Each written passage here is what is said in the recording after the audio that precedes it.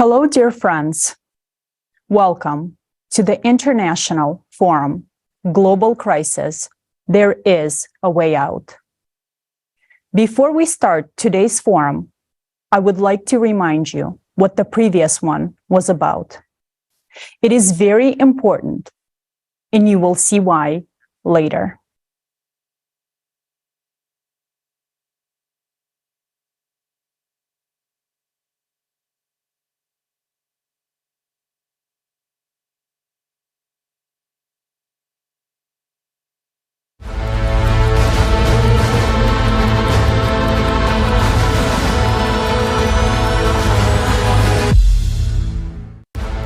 International Online Forum, Global Crisis. There is a way out.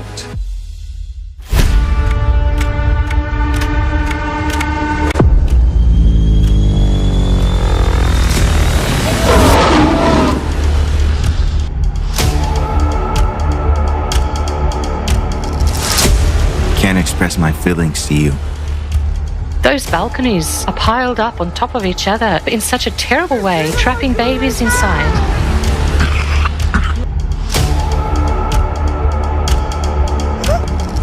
Much of what we have forecasted is already happening.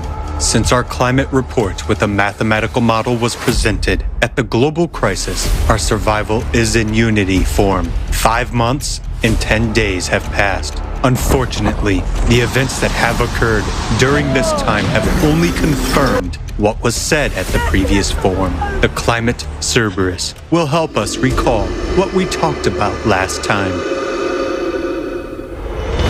Earthquakes. The ascent of magma has resulted in unprecedented increase in a number of earthquakes. Seismic activity is increasing both on the ocean floor and on the land. Earthquakes are emerging even in regions where they have never seen before. But the most absurd thing is that seismic agencies, international seismic databases, are now trying to conceal the fact that the number and magnitude of earthquakes is increasing. In reality, there are much stronger earthquakes taking place now than we're told. You can clearly see the exponential growth, an uncontrolled exponential increase in the number of earthquakes. The more earthquakes occur, the more their magnitude will increase. As you can see, the rate of increase in seismic activity is shocking. At each successive stage, the number of earthquakes increases 3 times as much.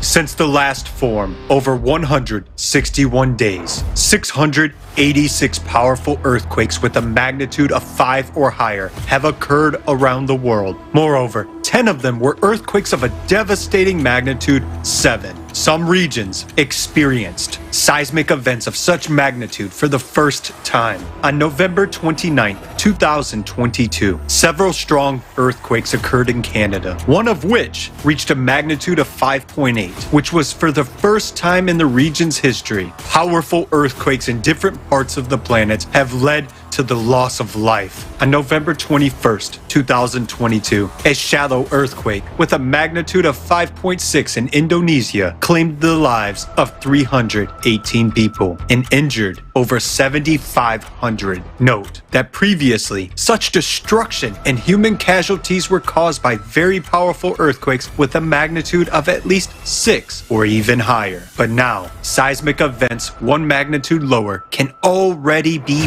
fatal. The world was shaken by 2 catastrophic earthquakes with magnitudes of 7.8 and 7.5 in Turkey and Syria. Aftershocks continued even a month later, and by early March, there had already been more than 11,000 of them, with 2,500 having a high magnitude. In just a few minutes, earthquakes killed more than 50,000 people, and this is only according to official data.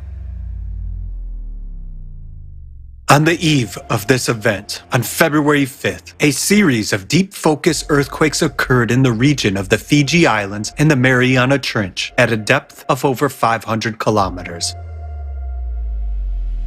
It was precisely the deep focus earthquake in the Mariana Trench that could have triggered the catastrophe in Turkey. Deep focused earthquakes. Earthquakes usually occur at the depths of 5 to 80 kilometers, where the crust is more brittle and has cracked. But the last decade have seen an increase in the number of earthquakes at the depth where the earthquakes had been previously considered impossible. These are the depths of more than 700 kilometers, where the earthquakes are not supposed to occur because the rocks in the inner mantle are plastic, like a molding clay, and they are enabled to crack. Over recent 7 years, the number of deep focus earthquake has increased by a factor of 10. As it rises, the pressure in the magma drops, causing it to boil like blood during cavitation. And here is the answer to what deep focus earthquakes in liquid magma are. This is exactly the boiling of magma and cavitation explosions. Think about it. Explosions equivalent to thousands of nuclear bombs in power have started to occur in the interior of our planet. Remember, we have mentioned the Mariana Trench. There, the oceanic crust is the thinnest, only 5 kilometers, and where the most of deep focus earthquakes take place. In other words, the largest amount of cavitation blasts of magma occurs. Since the previous forum up to March 31st, 2023, 429 deep focus earthquakes have occurred around the world at depths of 400 kilometers or more with a magnitude of 4 or higher, according to USGS. 5 years ago, during the same period, there were 308 earthquakes. In the current year, 2 earthquakes occurred in the Mariana Trench area. One on January 3rd with a magnitude of 4.3 at a depth of 566 kilometers, and the other on February 5th with a magnitude of 4.3 at a depth of 533 kilometers. According to EMSC, there were 5 deepest earthquakes between 700 and 750 kilometers deep. 4 of them were in the region of Indonesia, and 1 was in the area of Argentina. Last year, during the same period, there were only 2. Unfortunately, our forecast of an increase in depth, magnitude, and number of earthquakes is being confirmed 100%. Magnetic field anomalies.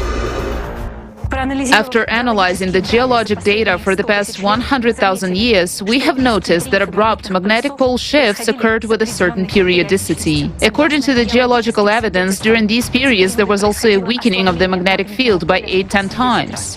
What has been happening on the planet since 1995? The magnetic North Pole has started drifting rapidly at a rate 4 times the normal rate. At the same time, the magnetic field has weakened 10 times faster than before. Recently, an enormous amount of anomalous polar lights have been observed on the planet. Previously, they were only seen by residents of cities located beyond the polar circle. Yet, in the past 6 months, this phenomenon has been seen over Central Europe, the middle belt of Russia, the southern United States, Australia, and New Zealand. Typically, polar lights are dominated by green color, but now the sky is increasingly flashing with shades of red, and this is a troubling signal, as red light indicates the glow of oxygen in the lower atmosphere. Such auroras indicate that the magnetic field continues to weaken, allowing more and more solar and other more dangerous types of radiation to penetrate into Earth from outer space. Now, we are witnessing the appearance and growth of other magnetic anomalies. Magnetic hooks and cracks, coronal glow, and Stevies, light pillars rising from the ground, as well as other phenomena. This is the black mark of the climate Cerberus, and this is frightening because the abnormal growth of these magnetic anomalies also confirms the critical processes increasing in the core, which we mentioned in the report. Volcanic activity. According to studies of ice cores, every 12,000 years there was an abnormal increase in volcanic activity. We already know that this is caused by the ascent of magma closer to the Earth's crust. Take note of the big red circles. They indicate that every 24,000 years volcanic eruptions are more catastrophic. Such supervolcano eruptions wiped out almost all life on the planet. In less than 2 months since the forum was held, more than 50 volcanic eruptions eruptions have occurred. Moreover, from mid-November, 11 powerful volcanoes started to become active, one after the other. Literally every day, many of them woke up in pairs. On March 11, 2023, the eruption of Mount Merapi began on the island of Java in Indonesia. Only a few know that humanity was on the brink of extinction at that time. Another sign of the growing activity of the planet's interior is the synchronization of seismic and volcanic activity. On March 18, 2023, a powerful earthquake with a magnitude of 6.8 occurred in the Pacific Ocean, off the coast of Ecuador, at a depth of 66 kilometers, and 3 nearby stratovolcanoes simultaneously increased their activity. It is also frightening that this interaction manifests itself over long distances. The earthquake in Ecuador also affected Yellowstone. The caldera reacted with earthquakes. Volcanic eruption in the Mariana Trench. More terrifying than Yellowstone explosion is the focus of magnitude 10 earthquakes near the Mariana Trench. Such a powerful earthquake never happened within the memory of our civilization. This means that magma will easily tear through the 5-kilometer crust. The area of the Mariana Trench is a subduction zone, meaning the area where the plate is crawling under another plate. But the reason we have depicted the 3D model of the Mariana Trench in this way is because the lower plate is already being dissolved by magma right now. Many plates are now being eroded from the bottom. They're being dissolved by molten magma, which is rising from the core mantle boundary. Just 2 days after the form, on November 14, 2022, the United States Geological Survey announced that the underwater volcano Ahi, which is part of the volcanic arc in the north of the Mariana Islands, had started erupting in mid-October. Along with this, seismic activity in the Mariana Trench has intensified. Over the period of almost 5 months from the date of the form, 33 earthquakes with a magnitude greater than 5 occurred in the vicinity of the Mariana Trench, while there were only 19 for the same period a year ago. Only a month and a half passed since the form, and on January 16th, not far from Japan, along the same tectonic zone with the Mariana Arc, a powerful earthquake with a magnitude of 6.3 occurred, with the hypocenter at a depth of 409 kilometers. And on the same day, the Nishonashima volcano was activated further down the fault. If this earthquake had occurred a little lower in the Mariana Trench itself, we would not have survived to this point. Currently, the increase in seismic and volcanic activity is occurring north of the Mariana Trench, but the activation will shift southward, meaning closer to the Mariana Trench. All of these are very alarming signs, indicating that the processes are developing even faster than we expected. Unfortunately, we talked about in the report at the forum, global crisis, our survival is in unity, is coming true. Here is another forecast we are making based on our mathematical model. Hydraulic impact. We have calculated different variants of events development and came to the conclusion that in any, even the mildest variant of the current cycle, all humanity will die. And according to our mathematical model, this will happen no later than 2036. Further development of these events leads to the internal cracking of the Earth's crust. There will be microfractures in the crust in some places, which will increase magmatic activity. And it will keep increasing even more until it provokes a large-scale rupture in the thinnest part of the crust, which is in the ocean. This is inevitable. There is a 99.9% probability that this rupture will occur in the area of the Mariana Trench. A gigantic volume of magma from the magma plume will rip the Mariana Trench in an instant, and billions of cubic meters of water will meet billions of cubic meters of magma. There will be a huge explosion. This explosion will be equivalent to thousands of times of the entire stockpile of nuclear weapons available on Earth. Under extreme pressure, the ocean won't just boil, it will explode. This will raise a huge column of steam mixed with dust. Under tremendous pressure, this gigantic column of steam will rush so high up that it will tear through our atmosphere.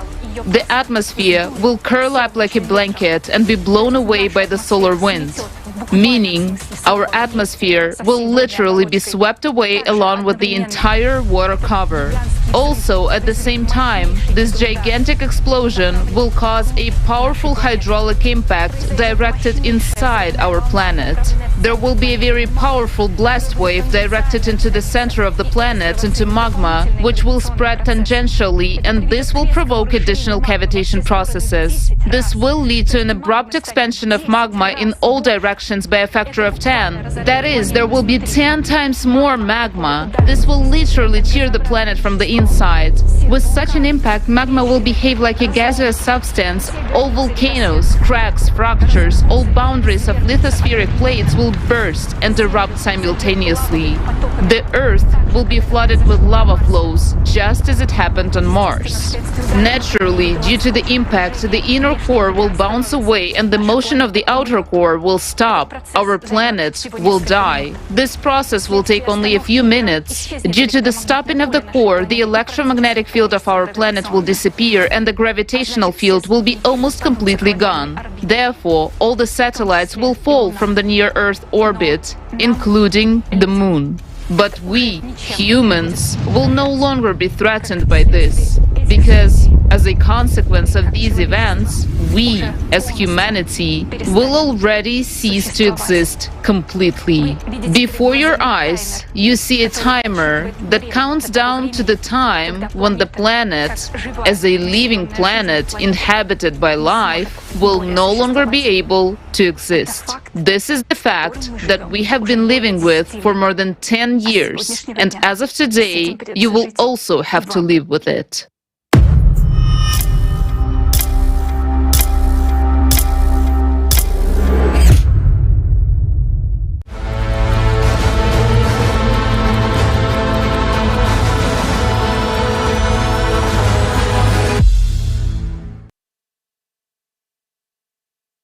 All the forecasts voiced at our previous forum, Global Crisis, Our Survival is in Unity, are being confirmed, and you have just witnessed it firsthand.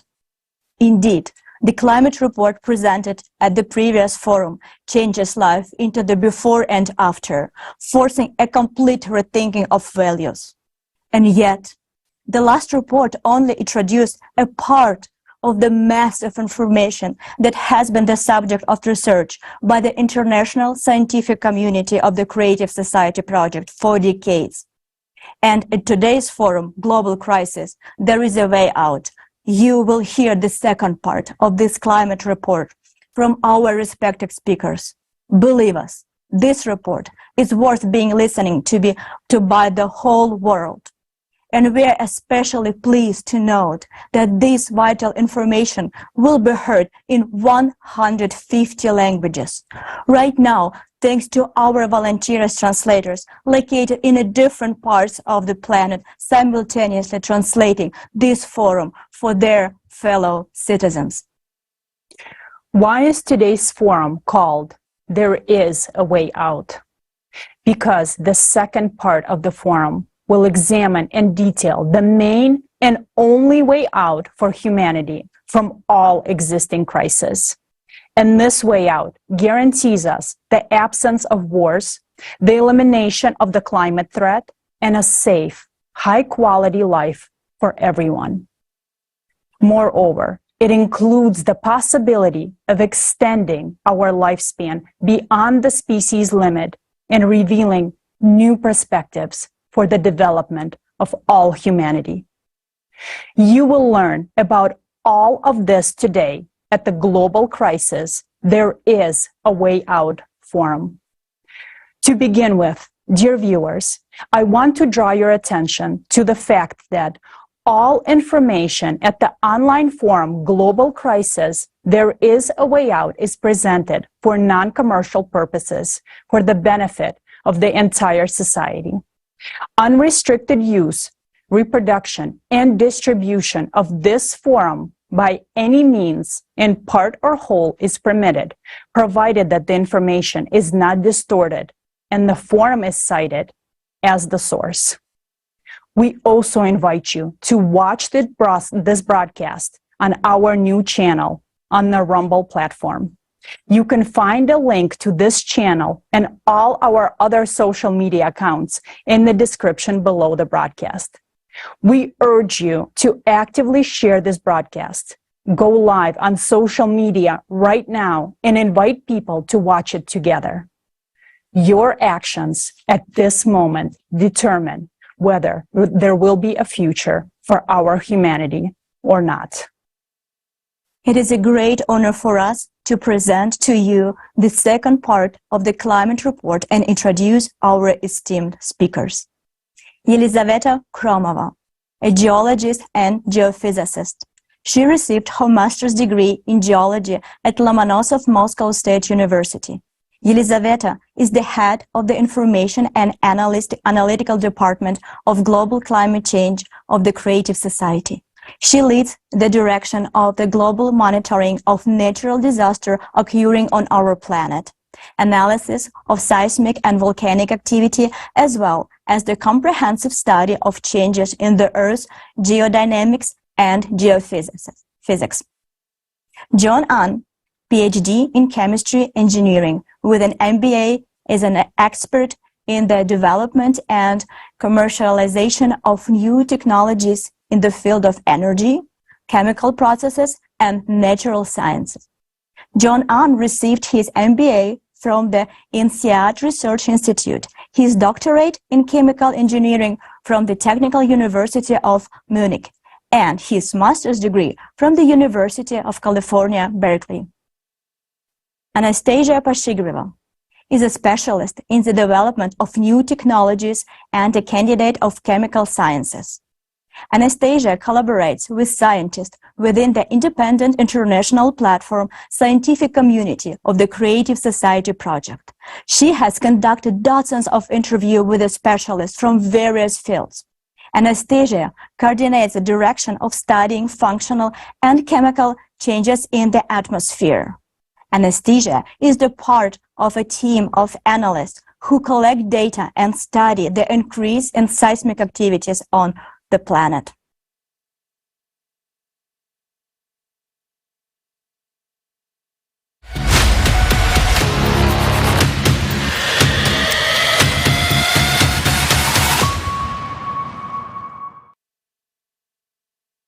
Здравствуйте, уважаемые участники форума. Greetings, dear participants and viewers of the forum. On November 12, 2022, we brought to your attention the decades-long research that has been carried out since 1996 by hundreds of scientists and thousands of volunteers of the Creative Society Project. Our report was dedicated to a comprehensive interdisciplinary study of the causes of climate change and the geodynamic disasters occurring on our planet. Today, we will present to you the continuation of that report. We will deepen and reveal new facts about the threat that is now looming over every inhabitant of the planet. And we will also tell you how to counteract it. At the previous forum, Global Crisis, Our Survival is in Unity, we presented a mathematical model based on the comprehensive interdisciplinary study and drew the following key conclusions. Every 12,000 years, a flux of external cosmic impact penetrates the entire solar system and affects the course of all planets, moons, and even the Sun. Naturally, the same impact affects the Earth's core. Every 24,000 years, this flux is stronger, and we're now exactly at this particular point. Because of the cosmic impact on our planet's core, in 1995, a growth of geodynamic changes on the planet began.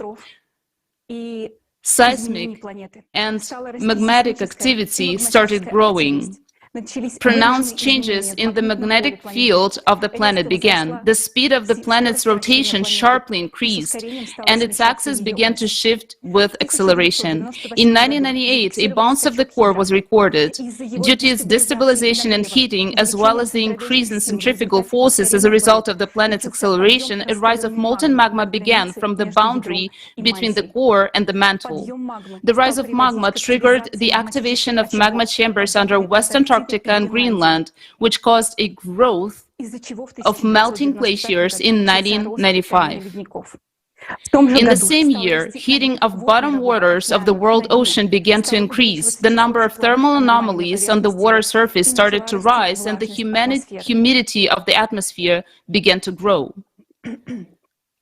The growth of all these geodynamic processes has led to an increase in the number of natural disasters, such as fires, floods, abnormal precipitation, storms, hurricanes, droughts, abnormal temperature changes, and many others. The mathematical model has shown that now geodynamic and climatic cataclysms are growing exponentially, which will make life on the planet unbearable already in 6-7 years, and the world economy will not be able to withstand losses from natural disasters.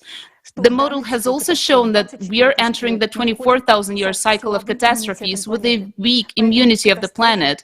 Therefore, catastrophes are already stronger than they were in previous cycles.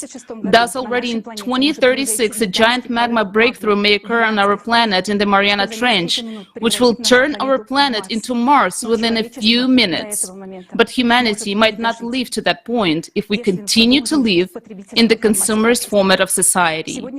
In today's report, we will explain in detail why humanity might not live until 2036 and what dangers await us in the near future related to destabilization of the planet's core, rise of magma, and the growth of deep focus earthquakes.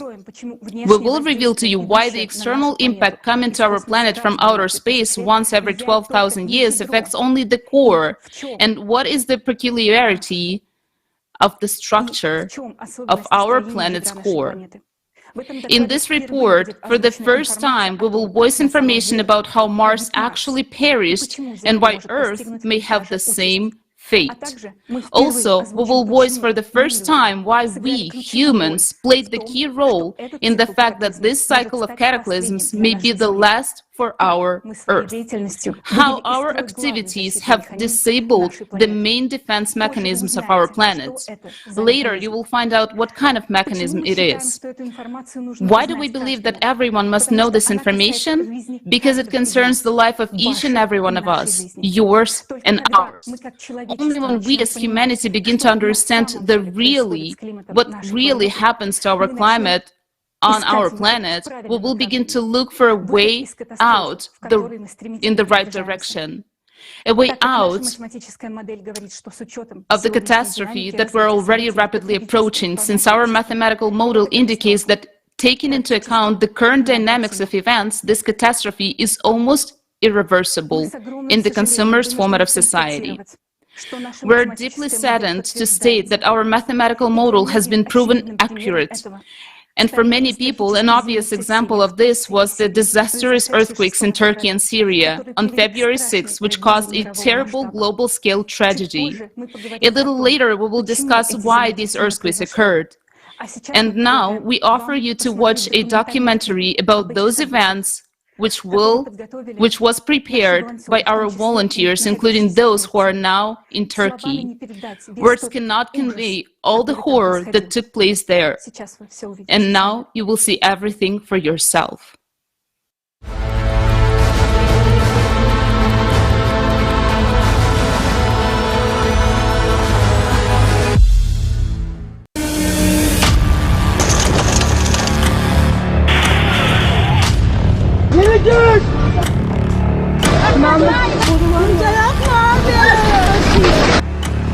On the night of February 6th, there was a devastating earthquake of magnitude 7.8 in Turkey and Syria. In the afternoon, there was another one with a magnitude of 7.5. We are in Turkey. We talked to people who survived this tragedy.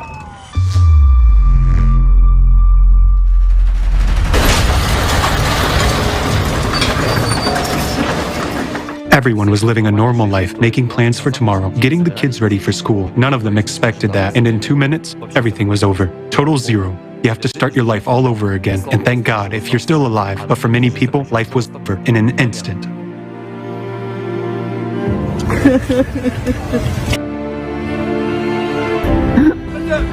Benim aklım hep sende. I woke up and woke up my family. As we were going down the stairs, the concrete already began to fall. I opened the window and said, "There is smoke everywhere." I thought we would die. I couldn't see because there was smoke, crack, crack, crack. Windows were bursting. The houses, they fell right before our eyes. And there was so much dust, as if a bomb exploded somewhere nearby. Communication with these people made a strong impression, and we must pay tribute to them. It was impossible to listen to it. I mean, it was very hard psychologically to listen to it, yet they survived it. The buildings collapsed. Everyone outside was in such a hell. People who had left their parents inside and were unable to get their children out during this time were crying for help. One man who we interviewed lived on the 5th floor. He said the house just collapsed. When the earthquake started, I ran out onto the balcony, and 2 minutes later, I just stepped on the ground. The apartment building next to me completely flattened to the ground. 7 floors of apartments flattened to the ground. There was a woman and a man. The woman was lying on the ground crying, "Give me my baby back." There was a girl. The girl was on the concrete on top of the ruins. I picked her up, but she was not alive. I heard people screaming. People kept on screaming under the rubble of the apartment building. Those balconies are piled up on top of each other, intertwined. I mean, they were piled up in such a terrible way, trapping babies inside. They remained in those collapsed houses forever. Not a single building remained. Hatay was ruined. Hatay was destroyed. We had been searching everywhere for 2 days. There was no residents in any of the buildings. I've never seen such an earthquake in my life.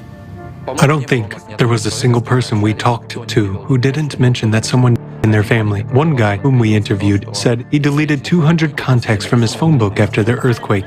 200. Officially, they claim that 50,000 people died there. 20,000 buildings fell to the ground, and 180,000 buildings were substantially damaged. Let's take these 20,000 buildings, let's say 5-floor buildings. Every building had 5 floors, right? There were 3 apartments on each floor. In total, there are 375,000 apartments, and people lived in each of them. Moreover, the Turks traditionally live in large families.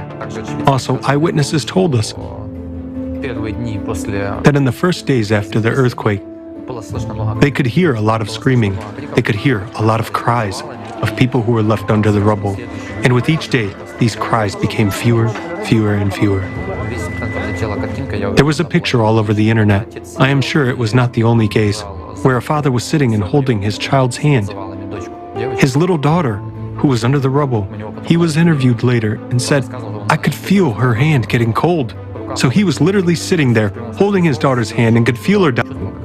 Imagine this, a mother, a woman who is saving her children, driving down the road, trying to get out while buildings are collapsing around her. I put the kids in my car, but this time the roads were blocked. Things, stones and rubble were falling from the roofs, but we didn't even pay attention to them. I mean, my only goal was to clear the road as soon as possible and leave with my children.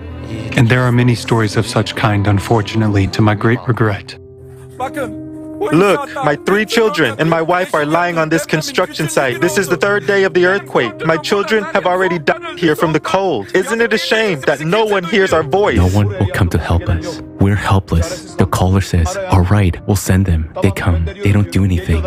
They just take photos and leave.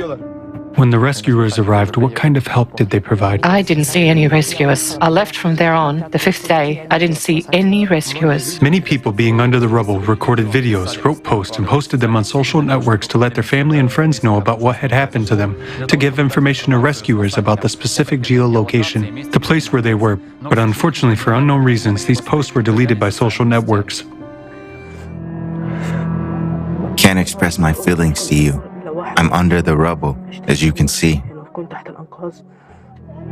And maybe 2 or 3 or 4 more families. Do you hear the screams of our neighbors? In other words, having the opportunity, having the people, using the technical potential of our society and human resource, we could send people and save thousands and tens of thousands of lives if we were focused on this. But no one does that. They do.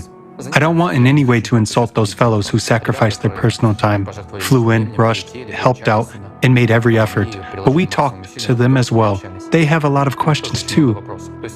They're using some kind of prehistoric mechanical tools to save people. Meanwhile, we have everything for killing people.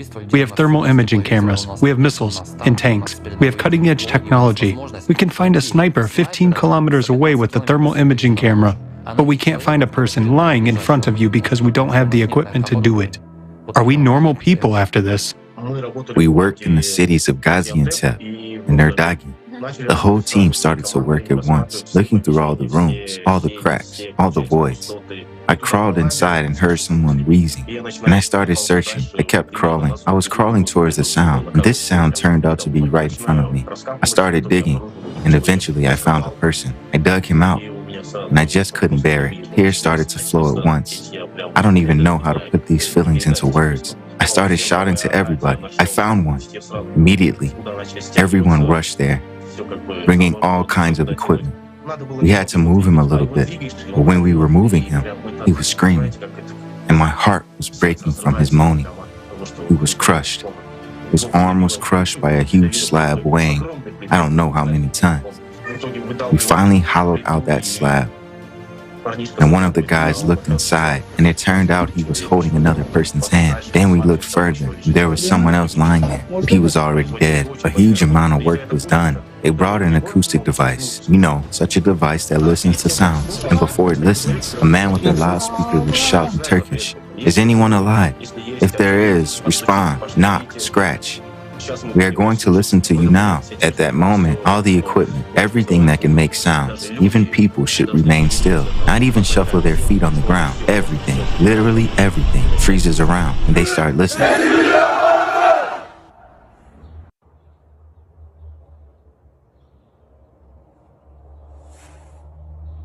If the rescuers hear something, they start digging somewhere in that direction. And it just turned out that there was a person who was deaf-mute. Can you imagine? And he just wouldn't even hear it. And some survivors told me, every time we fell asleep, we thought, that's it, we'll probably never wake up again. Just imagine their situation. And they were there for, I don't know, for many days. They were just freezing to death. One of the eyewitnesses told us that those who survived envied those who were dead. That's a direct quote. Why? Because those people who died immediately, they died. And according to one Turkish seismologist, Ahmet Erkan, 180,000 people were left under the rubble.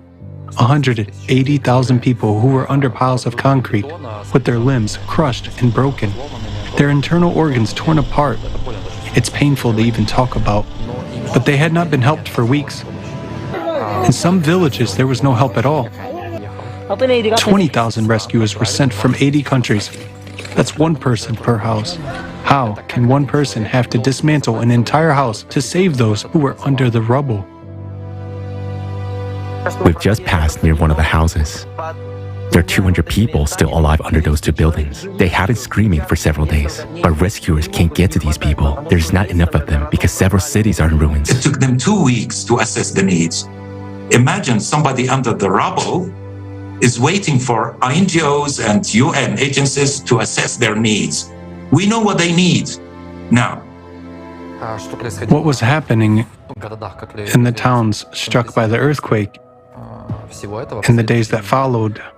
Well, imagine this. A completely destroyed town. No infrastructure, no working hospitals or clinics, no police, no law and order. There are looters rampaging everywhere. That also happened, unfortunately. There's no water. We couldn't find any bread. Bakeries were closed. Everyone was on their own. There was an elderly couple. We helped them the best we could. I asked him, "Why are you living in the street? Didn't the state give you a tent?" He said, "No, my son, all tents have already been handed out. No one around us here has given us anything. We're waiting." They're looters, there are thieves. A person died in Malatya, they took the ring off his finger. Such things also happen. People are in fear for their lives. Now I'm saying this, and someone is sitting there watching it on TV. Whether it's on TV, on the phone, or on a laptop, it doesn't matter. And for you, it's just an image. It's a movie, but damn it, these are real people. They are just like you. And if there are loved ones, relatives, friends near you, look to the left, look to the right, look them in the eyes. They are the same kind of people, and as long as you watch and think that this is just a YouTube video, just an image, it doesn't sink in. But when you talk to these people, you realize that every story you see on YouTube is a human life just like yours. That was simply abandoned to the mercy of fate. Abandoned by us. We, the survivors, abandoned them to the mercy of fate. Why? Because we don't build the creative society. Because we support the consumerist format. We don't do a damn thing. We're sitting and thinking that it won't affect us. They also sat and thought the same.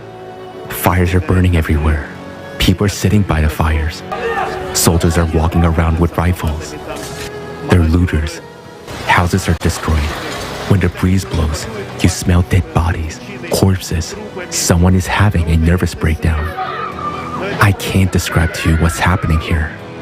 It's so scary, and Judgment Day will be even scarier. The situation is complicated, but again, we are to blame for this situation. We are to blame for the consumerist format. We are to blame for the fact that we do not take the necessary, quick, and effective actions to prevent this. And we're throwing people into the clutches of this Cerberus, which is just tearing them apart, and people have nowhere to go. There is no refuge for us, except that we fulfill our basic role as humans. They pulled out a baby the other day. 128 hours later, they pulled out a baby owl from under the rubble. I saw his innocent face, and it touched me so much. So many people are dying. I wish people would realize this at least a little bit. I wish they would wake up a little and see where the world is heading. I wish they would be united, and all this wouldn't be happening. I mean, you know. I'm a bit emotional.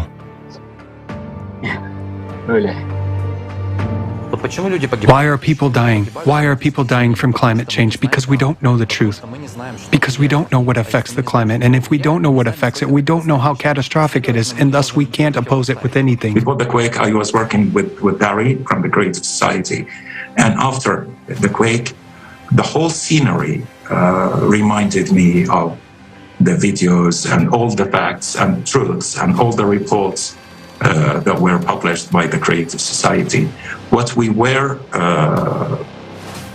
speaking about, in theory, we lived in practice. And I hope the whole world will not see what we saw that day. In this earthquake, the Turkish nation lost a great number of people, unfortunately.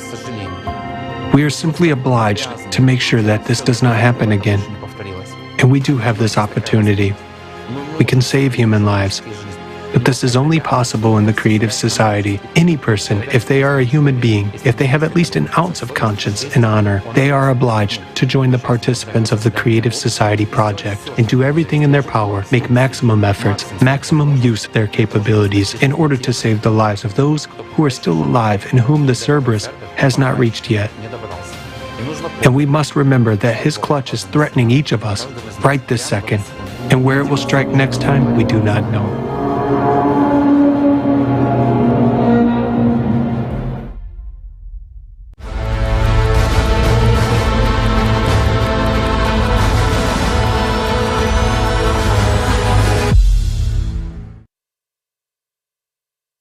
We extend our condolences to all those affected by this terrible tragedy.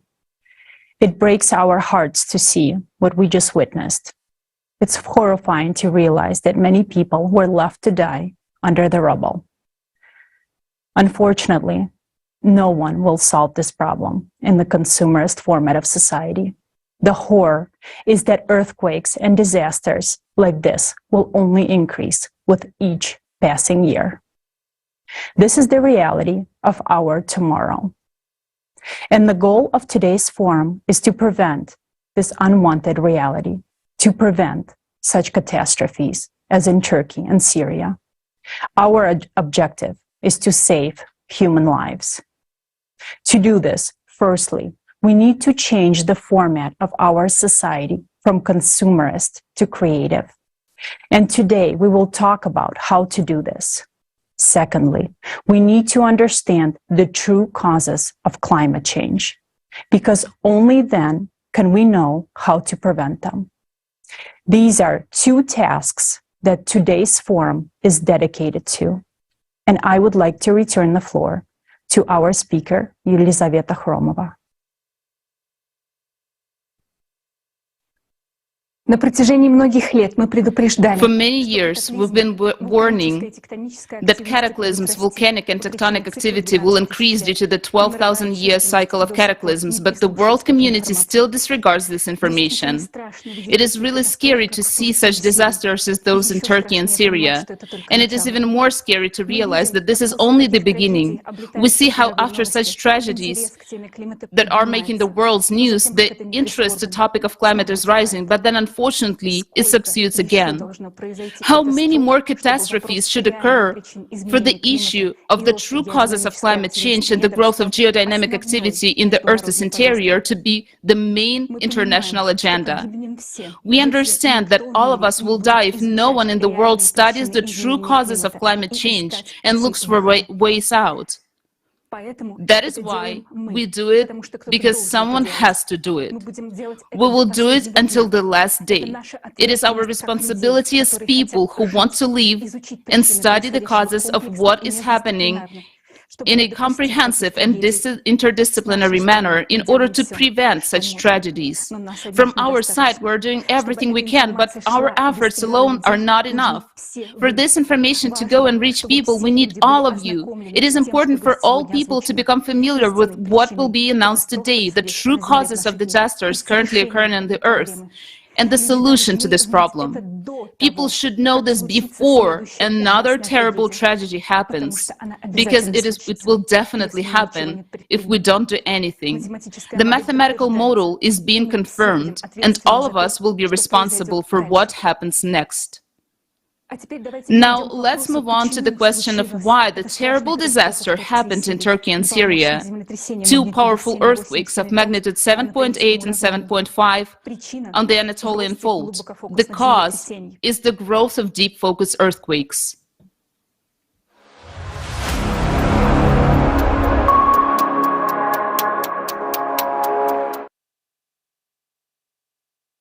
Just to remind you, deep focus earthquakes are the earthquakes that occur mantle at a depth of 300 to 700 kilometers. When they were first discovered, researchers were puzzled because the mantle is a ductile medium and there's nothing that could break in it. We discussed in the previous forum, and now we're going to cover this topic in more detail. Why do we study the deep focus earthquakes so thoroughly? Look at the graph increase in the number of deep focus earthquakes. You can see how big the spike in the deep focus earthquake is in the year 1995. This is exactly the year when the sharp drift in the magnetic and geographic poles took place. According to the ISC database, there has been fivefold increase in the number of deep focus earthquakes in the last 28 years, as you can see in the graph. Next graph shows that the number of deep focus earthquakes at a depth greater than 500 kilometers is increasing the most, and they have been increasing since 1995. What is the danger of the exponential growth of deep focus earthquakes? To answer this question, let me draw your attention to the fact that became so extremely shocking to us. Do you know where the majority of all deep focus earthquakes in 2021 occur? Beneath the Middle East, under the territories where Turkey and Syria are located. According to the ISC, there were 190 earthquakes beneath the Middle East in 2021 at a depth of 435 miles, while the rest of the world had only about 70. Moreover, 2021 is a year that drastically stands out due to the increased number of this type of earthquakes in general. Never before have so many simultaneous deep focus earthquakes been recorded. We conclude that the sudden spike in deep focus earthquakes in 2021 was a catalyst for the series of tragic earthquakes that occurred in Turkey and Syria on February 6, 2023. Because the deep focus earthquake caused a plate to start collapsing, which triggered an unprecedented increase in dangerous seismic activities in the Middle East region, which has now subsided to this day. Now, you understand the danger of deep focus earthquakes, but this is only part of the threat.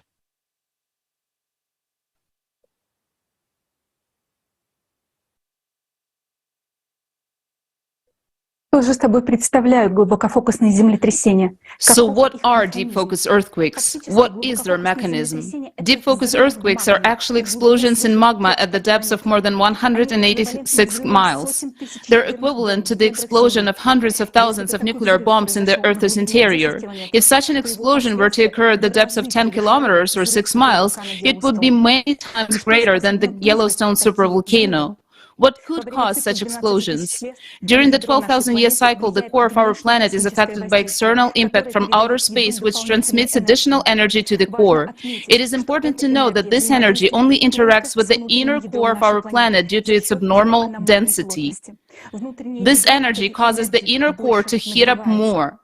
Due to the abnormal heating of the inner core, the outer liquid core, which consists of molten iron and constantly moves around the inner core, heats up even more and becomes more fluid. Researchers have noticed that since 2000, this molten liquid iron flux in the outer core has accelerated threefold, and as you can see in the diagram, it is now moving beneath the Pacific Ocean from Canada to Siberia. It is the acceleration of this flux of the outer core that causes the Earth's magnetic poles to drift. What does the anomalous heating of the core lead to? You have to understand that the core generates a magnetic field in the same way as a dynamo, and its heating causes the magnetic dynamo to become unbalanced, thereby weakening the Earth's magnetic field. This includes the expansion of the South Atlantic anomaly, a dent in the magnetic field that has doubled in recent decades. What happens to the liquid outer core as it heats up?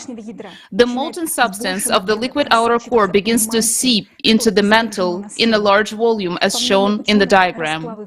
Scientists believe that the molten substance of the outer core can reach not only the mantle but even the Earth's surface, because it was found that the solidified lava of some underwater volcanoes off the coast of Hawaii and the Samoan archipelago contains unusually large amount of heavy iron isotopes that are present only in the inner core.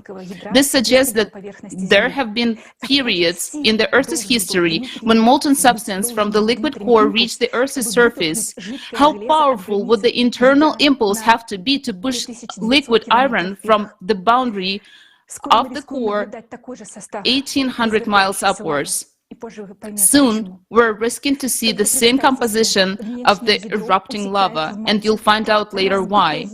Just imagine the outer core is leaking into the mantle like a broken egg from its shell, and now it's happening with greater intensity.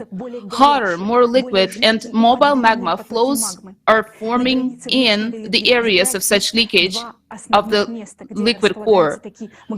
At the outer core boundary, there are two main areas where such magma flows are located. If you draw a line, one is under Africa and the other one is under Pacific Ocean. Moreover, each of these two gigantic zones of hot magma flows has the area of size of the continent and is 100 times higher than Mount Everest. As they rise, they branch out like a tree, feeding magma plumes and volcanoes on Earth. In 2020, scientists discovered that the Pacific area of hot magma at the core mantle boundary below Hawaii is even larger than their previous estimates. We can see that these areas of the core are growing. How were these areas discovered? These regions of molten magma have been detected by analyzing thousands of records of seismic waves traveling across the Earth. There are two types of such regions depending on the speed at which the seismic wave travels. These are ultra-low velocity regions of more liquid magma and ultra-low velocity regions of leakage of the liquid core itself. Remember this information, it will be helpful later. Now let's answer the question of what causes explosions in magma, which we register based on deep focus earthquakes. As you may have already understand, there are areas of more liquid and molten magma in our planet's mantle that have begun to grow even more. This is due to the fact that the Earth's core instantly heats up in the part of our planet which is currently receiving external impact from outer space. Because of this, the molten magma becomes more liquid and fluid.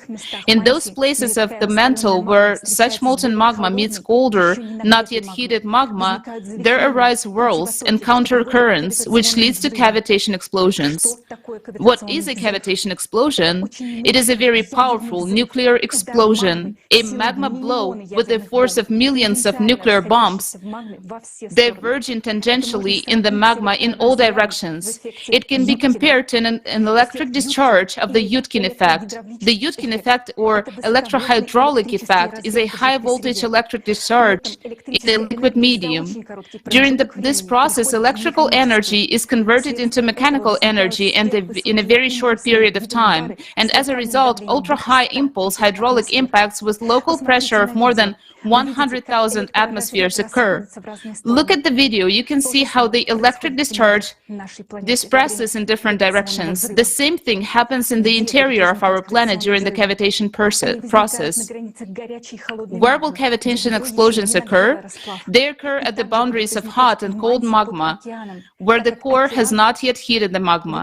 They will also occur in the mantle under the ocean, since the ocean performs the function of cooling the lithosphere, but unfortunately today, it loses this function. The ocean used to draw heat off the interior, so there was less energy in the interior of the planet and fewer cavitation explosions. Magma had time to cool down, but now the mechanism is broken, and in vicious cycle, one thing intensifies the other. The more the ocean heats up, the more internal explosions will occur, and next you will learn why the ocean has stopped cooling the lithosphere properly. The same cavitation explosions also hit the core, disbalancing it even more. However, it is important to understand that we do not record these cavitation explosions as such, but we see only their ricochets from certain zones inside the planet. Those very ricochets are the deep focus earthquakes that seismologists record on the surface. And now imagine the power of the cavitation explosions if deep focus earthquakes of magnitude up to 8 are recorded on the surface. The explosion itself in the magma is many times more powerful. Deep focus earthquakes are now recorded in subduction zones where one plate dips beneath the other, forming a loose region in the mantle due to the gap between the plates. In such zones, there are conditions for the formation of a reflected wave, but let's repeat, it is not the area of cavitation explosion itself, but only its ricochet. The shock wave from an explosion propagates the fastest precisely across the liquid magma. Therefore, we can conclude that in those areas where the record of deep focus earthquakes, magma is liquid and is already approaching the surface. All supervolcanoes are connected precisely by the liquid medium.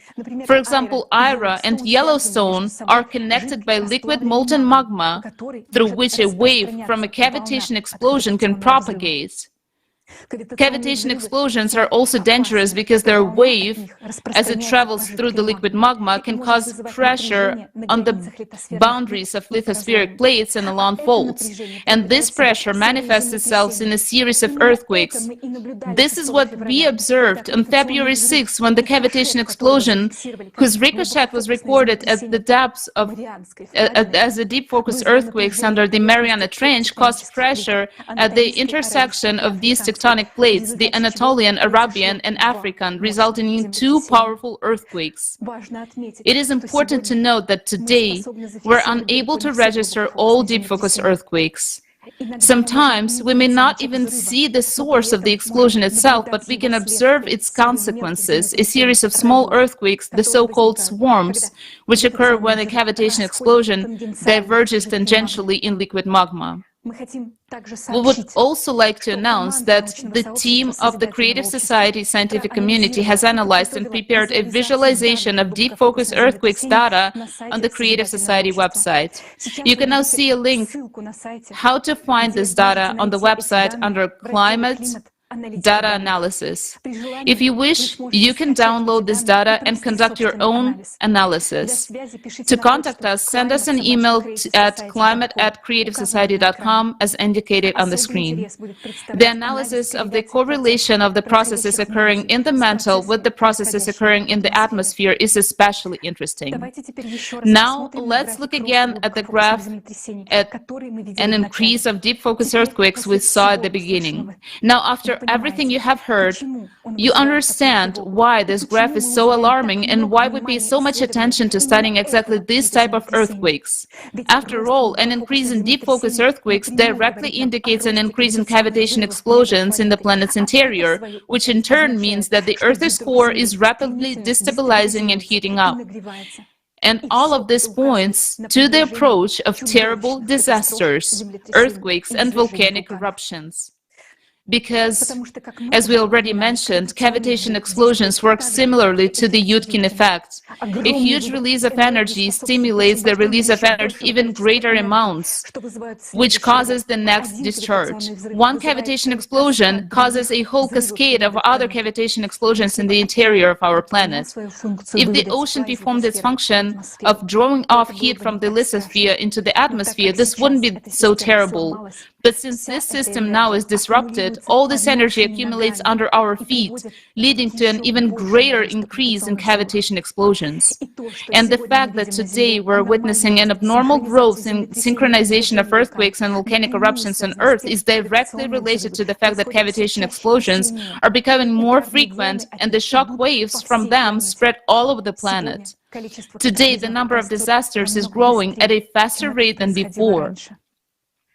And the most terrifying part is that due to the increasing number of cavitation explosions, the threat of volcanic eruptions is approaching us faster and faster. Cavitation explosions can be compared to hitting the bottom of the champagne bottle when the cork simply flies out of the bottle. From one of these blasts, the cork eventually will fly out of the several volcanoes such as Yellowstone, and then we won't need to fear the coming of 2036.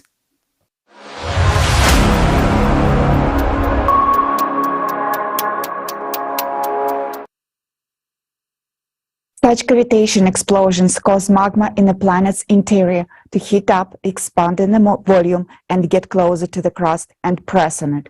This leads to the increase in seismic and volcanic activity. The rise of magma is often accompanied by swarms of earthquakes, which have become very frequent recently. Some people believe that these earthquakes are caused by magma rising and break through the crust, but that's not really the case. Magma melts and burns its way through, forming new cavities in the crust. Magma moves not constantly, but in pulses. It circulates, now it rises, and then it descends. And then magma descends, the pressure in the cavity drops. Furthermore, the overlying rocks have enormous pressure, causing them to close over cavity, thereby preventing magma by bursting through the surface. This is what we observe as earthquake swarms. Essentially, this is a compensatory mechanism that prevents magma from erupting completely. If not for this compensatory function of the crust, no eruption would stop and it would continue to erupt until magma chamber is completely empty. Then swarms of the earthquakes are registered closer to the surface. It means that the magma is already approaching this area. Therefore, the volcano is already preparing for eruption. And unfortunately, recently we have observed a huge number of such earthquake swarms in various parts of the world. For example, in Japan, on Mount Bandai on December 2022, a record earthquake swarm was registered, was a 786 tremor in just one day. This indicates that an eruption of this volcano is approaching as magma is already burning its way through. It's noteworthy that the last time this powerful volcano erupted about 2 12,000-year cycles ago. It's been 28 years since 1995, when the drastic changes in the planet's core began, pushing molten magma to the surface. How many years do you think it takes to magma to rise to the surface and for catastrophic eruption to begin? In scientific papers, you can read that the rise of magma plumes usually occurs at the rate of about 1 inch per year. However, in fact, during the cycle of cataclysms, magma can rise in a few days. Let's consider a few examples of that. For example, in 2014, Volcano Bargahram erupted, and it took only 10 days for magma to rise from a depth of 24 kilometers to the surface. But that is an example where the magma channel has already been worked out. And now, 8 years later, we see examples where magma does not even need the old channel. It directly bursts through the Earth crust in different locations of the planet. In May 2019, the birth of the new volcano was recorded on the coast of Mayotte near the island Reunion in the Madagascar region. A year before this, anomalous seismic activity was detected in the base of the lithosphere at the depth of 50 miles or 80 kilometers in this area. And in just 1 year, magma traveled this distance of 80 kilometers or 50 miles. And in May 2019, a volcano appeared on the surface. It's important to note that this happened just above the zone of African anomaly, where the hot, liquid magma at the core mantle boundary. To say that this is abnormally rapid rise of magma is to say nothing. Previously, such processes took millions of years, but now this happened in a matter of few months. Such a velocity of magma ascent shocks volcanologists because they are used to observing volcanic eruptions not during the 12,000-year cycle. Now, everything has changed. Such rapid magma ascent is due to the abnormal heating coming from the planet's core, which is affected by the external cosmic impact. Magma that rises from the depth is much hotter and has different chemical composition. Such examples have been found at the Fagradalsfjall volcano in Iceland and at Coimbra Vieja volcano on the island of La Palma in Spain in 2021, among many others. And most importantly, lava Coimbra Vieja was superfluid of the lowest viscosity among historical basaltic eruptions. If we compare all cases of abnormally rapid magma ascent and the emergence of lavas of different composition, we find that many of the volcanic anomalies recorded recently occur over zones of magma flows at the boundary between the core and the mantle. As you remember, we discussed that there are two types of areas of hot liquid magma in the Earth's bowels. Here, we mean the areas that have the properties of ultra-low velocity of acoustic waves. These are areas where liquid core leaks into magma. Many of these areas feed magmatic chambers under hotspots, stationary and magmatic plumes. In other words, right now, the first area which reacted to magma ascent was a hotspot because they directly received a magnetic impulse from the Earth's core. By the way, the Yellowstone supervolcano is one of such hotspots. In the near future, volcanic activity will increase in other places too, not only in the areas of hotspots. All the examples you have heard today once again confirms our mathematical model we presented at the forum, Global Crisis, Our Survival is in Unity, on November 12th, 2022. Now we see that it is not just individual volcanoes or even pairs that are activated, but the entire volcanic provinces. And to our great regret, we will observe only ever stronger volcanic activity from now on, including supervolcanoes, one of which has been preparing to erupt for many years. This is a Yellowstone supervolcano.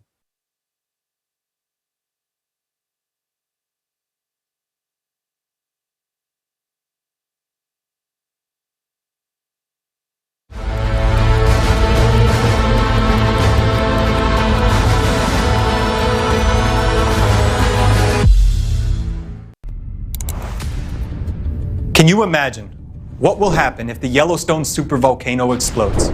Avalanches of red-hot ash would sweep in all directions from the volcano, destroying everything in their path. The ash clouds will reach speeds of up to 200 miles per hour. The ash will be very hot, up to 1,500 degrees Fahrenheit, which is twice as hot as a pizza oven. I would not want to be near the volcano at the time of its eruption. All life would be destroyed within a radius of 750 miles. America would turn into Pompeii. It will be a disaster for the entire planet. The ash is very sharp and toxic. It will remain suspended in the air for years, and it will be very dangerous to inhale it. The resulting acid rains will start to fall. But worst of all, the volcano's ash emissions will block the sun's rays from warming the Earth's surface and will plunge the entire planet into a volcanic winter and night. The average atmospheric temperatures will drop by 27 degrees Fahrenheit within a matter of months an ice age will literally be upon us. The explosion of Yellowstone will also cause the detonation of other supervolcanoes. A series of magnitude 10 earthquakes will sweep across the planet. It will be an instant death for billions of people and the end of our technogenic civilization. It is believed that the frequency of Yellowstone eruptions is about once every 500 to 800,000 years. The last eruption of this magnitude happened more than 630,000 years ago. Could it be that there are still tens of thousands of years to go before the eruption? We have begun to look into this issue, given that it's not only a national but a supranational threat to all of humanity. In December of 2022, Olga Schmidt, president of the Creative Society USA nonprofit corporation, published a post on her Twitter page that the Yellowstone caldera would keep the whole world in fear in the near future. To which the USGS, that is the U.S. Geological Survey, published an official response that Yellowstone is not showing any signs of unrest and is at normal levels of activity. Now, we're going to tell you about the results of our independent investigation, which served as a basis for the Twitter post. Is Yellowstone as good as the USGS assures us it is? Let's start with the official statements from the USGS article. How can we tell when a volcano will erupt?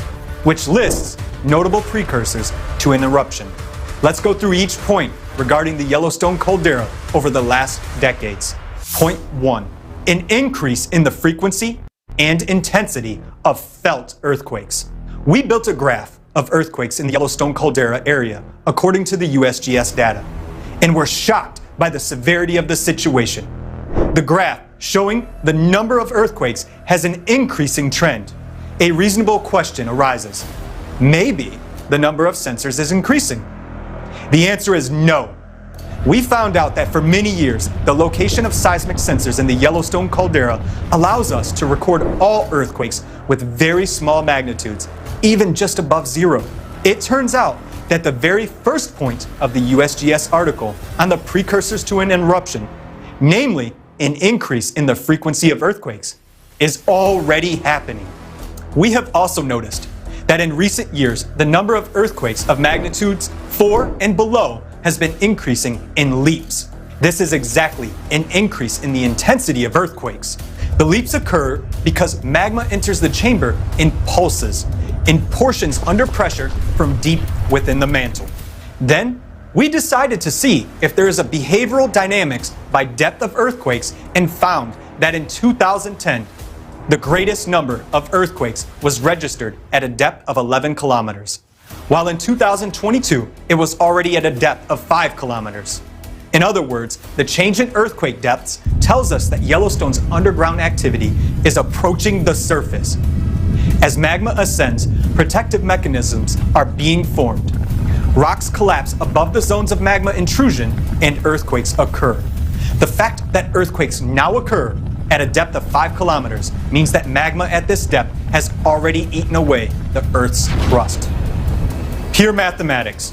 Over 12 years, magma has passed 6 kilometers, which is more than half of the way. And how long will it take for magma to travel the rest of the path? Many times faster, because the events develop exponentially. So right now, we are observing an increase in the number and intensity of earthquakes in correspondence with the first point. Isn't it interesting that the USGS doesn't see any threat on the basis of its own data? Point 2. Noticeable steaming or fumarolic activity. Geysers act as a cooling mechanism for volcanoes. They function through the release of superheated water vapor. There are more than 10,000 active thermal features across the territory of the Yellowstone volcano. Geysers are common for this area, but Yellowstone has seen anomalies in recent years. The Steamboat Geyser in the Norris Valley, which is the tallest and the most powerful geyser in the world, used to erupt but once a year. But between 2018 and 2020, it erupted 48 times a year. This indicates an increase in subsurface heating precisely in that area, which in turn raises the risk of a Yellowstone eruption by 50 times within such a short time frame. This is a catastrophic situation. Geyser activity is controlled by the rise of magma. It can be tracked by earthquakes. We've collated the data and saw that most geysers in the Norris Valley become active after strong quake swarms. This suggests that new surges of magma cause earthquakes, which in turn cause the activation of geysers, including the steamboat. Right now, the most active area for earthquakes and geysers in all of Yellowstone is the Norris Valley. It is known that the last super eruption of Yellowstone 640,000 years ago began in the Norris Valley. And this is precisely where the number of earthquakes and geyser activity are increasing. And this is alarming. What about geyser activity in other parts of the park, you may ask? We found that in 2018, there was a synchronization of geyser activity, when most of the geysers of the entire caldera simultaneously began to erupt many times more often. This means the geysers began to release more heat. Geyser activity still remains high. The sudden change in geyser activity in recent years is an alarming signal. Geysers are already synchronizing across and around the caldera. The second point is confirmed. Point 3. Subtle swelling of the ground surface. Under normal circumstances, the rate of surface uplift or lowering at the Yellowstone is between 2 to 4 centimeters per year. However, in 2013-2014, there was a sudden 5-fold increase in the uplift rate, reaching up to 15 centimeters per year in the Norris Valley area. During the same period, there were occurrences of earthquake swarms, anomalous behavior among bison, and instances of melting asphalt. It was around this time that the Yellowstone volcano was very close to eruption. This caused great concern in the society. It was after this that most of the monitoring data on Yellowstone began to be withheld from the public. We became interested in the issue of surface uplift and learned that the catastrophic eruption of Mount St. Helens in 1980 began just 1 month after the uplift. As early as in 2013, there occurred a sharp uplift in Yellowstone. And this can happen again at any moment, and no one knows how it will end. The third point remains a matter of debate. Point 4. Small changes in heat flow. It turns out that Yellowstone radiates 30% more heat than the rest of the continent. It's like a blast furnace of North America, and coal is constantly being thrown into its combustor. Since the 2000s, the emergence of new thermal areas has been observed. Here are some examples of anomalous overheating of the Earth's surface. 2003, new region in the Norris area. Ground temperature increased to 94 degrees Celsius, 200 degrees Fahrenheit. The vegetation immediately died. Some geysers boiled away and dried up. 2018, in the area of Lake Tern, over 3 hectares of forest died. Trees were charred. The surface temperature was 60 to 80 degrees Celsius or 140 to 176 degrees Fahrenheit. In 2014, there was a peak in the melting of asphalt roads. In recent years, eyewitnesses note that in winter, the snow melted in some areas due to overheating of the soil. Instead of a small change in heat flow, we observe extreme heating of the soil. Point 4 confirmed. Point 5. Changes in the composition or relative abundances of fumarolic gases. There has been a lot of media hype around helium-4, that there is a lot of it in the Yellowstone area. However, it turned out that another indicator is important for the prediction of the eruption: the isotopic ratio of helium-3 to helium-4. It is strange that little attention is carelessly paid to it, although this particular indicator rises sharply before an eruption. Based on scientific works published in various years, we have built a graph displaying the ratio of helium-3 to helium-4. It grew from 15.8 in 1985 to 17 in 2003, with areas of abnormally high values located in the Norris Valley and in the active part of the caldera. Apparently, the same value of 17 was found in mineral inclusions from the past Yellowstone super eruption. It turns out that the current ratio of helium-3 to helium-4 has reached a critical level that could trigger an eruption. Why is the USGS silent about this? We have found this information in scientific articles. Don't they know that? Just before the eruption, there is a sharp release of volcanic gases, a few weeks, days, or hours before the event. This is an accurate, short-term indication of the beginning of an eruption. Therefore, now it is necessary to carefully monitor the emissions of all other gases besides helium. We know for sure that there are sensors in the Yellowstone area that measure gas emissions. However, now their readings are not available to all people. Why has the USGS shut down online gas monitoring and it is not available to everyone now.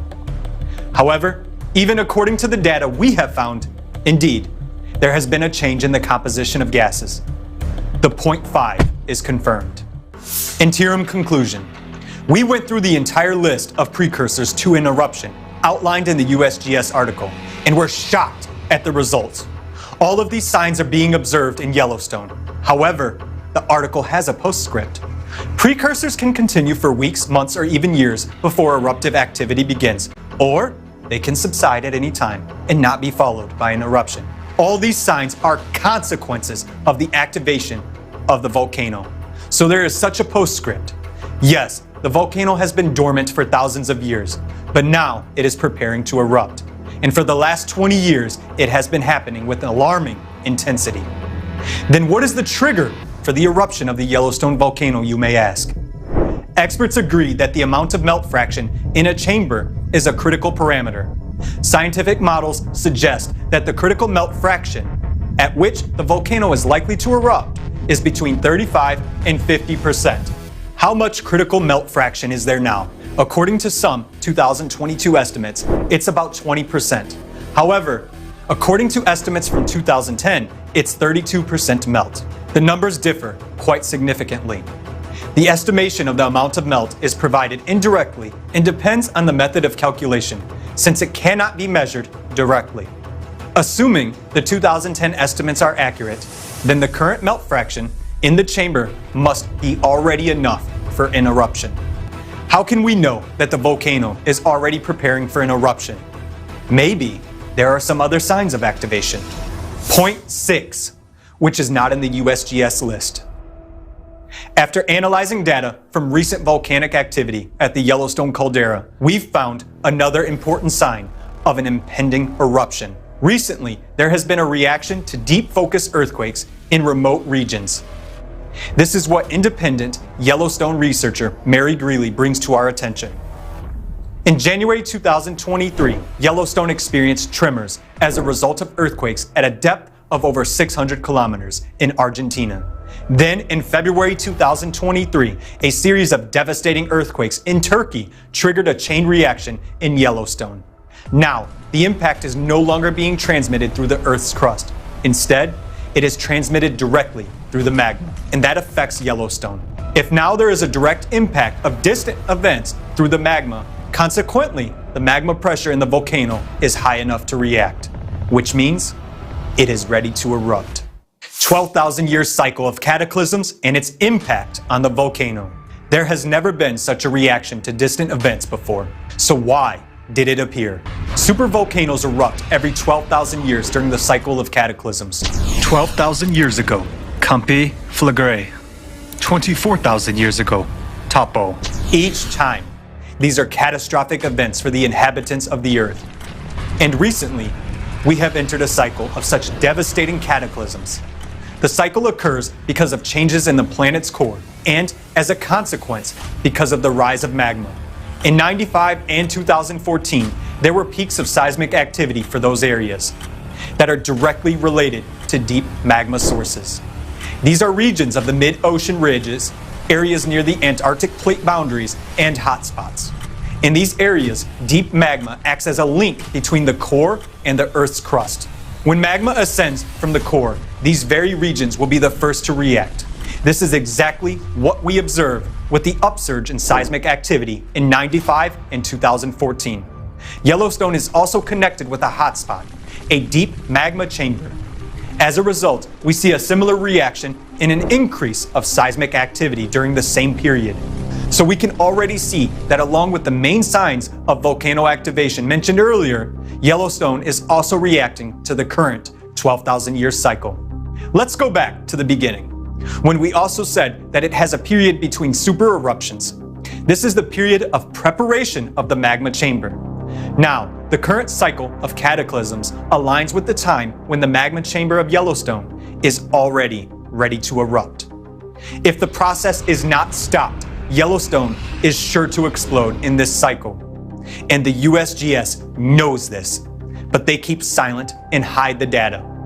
So all signs point to the fact that the supervolcano is preparing to erupt.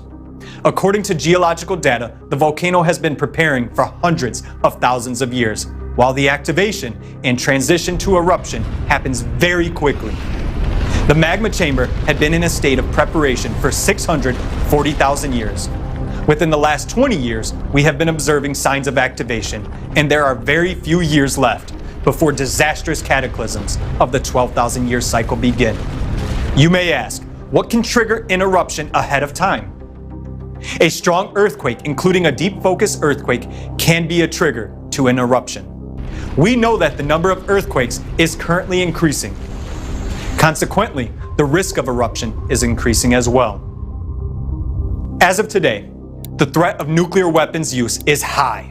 It is well known that a nuclear explosion is equivalent to an earthquake of magnitude ranging from 5 to 8.5. This will serve as the same trigger for the Yellowstone to erupt.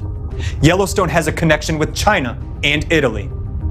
According to mathematical calculations, if a magnitude of 7 earthquake or a nuclear explosion of comparable magnitude occurs in a particular province of China or Italy, then, depending on when and where exactly it occurs, it can cause Yellowstone to explode.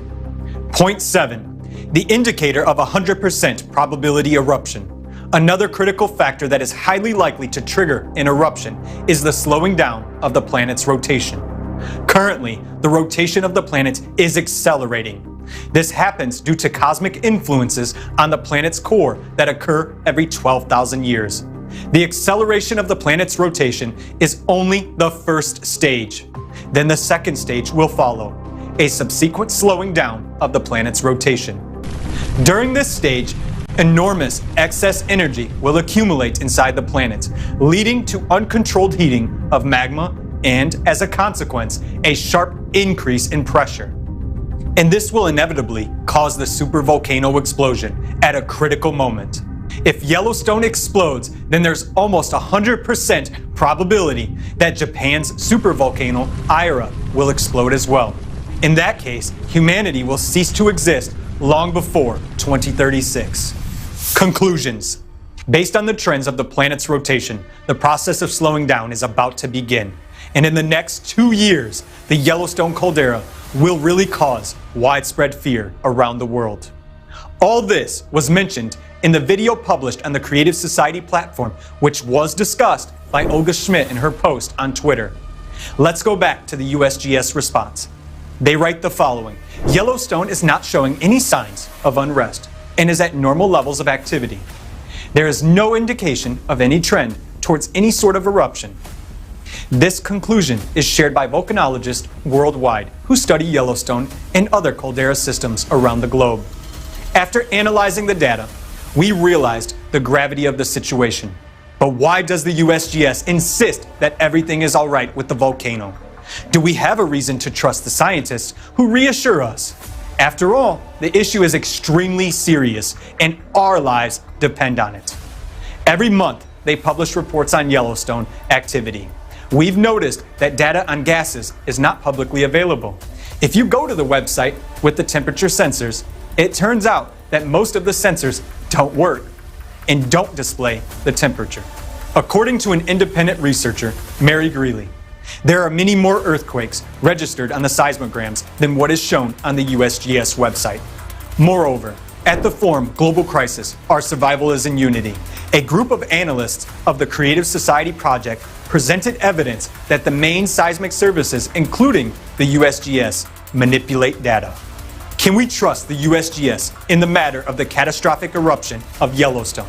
Right now, the volcano is not erupting yet, as is stated by USGS, but we can see that it has been preparing for an eruption for the past 20 years. We understand that the data we have analyzed is incomplete, but even based on them, we can clearly see that the volcano will inevitably erupt, since Yellowstone is about ready for a super eruption, for which it has been preparing for 640,000 years. And this moment coincides with the 12,000-year cycle of cataclysms that we have entered. In the coming years, the Yellowstone supervolcano will cause much fear to people on Earth with its activity. So why are the world's reputable volcanologists in accordance with the USGS's Twitter response, jeopardizing their reputation by hiding the truth. Everything is very simple. An eruption of such a scale would result in the death of billions of people worldwide. It is already high time to raise the alarm. But who will take the responsibility to do this? Why are scientists silent? The answer is simple. If a volcano does erupt, everyone will die. And then scientists will not have to be accountable. And if the eruption doesn't occur, it means they were right all along. In the consumerist format, there is no way out of this situation. We won't be able to do anything about the Yellowstone eruption and save humanity. Only in the creative format of society will we be able to do everything to know about the eruption of any volcano in advance, and even be able to reliably use caldera depressurization technologies to prevent an eruption instead of activating the volcano. But the most important thing is that we'll be able to save the lives of billions of people. We are telling the truth about the high probability of Yellowstone's eruption in the next few years because we are not financially interested and do not risk losing our careers. We speak out because we want to live and we offer a way out. The only viable measures at this point that each person can take is to learn more about the Creative Society Project and support it by actively spreading information about it. Only in this way can we prevent catastrophic eruptions of supervolcanoes on the planet. Join us, and you will be sure for your future and the future of your loved ones.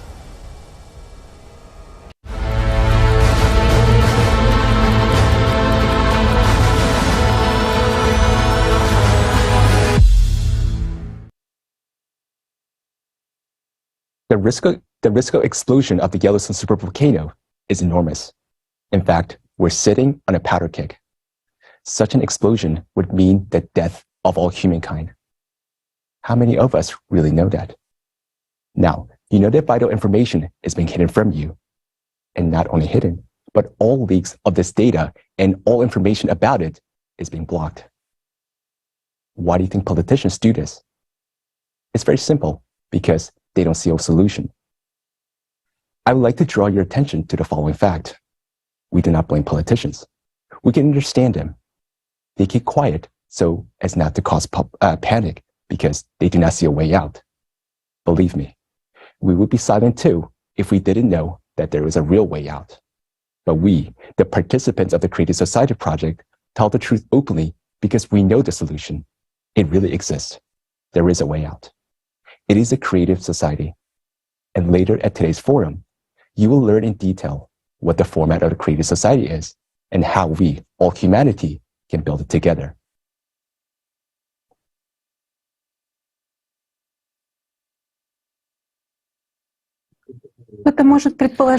One might think that these disasters happening today are not really a cycle, but just random events. Unfortunately, no.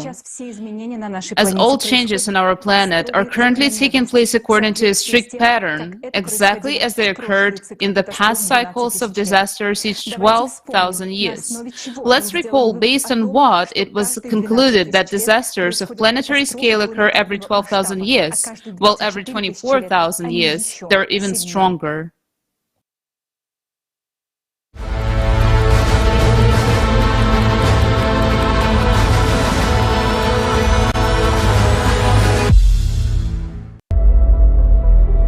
Changes similar to what we now see occurred before the peak of the crushing disaster just about 12,000 years ago. Those events are called the Alared Oscillation and the Younger Dryas glaciation that followed. 12,800 years ago, global temperatures rose as much as 15 degrees Celsius within just a few years. Most of the ice sheet suddenly melted, and the Earth emerged from a full ice age. At that time, there were extreme floods and other natural disasters, along with an intense sea level rise. The Gulf Stream stopped at that time, just as it is happening nowadays. Scientists from the University of Kansas have proven that about 12,800 years ago, there was a giant fire on Earth that covered 1/10 of the entire planet's surface. Other researchers have also found that large fires raged in Siberia 12,000 years ago. Similarly, nowadays there are more and more large-scale fires that cannot be extinguished.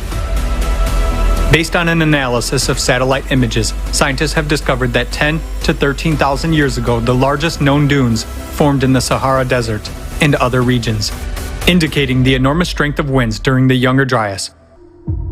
A short-term intensification of winds during that period has also been documented from Greenland ice cores data and research in Alaska.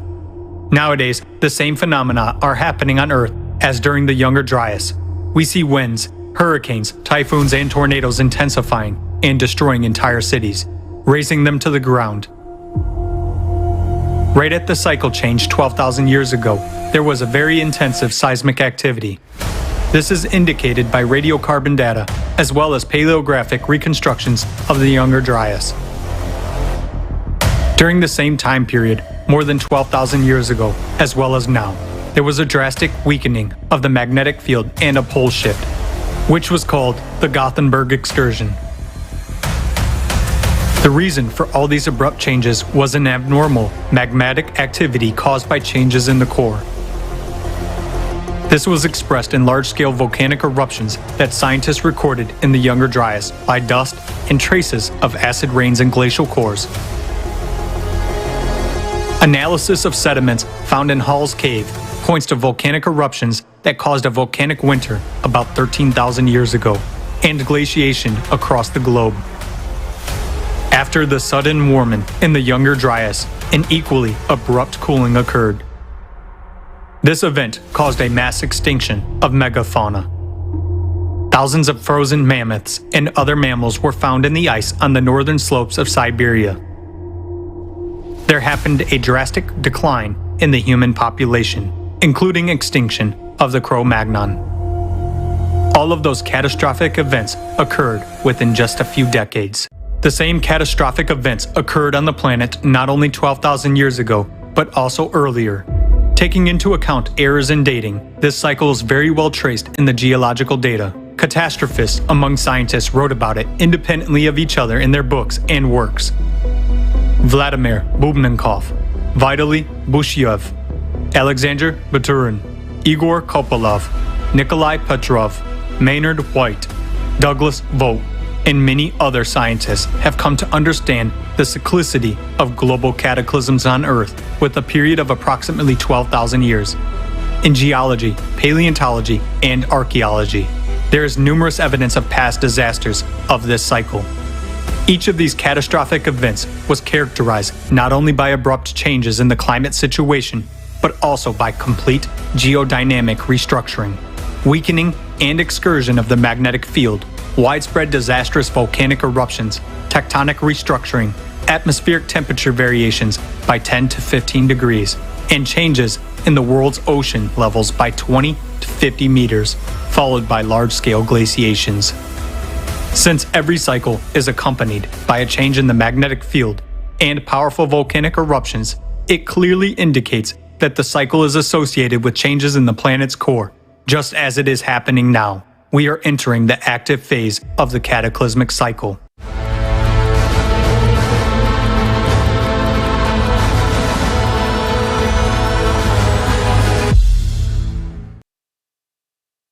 Итак, So, the conclusion that there is a cycle of 12,000 years was based on an extensive interdisciplinary research of traces of disasters from ice cores, riverbed sediments, flood traces, ash layers from eruptions and megafires, paleomagnetic events, tectonic restructuring, archaeological data, and many other facts. What is important to understand is that these cyclical disasters occur almost instantaneously on a geological timescale. In the previous disaster cycle, only a few decades passed between the abrupt warming and subsequent cooling of the Younger Dryas. Because of the abruptness of these changes, non-specialists and journalists interpreted them as a result of meteorite crash. So abruptly and unexpectedly they happened. However, those who have studied the Younger Dryas event comprehensively are convinced that it was volcanic eruptions that caused the abrupt warming and subsequent cooling. Moreover, at the same time, there was drifting of the poles on the planet, which can in no way be connected with the falling of meteorites. Those who watched the previous forum already know what catastrophic volcanic eruptions and abrupt changes in the magnetic field have in common. What they have in common is the cause, the destabilization of the core of our planet due to external impact from outer space, which affects the planets of the solar system every 12,000 years.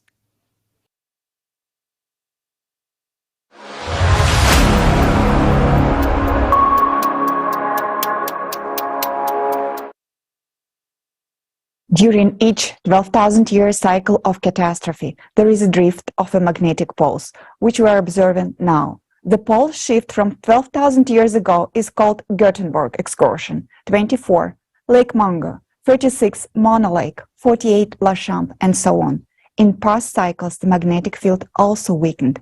For example, according to the paleomagnetic research and dendrochronology, during the La Chambre event, the planet's magnetosphere shrank to about 3.8 times the Earth's radius. One hypothesis claims that the extinction of Neanderthals occurred due to the increased ultraviolet radiations, since the weakened magnetic field allowed greater flow of radiation to the Earth's surface. According to scientists' model, at that time, auroras were observed even near the equator.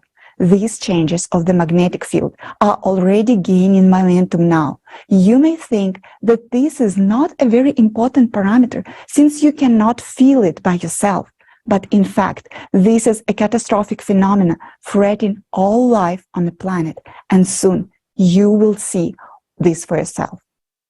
Let's look at the changes of the magnetic field in the current 12,000-year cycle, what anomalies on the planet they cause, and what threats these possess to us. Again, that in 1995, as a result of the changes in the Earth magnetic field and in the Earth core, the North magnetic pole, previously moving at a speed of about 10 miles a year, drastically accelerated by 3.5 times. This is the result of heating of the outer core and acceleration of the flow of molten iron inside of it.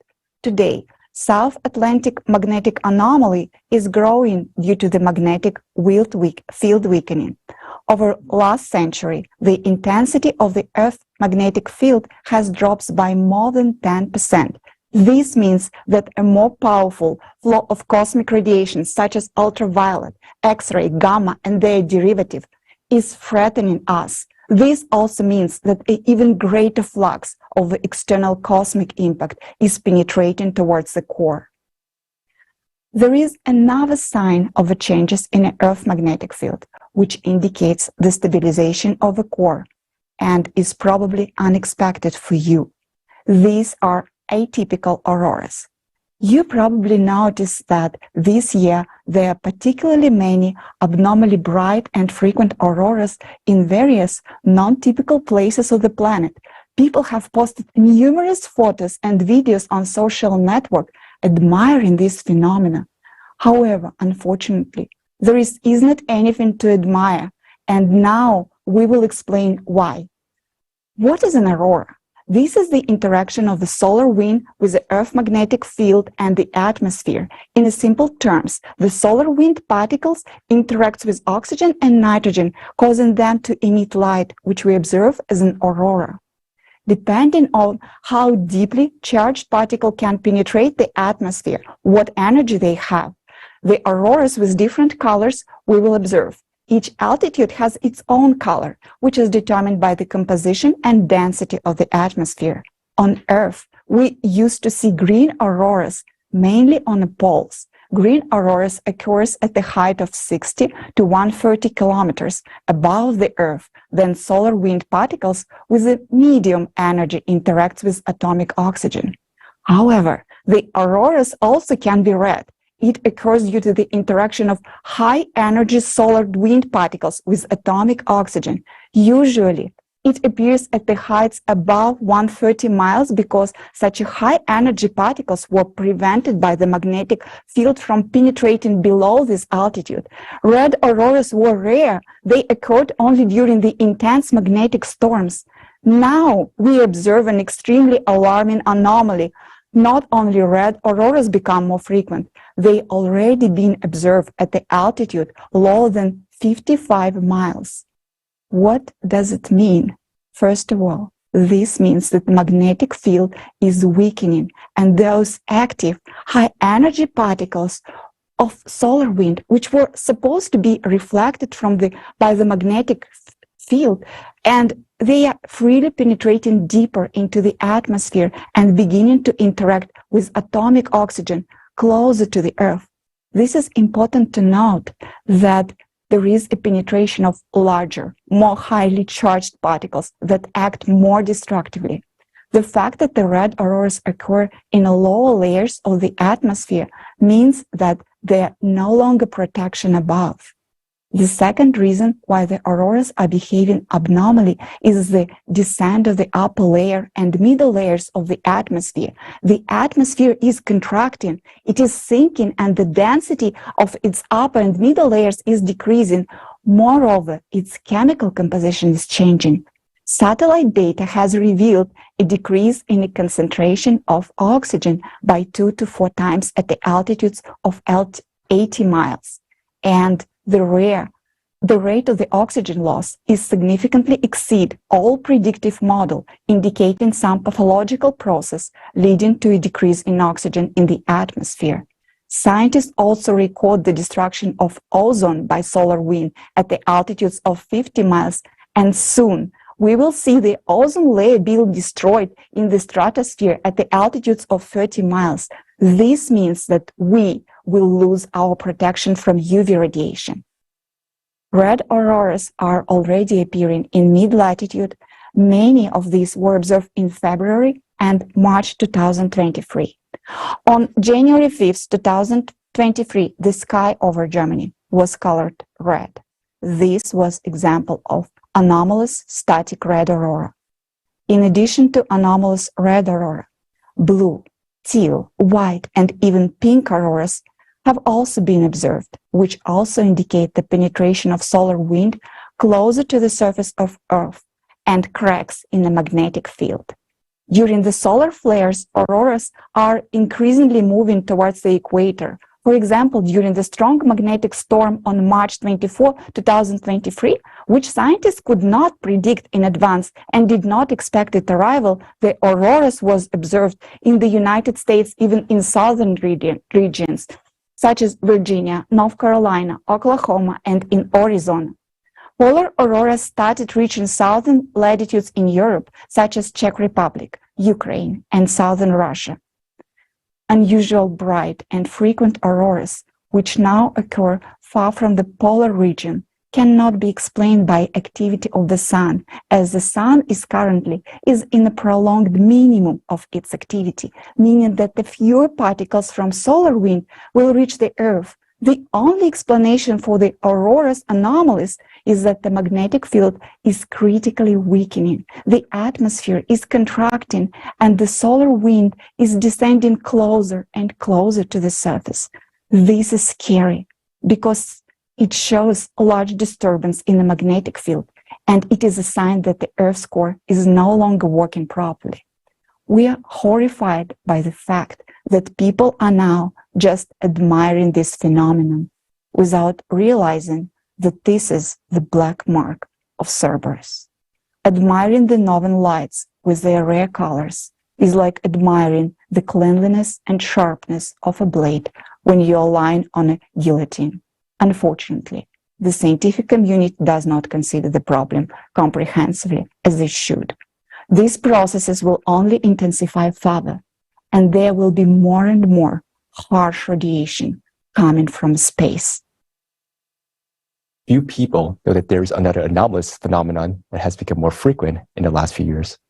It is a logical manifestation of an atypical behavior of a magnetic field, which looks like light pillars. Previously, similar phenomena were observed only during the auroras, but now they start to occur even without them.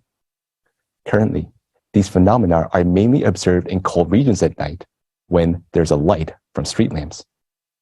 You can read that such light pillars appear because hexagonal or column-shaped ice crystals are suspended in the air, one above another, and are illuminated by a light source. But recall night-winter photos from 10 to 20 years ago. Did you see light pillars on them as often as you see them now? After all, there were street lights, but there were no pillars. What is now keeping the ice crystals in suspended state? This is not just an optical effect.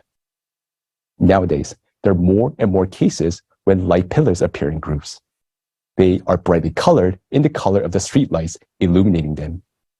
But the intensity of the pillar glows does not correspond to the brightness of the light source. And what is more abnormal is that light pillars with a red tint or color appeared, independent of the light source. What are these light pillars? This is an atypical manifestation of the magnetic field properties, which cannot be detected by our instruments. It indicates a local weakening of the magnetic field. During such phenomena, cosmic radiation penetrates to the surface of the Earth along the magnetic field lines, interacts with the molecules in the air. This is what colors the pillars in different shades, similar to auroras. Ice crystals hang in suspended state along the power lines of the magnetic field. Today, you will learn what causes the local weakening of the magnetic field. Just as in the auroras, the red color in the light pillars indicate molecular oxygen, which we breathe, is being destroyed by harsh cosmic radiation. Molecular oxygen turns into atomic oxygen, which emits a reddish color, reddish light. This in turn indicates that anomalous zones in the magnetic field are becoming more frequent and more extensive, and the power lines of magnetic field are distorted. As a consequence, our atmosphere is subjected to even more severe attacks from cosmic radiation.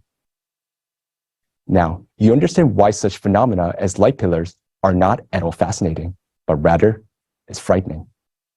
Our protective magnetic field is weakening severely. Harsh cosmic radiation is penetrating deeper and deeper into the Earth's surface, and oxygen in the atmosphere is depleting. All this is progressing extremely rapidly. And we, being intelligent and educated people, do not see that. We admire the anomalous polar light pillars, and say, how beautiful.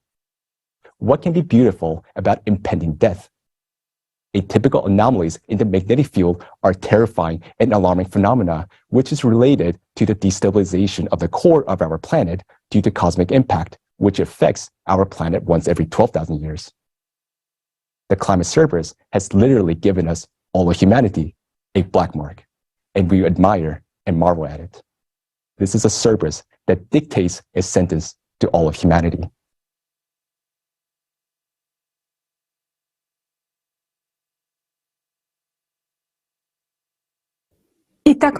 So we understand that the Earth's magnetic field is weakening due to external cosmic impact on the core. Then you may ask, if the cosmic impact affects the entire solar system and goes to the cores of all planets, does it mean that on other planets similar anomalies should be registered? And that would be quite a valid question.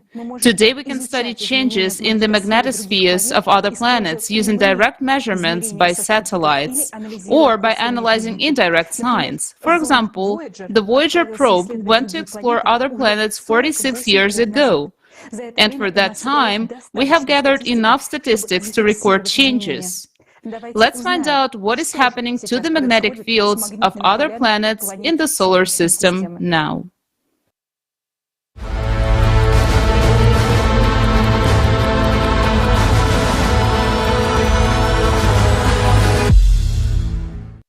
Additional energy comes from outer space during the 12,000-year cycle to the cores of all planets in the solar system. It is the cores that generate the magnetic fields of the planets, due to the influence of cosmic impact on the Earth's core. Since 1995, there have been changes in the magnetic field of our planet. They are manifested in the form of atypical polar light, growth of the South Atlantic anomaly, and pole drift. The outer impact also affects other planets and their satellites. Let's consider what signs of changing magnetic fields we can see on other planets of the solar system. Venus. On Venus, a magnetic field was detected for the first time in 2006, although there had been no signs of it before. As a consequence, aurora borealis is now observed on Venus. They appear in the form of light-moving spots of varying shape and intensity. Sometimes they spread over the entire planet.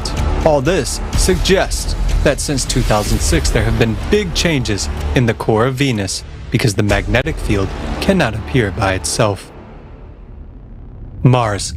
Now, Mars does not have a global magnetic field as a result of a catastrophe that occurred on the planet and affected the function of its core. Only magnetized rocks on the surface of the red planet have magnetic properties. Usually, the magnetization of rocks is so weak that it cannot be a condition for the occurrence of aurora borealis. However, in recent decades, aurora borealis has suddenly appeared even in local zones of magnetization. In the southern hemisphere of Mars on August 11, 2004, the Martian aurora borealis was observed for the first time. It corresponded to a special type of aurora borealis never seen before in the solar system. Between 2004 and 2014, a total of 19 aurora borealis were detected, all of them located in the zone of anomalies of the magnetic rocks of Mars. In April 2022, a giant sinuous discrete aurora was detected on Mars. It was in the form of a luminous twisted band of ultraviolet light and covered half the planet. The appearance of all these aurora borealis on Mars indicates a dramatic change in the properties of even the non-functioning core of Mars. After all, it also receives additional energy during the cycle, and therefore can change its magnetic characteristics. Jupiter. On Jupiter, the magnetic field is 20,000 times stronger than the Earth's, and the aurora borealis occurs in the X-ray range and is 1,000 times stronger than on Earth. In 2017, data from the Juno satellite showed that Jupiter's magnetic field has undergone global changes in recent decades. This became evident when compared with data from the Voyager probe, which explored Jupiter in the 1980s. The largest changes in the magnetic field occurred in the powerful magnetic region near Jupiter's equator, known as the Great Blue Spot. This transformation cannot be explained by external influences on the magnetic field, which means that the change in the Great Blue Spot is associated precisely with changes in the characteristics of the core of the gas giant.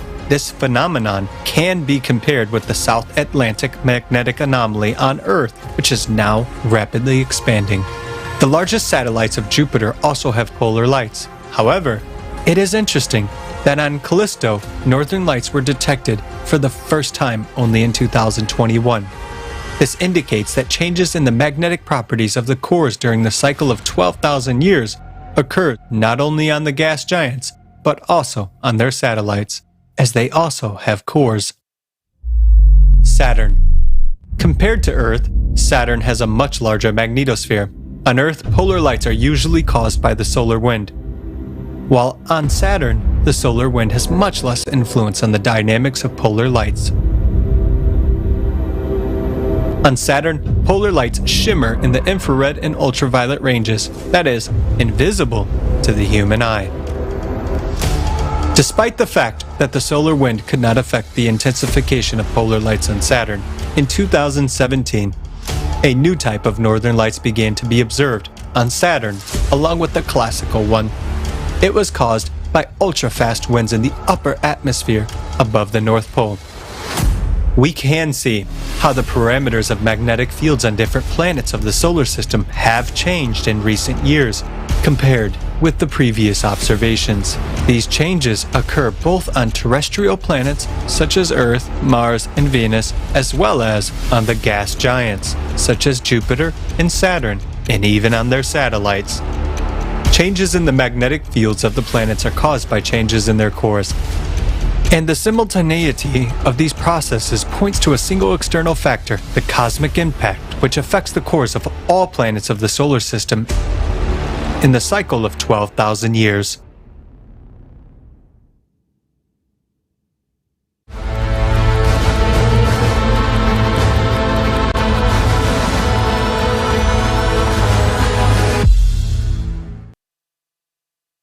Let us draw some brief conclusions. As we've seen, magnetic field anomalies on other planets occur in the same way as they do on Earth. This again indicates that today the entire solar system is influenced by cosmic impact on the planet's course. And later today you will learn why exactly the planet's cores react to the external impact and what exactly happens in the interior of other planets due to the imbalance of their cores. Now we've considered how physical phenomena react to failures in functioning of the core, and this can be seen both on Earth and in the outer space. But there is another indicator on Earth which other planets don't have, by which we can track anomalies in the magnetic field. That indicator is living organisms. On Earth, everything living, from humans to fungi, insects and bacteria, depends on the magnetic field. So any abnormal changes in the magnetic field will affect their vital functions. And today you will find out how disastrously they are affected. According to experiments, the biological effects of changes in magnetic fields on living organisms can be so serious that they can be considered as dangerous as radiation. There are studies on mutation and cancer in living organisms from exposure to magnetic fields. Magnetic fields affect electrical conductivity and fluid media in an organism. The more complex an organism is, the more adaptive compensatory mechanisms are provided by nature in the form of nervous and immune systems and fluid media. The smaller and simpler the organism is, the less ability it has to survive changes in the Earth's magnetic field. The impact on the Earth's magnetic field on a mosquito and on an elephant will be different since their systems of organisms are different. So insects are more vulnerable to changes in the magnetic field, and this explains why half of all extinct species today are insects. The rate of extinction of insects is 8 times higher than that of mammals, birds, and reptiles. During the last 25 to 30 years, when after 1995 critical changes in the Earth's magnetic field began, the number of insects decreased by 2.5% a year. Magnetic storms also affect insects. Nowadays, during the 12,000-year cycle of cataclysms due to changes in the planet's cores, areas of atypical magnetic anomalies which are not detected by our devices also start appearing on the Earth's surface. These areas are the first ones to which living organisms react. As soon as the magnetic field in these areas weakens, the population of species decreases. As soon as the tension increases, the population of species grows. Under such temporary fluctuations, animals have a chance to survive, adapt, and maintain the population. But with a global problem, such as sudden weakening of the planetary magnetic field, mass extinction of flora and fauna ensues. That's exactly what is happening today. About 1 million species of animals, plants and fungi are now threatened with extinction. Some might say it's not due to climate change, habitat change, or environmental pollution. Yes, that's true, but not only that. The effect of changes in the Earth's magnetic field on living organisms is critically understudied, although it's already deadly. Let's watch a video about the scope of species extinction today due to changes in the magnetic field.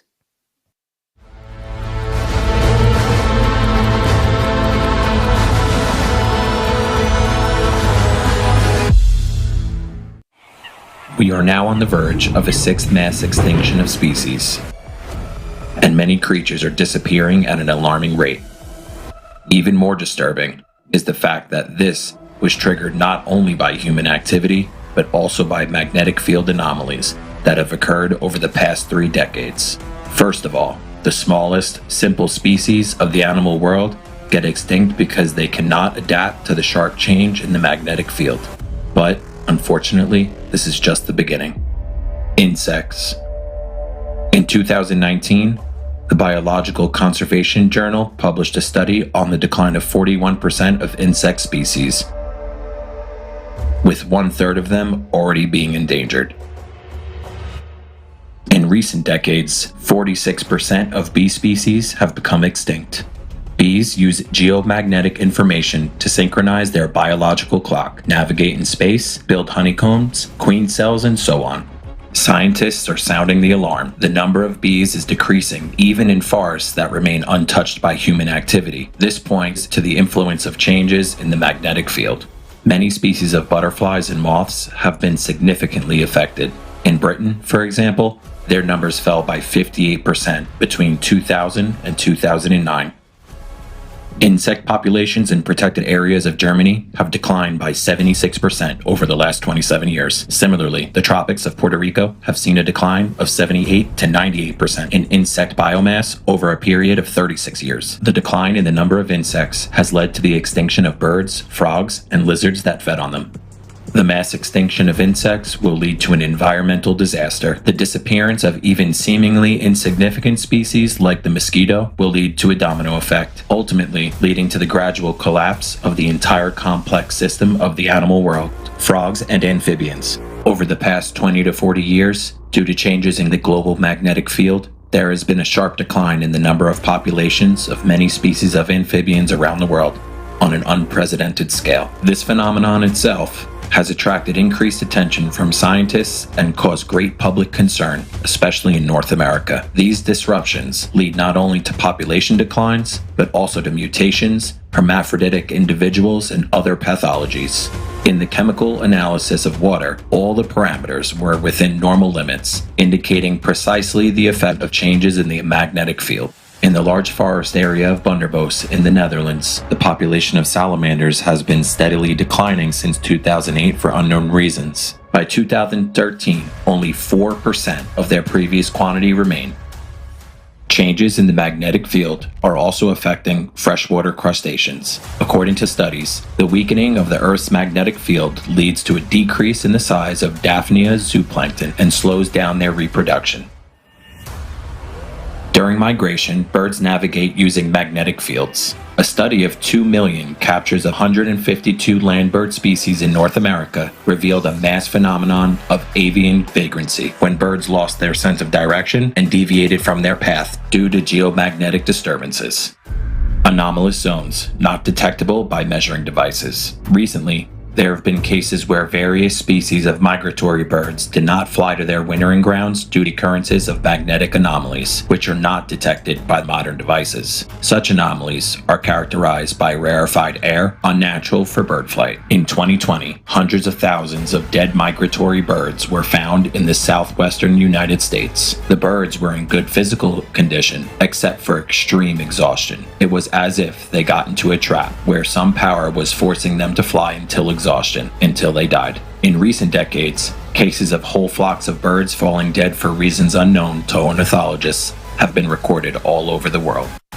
Frightening facts of further consequences of local magnetic field anomalies that are not detected by modern measuring devices are observed worldwide. These include sudden strandings of whales, dolphins, harbor seals, and crocodiles. Cases of wild roe, deer, goats, and sheep going berserk without any registered source of disease have also been documented. Animals are dying, and scientists don't know why. Our Earth is gradually dying. Our flora and fauna are dying due to the cycle that causes all these changes. The smallest species are the first to die, then it will affect larger species. In the coming years, the number of undetectable magnetic anomalies associated with changes in the Earth's core will only increase. Right now, we have nothing to oppose these magnetic anomalies.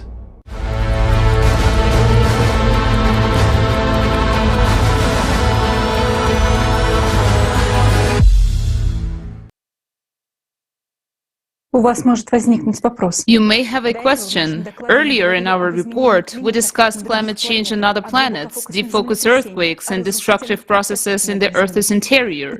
Why do we suddenly start talking about the extinction of insects and animals? The problem is that scientists today don't look at climate change holistically. Well, everything is interconnected, and careful observation of the behavior of insects and animals can help us better understand where zones of geomagnetic anomalies occur and what their nature is. What we cannot capture with devices today can be detected indirectly by various signs. That is why we use the multidisciplinary approach, because we realize that the more holistically we look at the climate change picture, the better we can investigate the issue and the faster we can find a solution. We as humanity are now approaching a very dangerous frontier, because these magnetic anomalies are already destroying not only fauna, but also the lives of millions of people. Already now, none of us is immune. We invite all experts to pay attention to the information that we'll now voice. As we have mentioned earlier, as today, the Earth's magnetic field has weakened by 10%, and this trend is clearly increasing. As a result, we humans are becoming more vulnerable to the radiation. Therefore, we are currently observing a rapid growth of oncological, viral, and other type of diseases. This is an established fact that during the magnetic storms, there is a number of heart attacks and strokes, including fatal increases 2 to 3 times. This is because the charge of the magnetic field reduces the external charge of erythrocytes, which leads to their clumping. Blood coagulation increases by 2.5 times, which significantly increases the risk of thrombosis. Let's look at the slides showing the rate of cardiovascular diseases, psychiatric disorders, and cancer, which are steadily increasing, and they are caused, among other reasons, by the changes in the magnetic field. These numbers are shocking. But I would like to point to another extremely disturbing fact related to our health, which official science cannot explain. Many countries sounded the alarm. Young, healthy people have suddenly and prematurely started dying. Autopsy doesn't reveal any organic damage, no aneurysms, heart scars, blood clots, or ruptures of vessel. That was as if heart was simply switched off. This phenomenon was called sudden adult death syndrome. Doctors cannot find explanation for this phenomena and are discouraged by the number of cases occurring. There are several theories about how that could be caused, and you can see them on the screen now. But despite the funding and research in this area, the number of sudden deaths in the world continues to rise rapidly.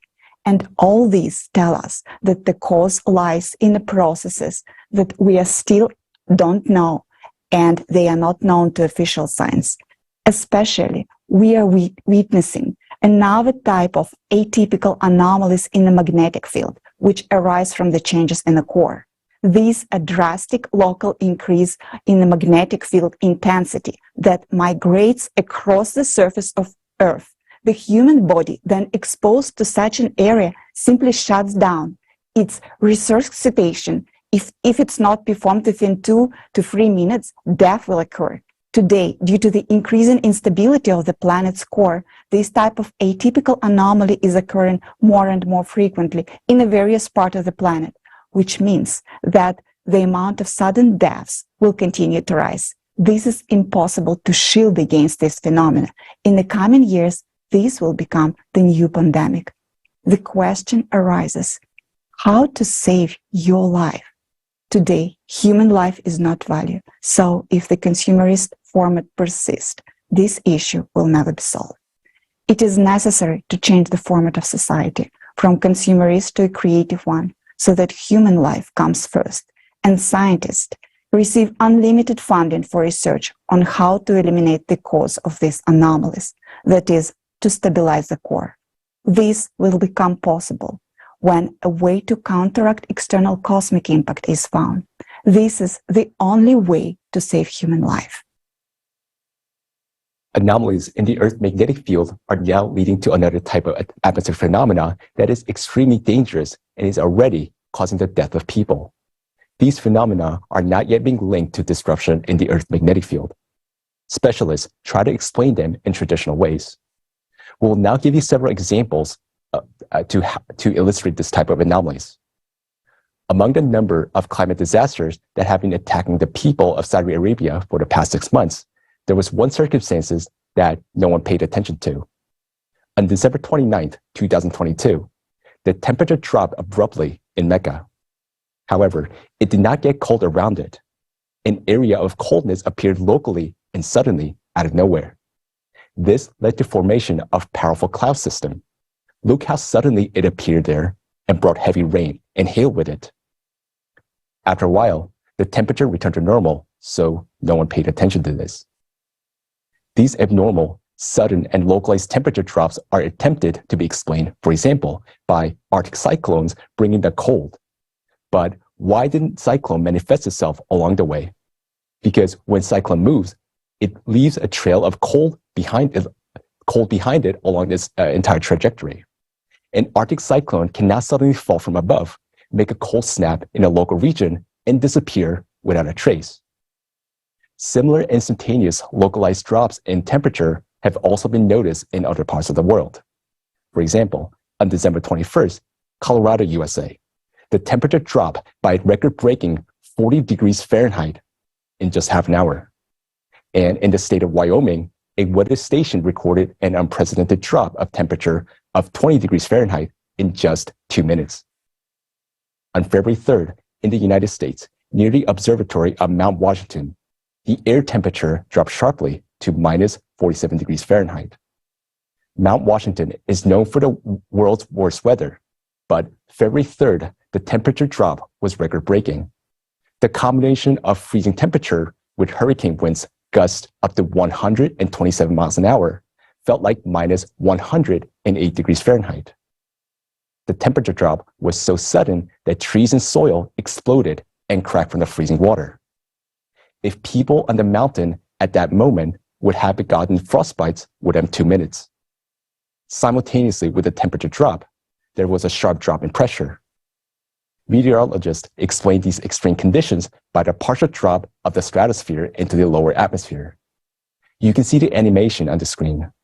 Such sharp localized temperature drops are associated with another type of atypical magnetic anomalies, which have not yet been detected by our instruments. These anomalies appear as a result of disruption in ionization of atmosphere and molecules. Ionization, it is important to understand that the charges of air molecules in the atmosphere are affected by the magnetic field. And in zones of atypical magnetic anomalies, the ionization of molecules in the atmosphere changes, and as a result, the connection between molecules weakens. Because of this, the air becomes less dense, and cold air from the upper layers of the atmosphere quickly descends to the Earth's surface, while the warm air rises into the stratosphere. This phenomenon can be called atmospheric contraction or overturns, which occur very quickly and have local character. This phenomenon can be detected by measuring the qualitative changes of molecules in the upper layers of the atmosphere. Probes can be placed in different parts of the planet to perform continuous measurements of the electrical charge on the air molecules, its intensity and strength. Then we will be able to study these overturn zones to comprehensively observe changes in the magnetic field and the processes occurring in the Earth's core. Another manifestation of such decompressed zones in the atmosphere has been the increasing occurrence of clear air turbulence, where air pockets form without any apparent reason. This phenomenon is not predicted and not detected by radars. On March 2, 2023, a Lufthansa crew encountered severe turbulence at an altitude of around 6.8 miles. The plane literally plumped more than 1,000 feet downwards. 7 people were seriously injured and taken to the hospital. On December 18, 2022, a United Airlines plane during takeoff climbed to 2,200 feet, 670 meters above the ocean. Suddenly, it began losing altitude rapidly. Fortunately, the crew was able to regain control over the plane only 775 feet or 200 meters above the water. On March 21, 2022, a China Eastern Airlines plane took off from Kunming Airport in China. After 2 hours of normal flight, the airliner suddenly began to fall. In just 2 minutes, the plane plumped 4.4 miles, 7 kilometers downwards. The captain tried to avoid the crash and gain altitude, but in a split second, the plane turned 90 degrees and crashed vertically into the ground. We have given, and right now you can see this on the screen, the simulation. We have given only a few examples. In all of those cases, without any apparent external conditions, there was a dramatic drop of altitude. Planes literally fall into air pockets, which leads to serious disasters and loss of lives. Such phenomena of air decompression, as well as atmospheric overturns, are associated with areas of atypical magnetic anomalies. The Bermuda Triangle is one of these pathological zones. Planes and ships disappear there from time to time. Due to the disruption of the magnetic field in such areas, the adhesion between air molecules decreases, leading to the formation of air pockets. Air simply ceases to support the plane. Moreover, water molecules in these areas behave in a similar way. The bonds between them weaken and the water becomes so fluid that the ships literally fall to the bottom, sinking without any mechanical damage. But if previously, as in the case of Bermuda Triangle, we knew where the atypical magnetic anomaly could occur, nowadays such Bermuda Triangles are appearing more frequently and almost everywhere. There will be more turbulent pockets in the atmosphere, especially at altitudes of 26,000 feet, 8 kilometers, and higher, where most airplanes fly. These pockets are already breaking through to the ground, and the time will come when there will be so many such pockets that flying and sailing will be impossible. If you take off, it's not certain that we will land safely. It will be very, very risky. It's scary to say that, but we have to talk about it, because we're obliged to warn people. Unfortunately, in the consumerist formative society where human life worth nothing, such anomalies are not properly studied, and moreover, they will be hushed up to the last moment so that not to cause panic and not to lose profit. How many airlines do you think will want to make a statement that flying is now dangerous? Well, you know the answer yourself. Let's summarize. Due to the malfunction in the Earth's core caused by the external cosmic impact, the magnetic field of our planet undergoes catastrophic changes. Anomalous auroras, light pillars, atmospheric voids, turbulence anomalies, zones of air and water decompaction are appearing, where overturns are formed, areas of magnetic anomalies. Living organisms and people are dying, and if the overall destabilization of the magnetic field is related to the disruption of the core in general, then local migrating zones of magnetic anomalies have an even more detailed explanation. These anomalies are formed by sudden bursts of electromagnetic energy from the planet's interior, and these bursts occur as a result of cavitation explosions in magma in the interior of our planet. We have described this mechanism earlier in the forum when we talked about deep-focus earthquakes, including those that caused the tragedy in Turkey and Syria.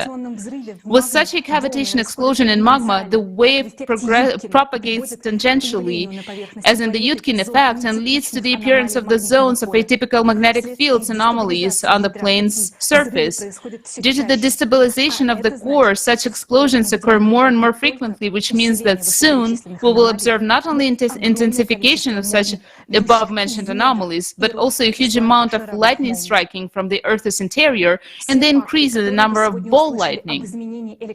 All the facts you have heard today about the changes in the electromagnetic field indicate that our core is already extremely unstable, and that means that our planet is currently following the worst scenario of the cycle of climate catastrophes. Later in the forum, you will learn why humanity will face its end even earlier than 2036. Another confirmation of this is the intensification of climate anomalies and disasters on the planet as a whole. We carefully study everything that is happening to our planet, all the habits of the climate servers, because we realize that if no one does that, then humanity is simply doomed. And now we want to present to your attention a video containing terrifying facts about the growing power of the climate Cerberus, which unfortunately we cannot counteract today.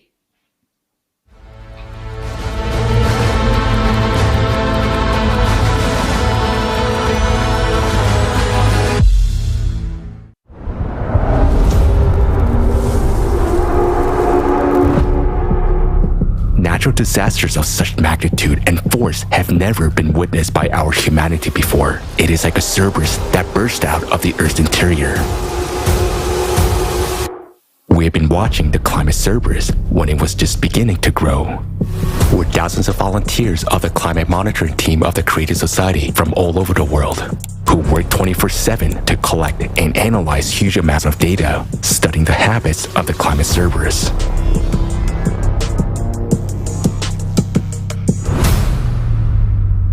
Even several research institutes can't process that much data.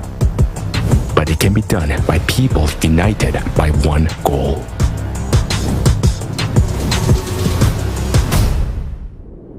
Watching the Cerberus, we have realized that it has now grown and broken free. It is already tearing apart our planet, destroying our homes, and taking people's lives. And yet, most people are not aware of this threat at all and do not understand what is happening to the climate. But we realize that the climate Cerberus will not stop on its own. To stop it, we must study all its habits. The cost of each of them is the lives of many people. The Cerberus is now many steps ahead of us, and we're only following its trail. We will tell you about the habits we have managed to identify. After watching this video, you won't be able to say that no one has warned you.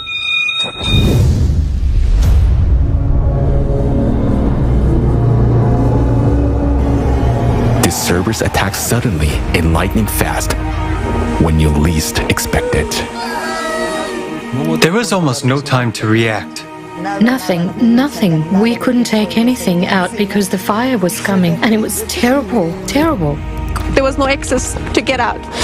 Yeah, I had to jump out of the window. And it was like a movie where the house slides down behind you and you're running for your life. But we have lost home.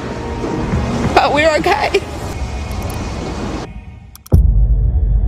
On March 28th, people were peacefully walking on the city streets in Georgia. Moments later, they found themselves under the rubble of street structures.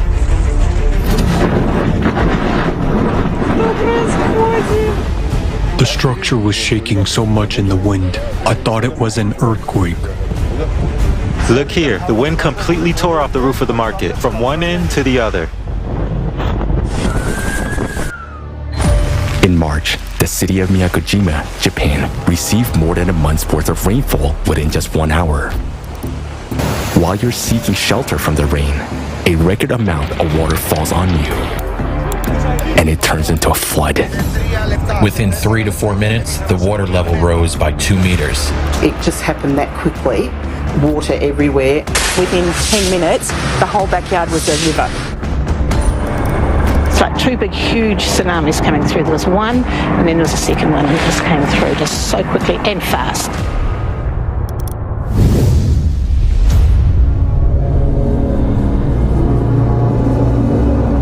The Cerberus does not obey rules. The tactics of its attacks are unpredictable.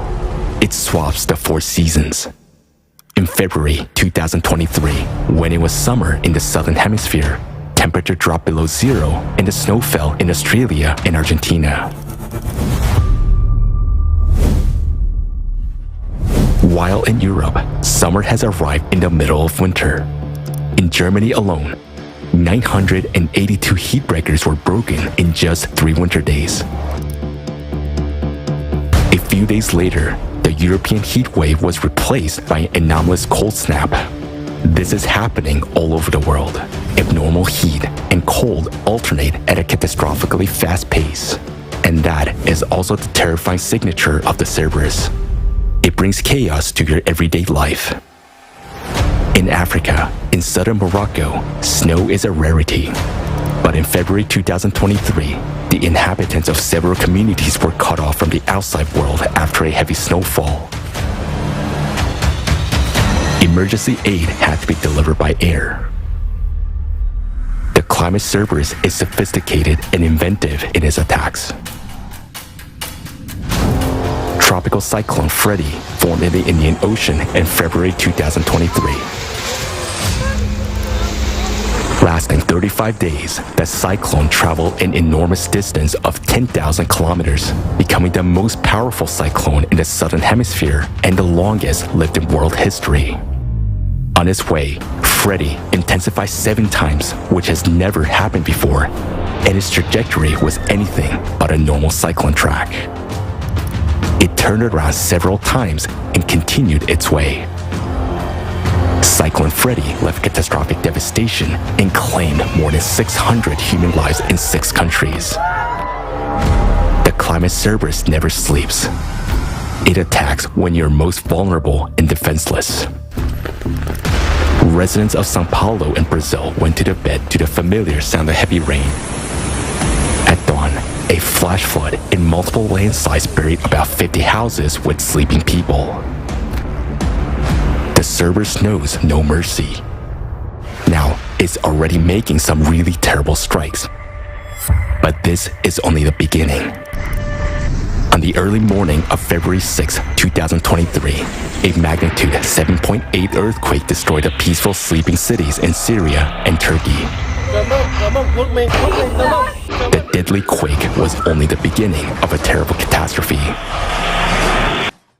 followed by the second powerful earthquake of magnitude 7.5 and thousands of aftershocks. It became a tragedy of a global scale that claimed more than 50,000 human lives according to official figures alone. Don't be scared, sweetheart. Don't be scared. Friends, we are buried because of the tremor. Mother, are you okay? Mom.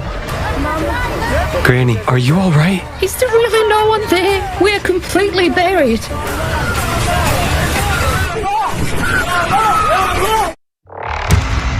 After the earthquakes, the affected regions experienced a sharp cold snap and a snowfall, followed by a severe flooding. The Cerberus is becoming more aggressive, and catastrophes of such magnitude as in Syria and Turkey will occur more and more frequently.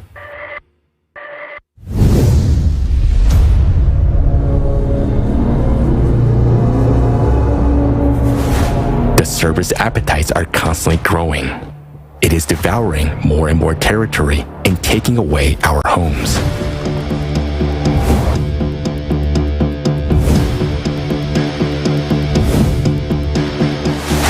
Fires are spreading, millions of hectares are burning, and they're very difficult to extinguish. Floods are covering larger and larger areas. Across Europe, since 2000, there has been a more than 30-fold increase in abnormal rainfall. The Cerberus was weaker before, but now its blows have become more fierce. This year, in Japan and the USA, people died after being trapped in snow in homes and vehicles. Now, even snowfalls have become a deadly threat. Periods of attack last longer.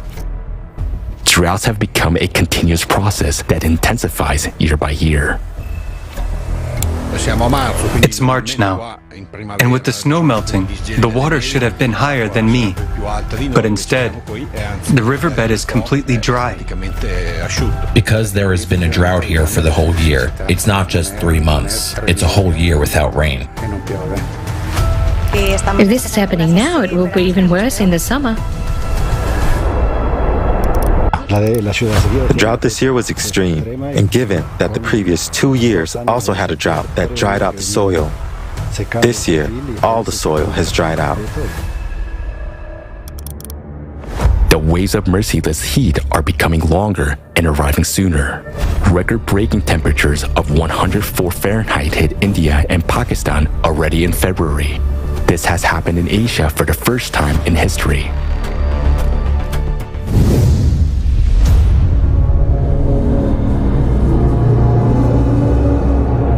The Cerberus has many heads, and they are all insatiable. It attacks multiple territories at once, and disasters occur simultaneously. Late February 2023, Tropical Cyclone Freddy is raging in Madagascar and Mozambique. At the same time, there is a major winter storm and a historic tornado outbreak in the USA, and major fires in Australia and Chile. Extreme extreme rains and floods hit Indonesia, Brazil, and 17 other countries, while landslides and mudslides occur in the Philippines, India, and Peru. During this time, the world experienced 5 major earthquakes with magnitudes above 6. And this is not even all of the events. The cataclysms are synchronizing, thereby reinforcing each other. This has never happened before, but now it's happening all the time.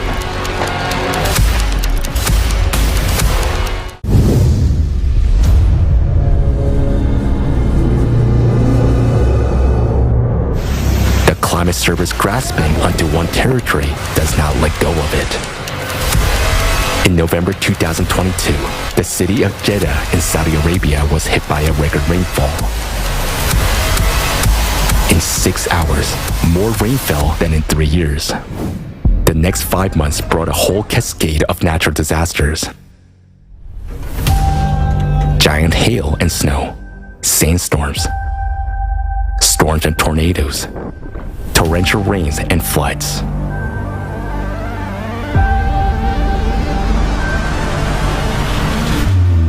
For more than 3 months in a row, California, USA, has been hit by bomb cyclones, atmospheric rivers, a powerful earthquake, hundreds of floods and landslides.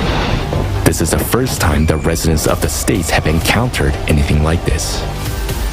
Climate disasters occur in cascades over one area, and each new wave of disasters brings even more destruction and suffering to people.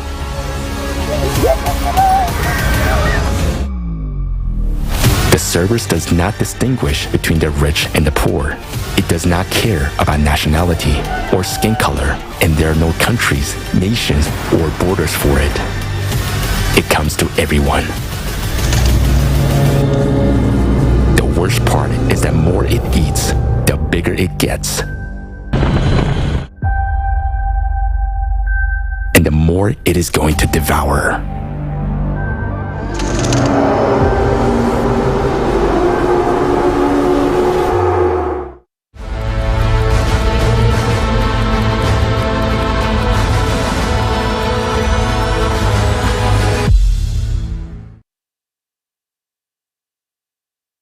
The video we just watched once again shows that the climate Cerberus is a disturbing reality of our present day.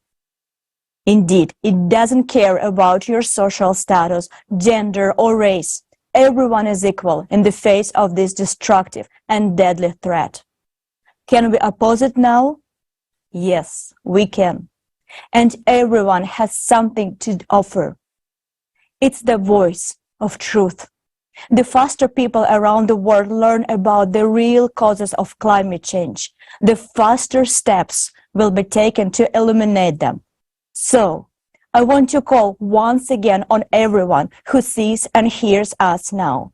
Share this forum, this broadcast. Go live right now and record your invitations. Let's do everything we can do to make the world know the truth. You and I can see now how catastrophic the escalation of disasters around the world is, how much destruction, tragedy, and grief they bring. It is impossible to keep silent about it anymore. Each of us understands this. That is why we are holding this forum, and all our activities are aimed at conveying the truth about the real scale, the increase in disasters on Earth, and the real causes of this. And every volunteer of the Creative Society Project conveys this truth as best as they can, using their talents and abilities. Some speak about this through music, dance, or song. Now we present to you this music video aimed at drawing the attention of the world community to the real causes of climate change and the only way out, the Creative Society.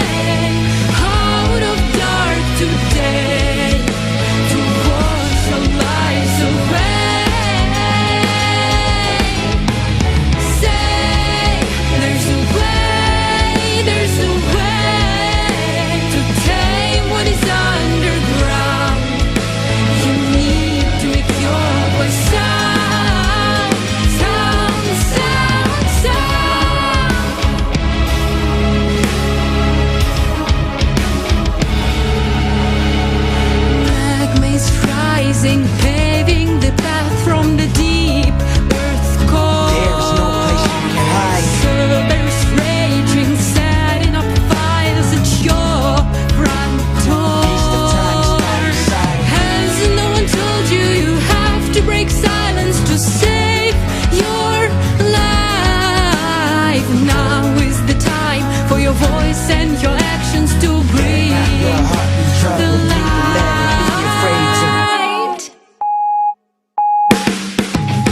Say there's a way, there's a way out of dark today to wash your lies away. Say there's a way, there's a way to tame what is underground. You need to make your voice sound, sound, sound, sound.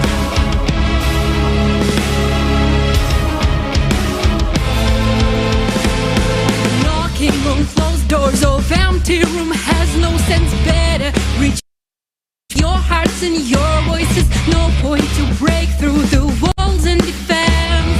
Better break through veil of their ignorance. There is a way out if you start to act right now. Be of good courage, for there is no fear in love. Love for humanity is way with no doubt. Creative society's our way out. Say there's a way, there's a way out of dark today to wash your lies away. Say there's a way, there's a way out of false to true. If one who acts now is you, you, you, you.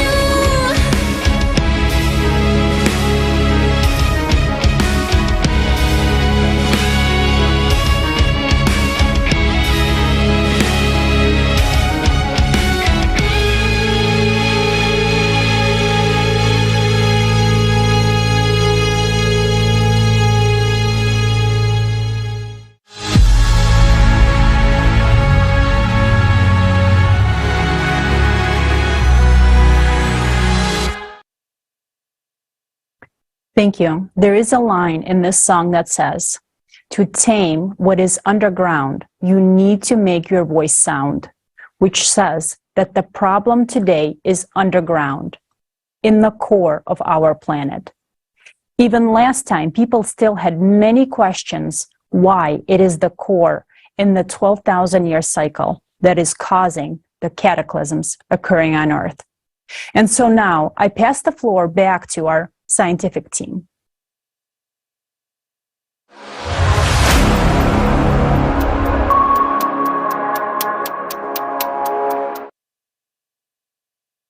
Да, ядро на данный момент является... Yes, the core is currently the main conductor of all cataclysms. It is precisely the displacement and heating up of the core that determine all the processes that occur on the surface. We do not have the means to directly reach and study the core. Therefore, we need to study the effects of its destabilization to understand what is happening with the core. It is also necessary to study other planets because understanding the processes on all planets will allow us to better understand the causes and consequences of changes in the core of our own planet. Because our main and key task during the cycle is to stabilize the core and stop the influx of additional energy from external cosmic impact to it, in order to prevent the extinction of humanity. And later in the forum, you will hear how it can be done. During the 12,000-year cycle, external impact comes to the cores of all planets in the solar system. What are the signs that tell us about this? It has been established that when there was a displacement of the Earth's core in 1998, there was a simultaneous displacement on other planets as well. How was this established? The first to speak about this was Yuri Vladimirovich Barkin, PhD in physics and mathematics, professor at Schmidt Institute of Physics of of the Earth of the Russian Academy of Sciences. The displacement was measured on the Earth as well as on the Moon, whereas displacement on other objects were registered indirectly. During lunar missions, laser reflectors were installed on the Moon. In 1997 and 1998, abrupt changes in the coordinates of all 4 reflectors were detected simultaneously in the same direction. Barkin's calculations showed that the centers of mass of all planets have shifted relative to their geographical positions, which indirectly indicates that displacements of all the cores. Look at these numbers on the screen. For example, on the screens, the Earth's center of mass is displaced to its geometric center by 1 kilometer, 0.6 miles.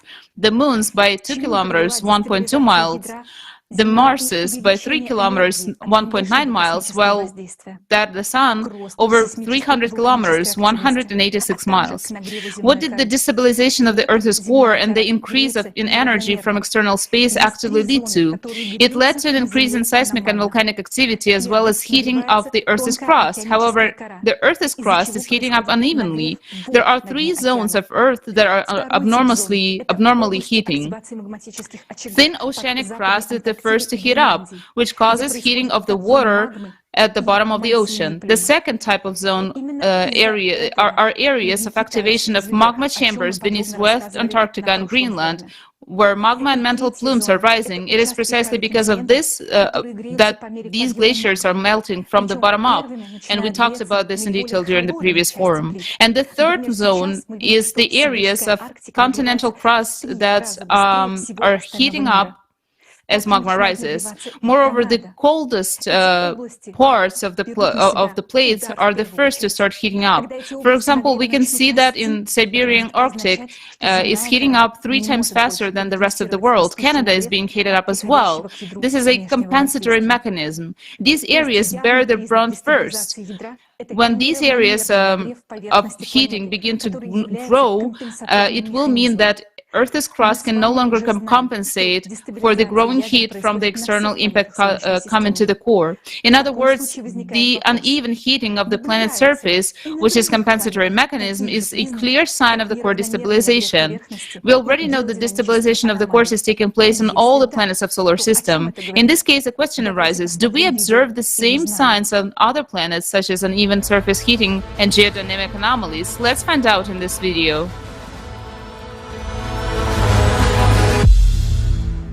During the 12,000-year cycle, an external cosmic impact reaches the cores of all planets in the solar system. On Earth, this leads to abnormal heating of magma and its rise, resulting in increased volcanic and seismic activity, abnormal heating of the Earth's crust, as well as glaciers and permafrost melting from below.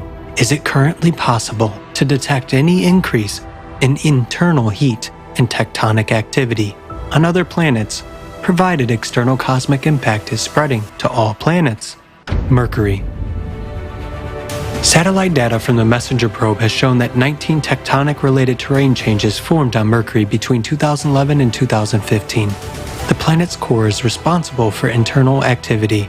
Previously, Mercury's core was believed to be inactive. The new tectonic changes are concentrated predominantly in the northern hemisphere.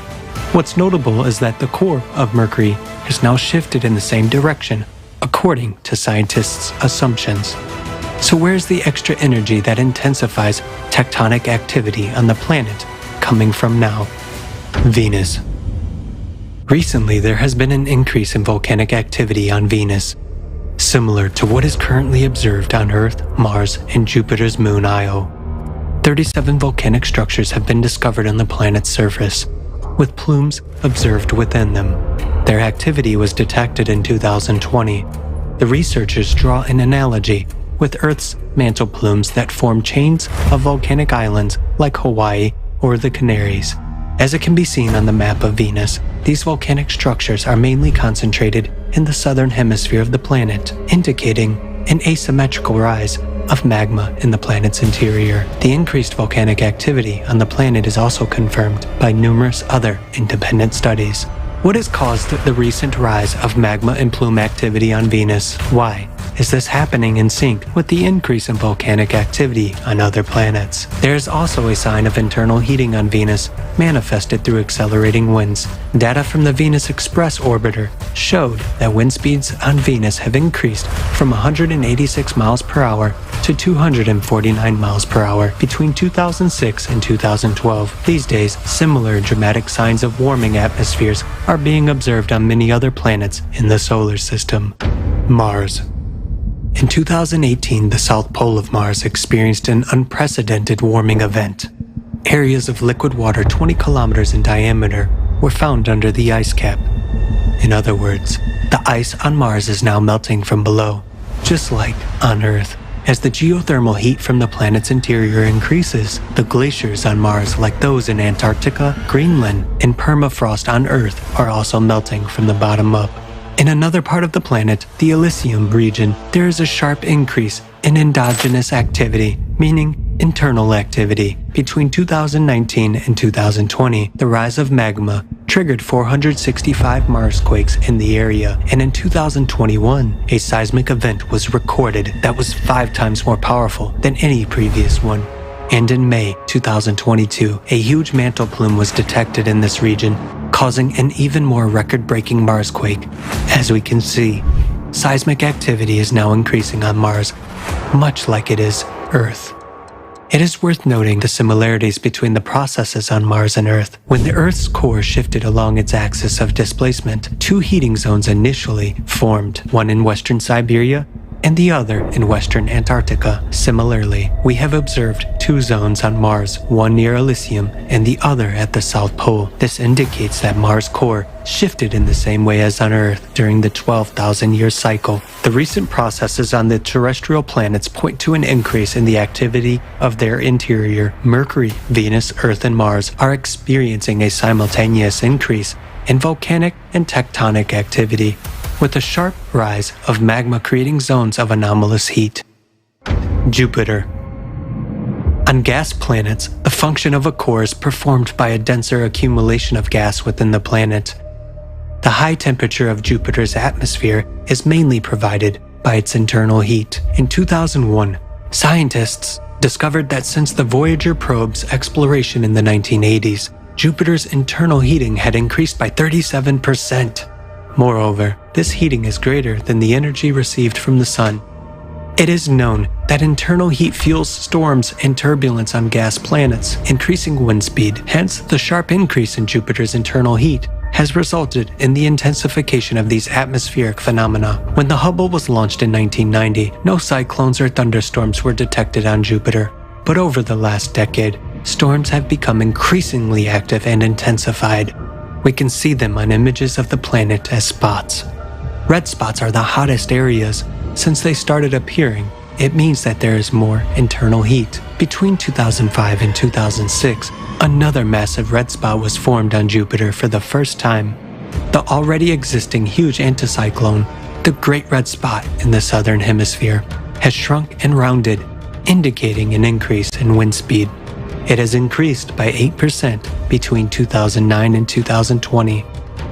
All of this indicates that additional energy is emerging in the depths of the gas giant that causes powerful internal heating. Where could this energy come from?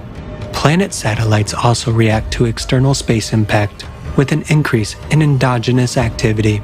On Jupiter's moon, Io, in the northern hemisphere, the most powerful volcanic eruptions have been occurring over the past 5 years. On another of Jupiter's moons, Europa, in 2013, scientists discovered that the ocean at the equator was warming from below. Subsequently, the satellite's interior heated up so much that in November 2019, NASA's research group detected water vapor above Europa's surface. It is noteworthy that the moon Europa started heating up on the side that does not receive heat from the sun. Conversely, the coldest area was found on the sunny side. In other words, the appearance of zones of anomalous heating on Europa cannot be attributed to solar energy. They can only be explained by an increase in internal heat.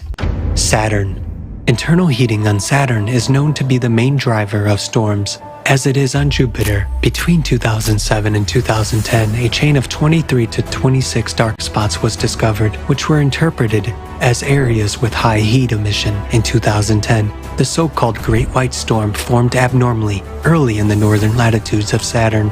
It became the largest and most intense storm observed in the planet's northern latitudes. A record temperature spike of 150 degrees Fahrenheit above normal was registered in the vicinity of this storm. Subsequently, the processes in Saturn's atmosphere became more intense. In 2018, scientists discovered a series of storms of an entirely new type, also near the North Pole. Previously, the storms of such intensity had never been observed on the gas giant before. We see that Saturn's heating from the interior is increasing, which contributes to the intensification of storms on the planet Enceladus. Saturn's moon is covered with an ice shell, beneath which lies an ocean, and directly beneath the ocean is the planet's core. Unexpectedly for specialists, the interior of Enceladus has a very high geothermal heat, much higher than all known sources of heat on the planet. When they measured the internal thermal power of Enceladus, it was 15.8 gigawatts, which is an order of magnitude greater than all known sources of heat on the planet. This is 2.6 times the power of all the hot springs in Yellowstone. In 2005, near the south pole of Enceladus, where the sun does not shine, a spacecraft detected a new thermal anomaly, which had not previously been observed. In this area, jets of steam composed of methane, propane, and molecular nitrogen were found to be escaping. In this steam, composition indicates the increasing hydrothermal activity which has emerged at the core ocean boundary. In other words, Enceladus is also heating up from the inside. Where did the additional energy for heating Enceladus come from? Uranus. It is believed that Uranus is warmed by solar energy only, which determines the planet's weather patterns. However, in 2014, when Uranus began to move away from the sun, solar energy was almost non-existent in its northern hemisphere, and extreme storm activity was detected in that region. This means this activity on Uranus must have been triggered by recent internal warming processes. Neptune. Neptune is experiencing dramatic temperature anomalies. Although it has been summer on Neptune since 2005, data showed that most of the planet had been gradually cooling into 2018. However, between 2018 and 2020, stratospheric temperatures at the South Pole have risen sharply by 11 degrees. Such a rapid pole warming vortex surprised astronomers since it had never been seen before. They could not determine the cause of these fluctuations. However, it is apparent that additional energy appeared in the system which may have caused such temperature anomalies. Pluto.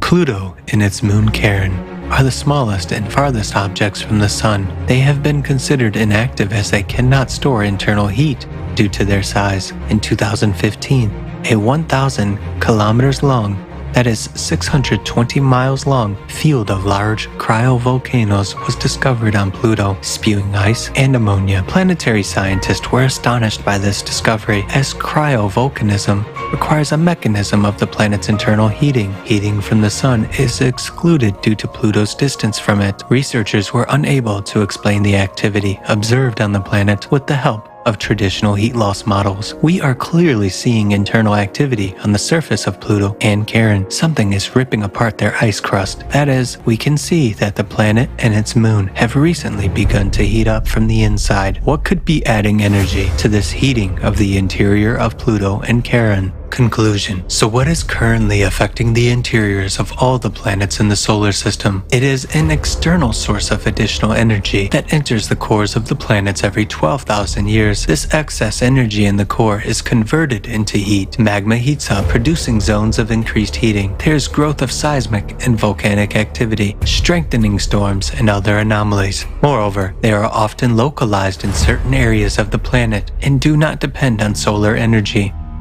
What you have seen now is but a small part of all the facts that indicate that the heating in the interiors is synchronously increasing both on the terrestrial planets and gas giants and their moons. All these anomalies have only appeared in recent decades, when the number and strength of disasters from the Earth's interior began to increase. In just 5 to 7 years, we will see all these processes on other planets increasing tenfold. If we ourselves remain to live on our planet.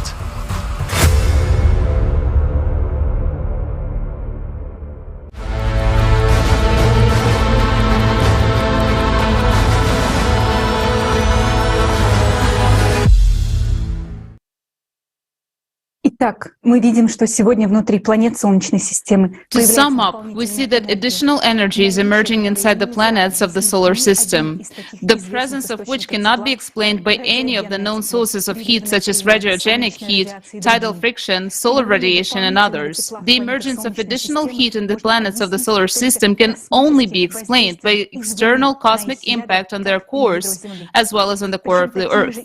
Moreover, similar changes occur even on gas giants, which suggests that they too have cores which are very dense. Otherwise, they would not have gravitational and magnetic fields. When we start studying them more thoroughly, even greater surprises await us.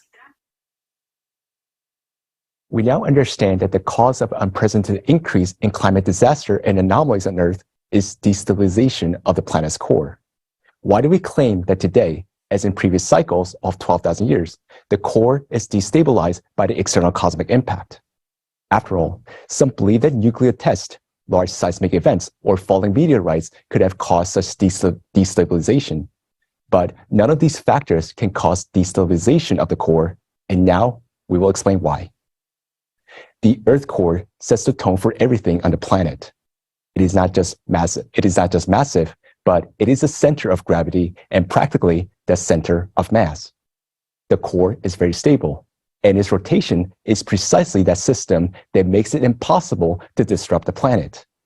What normally ensures such stability of the core? In terms of the structure, the core is divided in an inner core and an outer core. The inner core rotates slightly faster than the outer core, and almost always the entire core rotates faster than the Earth's surface. The inner core sets the rotation of the entire planet. So, in fact, the core acts as a gyroscope, which stabilizes itself because most of the planet's mass is centered in it. Look, when you try to tilt a rotating gyroscope, or that very spinning top, it immediately returns to original position by itself. By the way, if the core were suddenly to reverse the direction of its rotation, then according to the law of conservation of energy, its huge amount of energy during such a reversal would destroy the entire planet. With its gigantic size and rotational speed, the mechanism of the core becomes so robust that it cannot be thrown out of balance by any external mechanical impact. It is because of this that for millions of years, neither the falling of meteorites nor the explosion of giant supervolcanoes or the strongest earthquakes could put the planet out of balance. All of this was dampened by the core. However, today, being in a 24,000-year cycle of cataclysms, we're seeing destabilization of the core and the entire system of its rotation. As we have already understood, this could not be caused by any mechanical impact. This suggests that it is the external impact that is affecting our core. Moreover, we understood that this impact has a very powerful energy. Otherwise, it simply would not be able to destabilize such a robust and stable system as the core of the planet. To understand what external cosmic impact is now affecting the core, we need to understand why it affects only the core without interacting in any way with any other shells of the Earth. The answer is in the structure of the Earth's inner core. Our hypothesis is that the Earth's inner core has an enormous density and is something like a neutron star. That is, the core of the Earth consists of neutrons.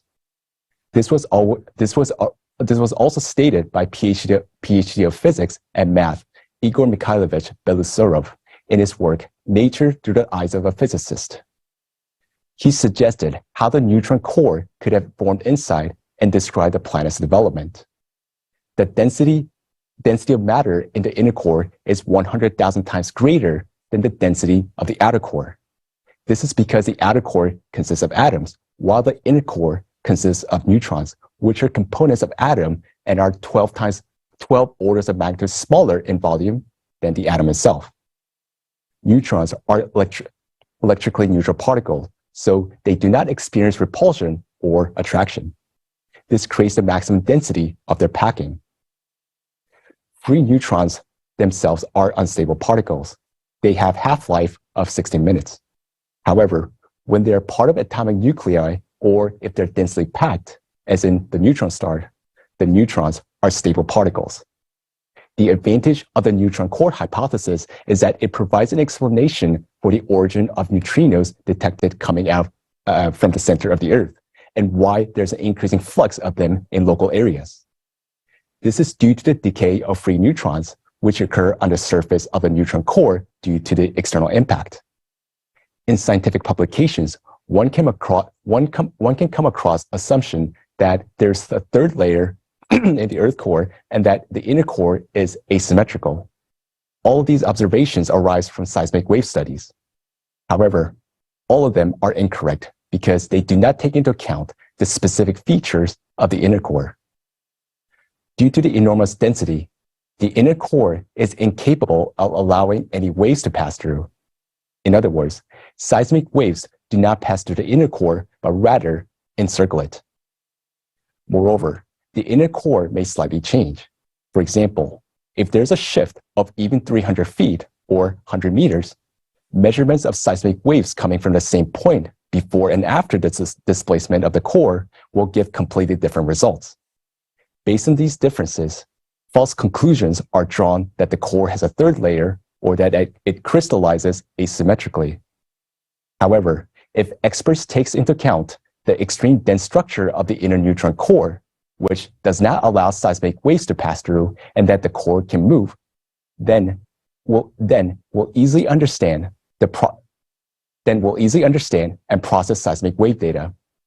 And most importantly, they will understand what is happening in the core right now. We come to the conclusion that since our core is neutronic, which means that it has anomalous high density, this is a reason why the cosmic impact, so far unknown to us, is interacting with it alone. At the same time, this impact passes through much less dense matter from the atmosphere to the mantle without any interaction. So how do we understand what the external cosmic impact is? After all, if we do not understand what it is, we cannot stop it. And therefore, we cannot prevent the destruction of the planet and save all of humanity.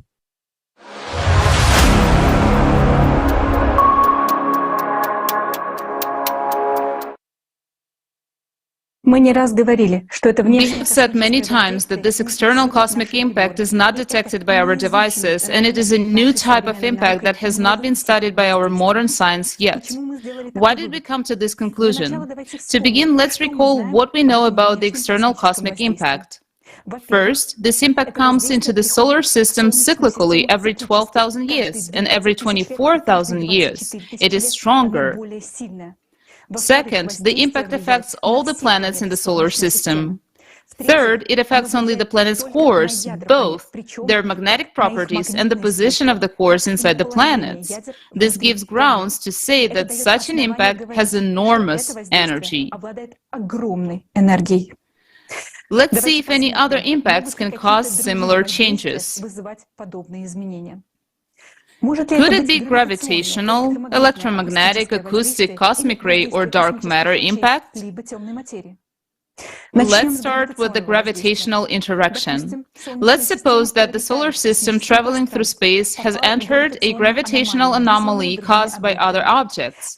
Then the trajectories of the Sun itself, all the planets and their satellites would change, because gravitational impact affects the planets as a whole. That is, it would move the entire planet rather than affect only its core. But this is not happening. Some scientists speculate that neighboring planets or gas giants such as Jupiter, when approaching the Earth, could affect the Earth's core, shifting it with their gravitational field. But it's important to note that the recorded changes in our planet's core did not begin with its displacement, but with the changes in its magnetic properties in 1995. Only after that, in 1998, there was a displacement of the core. So this could not be caused by the gravitational effects of large cosmic objects. Moreover, convergence of the planets in the solar system occurs in cycles of only a few dozens of years, which means they cannot cause catastrophic changes in the core every 12,000 years. Could it be dark matter? Dark matter is matter that does not participate in electromagnetic interactions, but it is involved in the gravitational interaction we discussed above. That means it would have affected the motion of stars and planets as a whole, not just their cores, so it doesn't fit either. What if our solar system was hit by powerful electromagnetic radiation, such as from pulsars? Pulsars emit narrowly focused impulses of different energies. However, there are no pulsars standing in the path of the movement of the solar system and the galaxy, which would have such an unique periodicity with the distance of 12,000 years between them, and every other pulsar would emit even more powerful flux. Maybe then there was a powerful emission of electromagnetic radiation on the sun, or an electromagnetic pulse from a supernova explosion in the depths of space. But let's remember that electromagnetic radiation, such as X-rays and gamma rays, are mostly absorbed by the atmosphere. Only two types of electromagnetic radiation can reach the surface of the Earth, visible and radio waves, but they do not reach the core either. It turns out that no electromagnetic waves from an external source could affect the planet's core, because they simply could not reach it. Another factor affecting the planet from space is cosmic rays. Many of them deviate towards the poles by the Earth's magnetic field, skirting the Earth. The rest of the charged cosmic ray particles scatter in the atmosphere, causing showers of secondary elementary particles. Some of them may reach the Earth's surface, but not the core. Only two types of particles are known to penetrate beneath the Earth's surface: muons and neutrinos. Muons penetrate hundreds of meters deep before deflecting, slowing down, and decaying into an electron and a neutrino. But muons are too few to reach the Earth's core. Neutrinos are the only known particles coming from space that can reach the Earth's core. High-energy neutrinos have a high probability of interacting with the Earth's interior, but their flux is not large enough to transfer a significant amount of energy to the Earth's core, while low-energy neutrinos typically pass through Earth without interacting with matter. Let's summarize. Now we see that none of the known impacts, gravitational, electromagnetic, the cosmic rays, can have a direct effect on the planet's core, causing the cyclical changes that we observe throughout the solar system.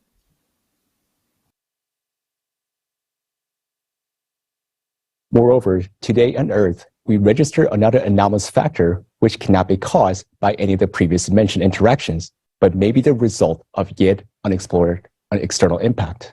And this factor relates to changes in the quantum world. Since 2010, measurements of charge radius of the proton have begun to record deviation from the previous measured value. And already after 2016, most of the experiments showed a reduced value of the proton charge radius. The new table value adopted in 2021 was 4.4% less. Such changes at the micro level require enormous energy, and this suggests that this impact should be sought at the quantum level, and most likely at the beyond quantum level. A different physics works here, a hypothesis that you will learn about at the end of the forum today. So, we understand that an invisible energy of enormous power is now flowing to the Earth core. We can determine the consequence of its impact by the presence of excess heat in the Earth's interior and by the signs of destabilization of the core. And there's another indirect sign of the external impact, the change in neutrino emissions from the Earth's neutron core. We talked about this phenomenon back in 2014. Although, even earlier, we found that the neutrino emission increases in certain local points of the Earth. Later, our words were confirmed by new scientific research, and in 2016, a paper was published devoted to the detection of neutrinos emitted from the Earth's interior at the Anita Station in Antarctica. There are such zones of neutrino emissions in various parts of the planet, but today, it is difficult for scientists to study the process due to the division of science and lack of funding. We understand that there is an external factor, but there are no conditions for studying it. We can create such conditions only in the creative society, when the scientists will be provided with unlimited funding and all the resources necessary for research. If we delay in studying the nature of cosmic impact destabilizing the Earth's core, it is clear what scenario it will lead to.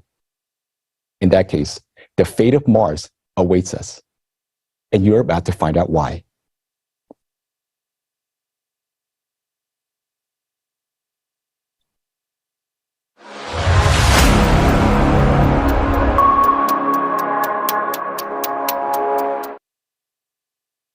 There is actual evidence that the death of living planets can occur in just a few minutes as a result of magma eruption and hydraulic impact. Further, you will be presented with a fundamental study of the catastrophic events that occurred on the red planet, which had life until very recently.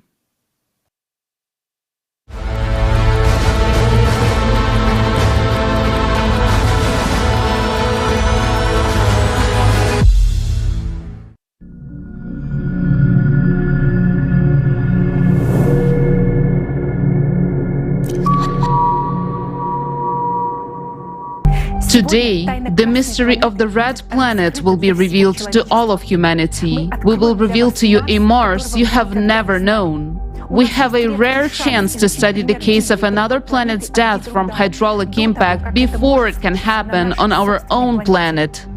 After what you see, you won't be able to say you didn't know about this. The truth about Mars must be known by everyone so that Earth won't repeat the fate of its red brother. Mars and Earth were formed as planets around the same time, 4.6 billion years ago. They had many similarities: a functioning inner core, a strong magnetic field, a dense atmosphere with oxygen, oceans, and plant life. Today, you will discover irrefutable evidence of this based on scientific research. It is widely believed that Mars died 3.5 billion years ago for unknown reasons, and it has been dead for all of those billions of years just as we know it now. Planetary scientists are puzzled by the mystery of where most of the planet's water and atmosphere reserves have gone, what has happened to the magnetic field, and under what circumstances Mars died.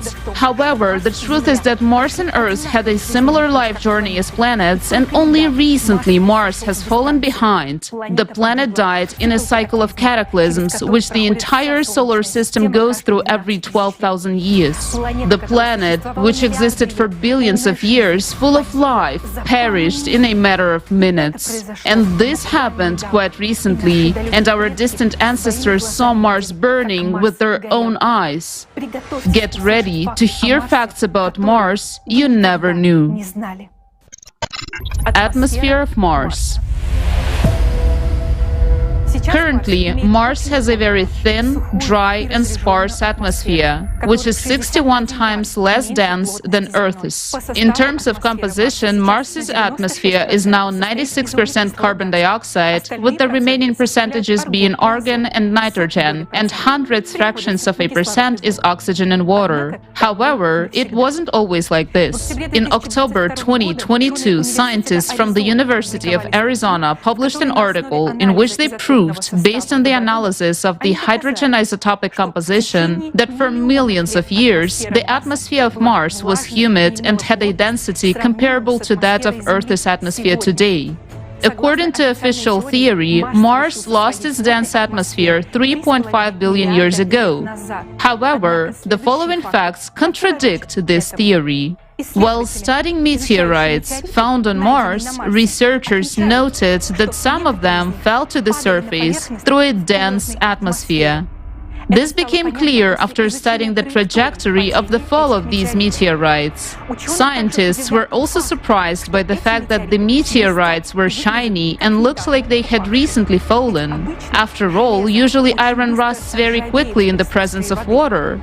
If, according to scientists, Mars lost its dense atmosphere 3 billion years ago, then isn't it surprising that those iron meteorites show little or no signs of corrosion and are not covered with sediments? This suggests that Mars lost its dense atmosphere only recently. But researchers were afraid to draw such a conclusion. Scientists wonder what the composition of Mars' atmosphere was in the past, as now it consists almost entirely of carbon dioxide. Researchers from Oxford University have come to the conclusion that Mars once had an oxygen atmosphere similar to that on Earth. They made this discovery based on a study of the oxidation of minerals on Mars. Professor Portnov, PhD in geology and mineralogy, has come to the same conclusion. The color of Mars rocks, red, just like human blood, indicates that its atmosphere was once dense and rich in oxygen. The similarity between the color of the planet and human blood is explained by the same reason, the abundance of iron oxide. Red soil is formed as a result of the weathering of rocks, that is, their chemical and physical destruction. These types of soils are also quite common on Earth and are called red weathering crusts. They're formed under conditions of a warm climate, abundance of water, and free atmospheric oxygen due to the oxidation of iron in the rocks. The red rock of Mars was formed under conditions similar to those on Earth. Mars is red because nearly half of the Martian surface consists of rusty soil.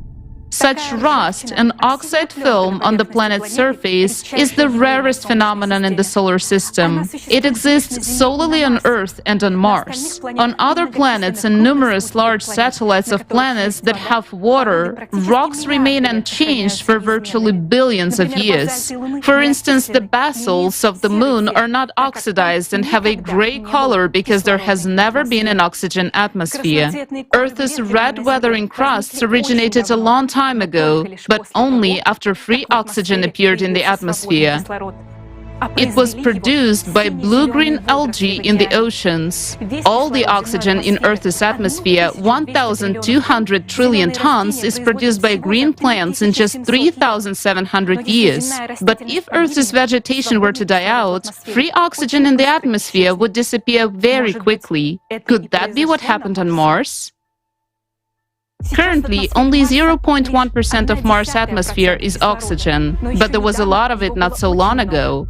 According to Professor Portnov's calculations, in order for the entire surface of Mars to turn red, the planet's rock would have had to consume 5,000 trillion tons of free oxygen during the weathering process. The amount of free oxygen needed to oxidize the rock of Mars could only have been produced by plant life through photosynthesis. This means that there was definitely life on Mars. You will learn more about other evidence of this later. Another mysterious and unexplained fact is that in some places the red color of Mars is just a thin layer on the surface. Mars rovers have drilled the surface of Martian rocks of various compositions many times, and in the pictures you can see for yourself that inside the rocks turned out to be gray, not red.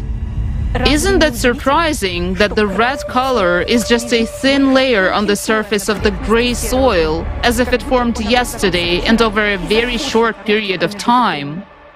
The surface of Mars could oxidize so quickly and extensively only in the event of a very powerful explosion that engulfed the entire planet. What could cause an explosion of such power?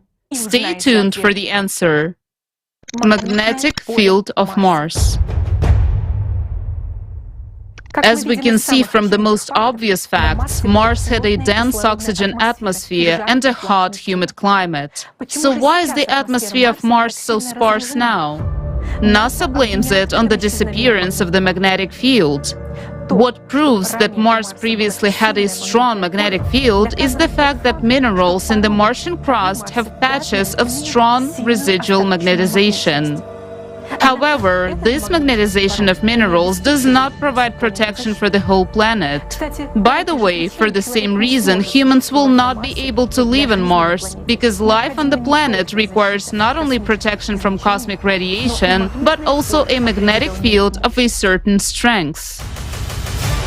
It is interesting that despite the absence of a global magnetic field on Mars, a giant aurora borealis was recorded there in April 2022, which was unlike any previously observed. The appearance of such an aurora might indicate a local change in Mars's magnetic field right now. Isn't it surprising that this is happening now in sync with the anomalous polar auroras on Earth? On Earth, changes in the magnetic field in our days occur due to changes in the core.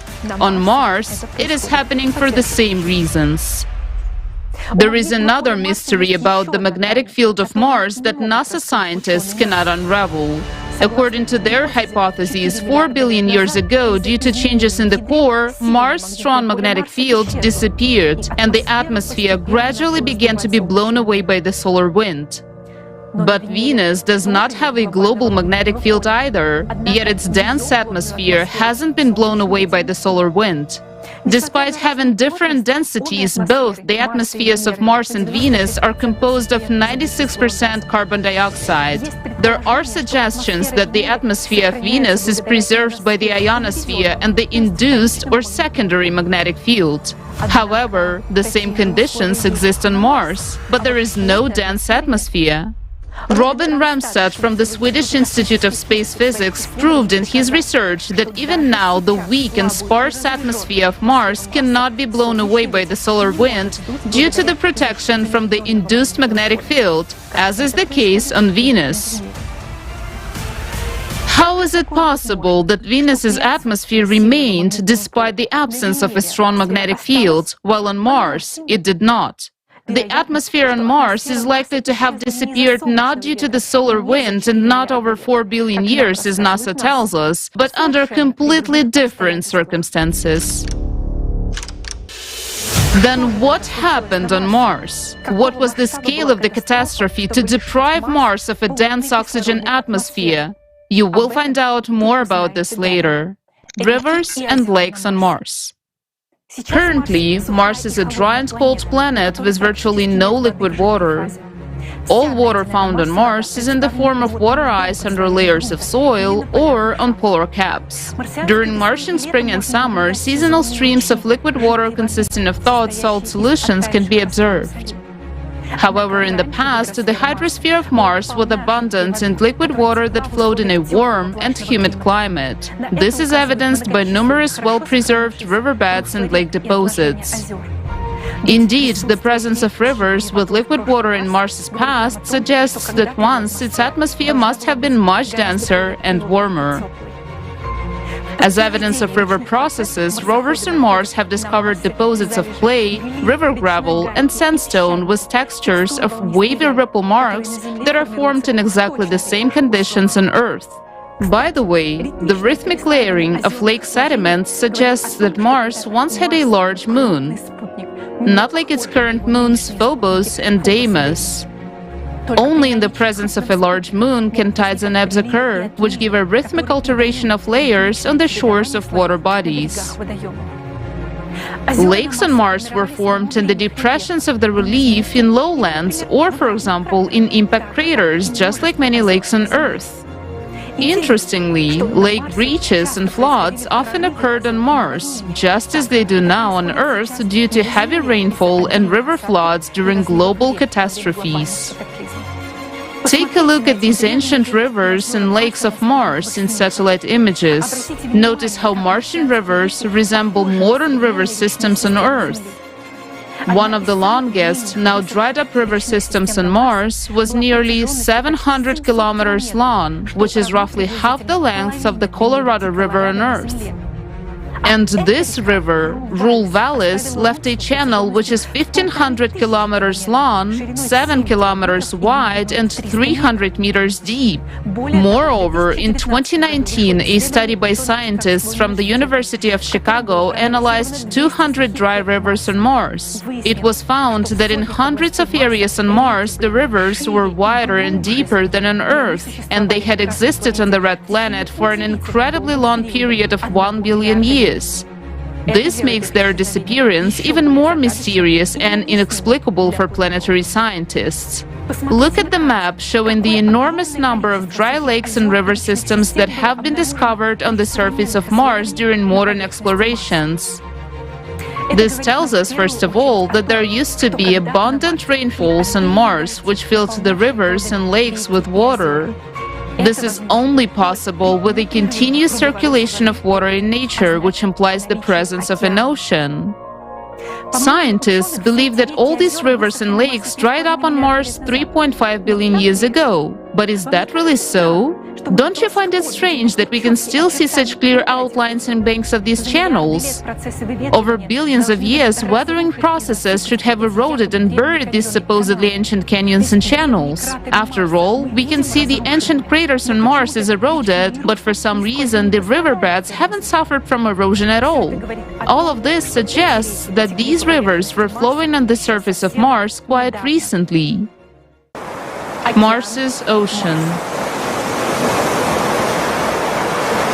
Despite ongoing scientific debates about whether there was a large body of water on the northern plains of Mars, thousands of experts find convincing evidence for the existence of an ocean on Mars. And the simplest and most obvious evidence of the presence of an ocean on Mars is its current landscape. Take a look at a topographical map of Mars. The blue color on the map indicates lowlands, while the red indicates highlands. Some scientists still assume that these blue lowlands on Mars are just a few impacts from large meteorites.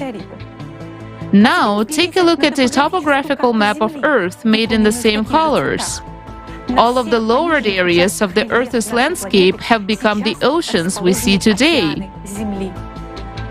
Can you see the similarities between the blue areas of these two maps? In case you have a question of why there was only one ocean and one continent on Mars, there is a simple answer. 300 million years ago, there was only one continent on Earth too, for example, Pangaea, and this had happened on Earth several times. Curiously, the total area of all Earth's continents is approximately equal to the total surface area of Mars.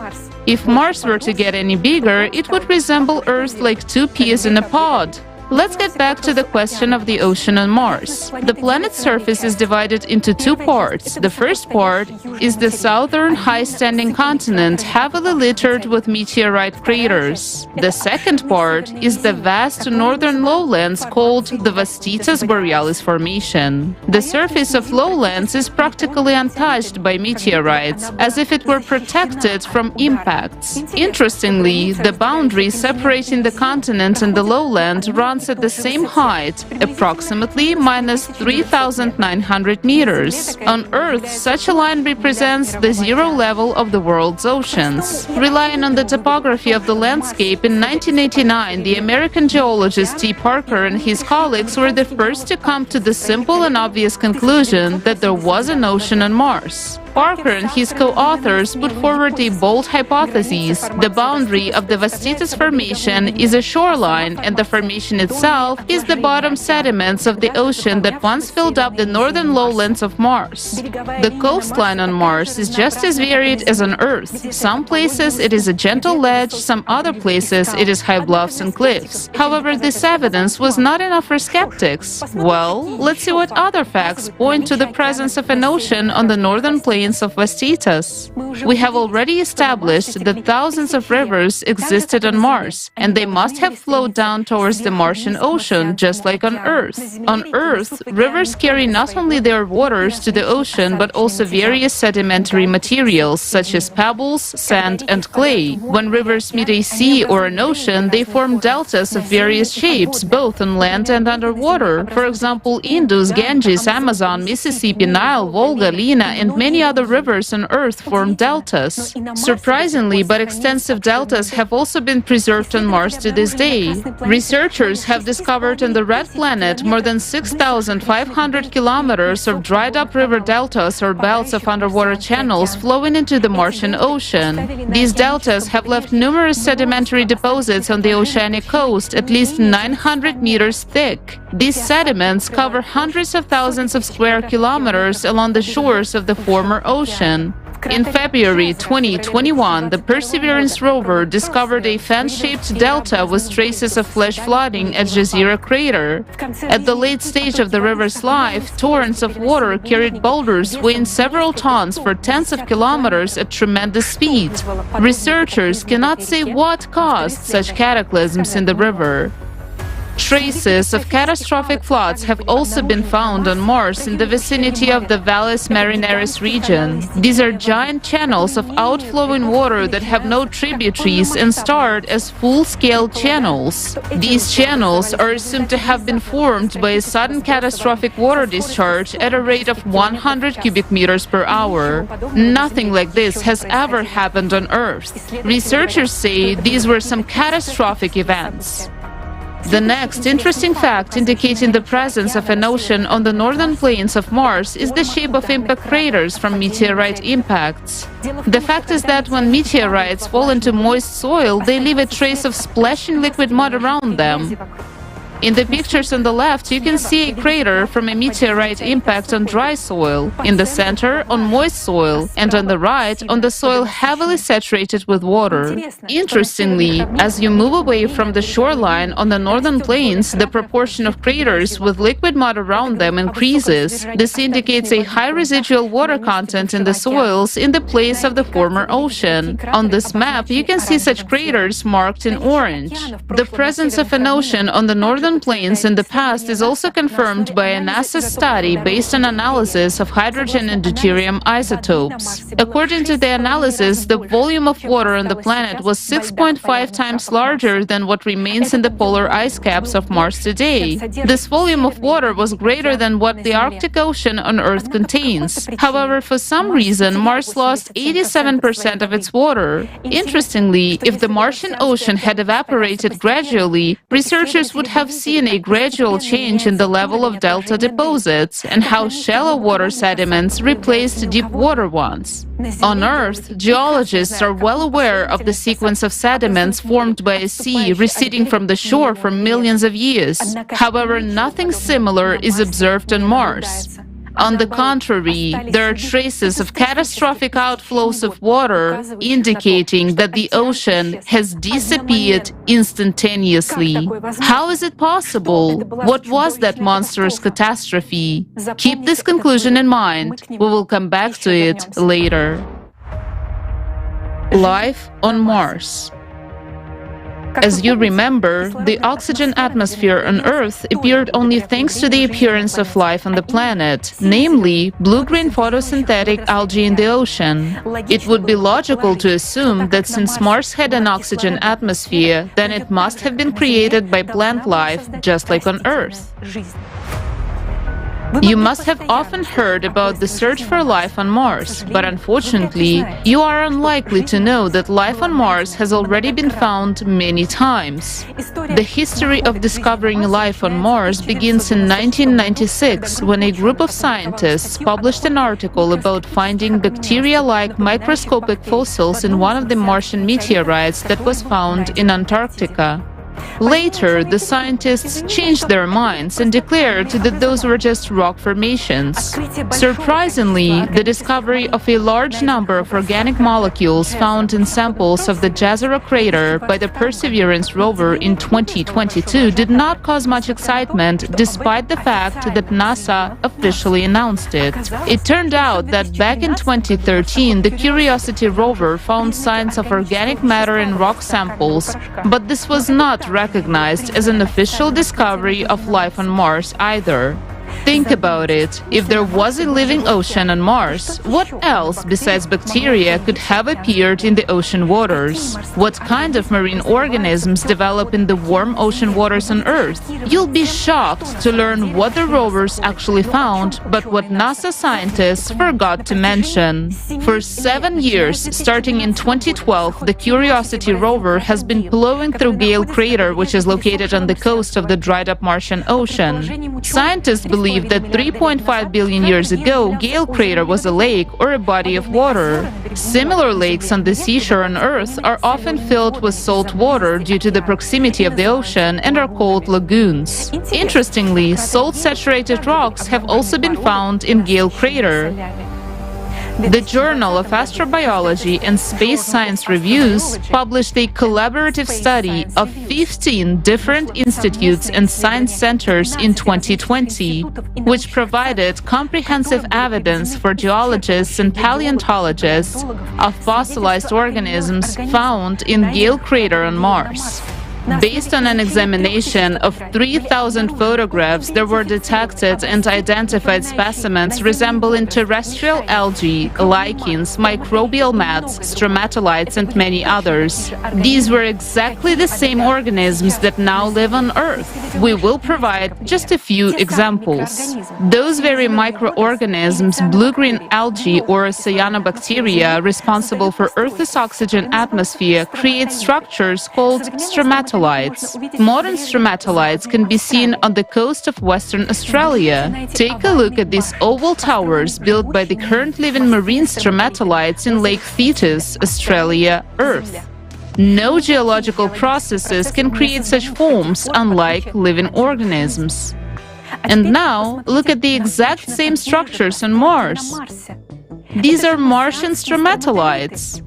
Now, take a look at the official NASA images, which show branching filaments of cyanobacteria found in the same region on Mars.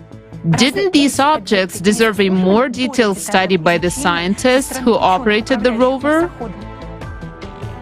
Now, look at the following pictures. These are the fruiting bodies of algae found right there on Mars. And now look at these bizarre forms of Martian plants.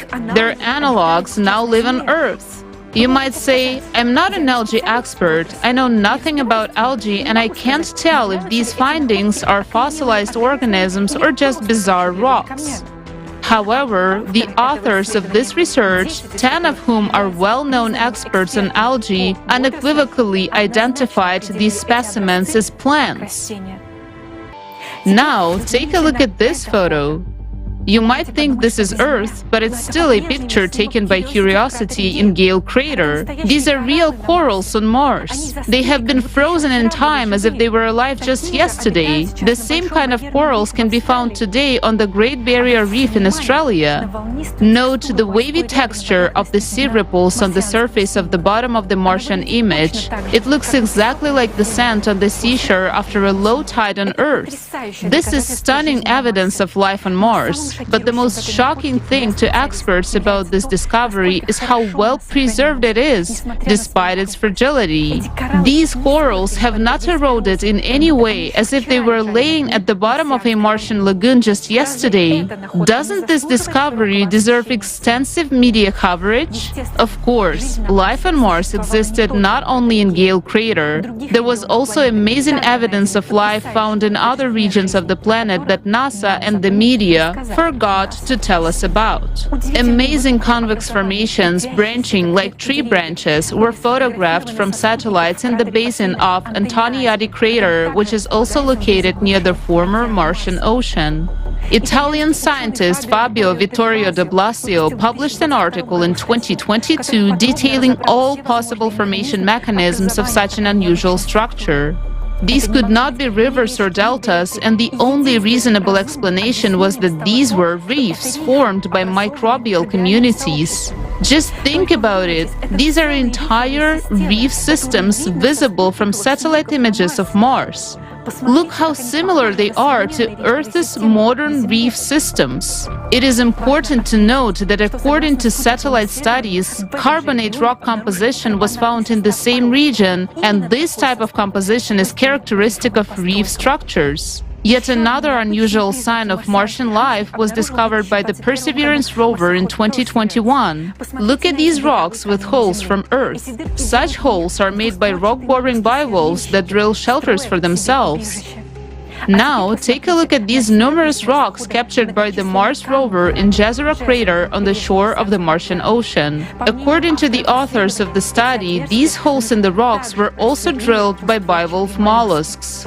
Some might argue that those could be dozens of meteorites laying in one place, but meteorites tend to have a metallic luster.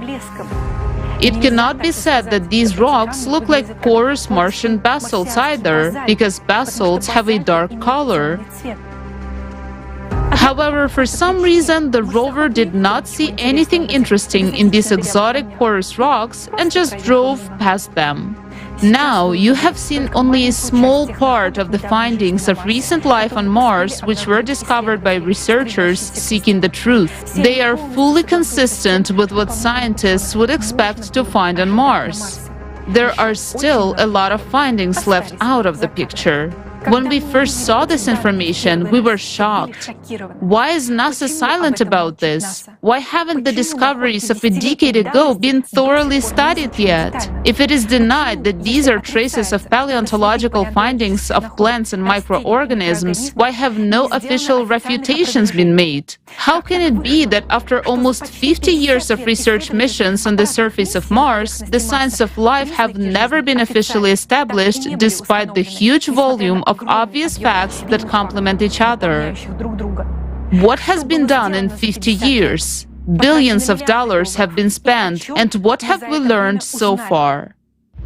Information about fossil finds on Mars is deliberately hidden. If we assume that all these findings are traces of active Martian life, then it turns out that Mars passed the same path of evolutionary development as Earth. The observed species have a similar origin and have their analogues among modern inhabitants of Earth, which means that Mars could not have perished 3.5 billion years ago. Otherwise, these species would not have had time to evolve. The fact that the extinction of Martian species occurred very recently is also evidenced by the excellent preservation of the findings, which completely contradicts the accepted dating of the demise of Mars. And to discourage inquisitive people from studying this topic, NASA adopted a tactic of posting on the internet hundreds of thousands of identical, boring photos from rovers in which there is nothing interesting. This is done to disappoint anyone who still had any interest in studying life on Mars and to make them give up hope. Meanwhile, the truth is right in front of everyone. Catastrophic eruptions on Mars. Current magmatic and volcanic activity on Mars is also puzzling researchers, as these processes cannot occur on a planet that has been dead for billions of years. Prior to recent discoveries, most planetary scientists thought Mars was geologically dead. Take a look at this region of Mars. It's called the Tharsis Plateau or Tarshish. This region is a massive volcanic plateau which was formed as a result of the magma ascent from a giant plume. The volcanic rocks of the Tharsis Plateau are not magnetized, which indicates that Mars' magnetic field was absent during these eruptions. The 5 largest volcanoes in the solar system are located on the Tharsis volcanic plateau and are considered to be extinct. According to the official theory, these volcanoes last erupted 150 million years ago and have not been active since then. However, on September 17, 2018, a 900-kilometer-long cloud was observed, ejected by Arsia Mons, one of the volcanoes in the region. This suggests that these volcanoes of Mars are not dead. Also, in this part of Mars, there is a giant 11-kilometer deep Valles Marineris, where the giant channels of catastrophic water discharge originated. Theoretical calculations suggest that this valley formed as a result of the uplift of the terrain caused by a magma chamber. The uplift experienced stretching during inflation and broke along the crack, which is what the Mariner Valley represents. At the end of the Mariner Valley, there is a region called the Labyrinth of Night, which is completely flooded with relatively young lava. It appears as if an incredibly powerful, catastrophic explosion occurred in this area. Nothing like this has ever happened on Earth, at least not yet. We'll talk about when and what happened here in just a few minutes. There are large volcanoes on Mars, not only on the Tharsis Plateau, but also on the opposite side of the hemisphere, in the region of Elysium Planitia.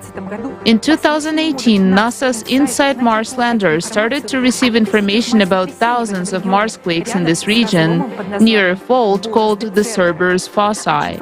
And on May 4th, 2022, a Marsquake of magnitude 5 was recorded in this region of Mars, the strongest ever observed on another planet. Mars does not have plate tectonics, so in 2022, scientists at the University of Arizona concluded that these Marsquakes were not of tectonic origin, but were caused by the rise of a huge mantle plume 4,000 kilometers in diameter. It began to deform an area of Mars roughly equivalent to that of the continental United States. Interestingly, the previous work of the same team of scientists proved that where the magma chamber is currently rising, there was a volcanic explosive eruption between 53,000 and 12,000 years ago. This is the youngest known eruption on Mars. All this suggests that the dynamic processes in the Martian depths have not ceased to this day. If the planet, according to scientists, lost its magnetic field 3.5 billion years ago due to the destruction of the core, then why hasn't this magma hotspot solidified and crystallized over all those billions of years? What provokes its uplift in the depth? Where does the extra energy come from inside the dead Mars to lift the magma?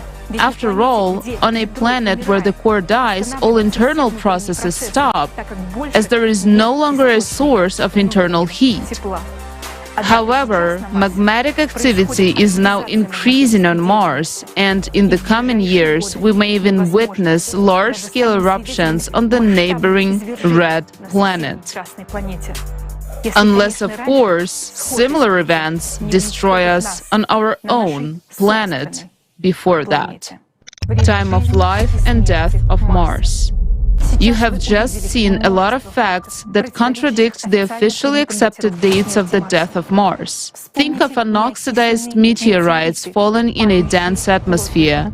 Think of the thin layer of red soil on the rocks, the river valleys which have not been eroded, and the fragile corals on the seafloor. Academic science claims that Mars turned into a dead planet 3.54 billion years ago. However, all the evidence suggests that there was life, ocean, atmosphere, and magnetic field on Mars quite recently, no more than a few tenths of millennia ago. If the planet had lost its dense atmosphere and ocean 3.5 billion years ago, the processes of wind and chemical erosion would have smoothed out and filled the relief of the rivers long ago. The wind, sand, and dust storms of Mars would have smoothed out any irregularities in the terrain. Yet, we see rivers, rifts, and signs of flooding as if giant channels formed by flowing water in the Mariner Valley area were made just yesterday. Let's figure out how is it possible that NASA scientists were so wrong in their understanding of the geological history of Mars. The age of rocks on other planets is determined by the number of meteorites that fell on them. The older the surface is, the more craters there are. If there are few craters, it means some processes in this area smoothed out the old craters. For example, lava was flowing or the ocean was splashing. Now, take a look at the topographic map of Mars. Once again, notice how few craters there are on the northern plains of Vastitas Formation compared to how many there are in the southern continent. How can this be explained? When there was an ocean on the northern plains, meteorites fell into water, leaving no craters. While on the continent, we see many craters of different kinds and ages. An attentive observer will note that not only are the northern plains almost devoid of impact craters, but so are the volcanic plateau of Tharsis and the Elysium volcanic region. This suggests that these eruptions occurred quite recently, in geological terms. And as mentioned earlier, it has been determined that volcanic eruptions occurred on Elysium only a few tens of thousands of years ago. How can we explain the fact that there are so many craters on the southern continent? It's interesting that if we remove the soil layers on the Earth's continent, we'll also see many craters throughout the Earth's geological history. In planetary science, there is a field of mathematical analysis called crater counting. It calculates the age of the rock surfaces based on statistical patterns. It is these calculations that led scientists to make erroneous dating of the death of Mars of 3.5 billion years. But why were scientists wrong in their calculations? Articles on Mars crater counting indicate the age of certain Martian surfaces as being 3.5, 4, or 2.5 billion years old. In other words, the accuracy of this method is now a billion years, give or take. So what kind of an accurate age estimation can we even talk about? Another important factor that introduced serious errors in crater statistics work was the appearance of a large number of craters on Mars due to its proximity to the asteroid belt. This belt formed as a result of the catastrophic destruction of the planet Phaeton due to the explosion of its core. Therefore, many fresh meteorite craters on Mars may have been caused by the fallen debris of Phaeton. Astrophysicist Rudolf Schultz, a Nobel Prize nominee, and a team of researchers believe that Mars lost its atmosphere and ocean not 3.5 billion years ago, but in the period between 100,000 and 10,000 years ago. Professor Alexander Mikhailovich Portnov asserts that the catastrophe on Mars occurred only a few tens of thousands of years ago. We hypothesize that Mars died 24,000 years ago during a cycle of most powerful cataclysms that affect the entire solar system every 12,000 years. Planetary scientists do not see that Mars died recently because they ignore information about the cycle of cataclysms and do not pay attention to the fact that climate change and the activation of the depths of all planets of the solar system occurs simultaneously. They only focus on the Martian surface and believe that the craters formed in the place of the former ocean are very ancient and have accumulated over 3.5 billion years. The shape of these craters indeed resembles very ancient, partially destroyed formations. We do not blame those scientists because in order to understand what happened on Mars, you need to know well what happens on our own planet during the 12,000-year cycle of catastrophes, which obviously lies beyond the competence of researchers studying other planets. During a cycle of catastrophes, when the impact from outer space delivers additional energy to the cores of the planets, their interiors begin to heat up, causing the cores to get displaced. Destabilization of the core in the planet causes anomalies in the magnetic field and the drift of the center of mass and the speed of rotation of the planet begin to change. Due to the energy entering the planet's interior and changes in the centrifugal force, magma begins to rise from the interior of the planet, just as it is currently happening on Earth, where magma is already breaking through the thinnest parts of the crust. The thinnest part is the oceanic crust, and now, due to the rise of magma, the ocean floor is heating up more than usual. The same thing is happening on Mars, as well as on other planets of the solar system, and even on the Moon. Take a look at the flat, smooth surfaces of the ocean of storms on the Moon. That part of the Moon became so smooth probably because in the 12,000-year cycle, magma from the depths melted the crust in that area from within. The same process takes place on Mars. During the cycle of cataclysms, magma heats up the bottom of the former ocean and melts the ice below the surface, while the craters erode. This is why scientists believe that these are ancient craters that appeared billions of years ago. Numerous traces of crater healing, floods, and even traces of mega tsunamis in the recent past of Mars speak of endogenous heating of the planet's interior, the thawing of water-saturated soils, and the erosion of the former Martian ocean floor. For scientists unfamiliar with the information about 12,000-year cycle of cataclysms, these phenomena remain a mystery. Experts cannot imagine that their models and dating are wrong because they cannot answer a simple question: where did the atmosphere and ocean of Mars disappear if it died recently? Now we're going to tell you the most vital information for every Earthling. Are you ready to find out what really happened on Mars and what could happen on Earth in just 13 years? Hydraulic impact on Mars. Mars died suddenly. Recall, we do not see traces of the gradual retreat of the ocean. This means the ocean disappeared instantly. The dense oxygen atmosphere of Mars also disappeared under mysterious circumstances unexplained by NASA models. The oxidized red film over the entire surface of Mars could only have formed in conditions of the burning of the entire atmosphere. This sudden, unexpected cataclysm formed giant traces of water discharge. Only a single scenario of the death of living planets can bring together all these disparate facts into one frightening picture. Let's look at how this catastrophe happened on Mars. It all started just like it does every 12,000 years throughout the solar system. Extra energy from the outside began to enter the cores of the planets. The core of Mars also received this energy, and the interior of Mars began to heat up. The magma chamber beneath the Tharsis Plateau began to rise, just like what's happening now on Earth under the glaciers of Greenland and Antarctica. The humid, warm climate of Mars began to change. The global temperature on the planet rose by several degrees. The ocean began to warm up from the bottom.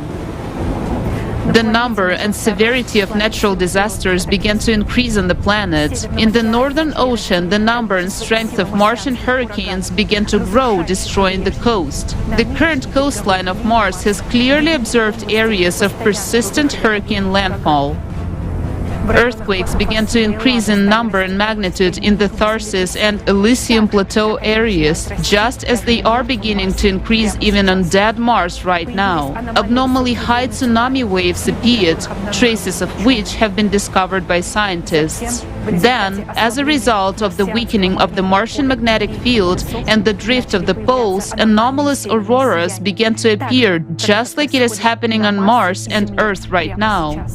The instability in the planet's interior continued to grow. On two plateaus, Tharsis and Elysium, volcanoes exploded and catastrophic eruptions began, flooding everything around with liquid, unusually hot lava. This is evidenced by a huge area covered by lava flows. The atmosphere was filled with ash, and a sudden ice age began. Hurricane winds carried abrasive particles, bringing everything in their path to dust. Those were the same dust storms that now occur on Mars, only the winds were hundreds of times stronger. Earthquakes increased exponentially until the entire Mars began to shake with magnitude 10 Marsquakes. Magma plume under the Tharsis Plateau continued to uplift the area until at some point the magma met groundwater in the interior. At that point, the uplift burst with a catastrophic roar. This formed the Mariner Valley, into which the cold waters of the Northern Ocean rushed. At that moment, in the central part of the Tharsis Plateau, where the labyrinth of Night Plateau is now located, there was a catastrophic rupture of the plume, and the cold water in the Mariner Valley instantly exploded, breaking through the atmosphere of Mars with a column of steam. This was a hydraulic impact with the force of millions of nuclear bombs. The shockwave from this explosion tangentially traveled inside the planet, expanding the magma in all directions. The impact caused the inner core to bounce back and stop, and the magnetic field of Mars disappeared in an instant. The moon of Mars most likely flew off into the sun. Water from the Mariner Valley rushed back into the ocean, forming catastrophic outflow channels. Mars exploded from eruptions, its atmosphere started burning and flared from electromagnetic discharges. Mars was burning, and our distant ancestors saw it. The blazing planet began to be covered with a red oxide film. At this very moment, literally in a couple of minutes, the torn atmosphere of Mars rolled up like a scroll, and since its integrity was violated, it broke off the blazing planet along with the ocean. The torn atmosphere and ocean of Mars instantly froze in the cold of outer space and turned into comets with a precisely defined momentum of movement in the solar system. Once every few decades, these comets return to their original home. Comets fly past Mars. So, it was due to the hydraulic impact that Mars lost its magnetic field, moon, atmosphere, ocean, and life in just a few minutes. This happened 24,000 years ago. Volcanoes continued to erupt on the planet for several more decades until they exhausted the energy impulse from the interior set by the cycle of cataclysms. The lava from the eruptions solidified after the magnetic field has disappeared, so the rocks did not retain their magnetization. The carbon dioxide released during these eruptions became the new atmosphere of Mars, sparse and cold. Water-saturated sediments froze in the ground. The only inhabitants of Mars that might have survived were molds and bacteria. Mars took on the appearance that we are used to seeing. Over the past 24,000 years, a number of meteorites have fallen on Mars, including ones from the asteroid belt at the location of the planet Phaeton. However, 12,000 years ago, during the previous cycle of cataclysms, the distorted interior of Mars received a new impulse of energy, and the volcanoes began to erupt again, while the floor of the former ocean heated up and melted. It was these processes that caused the craters on the northern plains to take on the appearance of ancient formations, causing scientists to push back the date of Mars's death to an uncertain 3.5 billion years. Why have thousands of scientists been misled and deceived about the true dates of Mars's death? Why has NASA been searching for life on Mars for 50 years and not finding any obvious facts in their own images? We don't believe that only fools work at NASA, but we are certain that they're not telling us the truth. And here is the answer to the question why they are doing this. Those who bought the opinions of scientists are well aware of the cataclysms that happened during the cycle, but they believe people do not need to know this because they hope that things on Earth will not be so bad and they will be able to wait it out in a bunker, but not this time. Nobody survived in a bunker on Mars. Here it is, Mars, dead and cold, evidence and the most vivid example of hydraulic impact, a rare phenomenon on living planets. Mars is a dead monument to a hydraulic impact, a terrible tragedy, and at the same time, this is our chance to understand the reality of the death of planets, the reality of seeing the same scenario on our planet. Now on Earth, we have also entered a cycle of cataclysmic events, similar to the one during which Mars died. The date of the repetition of the events of Mars and our planet on Earth is already known. It is the year 2036. The location of the hydraulic impact is identified. It is the Mariana Trench. Isn't it ironic that on Mars it happened in the valley called Mariner? Do you have enough facts now to understand that it's not a joke? If we continue to do nothing, in 2036 the ocean, atmosphere and all life on our planet will disappear.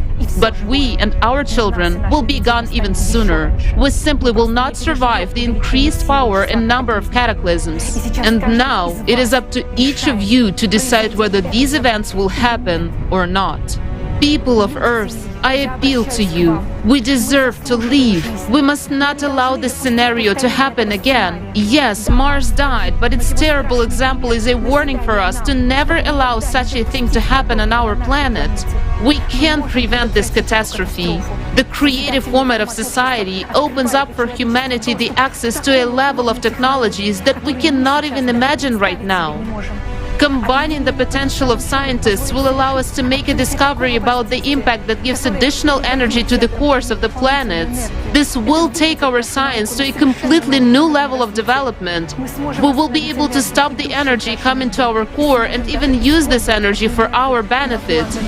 We will be able to control volcanic eruptions and prevent hydraulic impact in the Mariana Trench. But we can do that only together. We need each and every one of you to tell the truth about the threat of Earth's death just as it happened on Mars. To tell all of humanity that there is a way out and it is the creative society. We need each and every one of you. Let's not miss our chance to build the creative society. Let's choose life.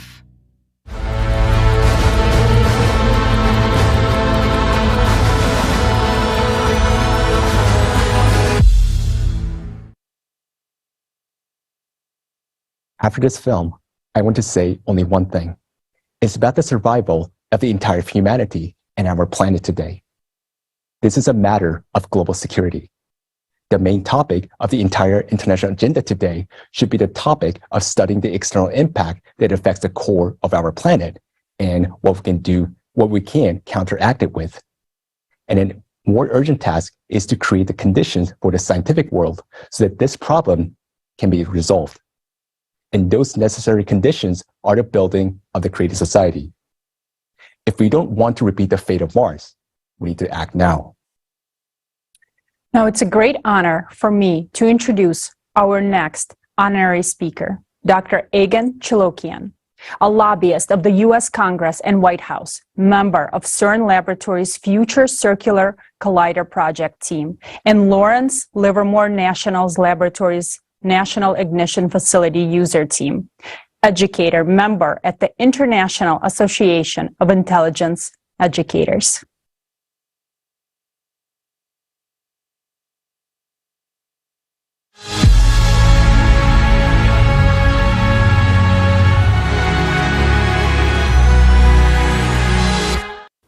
Good day to everyone. My name is Egan Chilokian. I am a retired international tax law professional who was also a qualified particle physicist. For the most part, I reside in Cambridge, Massachusetts, USA, home to both MIT and Harvard University, where I have academic roots. Equipped with a combined legal and physical science background, I developed a professional career within the national security, legislative affairs, and academic communities, commencing very early on. Today, I shall be speaking on the interface between climate change, Earth's geophysical disruption, legislative affairs, and national security.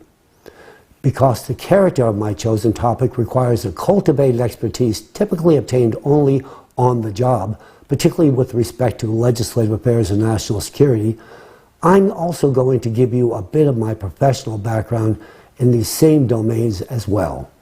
In this regard, very early in my career, I served as a legislative tax analyst attached to the President's Commission on International Trade and Investment Policy, the White House, under President Nixon and President Ford.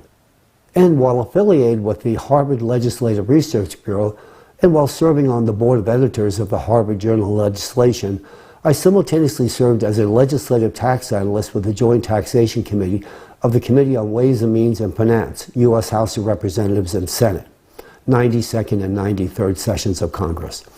Thereafter, I worked with the Reagan Kitchen Cabinet and Reagan White House, where I was intimately involved with President Reagan's Strategic Defense Initiative project. In total, I have worked with 4 U.S. presidents. While I am, in fact, based in Cambridge, Massachusetts, the lion's share of my current professional activities do in fact take place on Capitol Hill, Washington, D.C., where I have recently commenced a specialized legislative affairs practice centered on climate change and national security-related matters. Incidentally, if you're wondering whether or not I still keep my hand in the physical sciences, well, yes, I do. In fact, I am duly cited in all 4 volumes of CERN Laboratories' Future Circular Collider Conceptual Design Report, and I retain a very active role in the FCC's development. Additionally, I am likewise actively involved in NASA's NISAR mission as well, with a 2024 launch date rapidly approaching. CERN is the preeminent particle physics laboratory worldwide, and the FCC project is deemed to be one of the world's most sophisticated engineering challenges. And with regard to NASA's NISAR mission, which is a partnership between NASA and the Indian Space Research Organization, it is the first satellite mission to collect data in 2 microwave bandwidths, called the L-band and the S-band. In fact, it measures changes of our planet's surface, including movements as small as a centimeter, thus allowing the mission to observe a wide range of Earth processes, from the flow rates of glaciers and ice sheets to the dynamics of earthquakes and volcanoes. The tools provided by NASA's NISAR mission will likely be available to many of you within this audience within the very near future. Now I will turn my attention to the interface between volcanoes, the oceans, human anthropogenic behavior, and legislative affairs and national security. Starting with the oceans and human interaction, the anthropogenic factor has indeed destabilized our ocean's ability to mitigate Earth's ever-increasing volcanic activity. Historically, we as humans could place reliance on Earth's oceans to provide a natural cooling system for the plates and magma beneath Earth's crust, which in turn prevented magma from achieving critical temperatures. By simply cooling the plates and the magma through the release of excess heat into the atmosphere, the oceans routinely prevented the prospect of potentially catastrophic consequences of magma breaching through Earth's crust. Now, unfortunately, it would appear that humans have seen fit to handicap our oceans from performing this vital service. Growing evidence would suggest that the thermal conductivity of ocean water has been decreasing at a molecular level as a direct result of microplastic pollution. Microplastic pollution has decreased the ability of the ocean to release heat into the atmosphere, consequently causing the ocean to heat up and the magma beneath the plates to receive insufficient cooling. As a direct result of this activity, the opportunity for enhanced seismic and volcanic activity has dramatically increased. Routine results reveal that magma flows that are currently being released reflect higher temperatures and significantly different chemical compositions than those observed in the past. And magma that was previously retained at greater depths is now freely evacuating to the surface, further supporting the validity of this statement. Now let's talk about volcanoes. This portion of my presentation will be centered on the cataclysmic volcano activity, both historical and forthcoming, and on the impact likely to be visited upon mankind. Whether viewed through the national security or national disaster lens, the threat warrants immediate global attention. Accordingly, from the introductory presentation, it is hoped that a blueprint to address this issue at hand may ultimately be born, and to the same end, a 12,000-year evolutionary volcanic cycle will be embraced, from which we shall examine the factors which give rise to my assertions. My choice to employ a 12,000-year cyclical barometer was drawn from traditional geological interrogation, which included an empirical examination of ice core data, sedimentary deposits, glacial traces, paleomagnetic research, and archaeological excavation datings. The enhanced frequency of extraordinary geophysical events indicates pronounced instability in the Earth's core. This same instability will consequently manifest itself in the form of intense heat and subsequent magma, as witnessed just a few weeks back. The seismic events unfolding before us today should not be overlooked or discounted. Earthquakes realized in Turkey and Syria, compounded by a succession of volcanic eruptions and subordinated activity, ought to provide ample warning of imminent danger at our doorsteps. Should an earthquake occur in a geospecific region of China or elsewhere on the planet that produces a force magnitude similar to that recently visited upon Turkey, such an extraordinary event could actually trigger volcanic activity as far away as Yellowstone caldera, located in North America. Volcanic networks are indeed incestuous in all respects. If this were to happen, the consequences could be devastating, potentially resulting in a consequential eruption of the Yellowstone supervolcano. Moreover, such a catastrophic incident could also activate an interconnected network of volcanoes worldwide. In this lattermost scenario, the fate of mankind would likely be at stake. Volcanoes erupt when mandatory conditions are met. Currently, an increase in magnetic activity is observed on the Earth's interior, and this will ultimately bring about enhanced volcanic activity from both volcanoes and supervolcanoes alike. As magma escapes to the surface, even if external impact on the Earth's core were fully arrested, the presence of inertia would suggest that the eruptions would persist.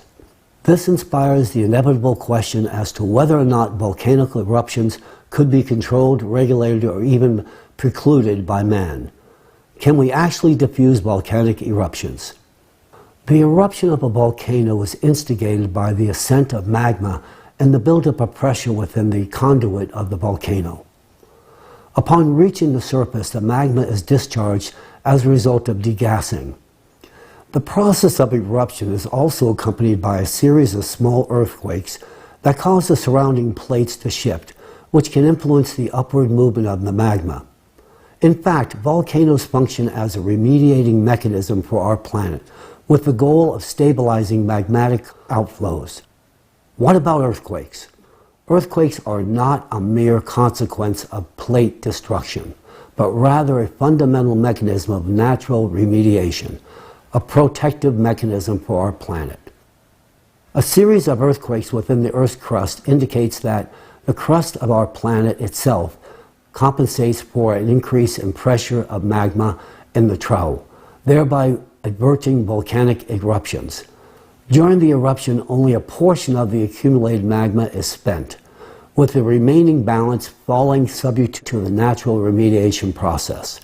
The same process manifests in an integral series of stabilizing earthquakes of varying magnitudes, which further serves to stay magma escape. Such a mechanism of natural compensation does not, however, apply in the case of supervolcanoes. A supervolcano possesses a massive magma chamber embedded in the Earth's crust, where magma can ascend and penetrate through the tectonic plate, resulting in a volcanic eruption. Unlike regular volcanoes, Earth's crust is unable to manipulate and restrain the powerful supervolcano eruption through the movement of its plates. Instead, the tectonic plate succumbs to its elimination through a process of melting, which allows magma to flow less impaired directly from the magma chamber under enormous pressure. In the present moment, we have an unprecedented opportunity to avert such catastrophes. These are not fanciful theories, but rather fundamental principles that are being implemented today. We have acquired the knowledge of how to properly degas and unload volcanoes.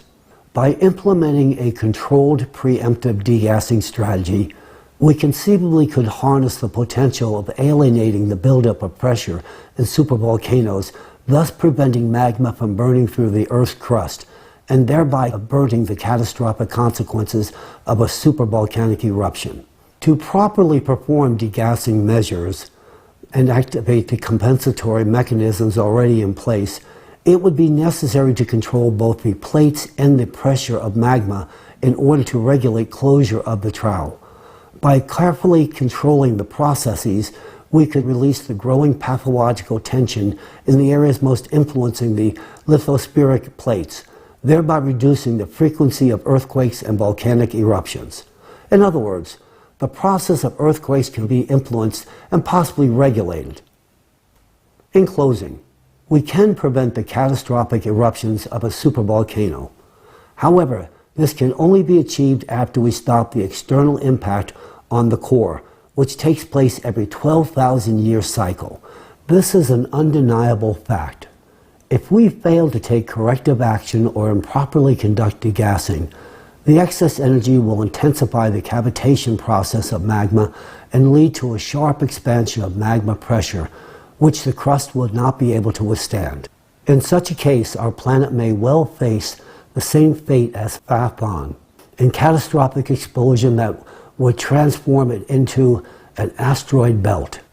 The issue at hand is not just a matter of national security, but rather a supranational one that should capture the attention of intelligence agencies and governments worldwide.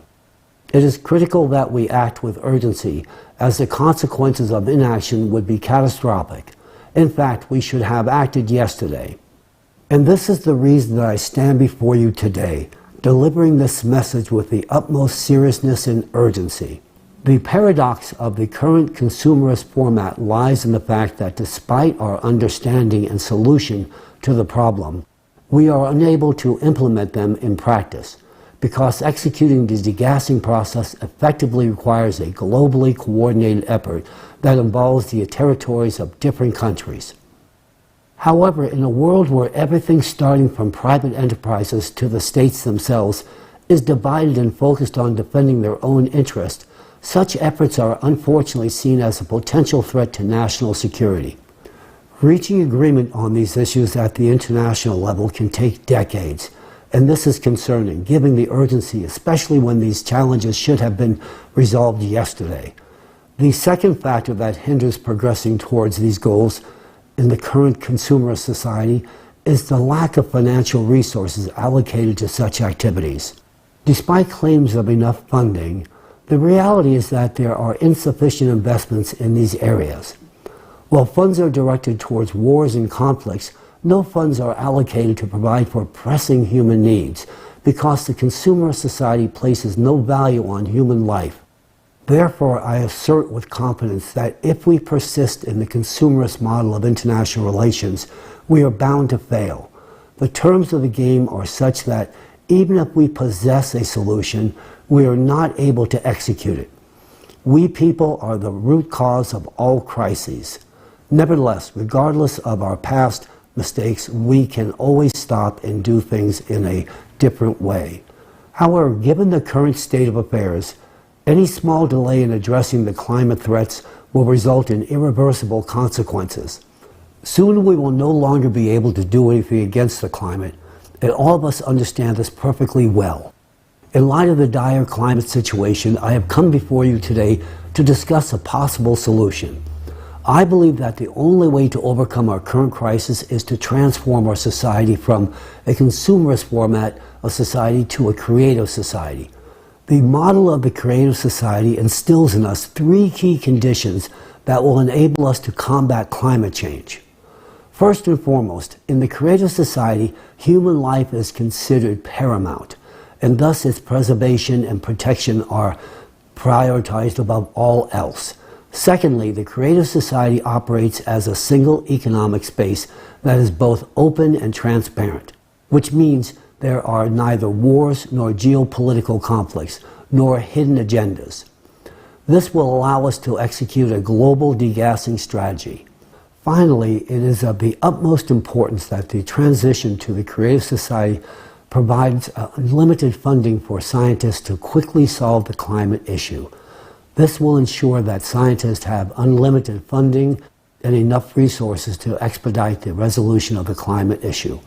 In the creative society, sufficient resources will be directed towards the control of volcanic eruptions, thereby enabling us to alleviate the pathological load and pressure from the tectonic plates.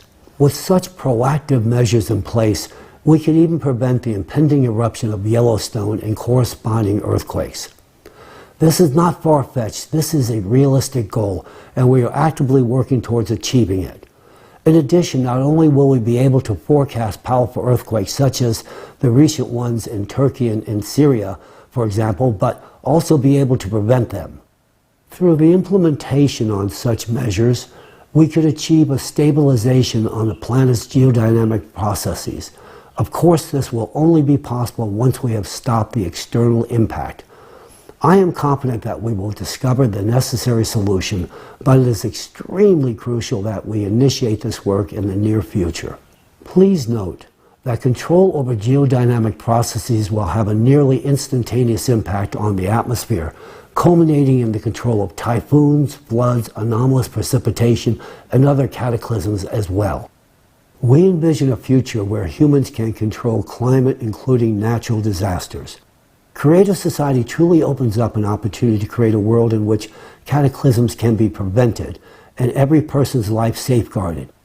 This prospect has been the subject of my thoughts and aspirations for a very long time. Therefore, when I was in Washington and encountered the presentation on the Creative Society, I immediately realized that it is precisely what we need. I recognize that the Creative Society is our way out, and thankfully we have such a way. This is something that can enable scientists to act without constraint, stop external impact, save our planet, and protect human life.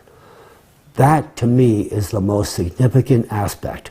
I know how to solve this problem. I hold the keys to the future in my hands. But as of now, I lack the opportunity to utilize them. This opportunity can only be provided through creative society. Only through the establishment of a creative society can we actually unlock the true potential to implement the solutions to prevent climate catastrophes and secure the safety and well-being of every individual. Ladies and gentlemen, thank you. I appreciate the opportunity to speak before you this day. Thank you so much. Have a good day.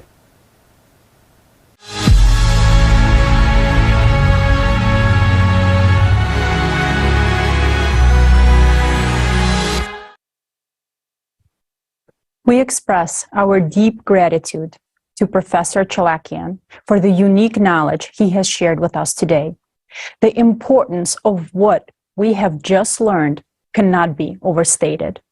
Professor Chalakian's wise and comprehensive approach to volcanic degassing is indispensable and gives hope for the successful elimination of the global climate threat. Thanks to Professor Chalakian, we can now see that the correct and safe degassing of volcanoes is possible. We have the tools and understanding to do it. So we can prevent supervolcano explosions, keep humankind safe, and save many human lives.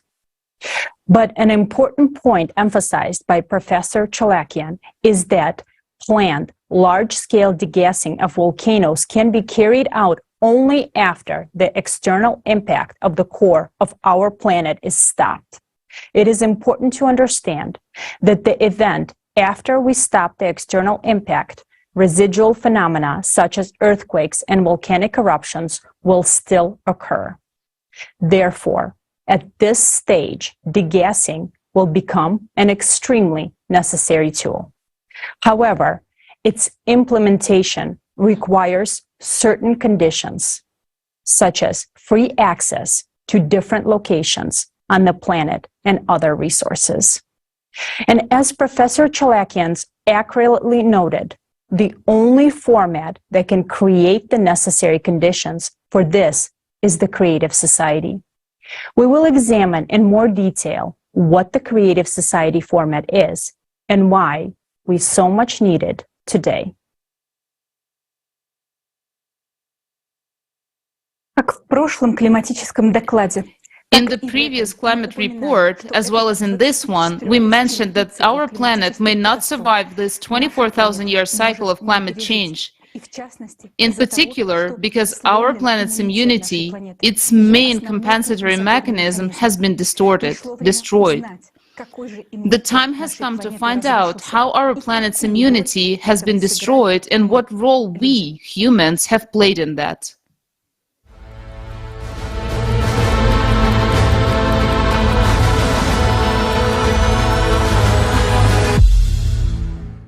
Right now, we are amidst the waters of the world ocean. It's an incredible feeling to observe these endless expanses, to realize their power and boundlessness. On the one hand, it's intimidating, but on the other hand, it lures and mesmerizes with its mystery. But do we realize how important, I would even say how critical, the role of the ocean is in our lives? To understand this, let's consider a simple example.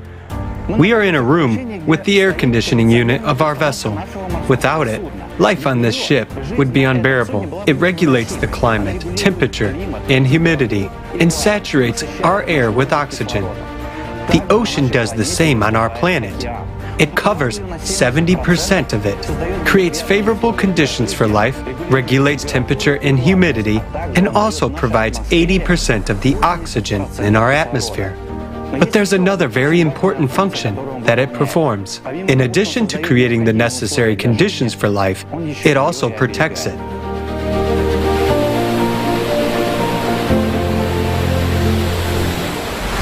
What exactly does the ocean do, and what does it protect the inhabitants of the planet from? One of the most important functions performed by the ocean is cooling the Earth's interior. Like an enormous air conditioning system, through the atmosphere, it releases into space the internal heat, which is transmitted to the lithospheric plates by the heated mantle and magma chambers. The ocean performs heat exchange and cooling functions, just like the cold water in nuclear reactors. The ocean plays a special role during the peak stress on our planet during the 12,000-year cycle of catastrophes, when additional energy is coming from space to the Earth's core. External impact leads to additional heating of the Earth's interior, which only increases the stress on the ocean. Moreover, every 24,000 years, the impact is several times more intense and the heating is greater. Today, the dynamics of seismic and volcanic activity on Earth already indicate that we are approaching the peak of this 24,000-year cycle. The only difference is that we are approaching it much faster than in all previous cycles, which is very alarming. And this threatens that in our cycle, a catastrophe may occur that has never happened before. A magma rupture in the Mariana Trench, leading to a powerful explosion that would shut down the core and burst the atmosphere. Such a catastrophe will not only lead to the end of humanity as a species, but also to the death of the very planet Earth. Why did our planet go through all previous cycles, but this time it will not?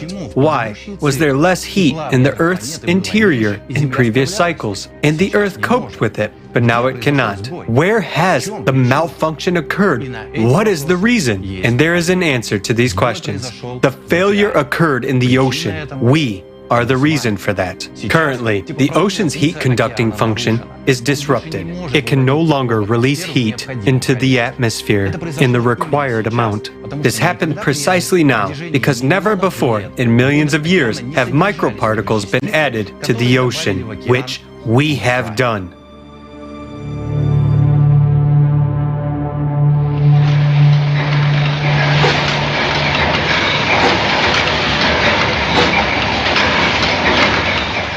Oil is hydrocarbons. Hydrocarbons at the molecular level critically reduce the ocean's heat conductivity.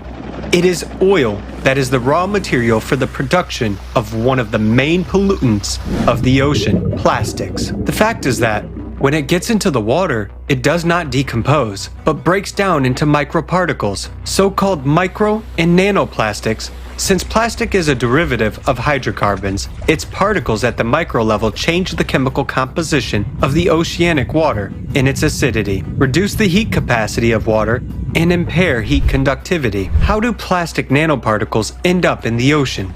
The only reason for this is us humans. Humanity began mass-producing plastic in the 1950s. And now, almost everything that we have produced during this time is already in the ocean. Entire islands of plastic cover the surface of the ocean. Their total area is practically equal to the territory of the United States and Australia combined. But the worst part is that all the plastic that we see on the surface is only 1%.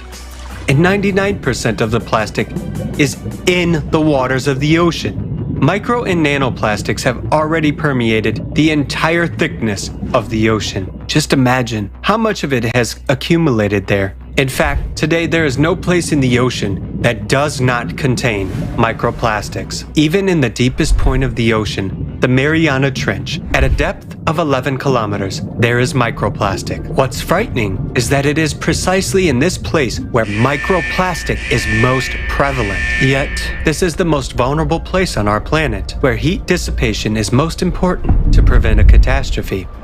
Oil enters the ocean in its primary form as well. Annually, up to 30 million tons of oil enter the ocean as a result of extraction, transportation, and accidents. To understand how much this is, let's do some simple calculations. Assuming that 1 ton of oil covers an area of 12 square kilometers of the ocean's surface, if we poured these 30 million tons of oil into the ocean at once, it would cover 360 million square kilometers of water with an oil film.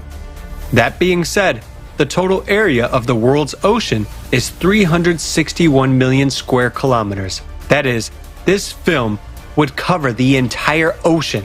Now, you can imagine what enormous volumes these are. Oil enters the ocean continuously.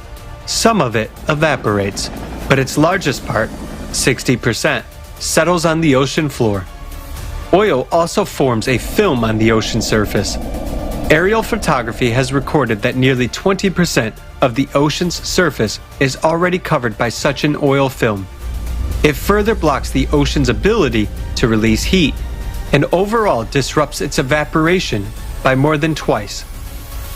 As a result of pollution by hydrocarbons and plastic, the ocean has lost its capacity to release heat. Instead, it accumulates it inside, causing even more warming from endogenous heat from the planet's interior. Thus, we, humans, through our activities have disrupted the system that had been functioning for millions of years before us, killing its important link, the ocean. As the ocean is currently struggling to cool, and is dissipating less heat, it is starting to warm up at the bottom. A warming 0.04 of a degree Celsius has been detected at a depth of 4.5 kilometers. It may seem like a small value. In a room, we wouldn't even notice such an increase. But imagine what this means on a planetary scale. What this means in terms of millions of cubic kilometers of ocean. And off the coast of North America, for example, there has been a rise in the ocean bottom temperatures of up to 5 degrees Celsius. As a result of the temperature increase in the bottom waters, huge volumes of heated water rise to the surface, the so-called blobs. The temperature of these zones can rise up to 6 degrees Celsius above the surrounding water. These blobs can reach as big as, for example, the area of Texas in the USA. And there are more and more of such giant blobs appearing. Such anomalies indicate that the ocean is dying, and its temperature regime is seriously disturbed. The increase in ocean bottom temperature leads to catastrophic consequences, as it represents a huge amount of energy that was unable to be released from the Earth's interior. This energy is equivalent to the power of millions of nuclear bombs aimed against us. It accumulates in the depths and leads to even greater heating and expansion of magma. And this inevitably leads the planet to a hydraulic impact in the Mariana Trench. The accumulation of endogenous energy inside the Earth intensifies the instability of the planet's core. Thus, the core is destabilized not only by the external impact from space, but also due to the accumulation of excess energy within the Earth's interior. And the more the core is destabilized, the weaker the electromagnetic field becomes. Our shield, which protects us from all kinds of dangerous cosmic radiation, is disappearing before our eyes. In turn, the weakening of the magnetic field leads to the thinning of the atmosphere. A recent study showed that the thickness of the stratosphere has already decreased by 400 meters since 1980. And this is a critical indicator. The atmosphere is supposed to transport excess heat from the ocean into space and protect our planet from harmful cosmic radiation. But plastic nanoparticles rise with oceanic evaporation from the ocean into the atmosphere and change its chemical composition. Because of this, instead of transferring heat further, the atmosphere accumulates it. As a result, the Earth is now absorbing more energy than it releases into space. This, in turn, increases the greenhouse effect. Because of this, the ocean is warming from both above and below, and is accumulating even more heat. Thus, we see that today the ocean is not coping with its function of cooling the tectonic plates and releasing heat into the atmosphere because it is warming up from both above and below. As a result of the weakening of the electromagnetic field and the disruption of atmospheric functions, cosmic radiation enters our Earth much more actively, causing further destabilization of the core. Thus, we see a vicious circle that leads our planet and ourselves to destruction. This is why we will not go through this cycle and why we are approaching it much faster. Because we have killed the ocean and it no longer performs its initial function. We have been witnessing signs of the death of the ocean for many years now, and this is happening at an extremely rapid pace. This includes the mass extinction of plankton, which is responsible for releasing oxygen into the atmosphere. This also includes the death of the Great Barrier Reef, which existed for 25 million years, but practically died within just 100 years due to the warming and acidification of the ocean. All of these processes are only a consequence of the main tragedy. The ocean has lost its ability to dissipate heat into the atmosphere.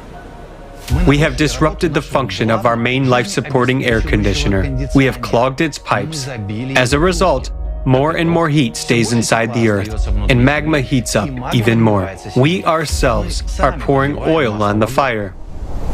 Currently, we are witnessing the growth of destructive cataclysms much earlier than they should have started. This includes the melting of the Antarctic and Greenland glaciers from the bottom up, abnormal heating of Western Siberia, increased seismic and volcanic activity all over the planet, and awakening of stratovolcanoes. This is how we ended up in this situation. The entire human race, along with our planet, has a high probability of not surviving this cycle. And it's all because of our stupidity and mindless consumerism that have killed the ocean. And we did this at the most dangerous moment in time, precisely when we needed its protection the most, during the cycle of climate catastrophes. For millions of years, the ocean protected us and was the only mechanism of defense. And now, we've killed it. And we are left alone and defenseless in the face of a global threat. Do we have a chance to survive all this? Yes, we do. But for this, we need technologies that will protect us from space radiation and help clean the ocean of hydrocarbons. Everyone is stingy with money, and no one will allocate resources for this. Moreover, it is necessary to eliminate the cause, cosmic radiation, and today, no one is solving this problem. As for those who could solve it, brilliant scientists today work for the military-industrial complexes of their countries, and it will always be so in the consumerist format. That is why we need different conditions to solve this problem. We will have such conditions only in the creative society. Building the creative society is our only chance. What will happen if we don't do this? We will perish long before 2036. Recall the millions of nuclear bombs that have already started ticking under our feet, and answer yourself to the question: is life worth a little effort to save it? What will you choose? The death of the planet or the creative society? That's the choice you're making right now.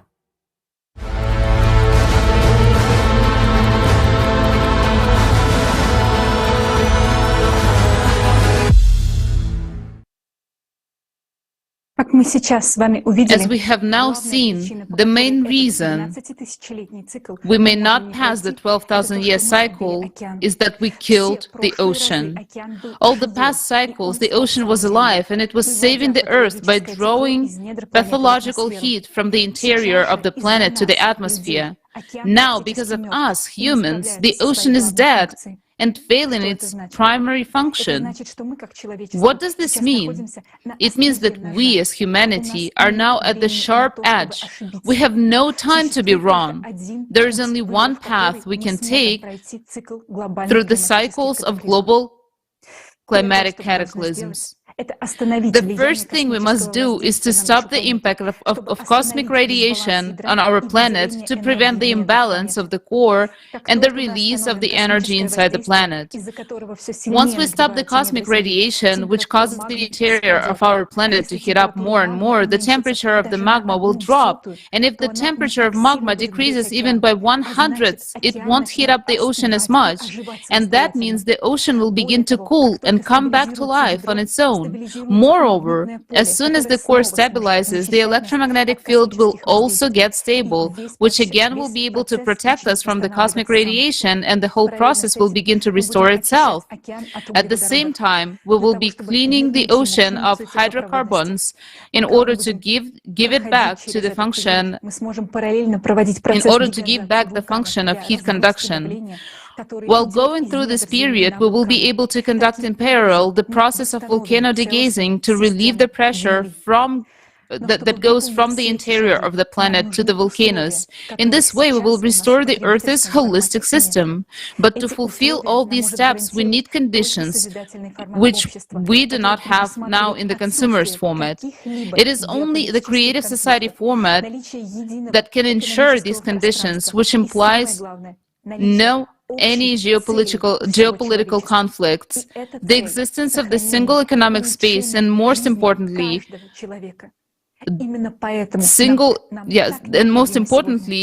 there being a common goal for all of humanity. And this goal is the preservation and improvement of life of each human. That's why we need the creative society today. And right now, I'm honored to present you to Igor Mikhailovich, our esteemed speaker.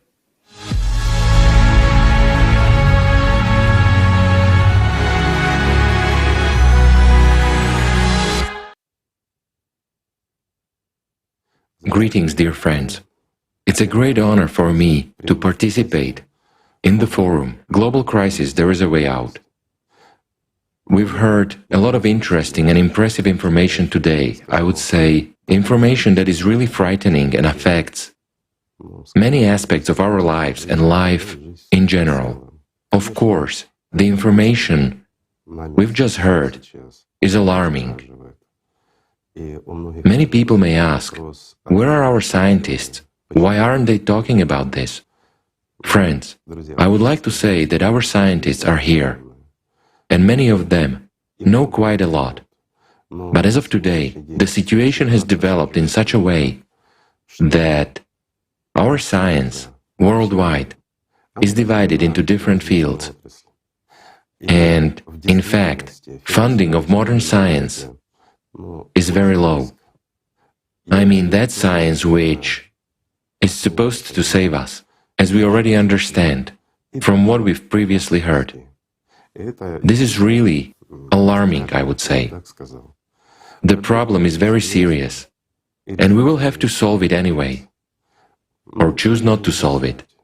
In fact, in our modern world, we, as entire humanity, have options. The first option is to do nothing, and as we've already heard, we can repeat the fate of Mars. The second option is for all to unite under a single government. First of all, why am I saying this?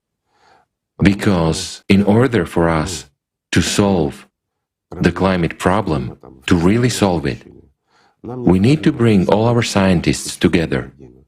Yes, we need theoreticians, but above all, we need practitioners.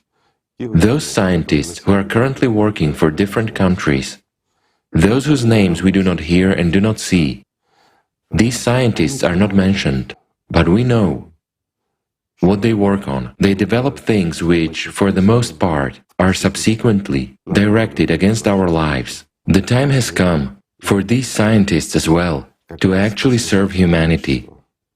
Unfortunately, not a single country is going to give up these scientists so easily. It means we should solve the problem globally if we want to survive as humanity.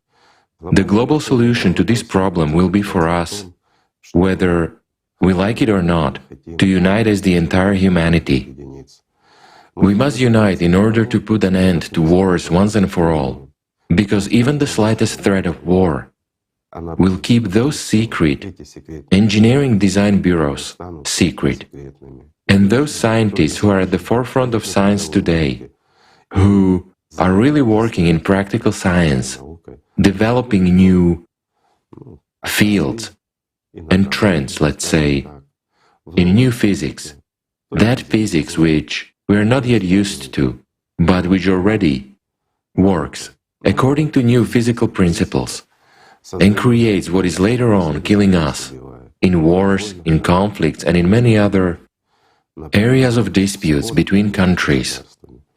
So in order for us to solve our main crisis, or at least to have a chance of solving it, we need these scientists.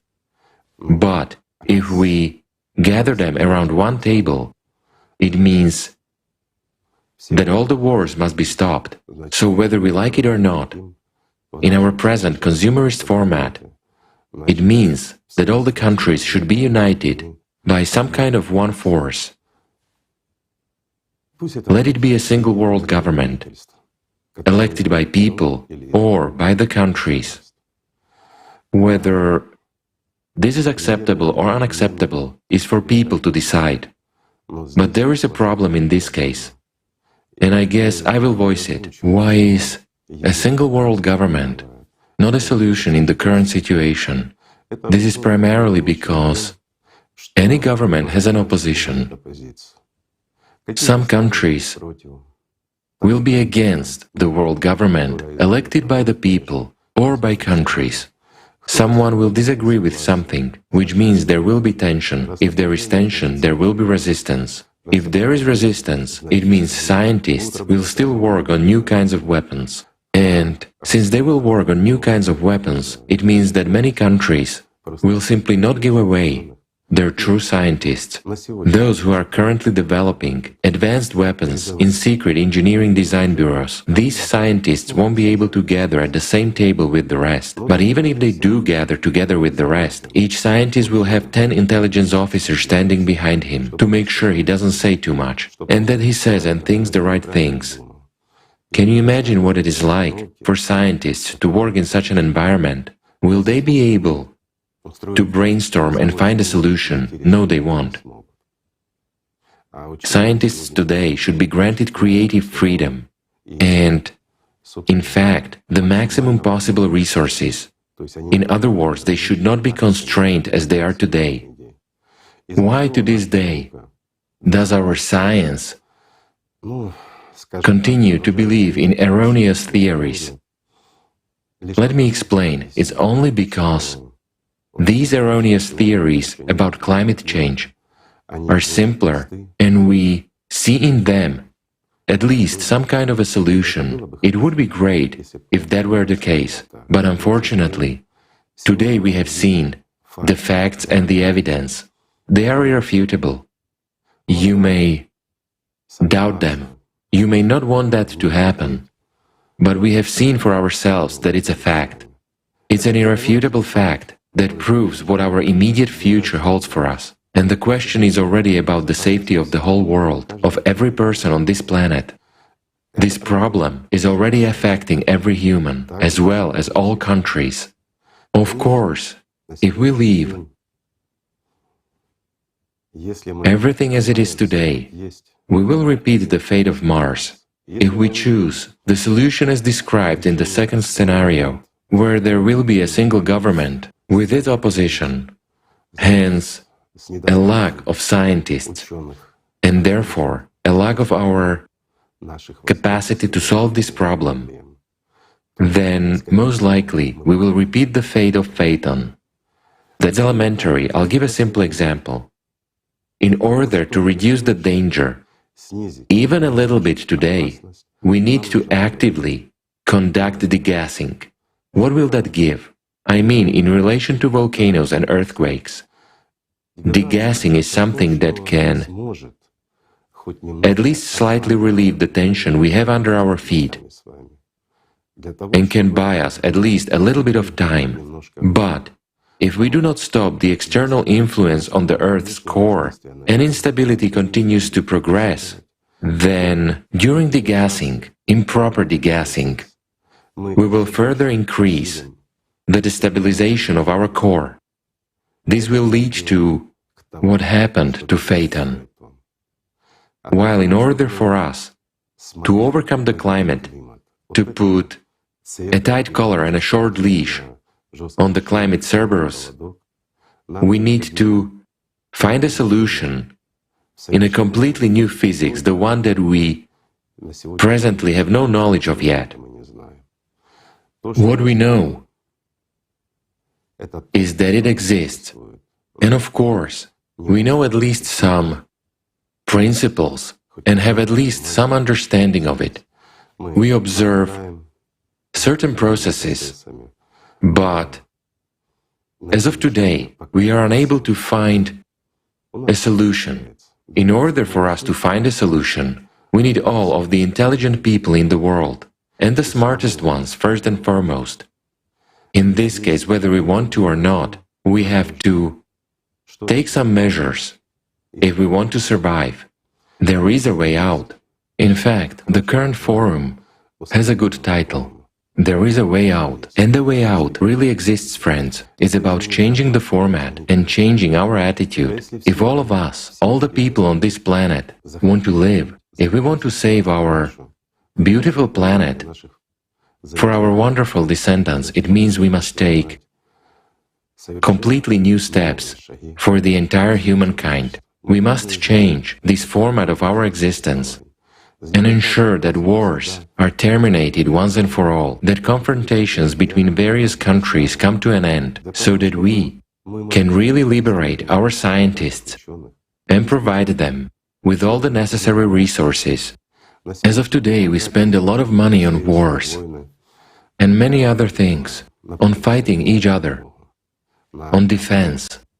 But We actually spend pennies on science. We must change it all, because all the weapons existing in this world are powerless against the climate Cerberus, and all of us already understand this, but we really have the enemy in our home. Yes, for some people the Cerberus may so far be in the neighboring rooms or even on another floor, but it is merciless, and it will definitely come to our floors and into our rooms. And we do understand that. We understand that it will eventually destroy our home completely. We don't want that. All sensible humanity doesn't want that. So we have to do something. We are now facing a dilemma, friends. We have to change this world in order to save humanity, to save ourselves and our families, and to save our planet. And we'll have to change our habitual consumerist format anyway. But if we are ready to change something, we should change it for the better. In this case, the most acceptable and the best option is the creative society. It's a platform where all humanity gathers. It's a format, the format of creative society, which guarantees that there will be no wars or confrontations on Earth ever again. It's a format that guarantees a decent and beautiful life for every human being. It's a format where human life is the highest value. And above all, it's a format that will enable scientists to do their job without any restrictions. This is a chance for us, friends. We have now learned about the changes and progressions of disasters in the climate. We have seen the facts and we have seen the evidence. If we are sensible, mature people, the first thing we need to do is to come together, make a decision, and do everything we can to preserve this planet. I am confident that this is the main task for everyone today.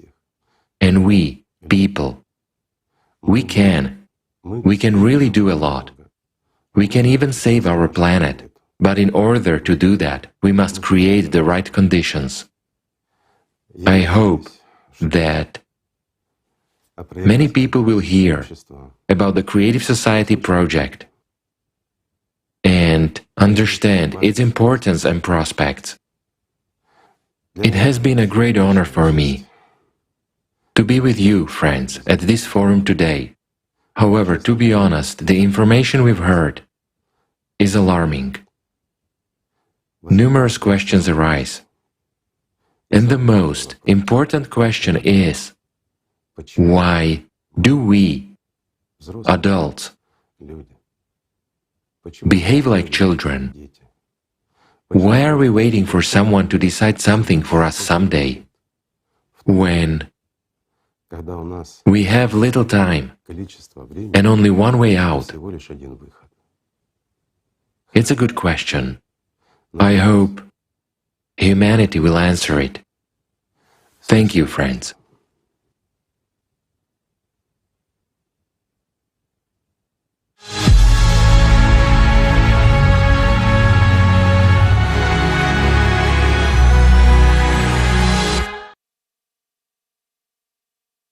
Спасибо, Игорь Михайлович. Thank you, Igor Mikhailovich, for your important words, for your support and faith in people. We still hope that modern humankind has enough reasons to choose life, so that we will not repeat neither fate of Mars nor Phaeton.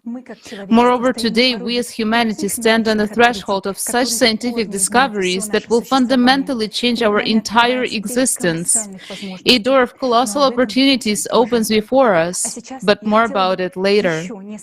And now I would like to say a few more words about a large-scale interdisciplinary research of climate change and geodynamics of the planet, the results of which were presented to you at today's forum as an illustrative report. At today's forum, we all witnessed the huge scale of international research and analytical work that was carried out by the volunteers of the Creative Society project from all over the world. Among them are representatives of academia from a variety of scientific fields with extensive experience and a wide range of professional skills.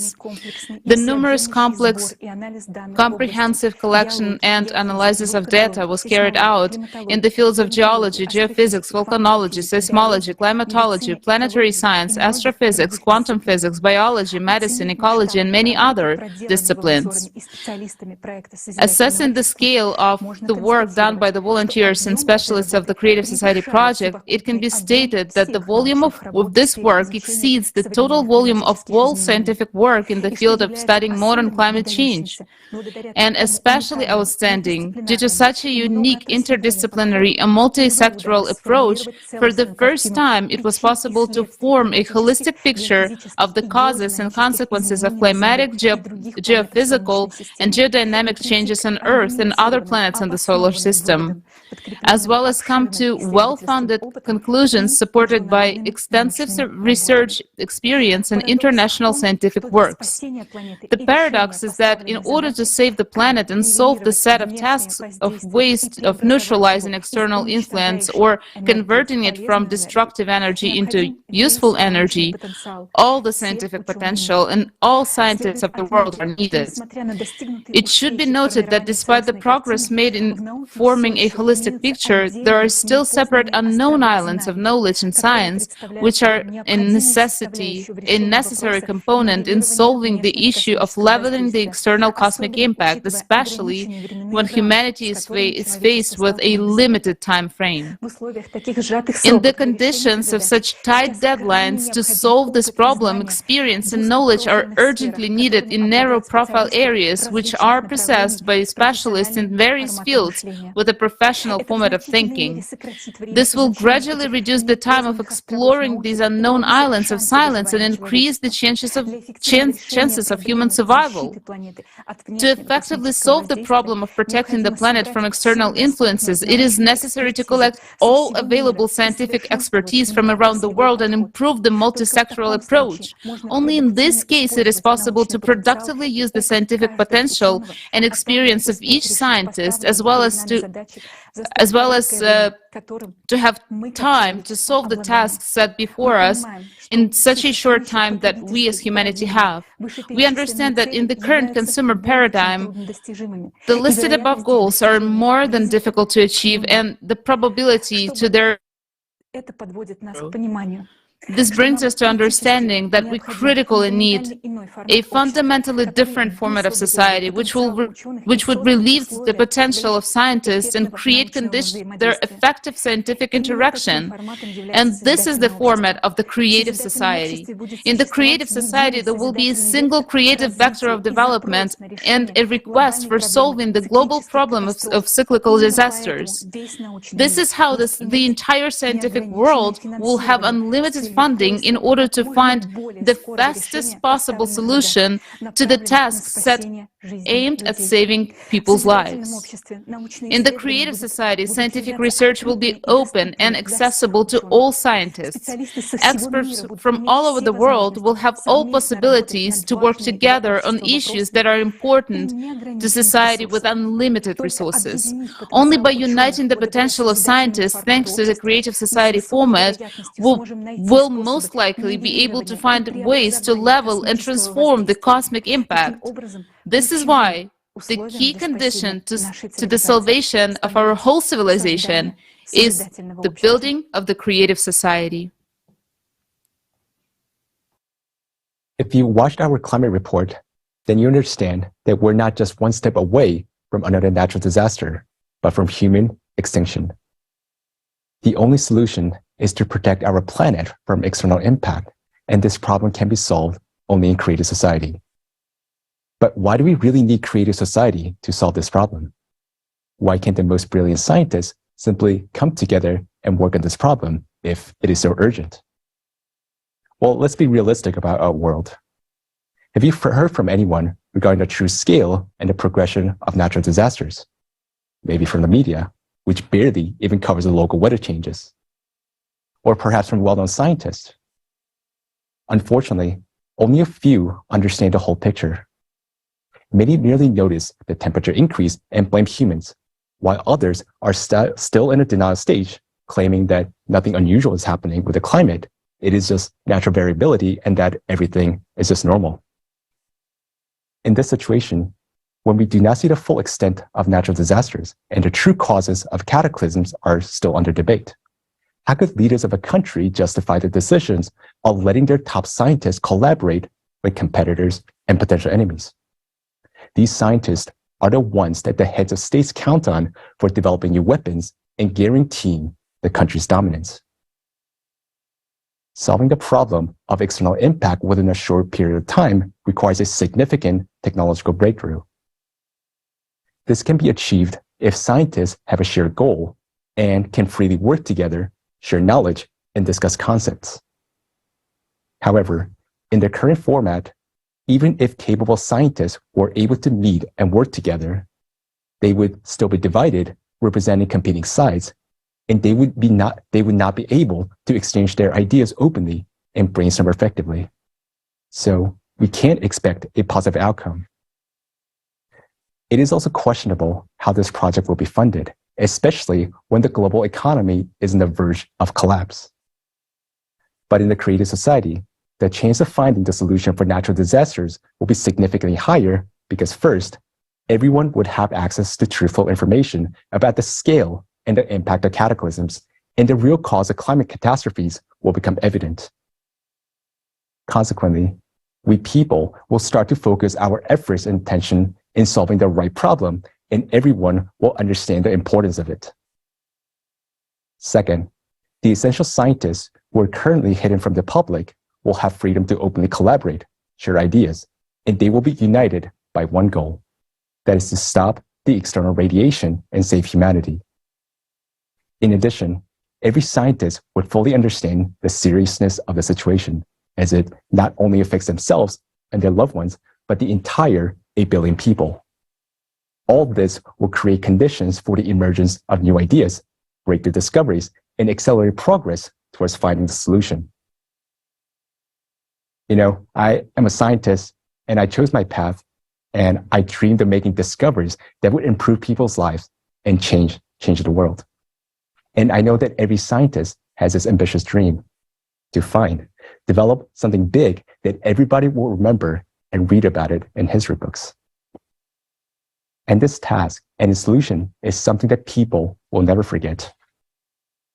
The names of these people who saved the planet will be remembered by humanity forever. Third, the scientists will not be starting from the scratch. We already have a lot of developments and understanding of how to stop the external impact. We can't do it only by ourselves. We need brainstorming and close collaboration among the best scientists. Given that we only have a couple of years to do this, watch this forum to the end. Today, for the first time, a scientific hypothesis will be presented that will help scientists to understand how to stop the external impact on our planet and therefore save all of humanity. Finally, an important aspect is that all resources belong to humanity in creative society. Thus, enough support and resources will be provided for those scientists to succeed. Why and how this is economically possible, you will learn later today in more detail. But one more thing to note is that whilst the scientists are working on finding the solution, the climate Cerberus will not just wait around until the solution is found, but it will continue to devour and destroy many cities and even countries. In our consumerist world, those who have some understanding of the 12,000-year cycle are trying to predict safe places and sell land or build bunkers. This is available to a few, but we know that these options may extend life only by several years. All will perish anyway, because this time, the whole planet will die like Mars if we leave everything as it is. In creative society, until the natural disasters are fully under control, people will be warned and evacuated in time because human life is of the highest value. Unified Global Emergency Service will be created to guarantee everyone's safety. Scientists will work together to identify safe locations and we will build appropriate infrastructures, including places to live, grow food, so that all people will be taken care of. Thus, in creative society, we can save the lives of all 8 billion people and find a solution to deal with external impact. Creative society is the only solution for our survival. But there's not much time left, and I'm asking you, a person who cares about the future. We need your help in sharing the information about the true scale of the natural disasters and how to overcome them. Your voice is very much needed right now because people can decide and support this project only if they're informed. Later today, you will learn that creative society is not only about survival, but what we all dreamed of. Please understand that this is our world. Right now, we have a chance to build the future together. And now, it is time to act. We, all people on the planet, have a little choice. Either we leave things as they are and die together, or we come together and find a solution that will save us and give our civilization a new level of development of life. To find a salvation solution, we need certain conditions in which it will be possible to do so. Thus, we need the creative society. If we decide to build the creative society, we either have to do it seriously or not do it at all. Either we address thoroughly to save our lives and act together until full completion, or we give up and surrender to the climate Cerberus. And if we decide to change the format of society, we need to change it to something reasonably good and beneficial for all people. Let us compare what we are changing it to. Right now, we are making progress at a rapid pace in developing technologies that are aimed at destroying humanity. But why not at saving lives instead? As long as there is a power of the few, they would only care about their own well-being and make laws that only benefit them. If the power was in the hands of all people and decisions were made by society itself, we would live perfectly well. Because people would never pass laws that make their lives worse or threaten them. The modern world is full of inflation and wars, and a single person is nothing and nobody in it. Together, we can change this for the luxurious conditions for a safe and fulfilling existence for everyone. This kind of conditions we must have simply because we are people. Instead of a world where no one means anything and the life of each of us is nothing, we can choose a world where the life of every person is the most precious thing. Today, you will hear a lot about the creative society and the perspectives it will give to you and to every person. Compare your life now with what the creative society can give you and your family, your loved ones, and your friends.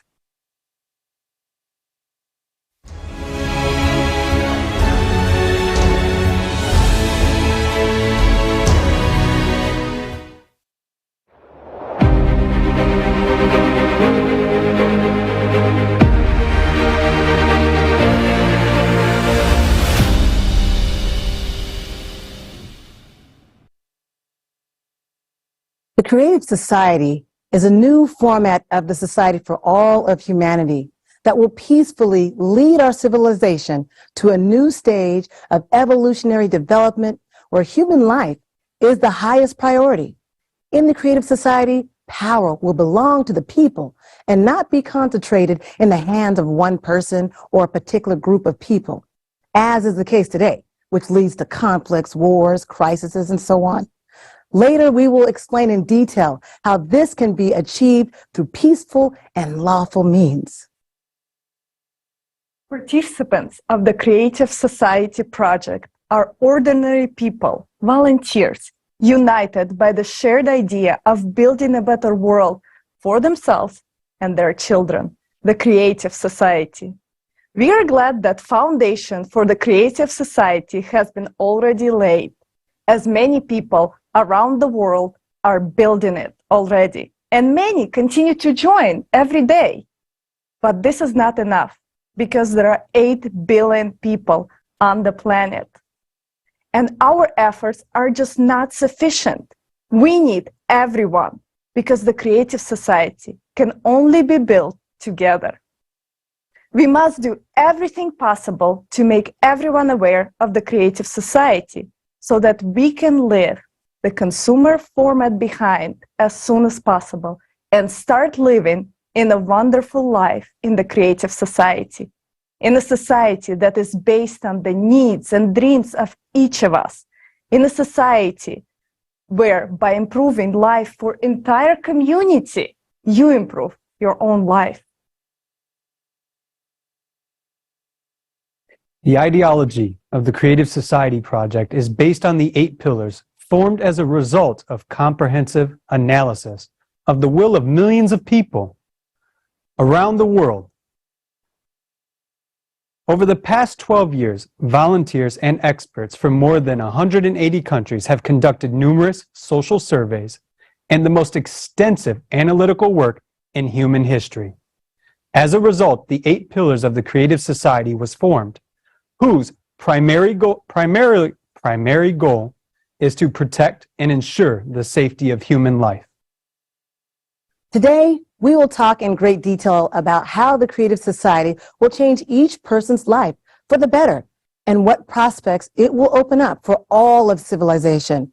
First, let's look at what benefits the Creative Society guarantees to everyone.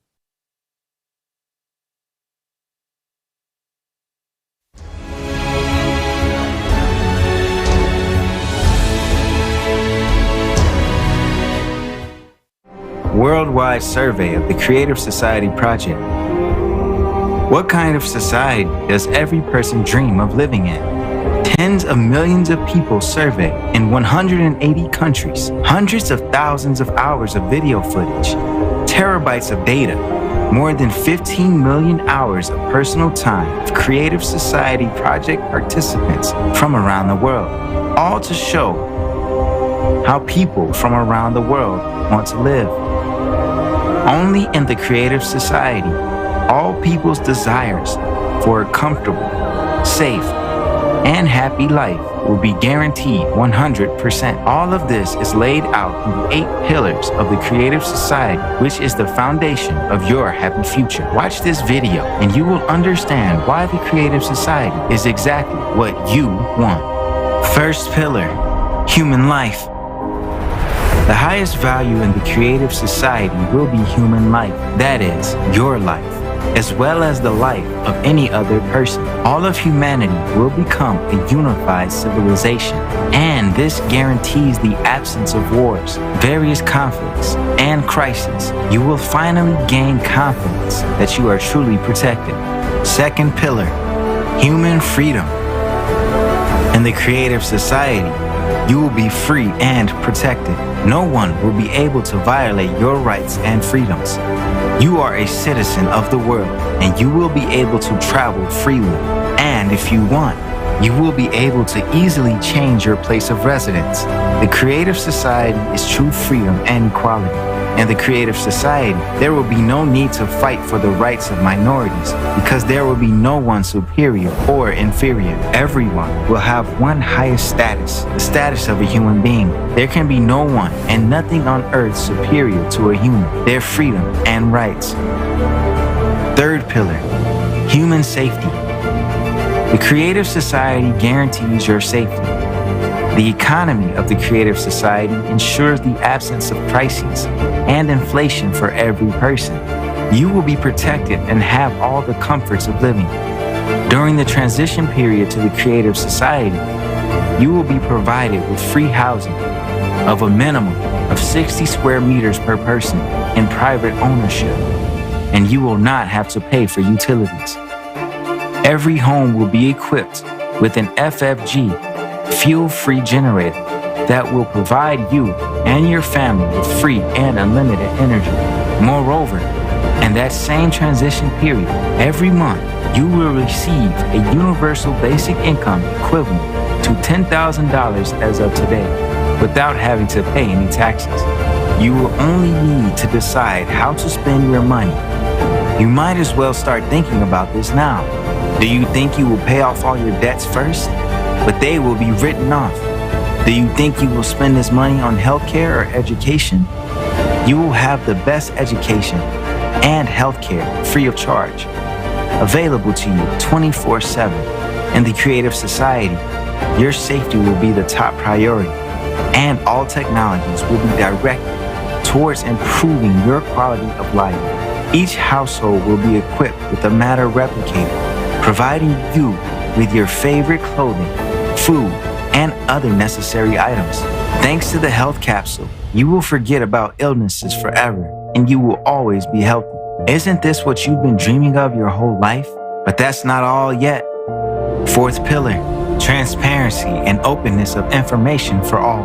In the Creative Society, the media will belong exclusively to the society. The media will serve the interests of the people and reflect information truthfully, openly, and honestly. Additionally, you will be able to receive accurate information about the movement and distribution of public funds at any time. Money owed by the public is, first and foremost, your money, and you should know how it is spent and for what purposes.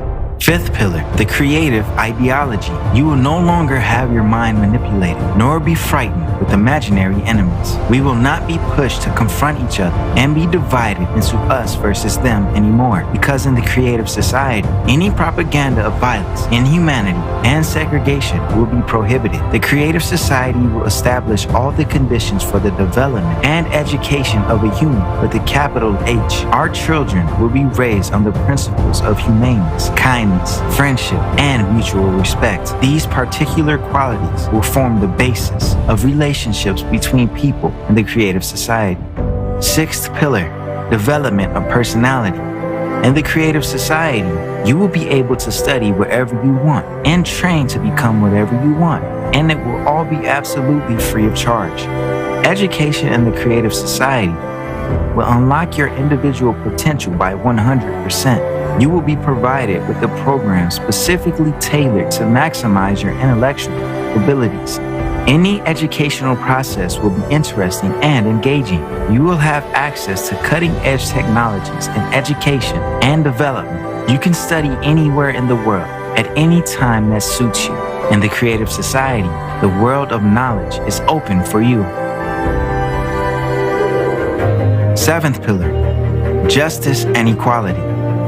If you decide to work, you will be able to choose a profession that brings you joy. There will be a 4-day work week with a 4-hour workday. Moreover, you will have 2 fully paid vacations per year. Every job will have a decent compensation. The pay for identical positions, specialties, and professions will be the same worldwide. Furthermore, justice and equality will ensure that there will be no more private monopoly and irrational use of resources. All natural resources will belong to all people, including you. Eighth pillar, self-governing society. In the Creative Society, for the first time in human history, a unified, all-human civilization will be created. All power will belong to all people, to you. People know what they want and how they want to live. All socially important issues will be decided by people themselves on an open online platform. Specialists will be responsible for implementation of the tasks assigned to them. They will be appointed and controlled by people themselves. Since all processes will be transparent, corruption and dictatorship will be impossible in the Creative Society. In the Creative Society, you will decide for yourself how to live. For the first time in human history, your future will be in your hands. The 8 pillars of the Creative Society are formed from our desire to live as human beings. Everyone wants to live in a world without wars, without violence, without tyranny, without poverty, without inflation or any crisis, without absurd and total consumption. If you want peace, security, confidence, free and high-quality healthcare and education, freedom of movement around the world, a universal basic income, access to free energy, then the Creative Society will fulfill all your dreams. All of this can easily be achieved in the coming years. How to do this? Just tell this to as many people as possible, to everyone. Your dream world is separated from you by your neighbors and everyone around you who don't know about the Creative Society yet. Do you want the Creative Society to come as soon as possible? Act. Tell everyone about the Creative Society. For the first time in human history, your future is in your hands.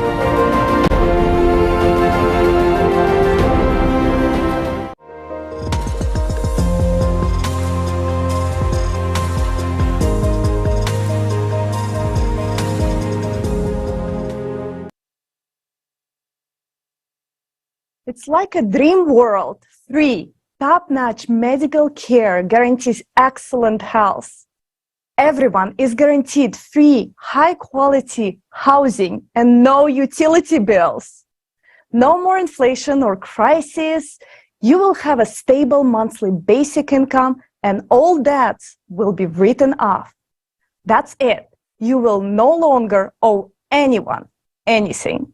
No more thinking about money all the time. That's financial freedom. In a Creative Society, you can finally see the world and travel freely. You can finally be able to take a deep breath and start living the way you always dreamed of. Only a mentally ill person would not want such a society. Yes, Olga, I absolutely agree with you. Who wouldn't want that? And you just witnessed the incredible benefits guaranteed to every single person in the Creative Society.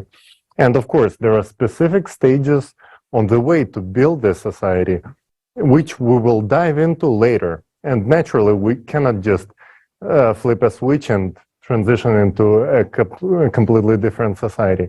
There has to be transitional stages. But first, we will want to make sure that you guys know that even in the transitional period, most of the benefits will be guaranteed to all the people, to every single person on our planet. And yes, everything you heard about will be available to everyone.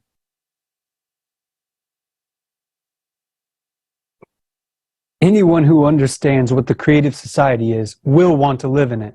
Although we are all different, we all want the same thing: to live like humans, freely, peacefully, safely, and not worry about anything.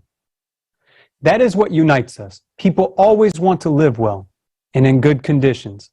So why don't we have all of these conditions yet? The answer to this question is very simple. People do not have all of these benefits because in the consumerist society in which we live, power is in the hands of a few instead of the hands of people. Are you completely satisfied with conditions of your life? I know that most people would answer no. Do you know what that means? It means that you do not have power over your own life. It means that someone else has power over you. If the power were in your hands, would you increase your taxes or the prices of the goods you buy? Would you raise the prices of electricity, gas, and water? Would you condemn yourself to a lifetime of paying debts, insane bills for medical care, education, and so on? And finally, would you start a war in your country that would take your life and the lives of your loved ones? Of course not. Every normal person wants a stable, high-quality, peaceful life. And if they had the opportunity, they would build precisely such a life. But today, people do not have power, and therefore, we do not have a stable, desirable future. This situation continues from election to election. Power is always handed over to the few, and that is why only a few live well. That's how our consumer society is built. Yes, agree. In the Creative Society, all power will belong to the people, including you. People know what they want and know how they want to live. People themselves will decide all important social issues on an open online platform. Responsible individuals for task completion will be selected and monitored by the people.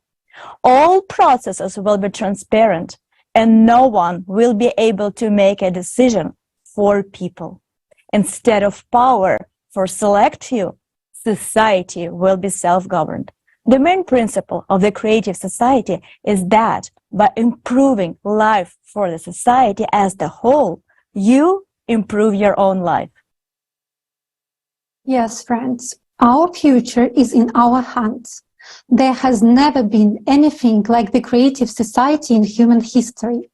We have no experience of living in such a world, because in all social systems that have existed in our history, leaders have always kept the power for themselves, while in the creative society, people do not delegate authority to anyone, but make all the decisions themselves. That is called self-governance. What will it look like in practice? Let's take a look.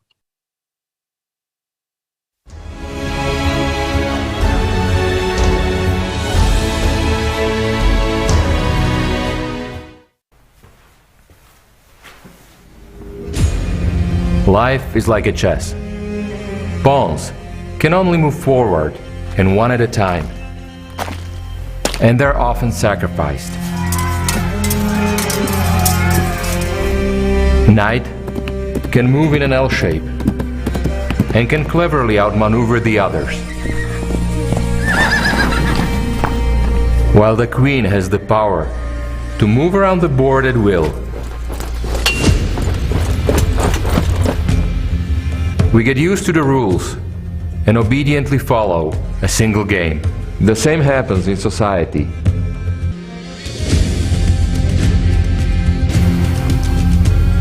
We are offered several politicians to choose from. We think we choose. But we only vote for those who are offered.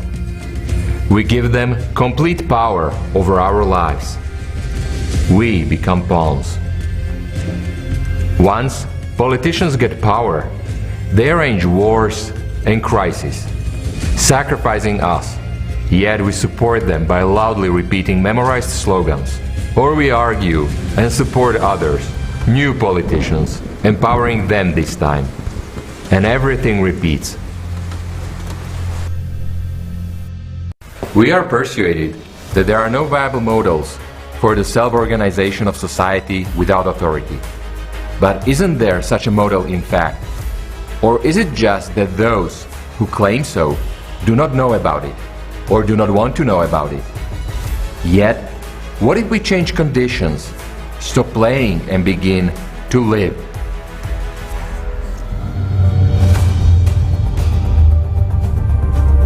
What will a world look like where people are in control of their own lives, self-organized, and truly free and conscious in their choices? Not just individual small groups, but all 8 billion people on the planet. There is such a model, and it is called the Creative Society. Let's see, how will it look like? For several years, volunteers had been spreading information about a completely new format of society worldwide. And after that, people all over the planet held an international referendum at which the creative format of society was almost unanimously adopted. This led to significant changes both in relationship among people and on the planet as a whole. All artificially created crises and wars in the world have stopped. The problem of hunger has been resolved with a short period of time, since human life became the main value in the new format of society. The newest advanced technologies, which were inaccessible for people in the consumerist format, have started to be introduced everywhere. Everyone has been provided with a social package that includes a modern dwelling with an area of 60 square meters per person and an unconditional basic income equivalent to $10,000 per month. All basic needs of every person are fully met, but the main thing that each of us has gained is the right to be heard. We have transitioned to a completely new format of decision-making, self-governance. In the creative society, there are no presidents or parliaments anymore, not to mention dictators. There are only people, and every person's voice is equally important when decisions are being made. Mom, do you decide everything now like the presidents did before? There are no more presidents of any kind anymore, sweetheart. I'm human, just like you, and now there is no one above people, so people themselves decide everything. Does it mean that you can change anything in the world? Well, not really. My opinion is just as important as opinions of billions of other adults on the planet. But one person, no matter who he is, cannot promote the project which only he himself likes and which most people are not satisfied with. Why? Because majority must vote for it. Self-governance of society means that we, as community, decide by majority vote whether something will take place or not. Self-governance is not the absence of management or competent planning, but rather it's the absence of authority, although its function is equally shared among all people.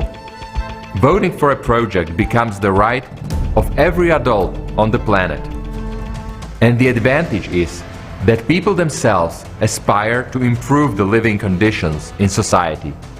It becomes a crime to change something in people's lives without asking them. To exercise people's authority, we use such a tool as the electoral platform.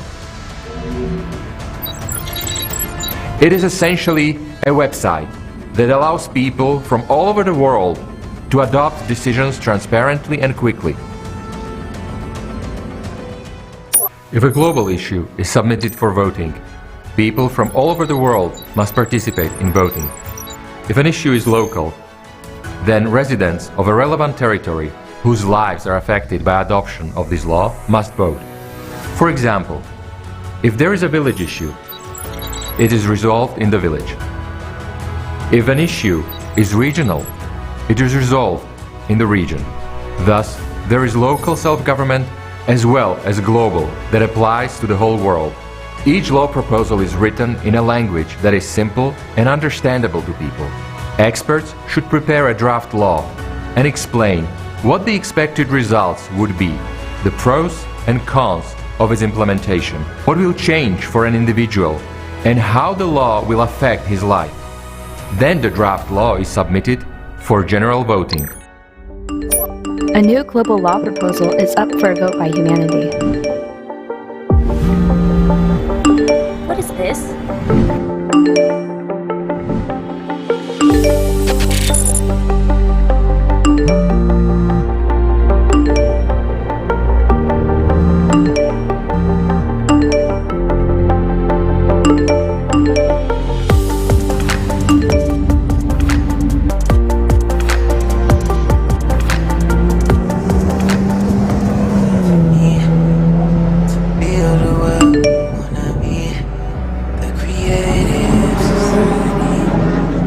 Read out the draft law.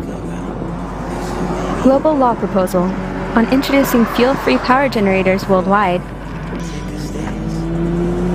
An FFG is a device that enables you to generate electricity without the use of power plants or any other energy sources or generators that exist today.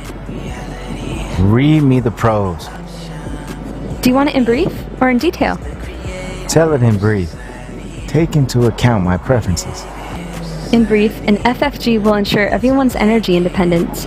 That means you will never have to pay utility bills again, and your favorite matcha tea will become cheaper. Just like all the other goods and services, because there will be no electricity charges. FFGs will also benefit the environment. Taking into account your hobbies and preferences, your biggest benefit from implementing FFGs will be that you won't have any need to fill up your car. Okay, I vote. You cannot vote before you listen to a detailed version of the law proposal with a description of all the pros and cons, as well as the expert opinion. Okay, read it then. Pros: energy independence. Everyone should first familiarize themselves with the law proposal in full, and then make a decision to vote for or against it. A person votes directly, without intermediaries, because this decision will affect his life. A law is considered adopted if it is supported by the majority of people, 50% plus one vote.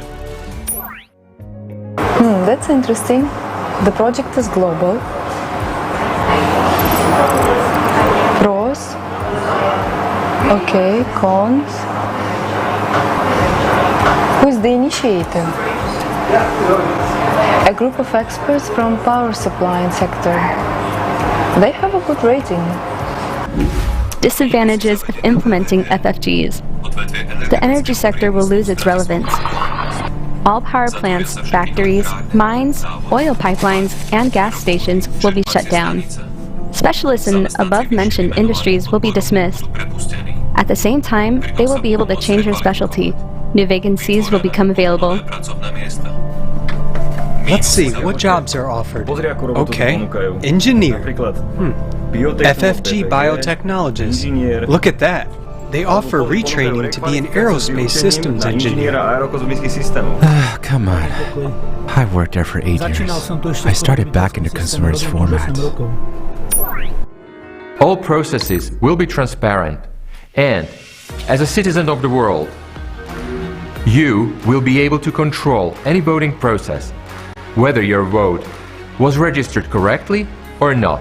Moreover, it's important to understand that the electoral platform is easy to use, intuitive, and technically protected against any intrusion and forgery, thanks to a reliable and secure system of data collection and processing. The global voting on the implementation of FFGs is now proceeding well.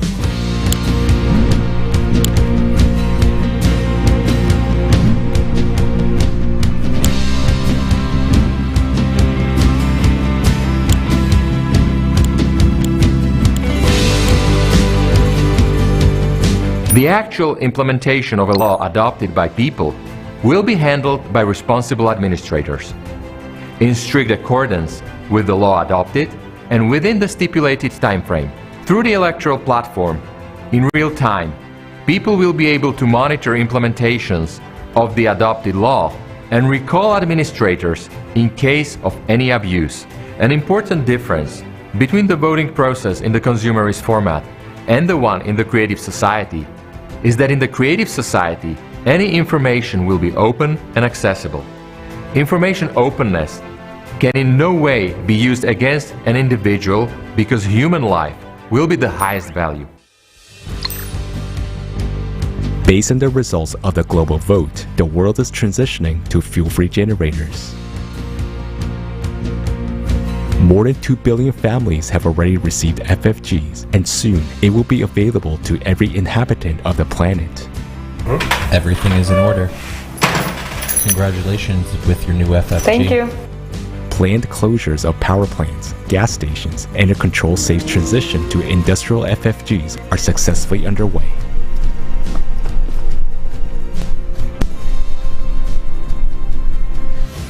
An FFG can be installed in any means of transportation.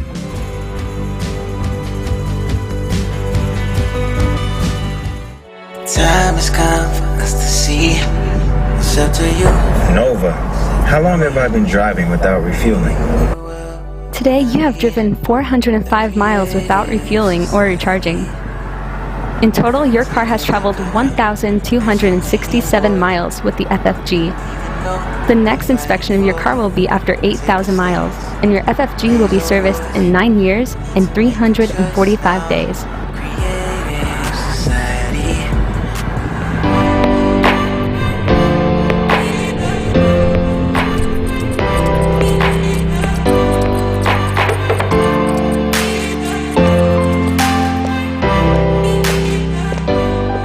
Hi, Yoshka. Are you going fishing? I'm going to work, man. I became a fishing instructor. My dream came true. It's fantastic. I go fishing every day, and my wife doesn't grumble at me because I go to work. It was my mistake to vote against that law back then. I now make more money than I did at the gas station. That's how it goes. And what about you? I took that job. I'm going to be an aerospace engineer. I am now practicing and training. Cool. Good luck to you. Tight lines and bent rods. The self-governance procedure is clear and understandable. It ensures order in decision-making and control over quick execution of decisions. Moreover, self-government eliminates any conditions for corruption. There will be no one who can be bribed because there will be no individual on whom decisions depend. Everyone will be equally able to participate in managing society's affairs. No one will have any privileges or immunity. People themselves will decide where to allocate their resources and will jointly control how they are being used. It will be very easy for any person to submit an initiative on their own on solving one or another vital issues. An initiative is verified for consistency with the 8 foundations of the creative society and submitted to the general public. If people support the idea, then experts get involved and prepare a draft law for voting. Hi guys! Hey. So you will support me? I'm going to change the world. You said it's a long walk to the park and there are very few swings. What do you think about this park near our house?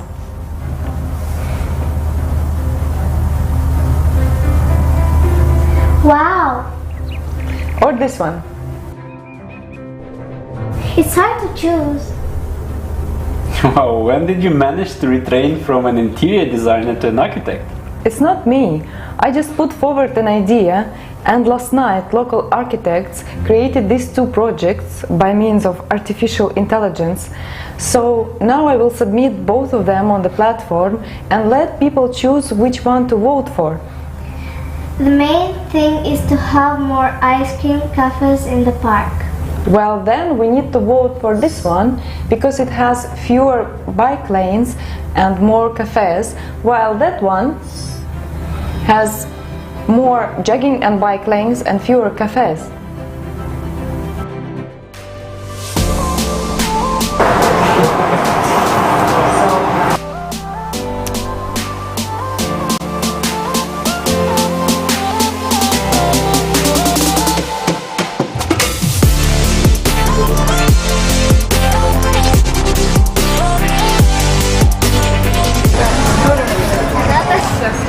Mom, you've built a beautiful park, but there are still few cafes and a poor selection of ice cream flavors. Here is your ice cream, young lady. You are so right. The selection is poor, but soon there will be more. We just opened yesterday. Enjoy. Thank you.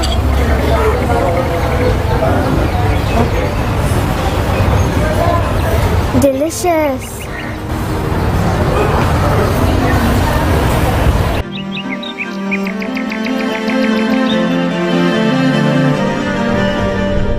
In today's consumer society, a single country or even an alliance of several countries will not be able to implement the concept of self-governance in full, because there is such a concept as geopolitics, an endless war of interests. There is a competition and fight for resources, and national economies are interconnected to a large extent.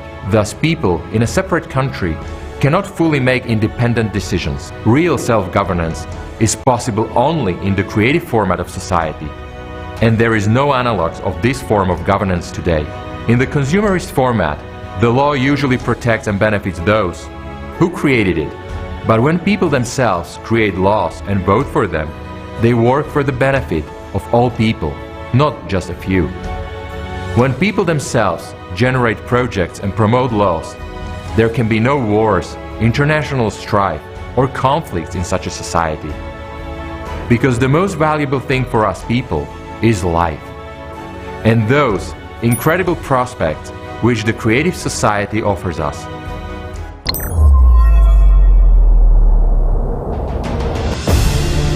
We still have a lot of work to do. A path to happiness is always thorny. In our case, the path to the creative society.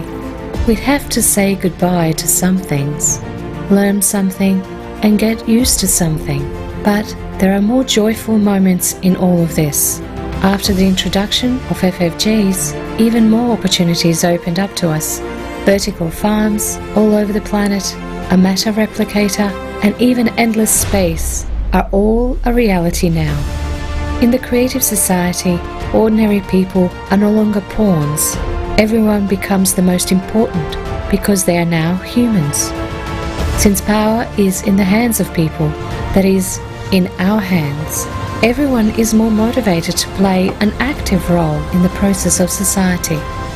We have become even more united and responsible because now each of us changes the world for the better every day by our conscious choice.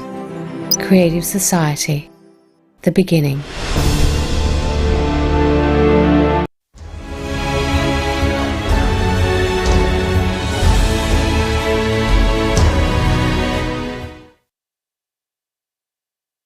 As you can see, self-governance is very simple. It is a completely transparent process that eliminates any possibility of manipulation. We as a community make decisions by majority vote. Whether to implement something or not, self-governance is not chaos, but rather intelligent management and planning. There is no authority. Instead, that function is distributed equally among all people. Voting for a particular project or law becomes the right of every adult on the planet. The advantages is that people themselves strive to improve the living conditions in society. At present, it is impossible to fully implement the concept of self-governance as we have seen in one country or even a union of several countries, due to the geopolitical struggles for resources and competition between national economies. People in a single country cannot make independent decisions, but in a creative format of society, real self-governance is possible. In such a society, people create laws and projects that work for the benefit of all people, not just for the benefit of a few. In such a society, there are no inter-ethnic disputes, conflicts, or wars, because the most valuable thing for us humans is life and the prospects that the creative society opens up for us. The creative society is beneficial for everyone. Who wouldn't want to live in a safe, stable world where everyone is guaranteed free, quality health care and education, free housing of at least 650 square feet per person owned by the people themselves, and an unconditional basic income equivalent to $10,000 per month? But you know, a serious question arises. What do you spend that money on? Considering how many things will be free, where will you spend your unconditional basic income? While you think about it, let's see how people from around the world are answering this question.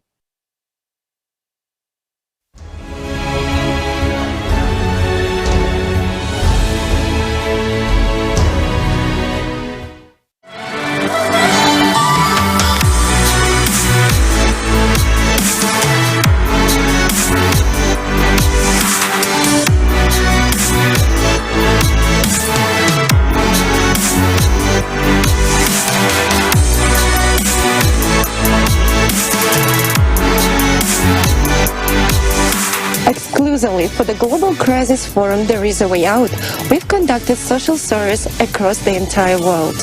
The volunteers of Creative Society Project asked people about how they envision their lives in a creative society. So let's dive into the first question we asked people. Imagine living in a creative society where healthcare and education are free, and you have access to free housing without having to pay utility bills. All your debts are written off. You don't owe anything to anyone. You receive an unconditional basic income of $10,000 each month in present-day currency to your card. How would you spend that money? What would you do with it? I'll definitely be able to start my passion projects, which are more for the community and bringing underrepresented communities, giving them more opportunities in society. I would create some projects, entertainment shows, for example. I would invest in the talented guys and produce someone. Yes, these would be inventions. That is something I've always enjoyed doing.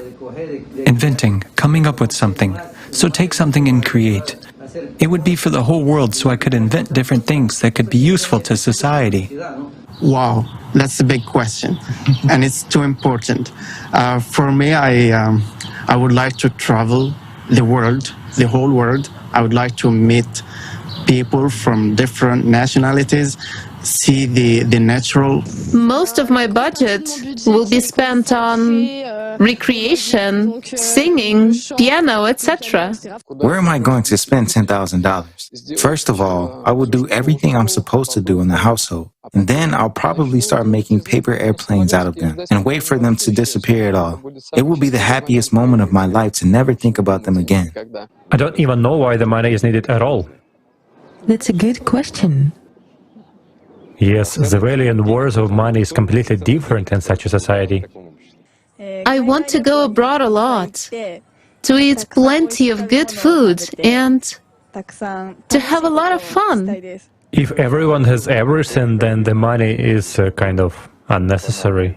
I guess I could think more about, because right now I'm thinking, well, what about like spaceships and like going to the moon or like new advanced technology? I will take care of my family and I will try to join the creative society to help other people, and that is my dream. If I had such money, I would stop saving on those foods and fruits that contain the vitamins that I need. I would stop saving at least a little bit on gas. I have a gas meter. I would invite my friends to a cafe. I would learn how to live. Because these days, with what we earn and the way we live, you are not living, you are surviving. Imagine having an official work schedule of 4 days a week for 4 hours a day, and you earn a decent salary. In addition, you receive an unconditional basic income and free housing. Education is free and of excellent quality anywhere in the world. You can acquire any professional skill and join any team across the world to work on projects that benefit society as a whole, or just not to work at all. What would you do? I would still work. I love my job. You know, I work in visual effects and it makes me happy. So I think I would still work, and, you know, whether that's paid a certain amount or not, I would still go in every day, or 4 days a week would be great. I would love to work for huge organizations that will probably study some super global issues. Well, you know, I'm an industrialist and a producer. I'm a creator. Maybe I would do something, I don't know, maybe make some goods cheaper. I think with the time that would be available, I would probably put more of my efforts and energy into volunteering. No matter the amount of money, I would definitely still try to learn and develop as much as I possibly could. I still need to keep my brain busy and contribute to society in some way, so I wouldn't just sit around. I think I'd get bored like super fast. I'm gonna do a volunteer work and do a personal business as well. I would love to enhance my skills related to acting and writing, and would want to contribute in that same field. Even if I knew I could live without working, I would still want to keep exploring the human body, right? My dream is to help other people, not just to help myself, but to help take other people to another level. I would definitely get involved. All the best to the people. I would work for the people. I think also it's the psychological thing to do something and to also to improve in this society, because I think also how it's possible this society to exist without our contribution. I would join those like different projects to benefit society, because just sitting around you're not really doing anything, and there's a lot that could be done by joining those projects. The creative society is a world where everyone has a financial security. It's an absolutely peaceful world, devoid of war, violence, and slavery. It's a world where you can enjoy all the benefits we've discussed earlier. Would you like to live in a creative society? Would you like to live in such a society? I would. Absolutely. Absolutely, yeah. I would. I think it would benefit my health overall, my mental health, and then my physical, in turn, my physical health. Yes, of course I would like to. I would like to live in peace and tranquility. Yes, of course, because it is at least comfortable for any person. It seems for everyone it is so. Yes, sure. If there really is an unconditional basic income That would be the optimal situation for the whole world. Firstly, to achieve peace, and secondly, to create a decent life for all people. In our life, if there were no wars, slavery, corruption, it would be very beautiful. I really want to live in the creative world. I would like to live in a creative society. I think it would be great. Certainly there wouldn't be any conflicts between people. Politics would not make sense then either, meaning one political group would not fight with another, country with country, because there would be no need for influence. Of course, certainly. I'm sure, in fact, we're already creating, even just by the fact that we're already talking about it. I'm looking forward to such a society. Yes, and I'll try to do everything I can to make it happen. So who wouldn't want? I would definitely love to be a part of this society. Yes, of course. I definitely hope to live in a relatively peaceful place without war. I think we would all like to live in such an environment and protect our families, right? I would love to live in such a society. Yes, such a world is a dream, and I'd really like that. Yes, I think I would like to live in the creative society. I dream of a place called the Creative Society. Did not know that there was such a project. I am honored to even be a part, to just share my little capsule of how I think life could be. I want the emblem, any of that. No, sign me up. Queens on board. Absolutely. Sure, 100%. Yeah. 100%. No need of doubt. Everybody looks for it. Well, of course, I do not know what kind of a person, other than a psychopath, would not want to live in such a world. Well, the answer is obvious. Of course I'd love to, and I challenge anyone who says otherwise.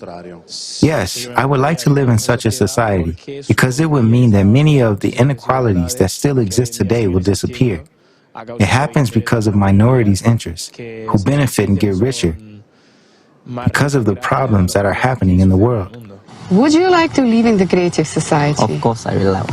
Naturally, it's probably a dream of every person. Everyone falls asleep and thinks, oh, if there was no war, it would be great. People would live in abundance and harmony, and everyone would smile at each other. Yes, I would love to. I'm with you. I'm just saying. Come on. That's like the best dream any person would have. Yes, I would love to live. Of course. Like, I think this will be answer of all people. Yeah, of course, I would like to. Who doesn't? Who doesn't?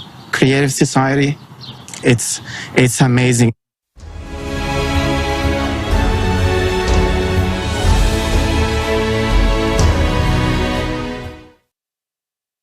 Amazing. What you have seen is only a small part of the responses from people around the world in recently conducted social surveys initiated by the participants of the Creative Society project in preparation for the forum Global Crisis, There is a Way Out. This survey revealed some very important points. Firstly, absolutely everyone supports and of course wants to live in a creative society. Secondly, even with all the benefits, such as free, high-quality healthcare and education, no utility bills, debt forgiveness, no taxes, and a guaranteed universal basic monthly income of $10,000, most people plan to improve their lives and the world around them even further. This is because everyone wants to live in a life worthy of a human. And the Creative Society is precisely the format that creates conditions for such a life. This once again proves that the creative format of society is the format which will restore our sense of humanity and will promote the development of the inner potential of every person, because the conditions in the society will be completely different. Yes, Alina, absolutely. And this shows how much on the same page we are. And have you ever thought about how in today's consumerist society, people's minds are consumed basically with thoughts like paying off debts, paying off the loan, how to find money to feed the children, or how to even afford medical treatment. Basically, how to make ends meet. And wouldn't it be better to actually think about pleasant things like what kind of education would you get if money wasn't an issue, or how would you spend your 10K a month on conditional basic income? Now, that's a great thought, right? Write in the comments below, how would you spend those money, and share your ideas, folks. We would love to hear from you. Yes, of course, everyone wants a guaranteed unconditional basic income of $10,000, free high-quality health care and education, no utility bills, loan forgiveness, and no taxes. And all of this will be available during the period of transition to the Creative Society. But fair questions arise. Where will the money come from to provide all these benefits, especially to every person? Will the unconditional basic income payments lead to an increase in prices and inflation? Why do we say that all these benefits will be guaranteed in the Creative Society? What can guarantee this to us? Who will pay for it? Answers to these questions will now be shown in the presentation of a new economic model prepared by an international team of economists specifically for this forum.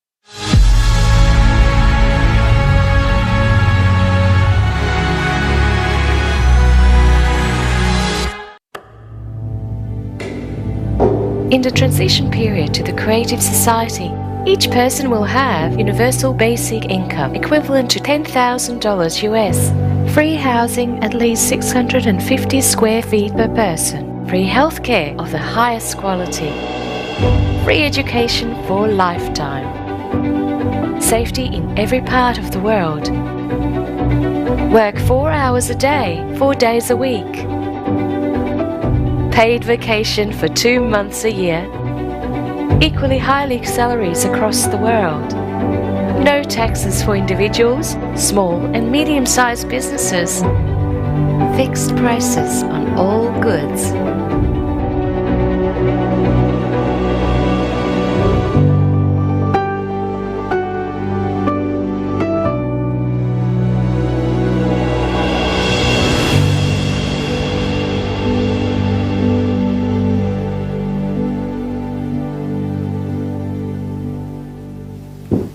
When I look at the picture of this kind of the world, a thought comes to my mind.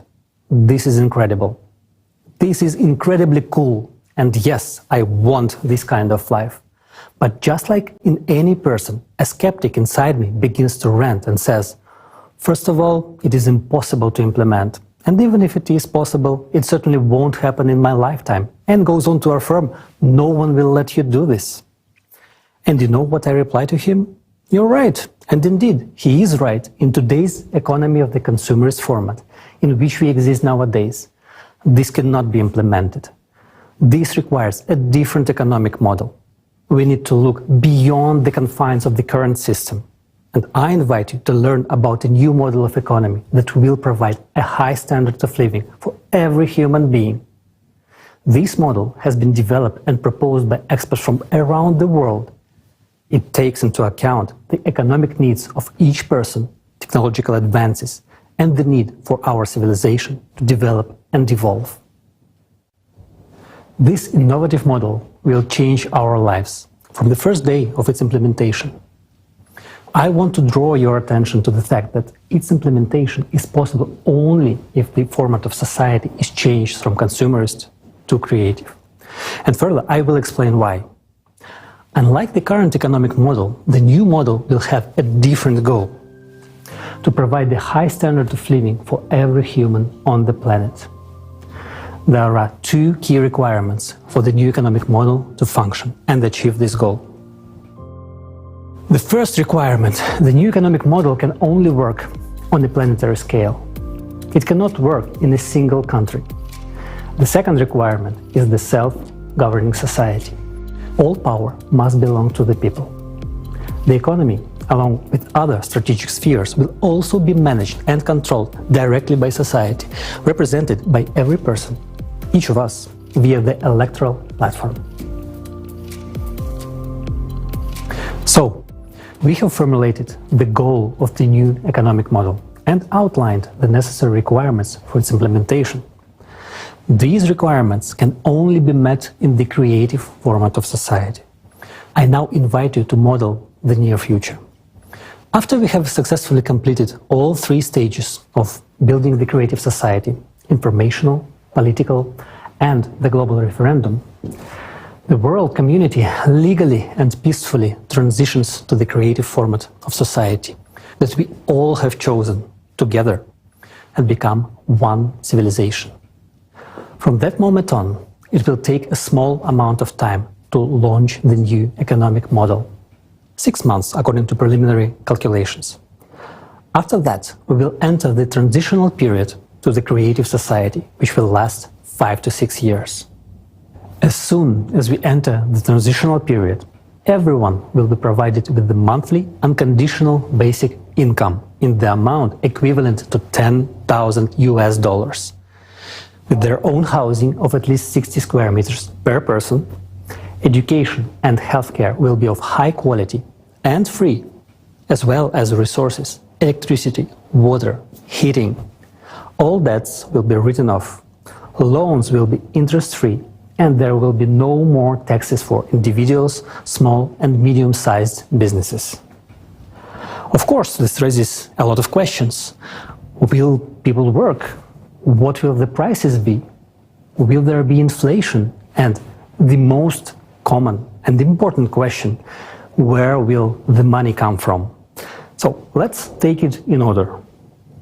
Where will we get the money from in the transitional period to the creative society? In the new economic model, money will be created by a single fund for global financing, which belongs to society and serves its interests. The single fund for global financing will only serve the function of creating and redistributing funds. It will not accumulate money like the funds do today, nor will it make money as the banks do in the consumer model of the economy. There will be no banks in the transitional period to the creative society because there will be no need to keep money, because money will be exclusively digital.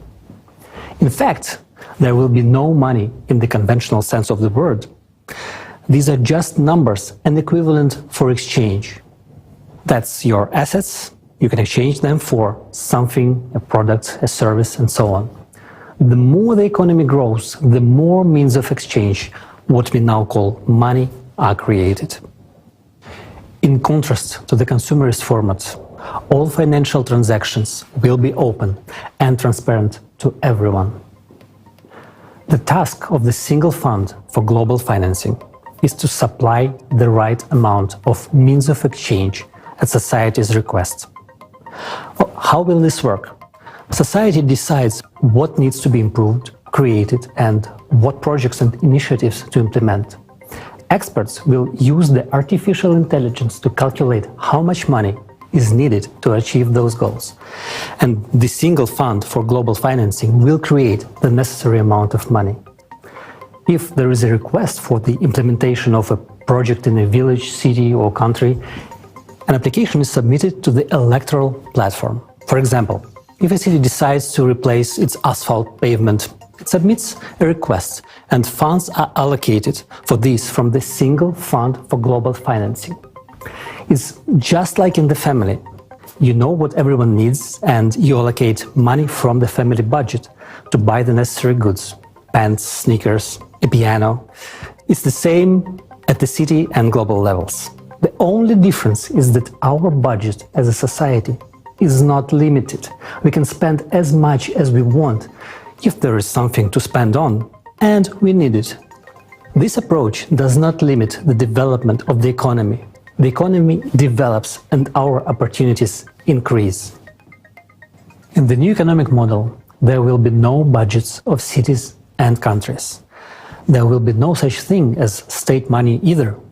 The only place where money can accumulate is your personal account, and you yourself dispose of it as you please. If a country, city or village has a budget, there will inevitably be those who will try to make a profit from that budget, local officials and others. And when there is no budget, it cannot be taken away. And this is the answer to the question of why there will be no corruption, theft, and bureaucracy. There won't be a situation where the asphalt pavement was changed last year and this year it is changed again, and someone makes money on it. It will not happen because the monitoring system will guarantee the transparency of all operations. Monitoring that the money allocated has been used as intended will be done with the help of technologies that already exist, such as the multipurpose complex Voskhod. You won't be able to buy building materials for a higher price than those that are sold everywhere, and everyone can see their price. How is it possible to steal if what you buy and sell can be seen immediately? Money flows are transparent. Anyone can see what every penny is spent on. Now, in the consumer's format, this information is hidden. But in the transitional period to the creative society, it will be available to everyone. You can see exactly how money has been spent in any part of the world, regardless of where you are, because society's money is your money. For the convenience of transactions and complete transparency, a new single monetary unit will be introduced, which can be used anywhere in the world. It will belong to society and be created by the single fund for global financing. It will be digital. It will not be possible to seize or freeze it, and it will not lose value. You cannot lose digital money. It cannot be stolen, and its flows are completely transparent. From the first day of the transitional period to the creative society, an exchange of existing currencies for the new monetary unit will take place. All savings, capitals, and assets of people and enterprises will be converted into it.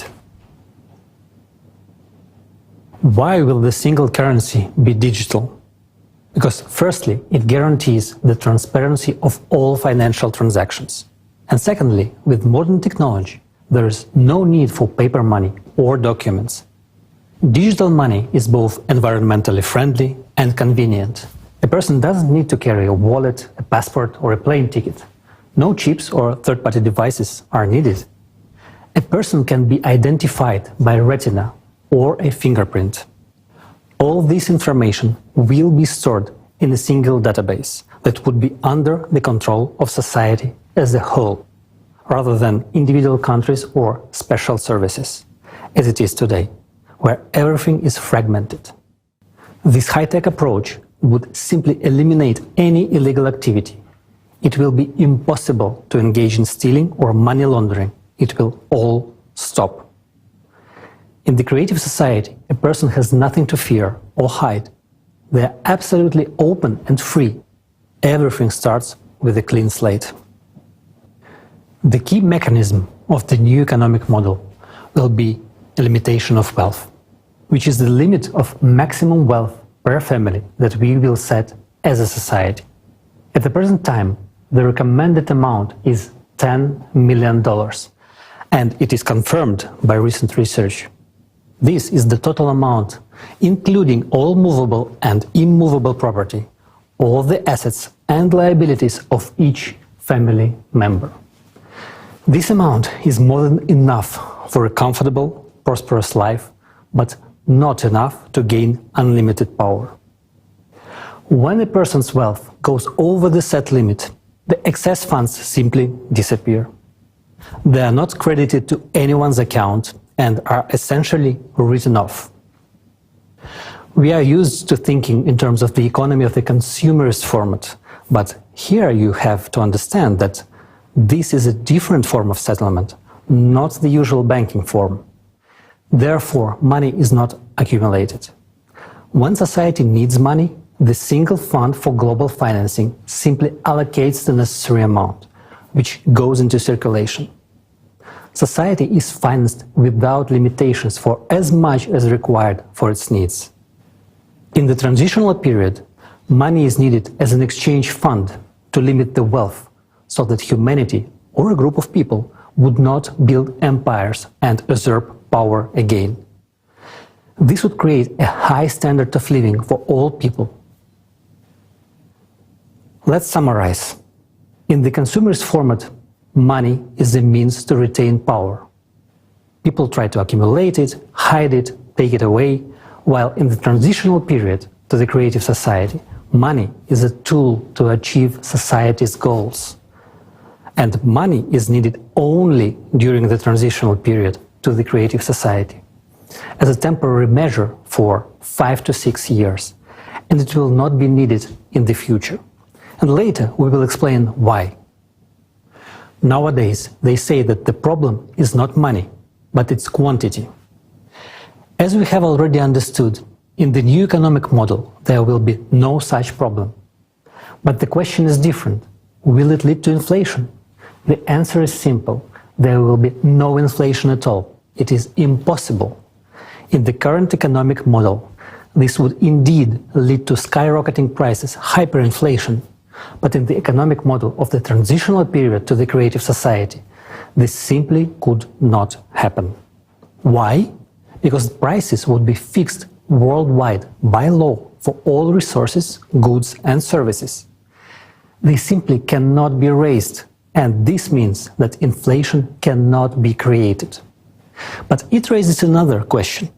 At what level will the prices be fixed? Will the bread cost $1,000? Well, if you make that decision, of course it will, because we will decide as a society anyway. The optimal prices will be calculated using artificial intelligence, considering all the costs and profitability, but the final decision on pricing will be made by people. Therefore, you surely understand we are unlikely to want the bread to cost $1,000. We would rather want it to cost less than it does today. And it will. All prices will be less than they are today. And thanks to what? Because there will be no interest on loans and taxes for medium and small-sized businesses included in the prices. Electricity, water and gas will be free.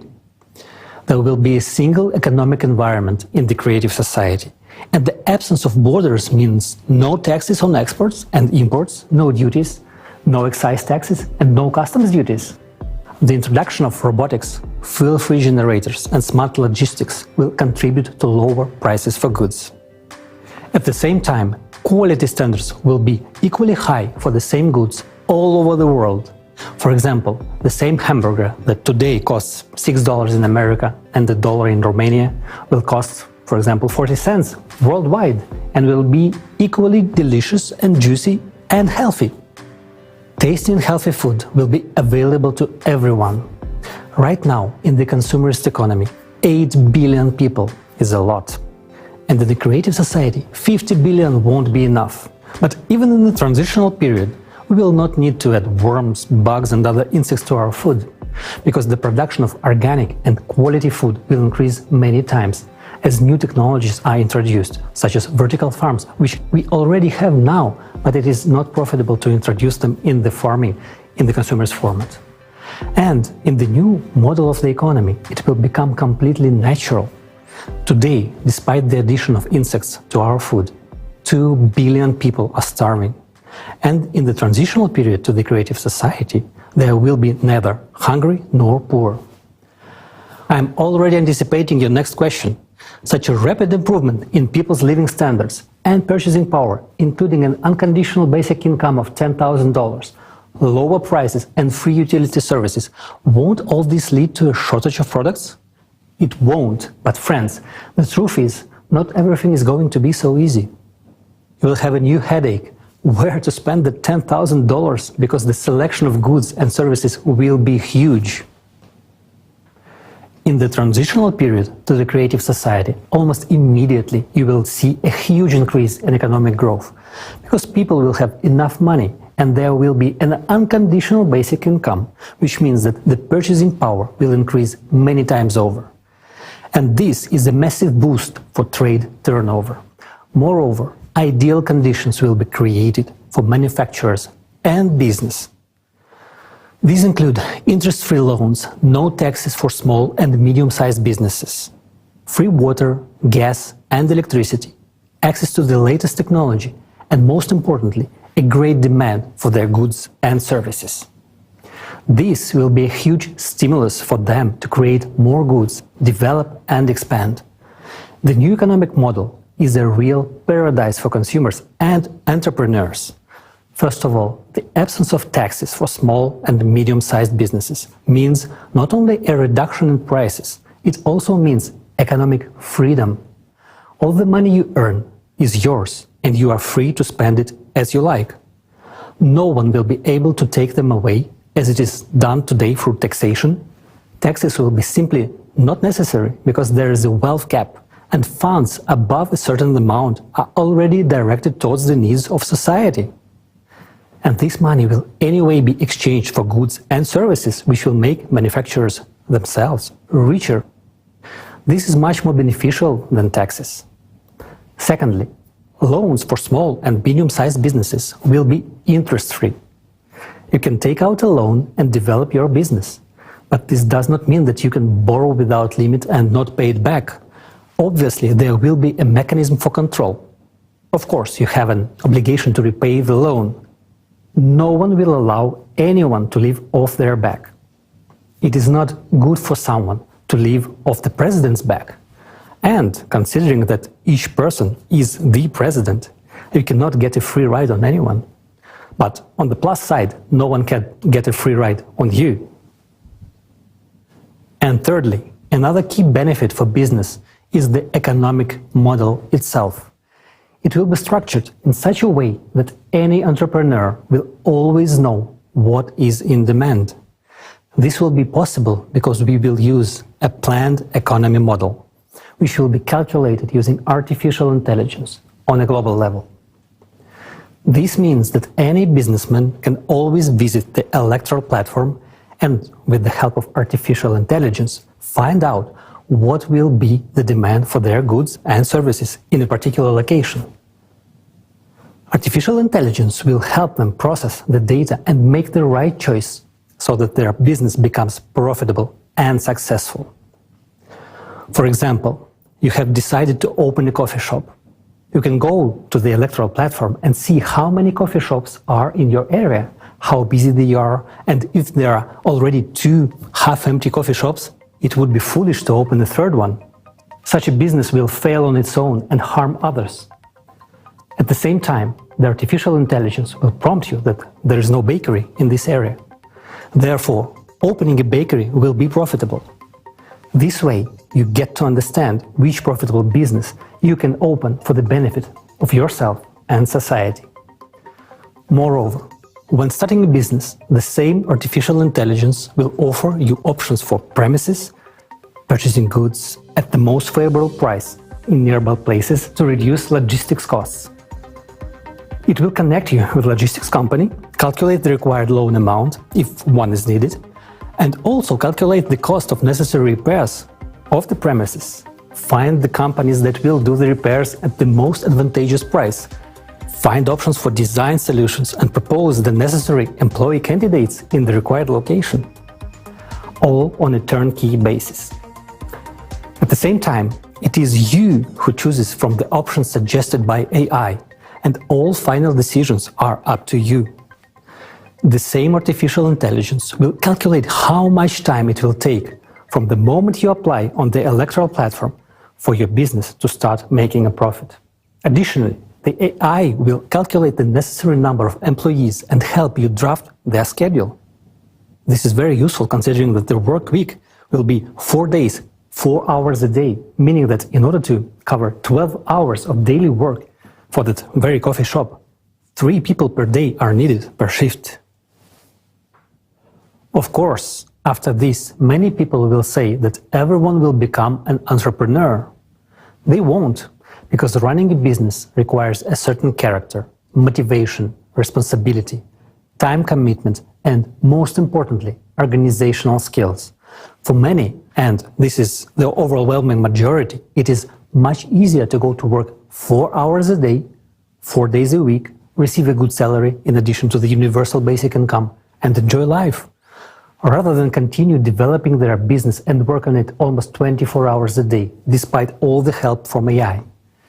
Even if artificial intelligence does the calculations for you, it's still up to you to do the work.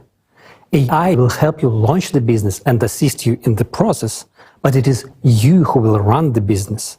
Communicating with customers, overseeing production, the responsibility for all this will be on you, right down to picking out the design, starting from the smallest details in the process of launching the business.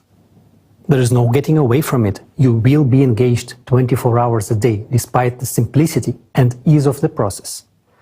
And it is up to you to decide whether to work 4 hours a day, 4 days a week, or to be an entrepreneur. Some people want to earn more, while others are satisfied with their salary and a free, wonderful life. Naturally, all of these conditions, such as no taxes, interest-free loans, understandable demand, etc., will have a positive impact on increasing wages. Wages will need to be increased regularly because companies will need skilled workers to meet the growing demand for goods and services. Since unconditional basic income allows even those who used to be low-income individuals to purchase quality goods, there will be an increase in the number of companies needing employees to meet this demand. For example, let's consider a medium-sized business. A person has an enterprise with 200 to 300 employees and a turnover of several tens of millions of dollars. They don't have to pay taxes. All the money earned belongs to them. And of course, they will raise wages, because competition for specialists in the labor market will be high. While unemployment will inevitably increase in today's world, in the creative society, on the contrary, there will be competition for good workers. They will be needed. And we come to another often asked question. Will people want to work if they already have a comfortable life provided by universal basic income of $10,000? People will still work because a $120,000 universal basic income per year for a person is just an average level of prosperity. Few people want to be in the middle class. People strive to live better. For example, if a person wants a new good car, then to buy it, they will have to live on just their basic income for several years. Wouldn't it be easier to go to work to buy their dream car faster? In this case, a person could earn an additional $5,000 to $10,000 or more per month, and in a year they could save up for their dream car and drive it to the job they love. You will also want good watches, a good phone, and a new laptop. Why? Because you have the opportunity to buy them. You will want to go to a good restaurant. You will be too lazy to cook, and you will go to a restaurant near your home to eat there. This requires money. And this is a good incentive to work. Not to mention that the transitional period to a creative society implies working for 4 hours a day, 4 days a week, and having 2 months of paid vacation and high salaries worldwide. Furthermore, thanks to the implementation of new technologies, boring professions and hard labor will gradually disappear. People will have much more interesting work to do because there will be many new professions that will reveal their potential and talents. Everyone will be able to easily and freely learn a new trade or train for a new profession. Thus, we understand that people will have all the conditions to earn themselves a good house and even more than one, any car or real estate. And then this question arises, what about private property? Everything a person earns, up to the wealth cap, belongs to them, their house, their yard, their car, and so on. An entrepreneur's private property may include a store, service areas, manufacturing, restaurants, cafes, and the like. But all minerals and resources of the earth will belong to the entire society. It is thanks to this that electricity, water, and gas will be free for people and small and medium-sized businesses. Thus, the new economic model creates all the conditions for the maximum development of both businesses and entrepreneurship, as well as the development of every individual and society as a whole. One more reason why the world economy will become many times more efficient in the transitional period to the creative society is the use of a planned economy at the global level. Just think how much unnecessary money and resources are now spent on overproduction, as well as on liquidation of finished products in order to increase the value of the remaining products. And yet, at a time when a third of the ready-to-eat products are being destroyed, there are countries where people have never ever tried these products. Meanwhile, those countries have things that are needed in other countries. The new model of the economy will solve this problem with smart planning and smart logistics. Logistics will be calculated by experts with the help of artificial intelligence in order to efficiently redistribute goods so that everyone will have the opportunity to buy everything they need. In the model of the transitional period to the creative society, there is no limit to improving human life. It will be possible and necessary to improve life, but prohibited to make it worse, and it will be fixed at the legislative level. Remember, the highest value in the world will be human life and his benefits. Well, friends, let's sum it up. Now you understand how the economic model of the transitional period to the creative society works. It provides everyone with a high standard of living. This includes a monthly unconditional basic income equivalent to $10,000, fixed prices for all goods, high level of wages, free and high quality healthcare, education, and excellent conditions for business development. What's more, there's only a part of its advantages over the current consumerist format of economy. The absence of wars, inflation, crisis, and stable income, all of this makes society healthier, and this is extremely important. There's no need to commit crimes, no reason to risk a happy life. The simple question is, what for? When human life comes first, the world changes drastically. Your happy life is what you will treasure.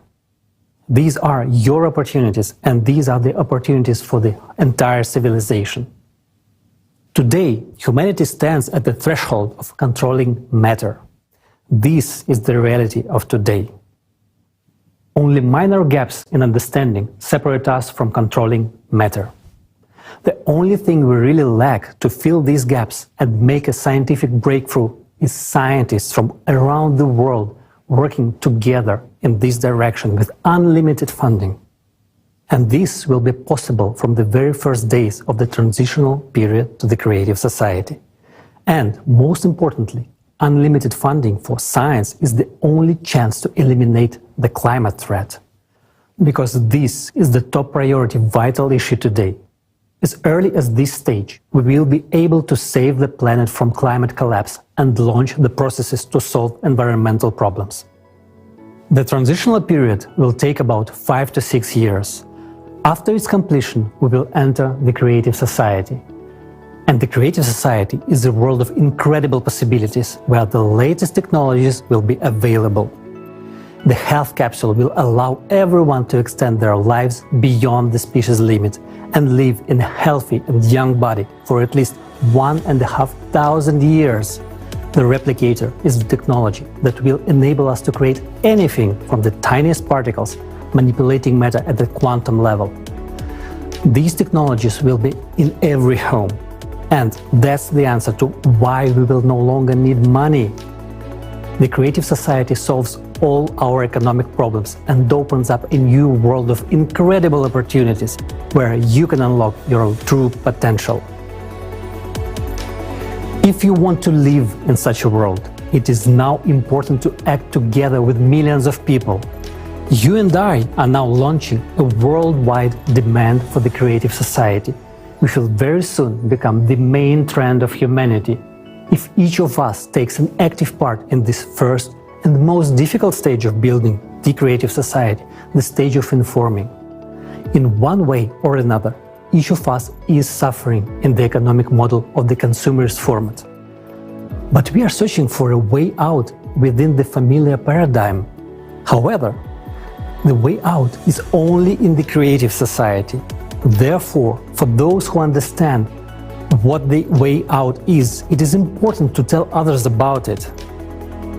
Creative society will open up perspectives for growth and development of each individual and of society as a whole. This is what will make us free. In the consumerist format, there can be no real freedom for a person. There's always the exploitation of the majority by a few individuals. But even those few individuals are themselves enslaved by this format. Therefore, not a single person has freedom in the consumerist society. It is only in the creative society that a person can attain true freedom.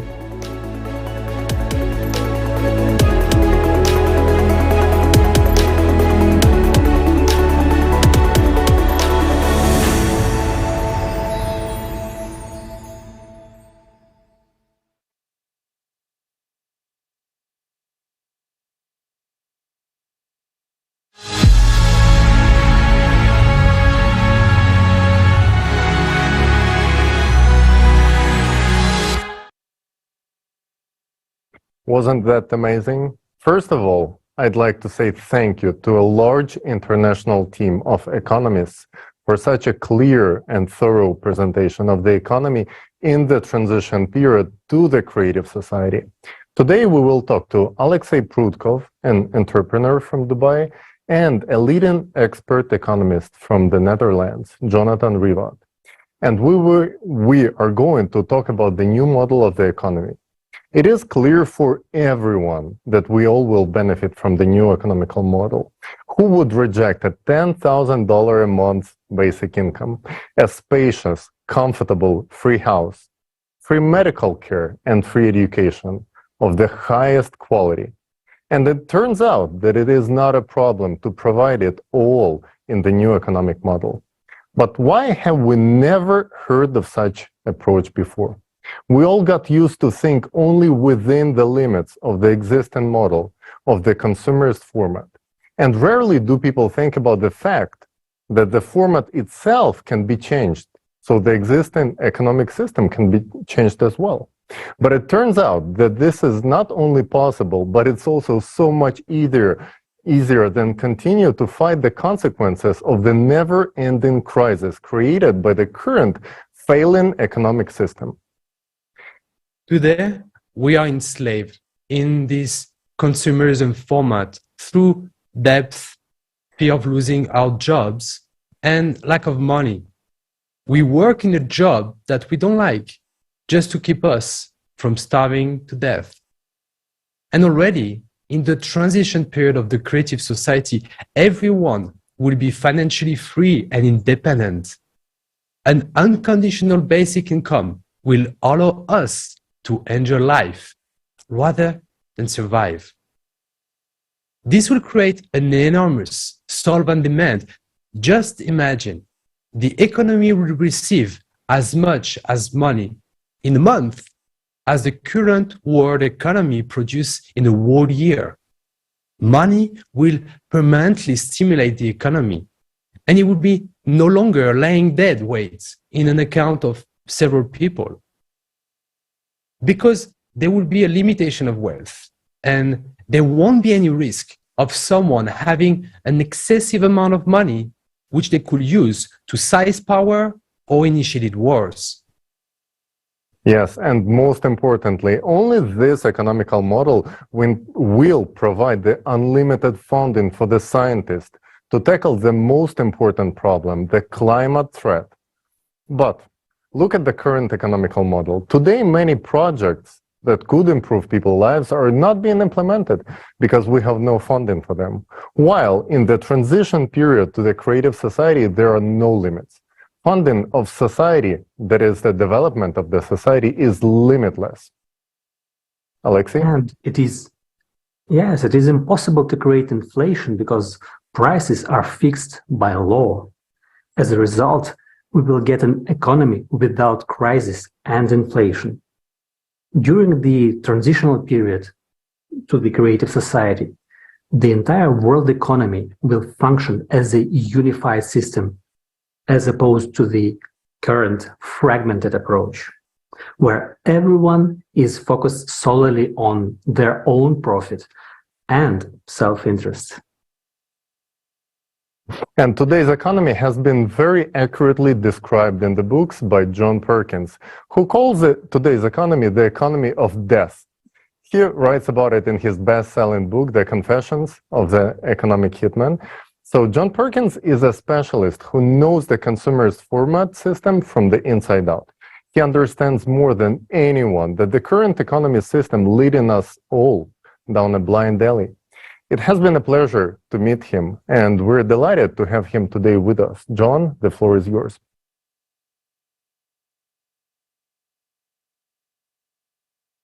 So, welcome to Global Crisis, There Is a Way Out. I personally am very happy to be here.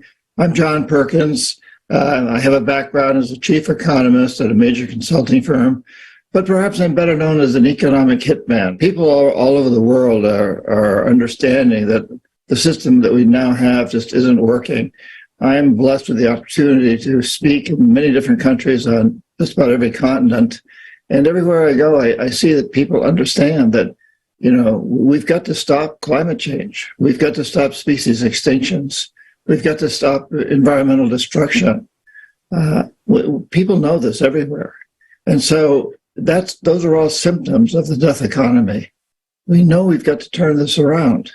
We've got to create an economic system that works. It's an illusion to think that we don't have power.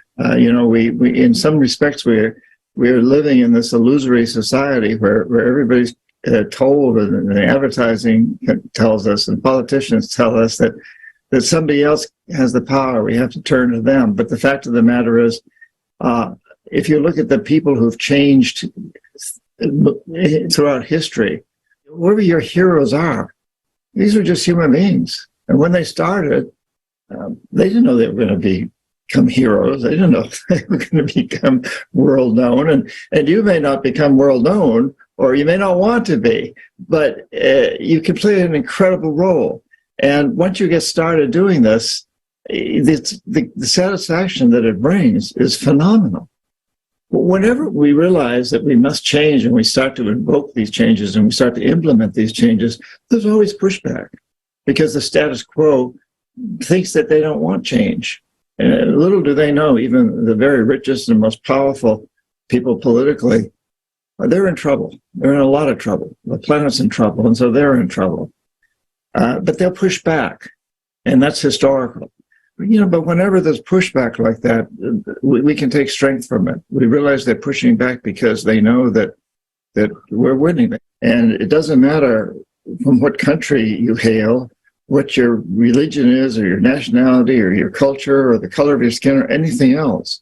We're all in this together. And we are unified in the fact that we're all threatened by the death economy. So let's recognize that it's also important to unify to develop a life economy. It's happening, and people like you and I and everybody who's participating in this magnificent program is part of that. It's an exciting time.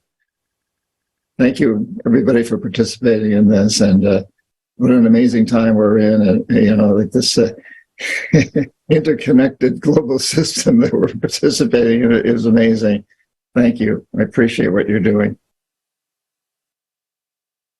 John, thank you so much for sharing with us your vision of the economy and your observations that people from all over the world feel the need for this change. After all, nothing will change without people's demand. It is very encouraging to see that people who really understand the economy realize that we need creative society where the economy will improve everyone's life, and it will create the conditions in which we can truly live rather than just survive. Yes, to achieve this goal, we will use global level planning with the latest AI technology. Today, corporations are using economic planning at the state level worldwide, and it is yielding tremendous results. Through successful and effective planning, the income of some corporations becomes greater than the GDP of entire countries. Just imagine the results we will achieve when planning is done globally by using AI.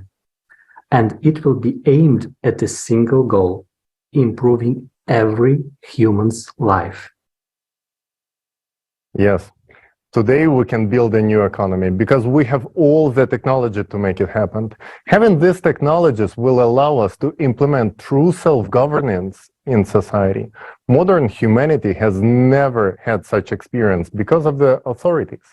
They have always been there, and the power in the hands of a few will always lead to some kind of overindulgence and manipulations for the personal financial gain. This is done through shady schemes and withholding of information from the general public.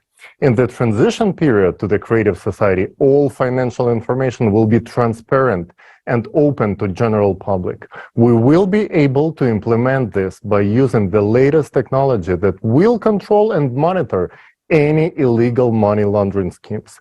This will make all illegal activities impossible. Simply put, corruption will be eradicated. And the best part about this, that we don't even have to invent this technology. It already exists. This is the Voskhod Multipurpose Complex by XP Energy. Stay tuned, because we will talk about this technology in details a bit later. We have everything we need to make our economy today function in a different way. The only thing that's missing is the creative society. Yes, and I was struck by the fact that in the economic model of the transition period to the creative society, prices will go down. Never in my life have I seen prices go down. I haven't even thought it is possible. It turns out that not only will prices go down, but the quality of goods will improve. Yes, and the main factor for reducing prices in the transition period of the creative society will be free energy. And the second key factor is the absence of taxes. Today's prices increase due to inflation, as well as ever-increasing taxes will make up a significant portion of a product's price. Yes, Jonathan, I totally agree with you. To illustrate this more vividly, we can take a look at the very simple example. Let's take that bun from that hamburger that we talked about in the video. Why is it so expensive? After all, it's just flour and water. How can it cost $2? Did you know that if you take out taxes out of the price of that bun, it will cost 3 times cheaper? So how does this tricky taxation scheme work in the consumerist format economy? Let's take a look in details. In order to grow the wheat used in making of that bun, you have to rent land. The farmer pays tax on that land. Then he needs a tractor to work on that land. Then he has to pay another tax, the value-added taxation, VAT. The cost of the tractor also includes several other taxes, such as invention tax, licensing, and the VAT on each part of the tractor. The tractor needs gasoline to run, and the most of the price of the gasoline, again, taxes and other duties. So next, farmer needs seeds and fertilizers, for which he again pays taxes. He then hires people to work. He pays wages and taxes on the wages.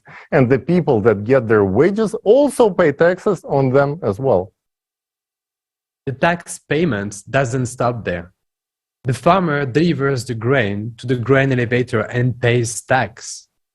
Next, the grain has to be processed into flour. This requires energy, the price of which includes taxes apart from VAT. Then, you need a vehicle to transport the flour to the buns maker. Its price already includes a lot of taxes. Plus, you have to fill it up, which incurs yet another tax, and pay the driver for his work, who also pay tax from his salary. So the flour goes to the bakery, for example, a small private bakery. Even if the bakery owns the building, they still pay land tax in addition to energy, to gas and electricity bills. And we already know that there are taxes on these too. There are people working in production who gets their wages, pay taxes on their wages, and from these wages, employees pay taxes once more. Yes. And now imagine you walking into that bakery just to buy a simple bun. But what a journey it has been on, right? Before it even hit that shelf, it has been taxed on every stage of its creation. Even more, the shop operates under the very same taxation scheme. So you buy this taxed bun and you pay the shop tax from your hard-earned wages, which already has been taxed, by the way, as well. So it looks like some kind of nesting doll of taxes all the way. And God forbid if that bun crossed any borders on its way to that shop, because then you will also have to pay the delivery tax, the taxation custom fees, and so on. At this point, you should ask yourself, is it really just a bun or some Trojan horse of taxes? It's amazing to think about the journey that a simple bun has made, with taxes being just another ingredient in the recipe of a consumer society. You know, even bakers who are dealing with dough all day have most of it being taken out of their pockets after paying all those taxes.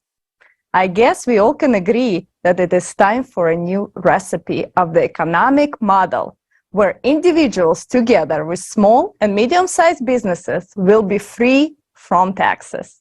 And you will have to forget about this bitter taste.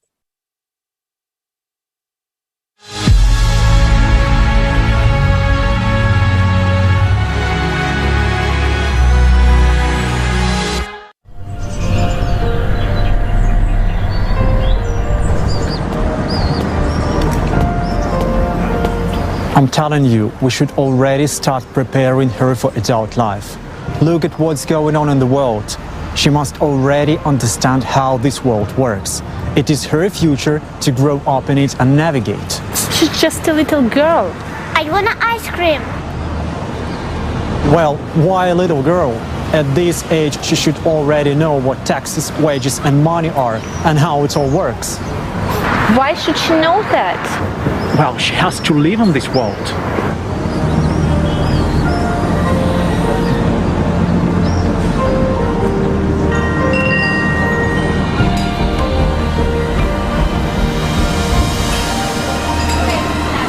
Daughter, you must know, understand, and navigate in this world. So look, here is what taxes are.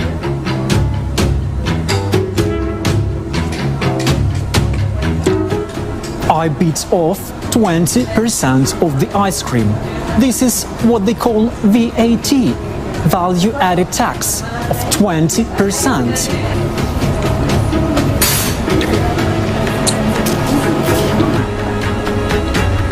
And what I've bitten off now is your income tax of 40%.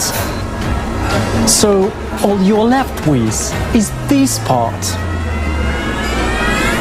Dad, screw you and your taxes. I want to live in the creative society.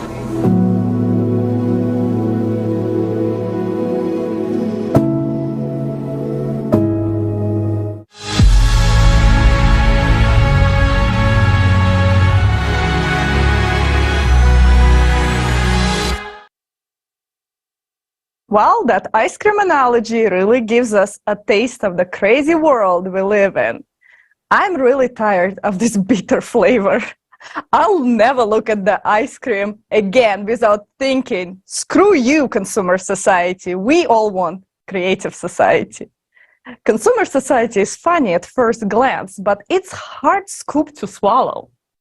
Even a child understands the unfairness of it all. And we really need to change the format to the creative one. Yes, from the first day of the transition period into the creative society, everything will be different. Prices will go down because there will be no taxes for small and medium-sized businesses.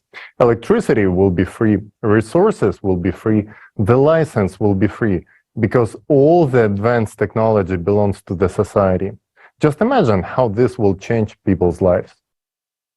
For example, instead of conventional methods of growing wheat, a farmer will be able to grow it on a vertical farm which allows to increase the yield by 600 times per square meter. As a result, we will get flowers, which is many times cheaper.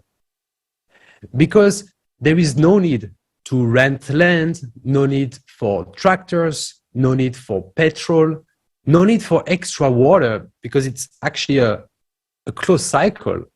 The only things you will have to pay are fertilizer, the grain fund, and the staff salaries. Can you imagine how this changes the way we produce food? It will become a higher quality without the use of pesticides and harmful substances.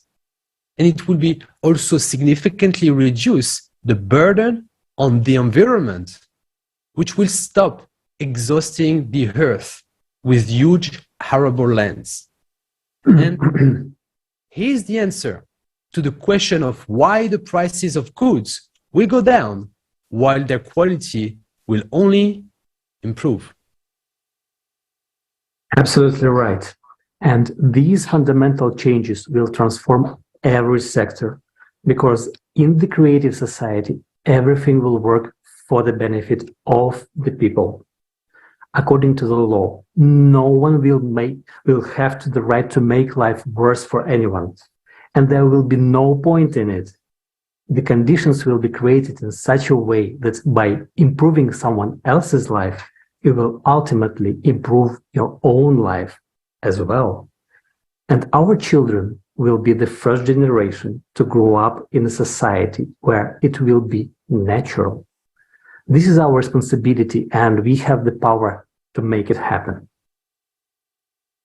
So now you know what benefits are guaranteed to every person in a creative society. And you also know that it is economically possible. For all the advantages we discussed to become a reality, it is necessary to adopt this economic model worldwide. Its implementation is only possible with a change of society from a consumerist format to a creative one. Only in this case will it work. We have just received an answer to a crucial question that is often asked. Where will the money come from for free healthcare in the creative society? Free healthcare will be provided to every person thanks to the new technology, thanks to the new economy. You have already heard that this privilege will be available in the creative society's transition period.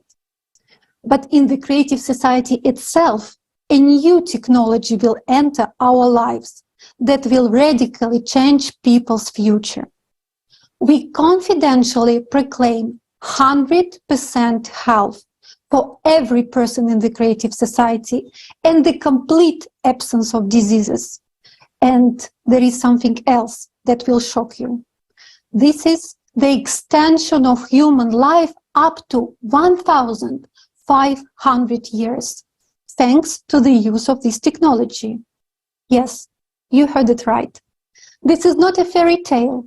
Science has already advanced so far that it has been scientifically proven that such technology is possible, and these developments are already underway. What separates us from this implementation is only the absence of the creative society. So, what is this technology, you might ask? We simply called it the body regeneration capsule.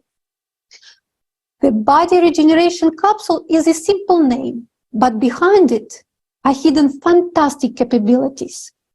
We want to introduce to you a presentation of the functions of this technology that will blow your mind. Before you see for yourself how incredible it is, I want to note that in the creative society, you will receive it for free in your home. From this moment on, your life will change. Your new life will begin. I understand you are eager to learn more. So we invite you to watch the presentation.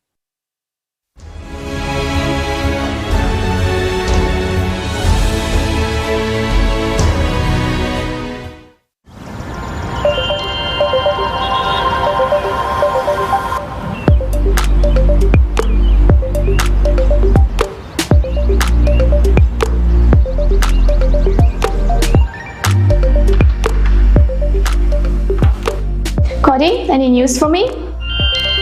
The regeneration capsule has been installed and configured. It's also synchronized to your personal medical assistant.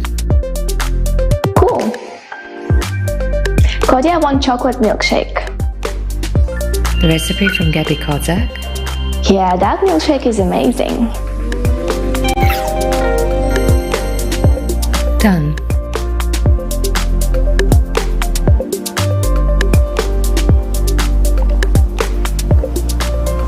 Wow, you are a beauty indeed. I see they implemented all my design suggestions. Wonderful. Greetings! I'm a regeneration capsule, the first generation. Would you like to undergo the body regeneration procedure? Do I have to? When analyzing the data from your personal medical assistant, I discovered that you suffered a fracture at the age of 10. It healed but left a slight dislocation, which deformed your joint, causing pain and potential damage to the joint cartilage if you exercise. The surgery that you had at the age of 16 to remove your appendix left a scar on your skin. Your frequent unbalanced diet has also caused your body to malfunction. I can eliminate all the consequences and restore your body to its perfect condition. Would you like to start the treatment? Yeah, I guess so. But first, I'd like to know more about you. Shall I start the presentation video? Yes, go ahead. The regeneration capsule of the first generation 1.0. The regeneration capsule is a unique daily comprehensive care for your body that includes diagnosis of your body, prevention and treatment of any diseases except mental disorders, restoration of lost body parts and organs, body shaping according to your wishes, hygienic procedures, and cosmetic body care. Thanks to this innovative method, you will be able not only to revitalize your body, but also to extend your life up to 1,500 years. The regeneration capsule works at the information and physical levels. At the physical level, the regeneration capsule will detect any parasites, viruses, bacteria, or toxins in your body, extract energy from them, and transform it into useful elements for you. It can urgently remove any pathological changes, such as blood clots, hemorrhages, or stones, eliminate inflammation and restore damaged organs and tissues in the body. Thanks to this technology, there is no longer a need for hygienic procedures such as taking a shower or brushing your teeth. Epithelial particles or any dirt will be broken down into elementary particles and used as useful building material to transform your body. At the information level, the health capsule restores all the functions of the body and rejuvenates your body at the DNA level, as it contains all the information about how the body should function. The capsule only changes the program inside the DNA and corrects just 1 pixel at the beyond quantum level. The rest is done by organism itself according to the new information.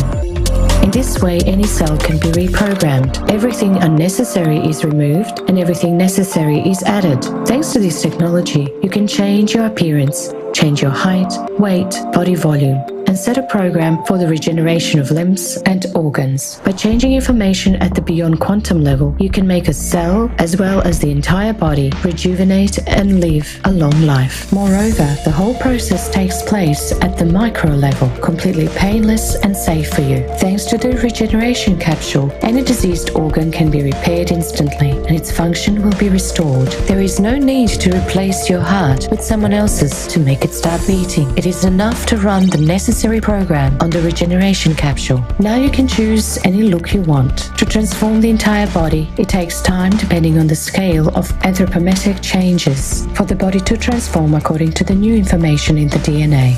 Physical transformations in the human body take place over a period of 9 to 14 months. Start the rejuvenation and life-sustaining program in your capsule, and every day you will feel healthier, younger, and stronger until you reach the biological youthful age defined by your program. It is possible to extend human life by an average of up to 1,500 years in a young and healthy body. You can also change the characteristics of your body according to your preferences. The capsule technology allows you to become an athlete with any body type, muscle tone, and level of training and maintain this form according to the parameters set by you.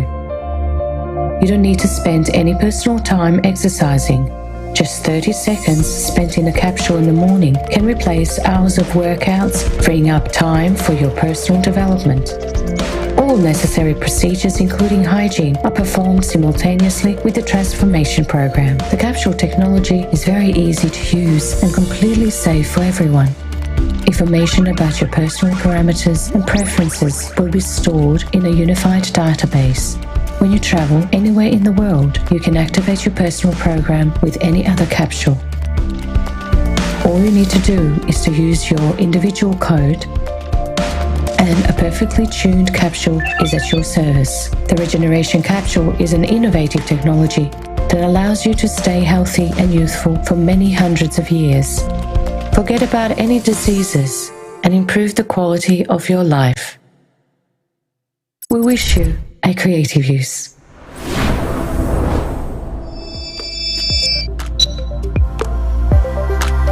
Wow, that's awesome. So you can really cure all diseases? Yes, in fact, most diseases are caused by infections. I can eliminate them very quickly. For example, Alzheimer's disease is caused by a parasitic infection. These microparasites generate a calcium casing around themselves, resulting in excess calcium on the axons, and that in turn leads to neuron connection breakdown and brain cell death. On the other hand, these are living microorganisms, so I can extract the energy from them, remove the excess calcium from the axons, and relocate it to where it's needed. The excess calcium is then removed from the body. All relevant neurons will be restored based on your individual DNA program.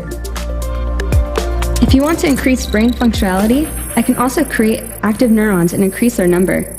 As time passes, you will gradually adapt to the increased brain functionality. The complete program to cure a person takes 30 seconds, and they will leave the capsule completely healthy. Oh, it's good to know I won't have to worry about Alzheimer's. But can you make me look pretty? You have very beautiful facial features and body shape. What changes would you like to make? Well, I'm not really happy with my nose, and I wish my hips were smaller. No problem, just choose a program.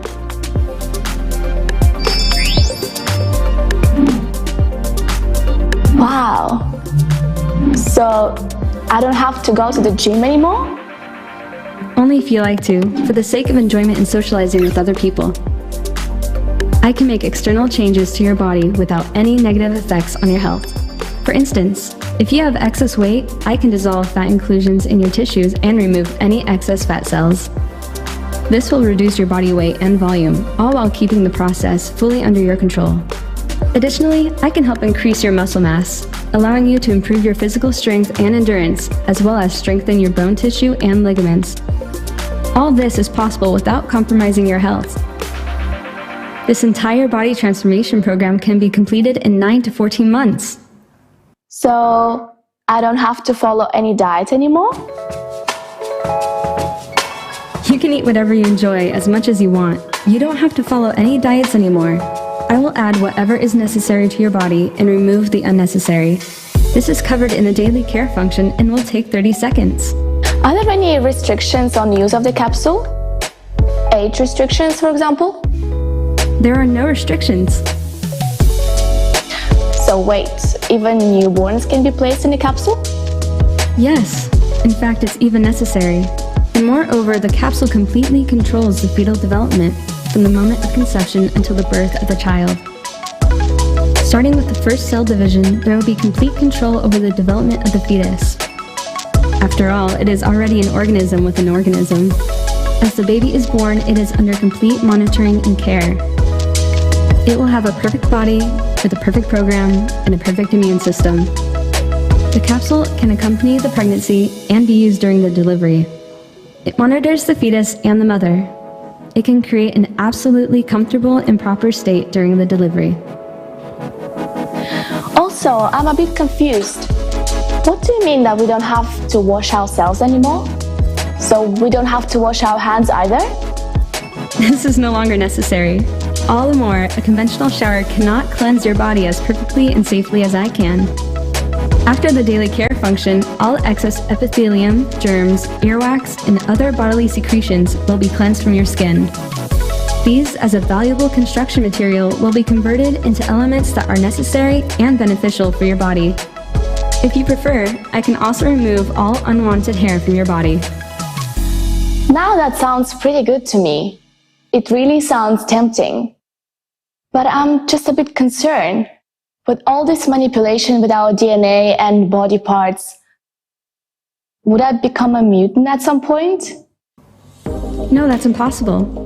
The first foundation of the Creative Society is the value of human life, which is why all my functions are set up only to improve and maintain your health and well-being. Oh, the first foundation. How could I forget? Now you convinced me. I'm ready.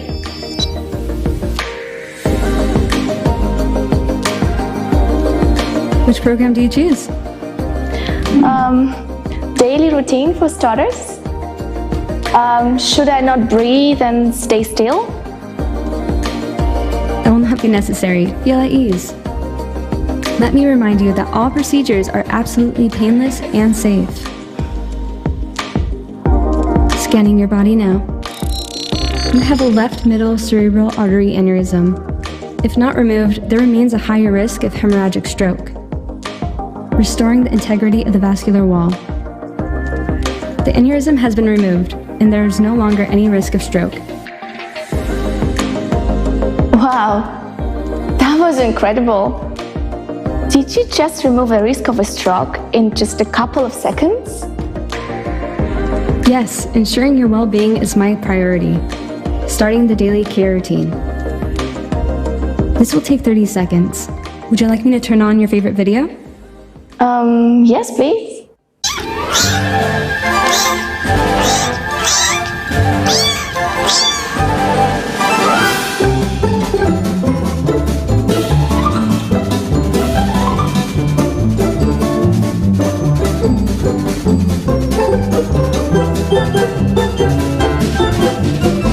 The daily care routine of your body is complete. What do you mean? 30 seconds are over. Have a great day. Feels better than after a whole day at the spa.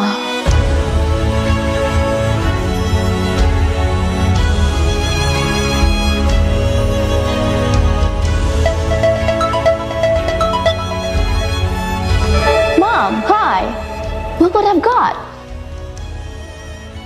Looks gorgeous. Have you tried it just now? I've been testing mine for weeks. This is something incredible. My capsule just saved me from a stroke. It detected an aneurysm and removed it in a couple of seconds. Gosh, really? I'm so happy these capsules are available to everyone now. That's true. But what about you? Are you seeing any changes? Yeah, I ran mine right away under the Health and Rejuvenation Program, and my skin has already improved. The spots are gone, the wrinkles have already started decreasing. Look! And the best part is, my joints aren't aching anymore. The other day, I purposely walked up to my apartment without taking the elevator just to check that. And to my surprise, I didn't experience any joint pain or shortness of breath. Look at you, Mom. You got a hang on a capsule way quicker than I did. Oh, it was so easy to use. It tells me everything. It told me I would take 9 months to fully rejuvenate. But I already feel like I'm 25. Oh, Mom, I'm so happy for you. Yes, my dear, me too. I am happy that we were able to build the Creative Society. And now all diseases and aging are a thing of the past. Definitely. Oh, I've got a call. I've got to run. Bye. Speak to you later, Mom.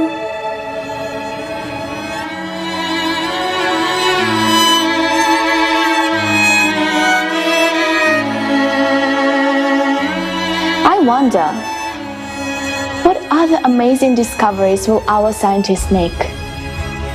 It's breathtaking.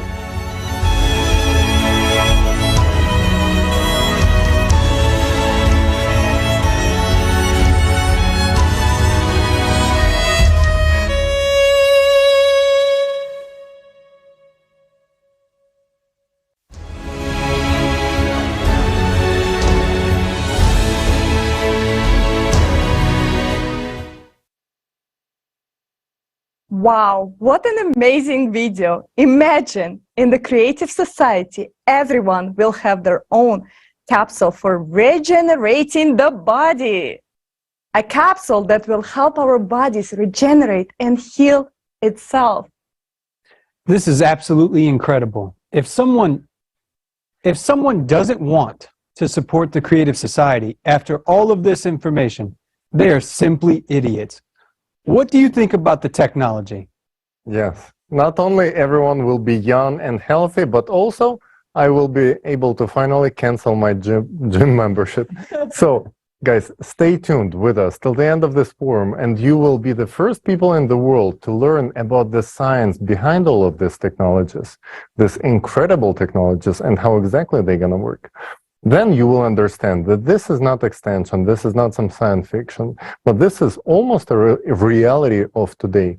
All that remains for all of us to enjoy this is to build a creative society, to actually implement these technologies. We remind you that you are watching the live broadcast of the International Online Forum Global Crisis. There is a way out. It's organized by the people, volunteers from more than 180 countries.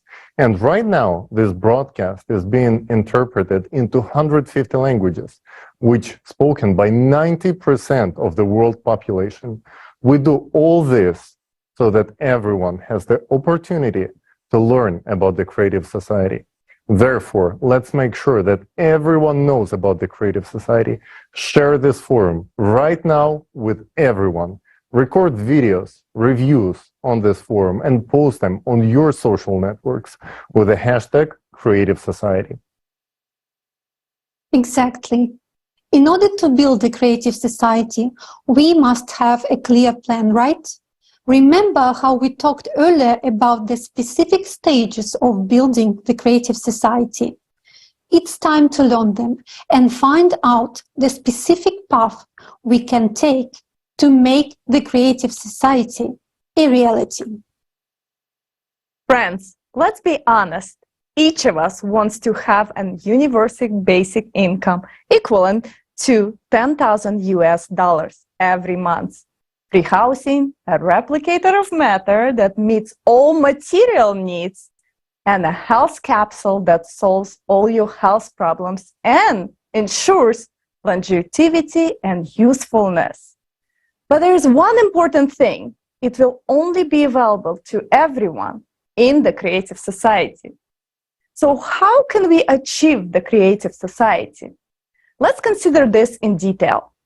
Creative society is built in 3 stages. The first stage is the stage of informing. The second stage is political. The third stage is the world referendum. Each of these stages implies specific steps. In essence, this is the roadmap of how we get to the creative society in a peaceful and lawful way. Let's walk through those steps together. What is our first step? Where do we start, Jason? We'll begin with the first stage, which is the hardest and the most important one, the stage of informing. That's right. The first stage in building the creative society is to inform others. After all, we can only build the creative society in the whole world, which means that firstly, all people need to learn about the opportunity before choosing it. Yes, the creative society is beneficial to everyone. So if all people learn about it and truly understand its idea, then they will definitely support it. This means that people will form an electoral demand for the creative society, and then politicians will have to fulfill it, since it is the will of the majority of people. And such politicians will surely be found if people as the electorate express their readiness to vote only for those politicians who will implement the creative society. Stage 1, informing. A person found out about creative society and wants to live this way. What exactly do we do at this stage of informing? First, a person informs others about the creative society. We start sharing information about creative society by all available legal means, through personal communication, on social media, by placing the creative society logo on your car, home facade, clothing, public transport, and so on. These are actions that are easily accessible to everyone and to you too.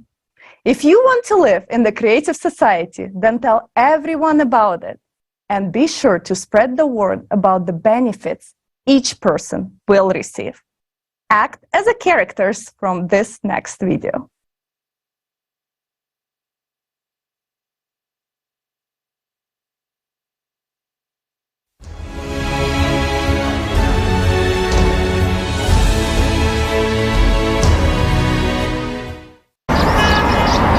Can I get a simple answer? What exactly will I get in Creative Society?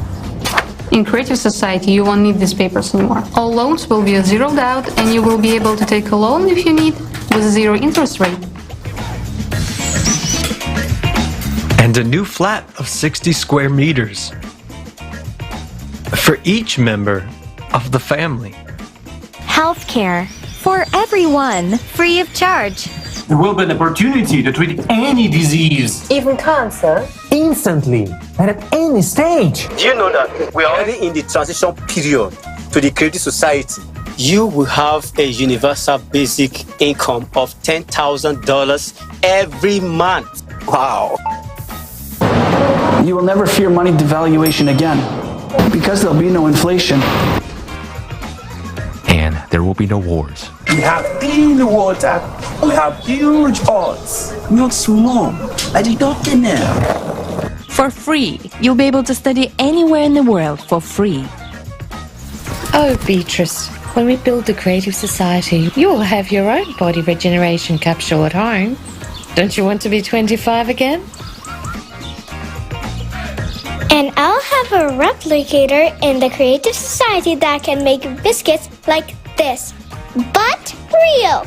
The Creative Society is the world without borders. It's freedom. Sweetheart, can you imagine? This is actually a new stage of evolution for our civilization.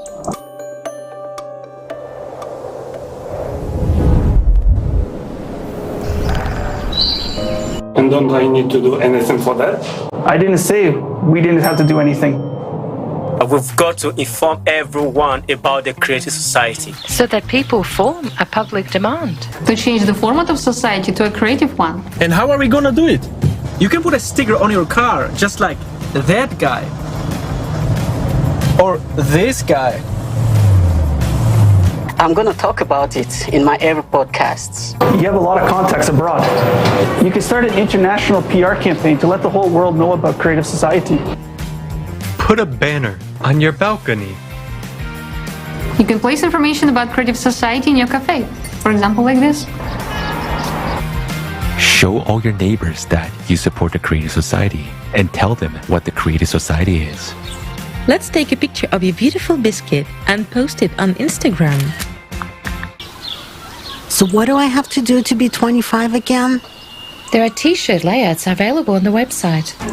So, what can I do to make this world happen? Bro, come on. You got 3 languages under your belt. Join the Creative Society Forum's translation team so that everyone can learn about it. Jane, I need a list of our foreign partners. Please prepare a sample letter of cooperation. The letterhead should have the Creative Society logo on it. How about we address the highest quality medicine in Creative Society, live on TikTok? Tonight? You're so outgoing. Every other person knows you. You can tell absolutely everyone about the Creative Society. Keep doing what you're doing, what you're awesome at.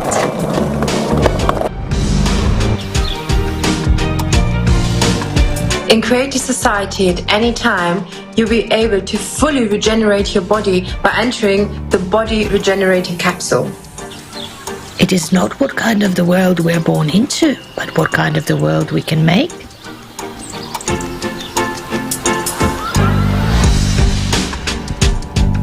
What are you doing to make your dream come true faster?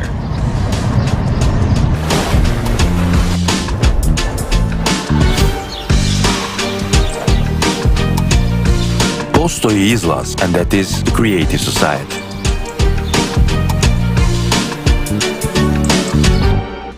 Hey, guys! Come back to Earth! People are actually building the creative society there.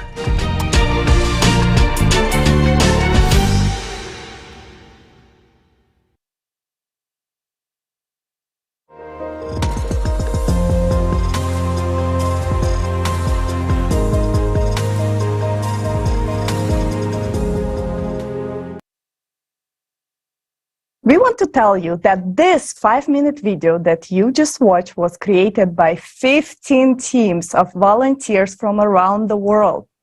It's a prime example of how, by coming together, people can create cool content that will help spread the information and the word about the Creative Society. Creative Society volunteers around the world are true friends whose friendship saves the world. In the same way, you can also unite with your friends and like-minded people for the common goal of informing about the Creative Society and building it as quickly as possible. For this, you can establish a coordination center in your districts, cities, or countries. The more actively and organized we unite, the more we will be able to do and the faster we can inform. Forming the electoral demand is very important. John, tell us more. So the main goal of this stage of informing is to create an electoral demand. How do we know that we have created an electoral demand? If all people around you are talking about the Creative Society en masse in social networks, stores, business circles, literally everywhere, it means that we are already the majority, and the electoral demand for the building the Creative Society in your region has been formed. It's important to note that all stages of building the Creative Society fully comply with the norms of the international law. Let's look how exactly the formation of electoral demand and your actions are supported by the international law. The Universal Declaration of Human Rights and the International Covenant of Civil and Political Rights stipulate that everyone has the right to freely hold their opinions, express them openly, and disseminate information and ideas regardless of state borders. Moreover, according to the current international regulations, the source of power is the people themselves. This is also stated in the majority of national constitution in the world. While preparing for the forum, an international team of lawyers studied more than 150 constitutions and discovered that vast majority of them provide the source of power. The source of power is a people. This slide shows excerpts from constitutions of several countries. Do you see that? In reality, the power legally belongs to you. But how is it that we do not have effective mechanisms enabling us for exercising this power? We are already solving many issues in all spheres of life. In the online format, the only sphere hardly touched by technological progress is the implementation of self-governing by the people themselves. We can vote for the best movie or song or do business online and use electronic documents. But why can we not vote for the laws that benefit us? Nowadays, these laws are adopted by the politicians we elect. We want to build the Creative Society in a legitimate way. So we need to use politics as a tool, because it is through politics that modern society is governed. And this is why the second stage of building the Creative Society is the political stage.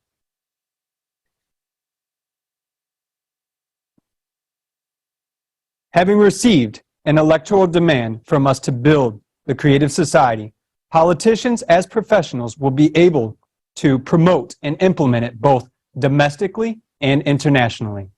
It is through politics that we can build a fair and effective legislative framework for building the Creative Society.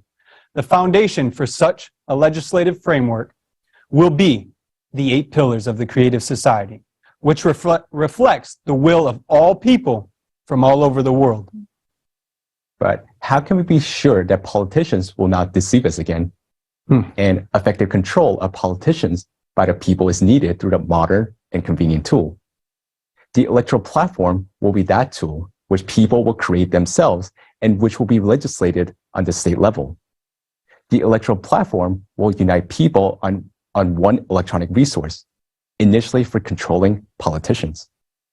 Eventually, it will become the supreme governing body worldwide and return power back to the people. But let's discuss everything step by step.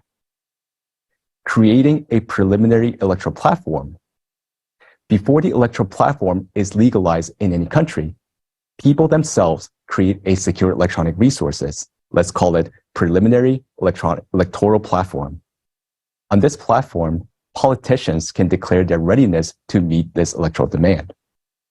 On this preliminary electoral platform in their country, people will be able to select the most worthy politicians, sign a contract with them where politicians agree to build the creative society, subsequently monitor and recall them if they fail to fulfill their pre-election promises. Society concludes a contract with politicians. Number 5. Yeah. In other words, first people conclude a contract with politicians precisely on the preliminary electoral platform. What is this contract all about? Its purpose is to legally stipulate a politician's public commitment to fulfill the following demands of people: to incorporate the 8 pillars of the creative society into the Constitution, to adopt a law recognizing the electoral platform as the highest legislative body on the national level, to resign from their position if majority of people vote on the preliminary electoral platform. The contract is a guarantee that politicians will not deceive us. Why? Because according to this contract, people have the right to recall politicians for not fulfilling their obligations. This way, people can control the politicians they elect on the preliminary electoral platform. For the first time in history, politicians will no longer be able to deceive people who delegated their power to them. It should be noted that currently politicians do not directly enter into contract with society regarding their obligations, which allows them to break pre-election promises with impunity. How will this contract work with politicians and can be executed? In the presence of an attorney, a politician must confirm their identity according to the legislation of the respective country and publicly declare that they accept all the contract terms posted on the preliminary electoral platform. If a politician violates the contract, people exercise their right to recall such a politician. What about elections in a particular country? Jason? Great question. After the people have selected the worthiest politicians and concluded contracts with them on the preliminary electoral platform, it is necessary to vote for them at elections so that they acquire the necessary authority and the ability to act. In some countries, decisions are made unilaterally. For instance, by the president. In others, they are made collectively, for example, by a parliament, while elsewhere it is done jointly. Therefore, in order to pass the law on the electoral platform and to incorporate the 8 pillars of the creative society into a constitution, politicians who support the creative society must be elected to relevant bodies of power. Elections take place according to the current law of a particular country. The winning of an election by candidates or parties who are for the creative society directly depends on the number of voters who support the creative society. It means that the more people in the country who support the creative society, the more of such politicians will be in the parliament or in the legislative body. Therefore, it makes sense to approach implementation of the political stage in a country only when the majority of the electorate in this country supports the creative society.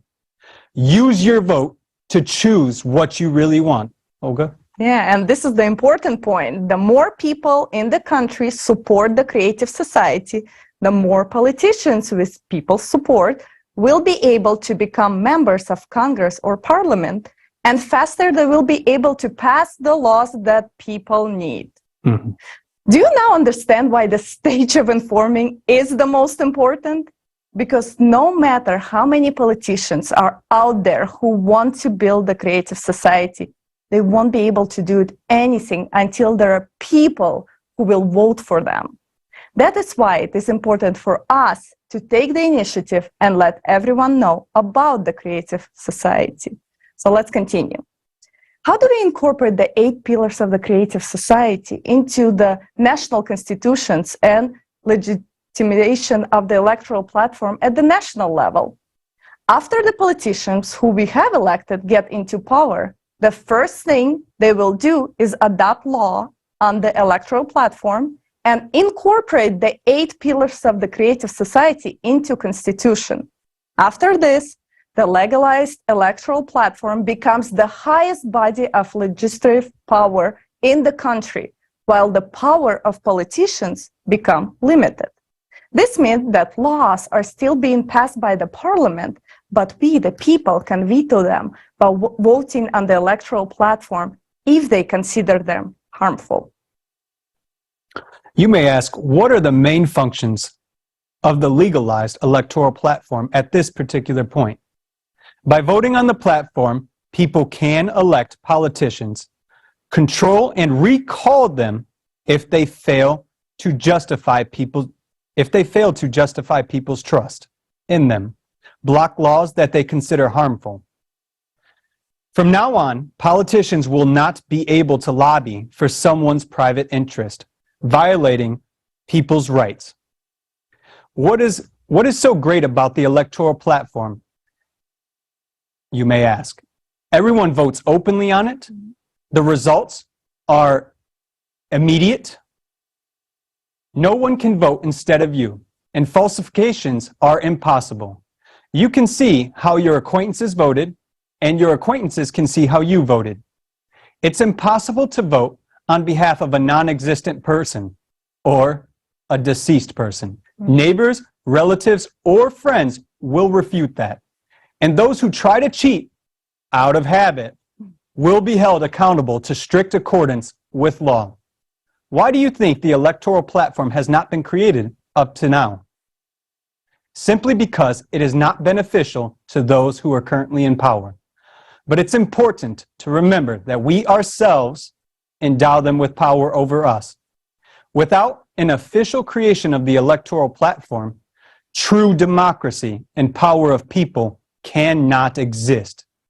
People do not possess the function of real power until they have a function of supervising their representatives. Currently, those in power use modern technologies to control us people, but it should be the other way around. People should control the decisions and actions of politicians through the electoral platform. Power should belong to people, while politicians should simply be hired managers. Once again, I would like to emphasize for you that today the most important task for anyone who is hearing this information is to spread the creative society, all information about it, to tell other people about it, so that we are able to jointly form an electoral demand. Because for adopting the law on the electoral platform and incorporating the 8 pillars of the creative society into a country's constitution, the key factor is the more people in a single country that support the creative society, the faster the necessary laws for its implementation will be adopted, even if a country is an absolute monarchy. Tyler. Yes, absolutely. Building the creative society does not end at this point, since no single country or even a union of countries can implement the creative society and provide people with all of its benefits. The creative society can only be fully built on a global scale. Therefore, we need to conduct a worldwide referendum on adopting the creative model of the development by all of the humanity. That's stage 3, world referendum. Countries consolidate efforts in building the creative society. Countries which have already legislated the electoral platform consolidate their efforts to adopt the creative society worldwide. as well as to prepare for the world referendum.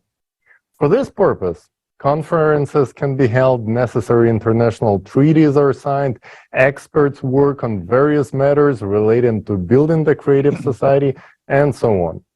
What can be your role at this stage? You can participate in sectoral experts groups, as well as you can use the electoral platform to elect and control representatives of your country, or even become elected to participate in events at the international level. Formation of a unified worldwide electoral platform is the next stage. As soon as all countries in the world, legalize the electoral platform and incorporate the 8 pillars of the creative society into their constitution, it is possible to start creating a unified worldwide electoral platform. What is it? It's an integrated electronic resource that serves as a basis for all international actions. This platform unites people around the world into a single civilization and becomes the highest governing body on earth. Who owns the Unified Worldwide Electoral Platform? The Unified Worldwide Electoral Platform belongs to entire society. It is created and controlled by the people themselves. It is not created by any private company. It is created with open source code. It cannot be privately owned by anyone. And there may be no centralized control over it. Only registered users can use the electoral platform. The electoral platform is absolutely open and transparent. At the same time, the data it contains is securely protected, technically against any falsification or manipulation. Next, conducting the world referendum. Olga? Oh, yes. A world referendum will be held on the unified electoral platform, where people will make a decision to change the format of society to the creative one on a global scale. The goals of the referendum include establishment of the creative society format throughout the world, adoption of the 8 pillars of the creative society as a world constitution, approval of the unified worldwide electoral platform as the highest authority on earth. From now on, the adoption of laws, appointments, control, and recall of all officials, as well as other important public decisions, are made exclusively by people themselves on the unified worldwide electoral platform. It also serves as legislative framework, meaning it is the only source of universally binding rules by which humanity lives. Today, we've already watched a video about how the unified platform will function. Politics and politicians are no longer needed from this moment on, because all power really transferred into the hands of people, meaning into your hands. And this is when genuine self-governance is ensured. As we can see, all the outlined steps peacefully and lawfully lead us into full self-governance. But they do not give us the creative society to its fullest extent yet. It is necessary to adjust the economy and logistics and to implement relevant technologies. For this purpose, we need a transition period. Preparation for the transition period begins with that. So, therefore, at the World Referendum, we will appoint a date for the beginning of the period of the transition to the creative society, which will be approximately 6 months after the referendum, since preparations are necessary. During those 6 months, it is necessary to prepare for transition to the new economic model, to adopt necessary laws, and appoint responsible executives, to form expert groups, a unified worldwide service for responding to emergency situations, and so on. Everything should be planned and regulated in such a way that even during this period, people's lives only improve. Then, the period of transition from the consumerist format of society to the creative one. The period of transition to the creative society begins on the date of appointed at the referendum and will take 5 to 6 years. This is approximately how much time is required for the development of technologies necessary for full transition to the creative society. Starting on day 1 of the transition period, unified laws, a new model of planned economy, a single currency, equal prices throughout the world, universal basic income, free housing, healthcare, education, and so on are introduced for everyone worldwide. In addition, absolutely all debts will be nullified and new technologies are introduced to make people's lives better. It's important to note that already at the beginning of the transition period, all people who were actively participating in the process of informing about the creative society at the information stage will receive a peace prize from $1 million to $5 million, depending on the extent of their involvement. Identifying these people is not difficult.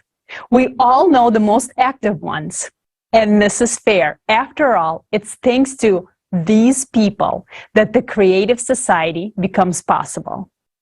Moreover, it will be good infusion of funds into the economy and launch its rapid growth. Then, creative society. Once the transition period into the creative society is over, fulfilling life in the creative society begins. By this time, every person will already have all the benefits for our fulfilling and happy life, and money will no longer be needed. From this moment on, the creative society really begins. All technologies work for you. You can develop your individual abilities as a human, contribute to society's life, and receive maximum benefits.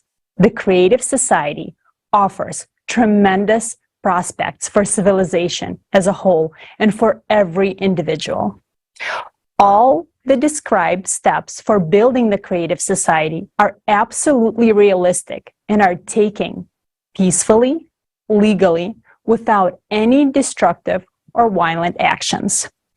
This is the evolution of society accomplished by legal means. Our only way to life is the path of building the creative society. And this journey begins with the first step, with your action. Yes, agree. We just discussed a clear plan for how to build a creative society. Now, we need concrete actions from each and every one of us. I hope that now everyone understands how much depends on us and how important it is to form people's demand for building the creative society. Otherwise, no matter how well thought out the plan is, it will remain just a plan.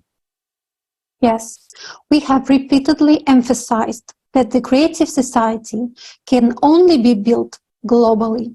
We often hear this question: why can't we choose a certain country? Their people will already live in the creative society, and then other countries will follow their example to build the creative society for themselves. Friends, it's only possible to build the creative society on the entire globe if, and only if, all of humanity unites together. As individual states can only declare their intentions to move towards the creative society format. In individual countries that embrace the creative society, the social conditions of the people can be improved, but only to the extent that they do not disrupt the economy of the country. Otherwise, a country which tries to move to the creative society alone will still be dependent on those countries which do not support the creative society. Because today all countries are closely interconnected and interdependent in geopolitics, economics and finance, energy, legislation, logistics, and so on. A single country cannot fully secure the value of human life, because there will always be a military threat from other countries. Therefore, it is impossible to build the creative society in a single country. Either everything will remain at the level of conversations without moving on to specific actions, or the creative society will be embraced by all the countries. Yes, and our next guest understands that there is nothing more important than what we are discussing right now. Mr. Kendall Coffey is a leading American attorney with an outstanding career spanning more than 40 years. He served as the United States Attorney for the Southern District of Florida and is recognized as one of the country's most authoritative lawyers. Mr. Kendall Coffey is also a legal analyst, author, and teacher with extensive experience handling high-profile cases and complex legal issues. Thanks to his unparalleled expertise and dedication to the legal profession, Mr. Coffey has become a pioneer in the legal community and an authoritative expert on legal issues throughout the United States. Mr. Coffey, the floor is yours. Hello, this is Kendall Coffey from Washington, D.C. in the United States, and I'm delighted to be a participant in welcoming you to the global crisis. There is a way out. I've had the privilege of serving in different capacities over the years. I was the United States Attorney for the Southern District of Florida and had the privilege of being in the government, mostly prosecution, but on the inside of one of the most important government agencies in the world. And in addition to that kind of privilege of being in government, I've had the opportunity to teach at 3 different law schools, several others around the world.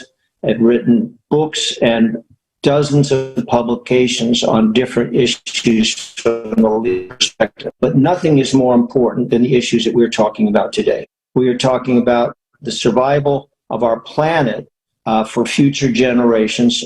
And the reason that's so important is with all the anxieties we have, it's so much easier to indicate that things could be difficult. Things are challenging. What about this war? What about this hunger crisis? But this is a program that has the unique focus on different strategies for, first of all, recognizing the seriousness of our challenges, because they are very real and they could affect the survival of all of us. And certainly people like me that have grandchildren have to be very, very concerned about what their future might be. But in addition to talking about the dangers and the perils that we face, this is an organization with aspirations and goals for bringing people together around the world and developing solutions. And so it is more important than ever that we give this kind of program the serious attention that it deserves, and that we all begin to try to do more individually, as communities, as states, as nations, in order to assure that future generations, including my grandchildren, have a world that they can enjoy. If these 8 pillars can be brought into the constitutions of every nation, into the laws of every community, the world would be greatly strengthened, and future generations would have stronger and better lives to look forward to. It's always a challenge to get aspirations, goals, and ideals brought into laws. But that is not just something to think about. That is something to act upon, because we could be running out of time in terms of getting to the world society that we all want to have for our future generations. The Creative Society has demonstrated that there are mathematical certainties, that things that are bad things that could be calamities, could be in the future. And we have to assume that there is not hundreds of years of good weather, hundreds of years free from climate change, hundreds of years free from global warming. We are on a much, much shorter deadline than that. And part of what the Creative Society can do is get us working together to focus on what we have to do to meet the challenges that this world faces, more severe challenges than ever before in human history. We should not be discouraged, because it is in times of challenge and crisis where people get together and where societies become stronger, and where individuals who might have thought that all they had to do was live each day suddenly rise up and become leaders in their communities. So however the adversities must seem, they really create opportunities for each of us, every one of us, to do more, and for a number of us, those who care deeply, to become the kind of leaders that communities, that societies, that nations, and that the world needs now more than ever. Shares thinking that eventually someone else will take the steps that are needed to protect society from its many challenges. We have to remember something. That somebody may never appear, and sometimes that somebody is you. We can all think of examples throughout history where somebody, could have been anybody, but somebody decided to simply not accept things that were wrong, to not accept things that were unjust. And sometimes a single person's courage and leadership can be a spark that ignites an entire movement, an entire force of change. So I think it's important that we not just look for somebody else, because you might be that somebody else that's so much needed for the future of our world. Well, thank you very much for joining this forum today. It's one of the most important forums, programs, training sessions that you will ever see in your lives. And remember, each of you can make a difference that resonates like a giant echo chamber across the fields and the valleys and the hills and the oceans that are part of our planet. It's been a pleasure to have some time to spend with you. I wish all of you the very, very best in this forum and in your future lives, and hopefully in the good of all of us on this planet. Thank you very much, Mr. Coffey. I really like how you said that we shouldn't wait for someone to come and do something for us. That someone is you. Therefore, the most important things for every person who supports the Creative Society right now is to talk about the Creative Society with everyone. It is essential to explain to every single person, to the best of your ability, how their lives will significantly improve in the Creative Society. When people understand this, they will support the Creative Society. As a result, we will form an electoral demand in each of our countries. Only in this case will we have a chance to build the Creative Society. Fortunately, more and more people realize how important this is. Thanks to their actions, people are learning the truth despite all the difficulties that may arise. In January of this year, the video hosting site YouTube began to mass delete Creative Society channels in various languages. The reason for this was unknown to us. And just a few days ago, YouTube restored some of our channels. We sincerely thank YouTube staff who ultimately understood the situation and restored justice. We are thrilled that despite the fact that someone evidently dislikes it, when the truth is heard around the world, there are good, caring people everywhere.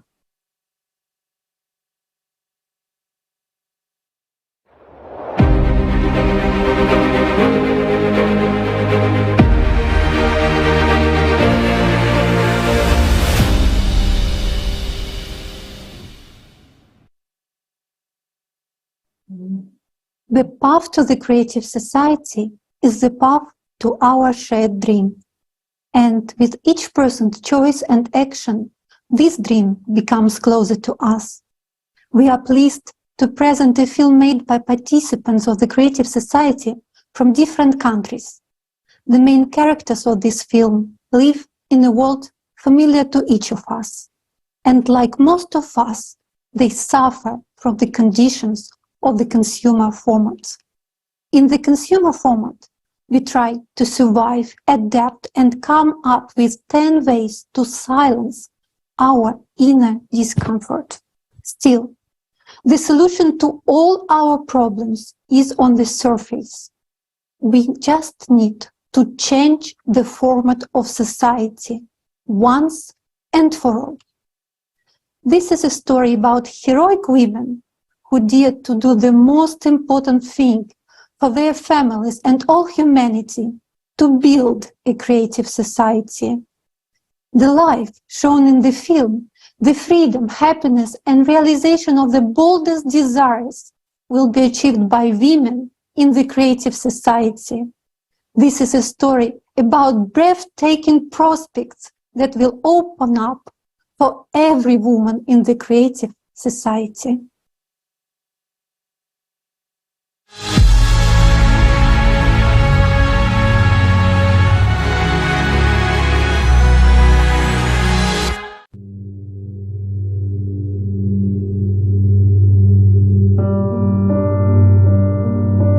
I won't see her again, doctor. She was taken away, and we didn't even say goodbye. My daughter and I ended up on the street. No one will help us. Margaret, I'm afraid he will hit me again.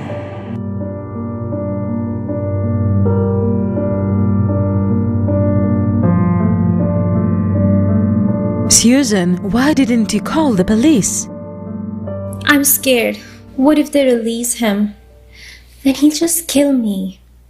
Or on the contrary, if they put him in jail, then how will we survive? He's the only one that feeds our family. Margaret, you know, I feel lonely. That's why I want to ask you to prescribe me something for loneliness. Can you? I feel like I'm going crazy. What if it runs in the family? I'm already 22 and I still can't get an education or a decent job. I'm like a dog on a leash. You know, all my life I was revolving around my children. Schooling, after school activities, piano lessons, name it. And then, at last, my oldest daughter got married and left.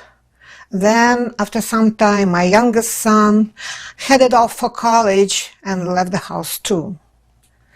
I'm very happy for them that everything has all got very well in their lives. Have you thought about visiting them yourself? What are you talking about? I can only dream about that. Don't you see I can barely move? I need a hip surgery, maybe replacement, and besides, there is a 12-hour flight just to get over there. At first, he was very sweet. Yes, he was jealous, but I even liked it. He always had everything under control. I felt protected. Did you perceive it as him taking care of you? I guess so. Did you try to talk to him? Yes, but he only got more irritated, Margaret. I tried so hard to be a good wife. I did everything. I did yoga. I tried to stay in shape. And I always cooked something new. I once bought a beautiful lingerie, and he freaked out, saying why I wasted money on these rags. My husband and I met at the agricultural university. After graduation, we started to work together. We were hired by a plant breeding farm. So together we bred new varieties of vegetables and herbs. Oh, let me show you something. Here, can you see it? You were so beautiful. Thank you.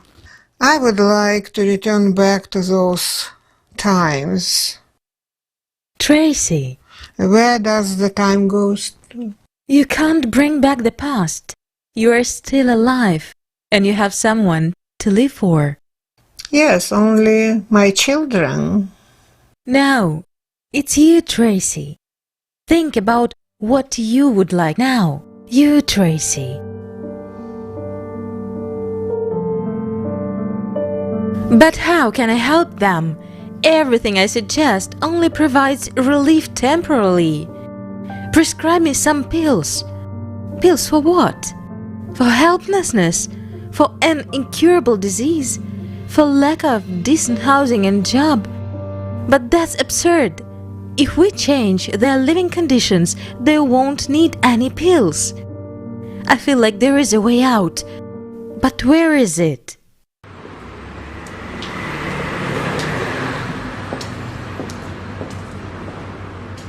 Cappuccino, please. You can't solve a problem on the same level that it was created. You have to rise above it to the next level. Albert Einstein. How long have you had this banner? Well, since the day we opened. I guess you just haven't been paying attention. Interesting quote. So, here you go. Oh, and take this card too. What is it? Everyone nowadays is unhappy with their lives, saying we need to change the rules of the game. Well, here is a solution to stop playing, finally start living. Oh yeah, getting to the next level. And to change the whole system. It's called evolution. And how many of you are there, such like-minded people? Actually, it's like everyone, but some just don't know it.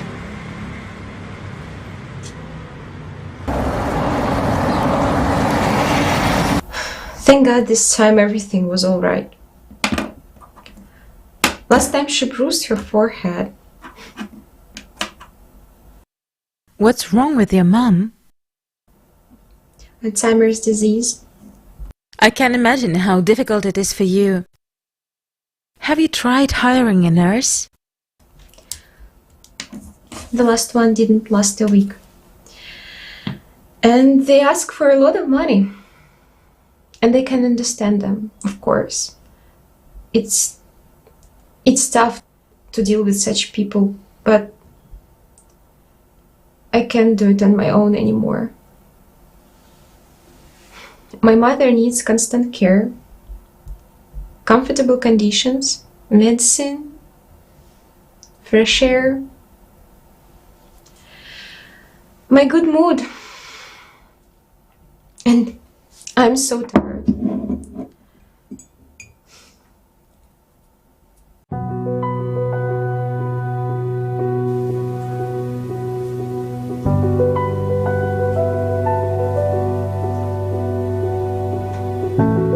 A creative society is the format in which each person's life, freedom, security, and well-being are the highest value, not on paper, but in the practice.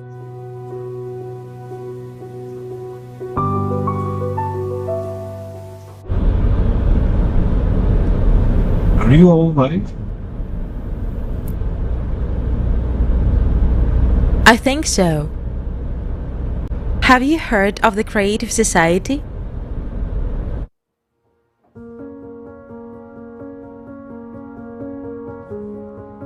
I can take your money endlessly, but that won't solve your problems.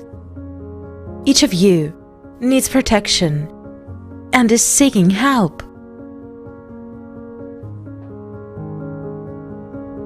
Has anyone heard of the Creative Society project? I've heard of it, but I did not really dig into it. Margaret, have you brought us all here just because you want to talk about some project? Yes. How can it help us? Right now, everyone is trying to cope with their problems alone. But the trouble is that we are divided. The Creative Society is what can unite us all, and together we can achieve what each of us dreams of. You're saying all these wonderful things, but I saw that there would be robots everywhere in the Creative Society. They would do the cooking and the cleaning.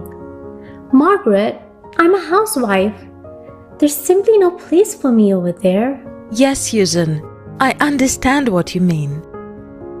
Billions of women do everything they can to please their husbands. They tolerate abuse just to stay in that illusion of security. Women have completely devalued themselves. But Are we worthy of this? To endure beatings, to rot from old age and diseases, to languish in hopelessness? It's normal to strive to be happy, to have the opportunity to create, to be of service to people. You know, each of us is very important and worthy of a beautiful life. Seems like I understand what you're saying. We deserve it. Margaret, what should we do? You have to understand that the key point in all of this is to tell absolutely everyone about the creative society. We need to create a trend. This is the first stage. We need to involve famous people. No, these people won't do anything. They make money from what's popular in society. They will join us only when everyone on every corner talks about the creative society. So let's take this into our own hands. We need to make a plan.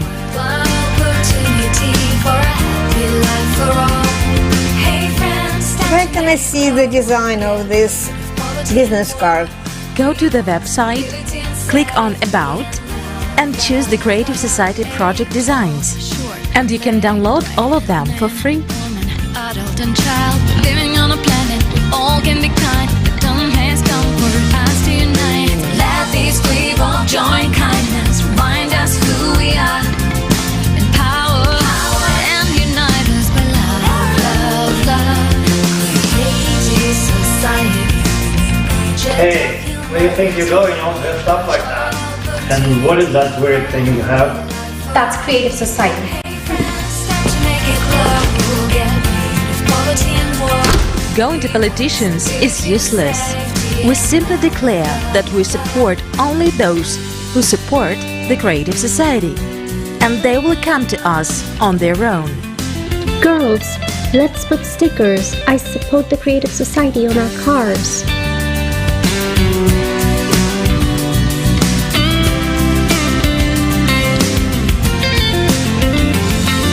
Girls, some hater wrote me. What should I reply? Oh, he is a jerk. There is no place for jerk in creative society. Now, girls, we need to be polite. Let's send him smiley faces with the word jerk.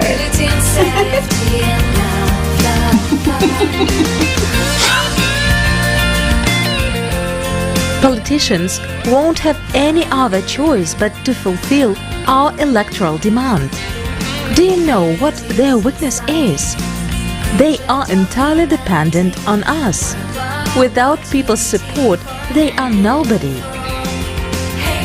Margaret, are you sure you're telling all your patients about the creative society? Of course, we won't build the creative society if we don't tell everyone. Come on, girls, let's step on it. We're almost there.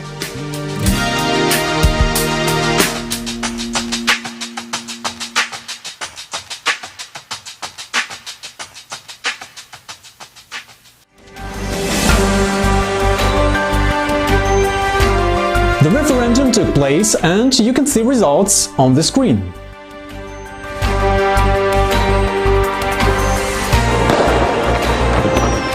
Yes, we did it!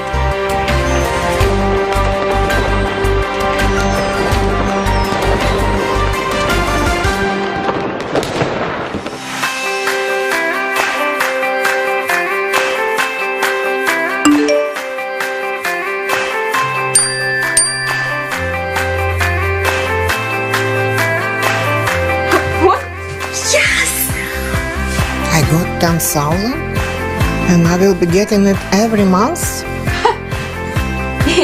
It's incredible. Oh wow, how would I spend this money?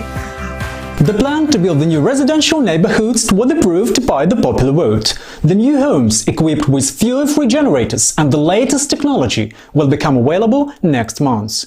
If you don't have housing, or if it doesn't meet the Creative Society's minimum standard of 60 square meters per person, on the electoral platform you can submit an application for free new housing for you and your family.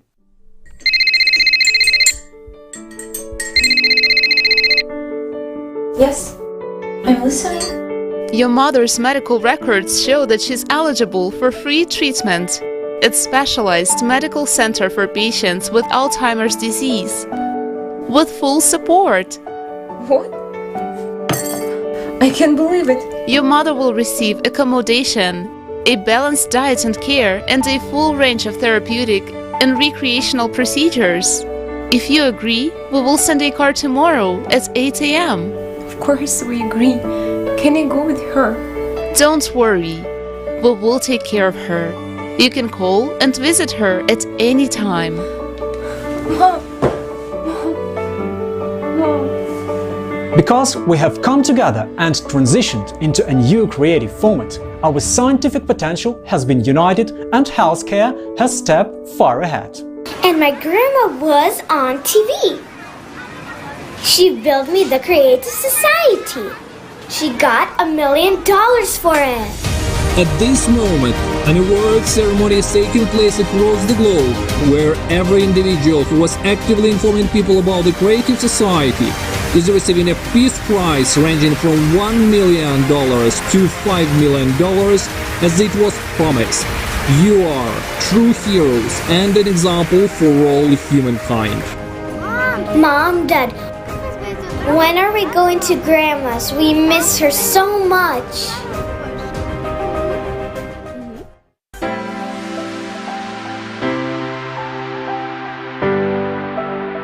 I've devalued myself a lot over the years. I've lived by other people's desires. Now, I can honestly decide how I want to live my life.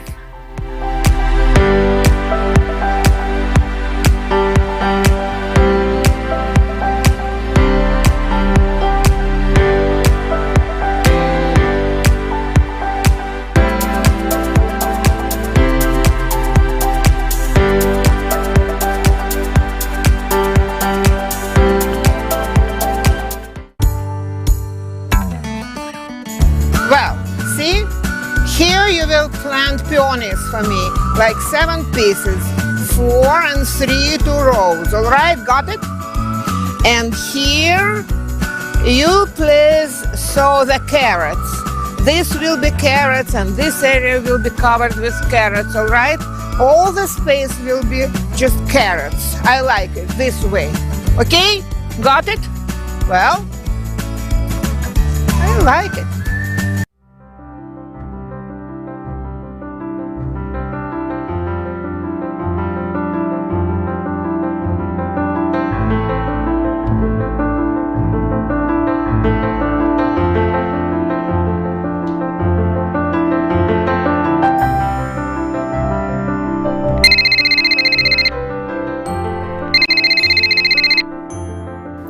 Dr. Ann, so nice to hear from you. Leah, I have a surprise for you.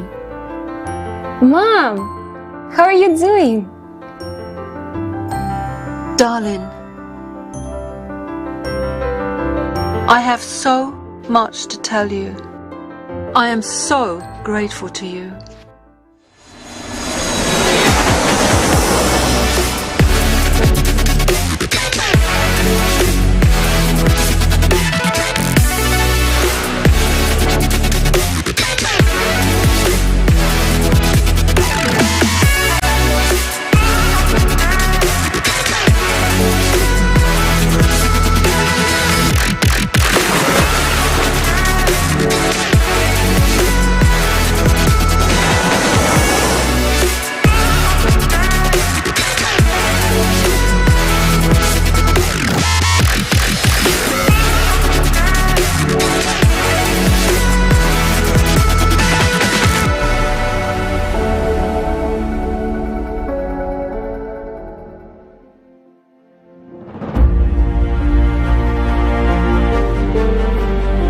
On the 28th of February, the transition period ends, and on the 1st of March, we officially enter the era of the Creative Society.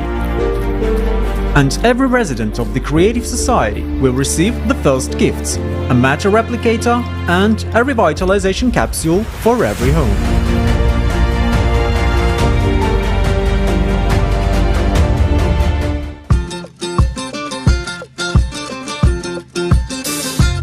fresh, crunchy, organic carrots, endowed with special flavors, carrots and carrot juice. I've tried it.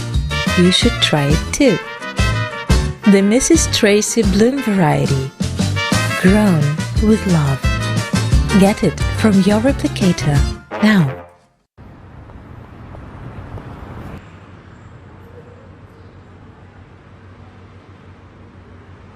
Yesterday, you were tested to discover your personal potential.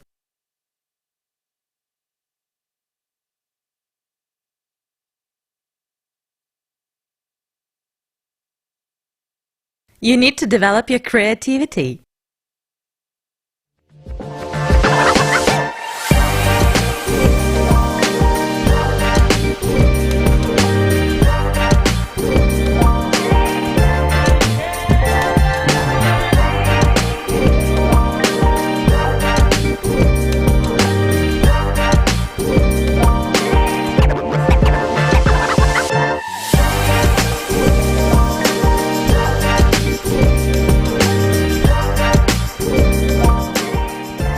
Susan, I saw your paintings at the exhibition.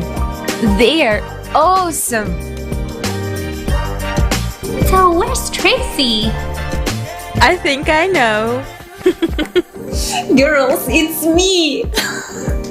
Come on! OMG, is that you? Tracy! Wow! Is this all thanks to the health capsule?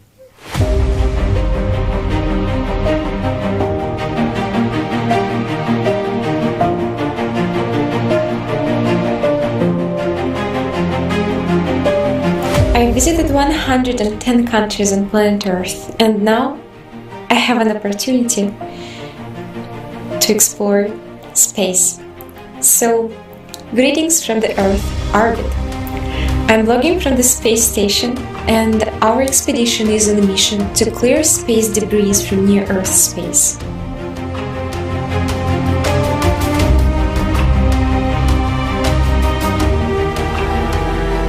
Finally, my dream has come true. We live in a beautiful world. Everyone got what they wanted and is truly happy.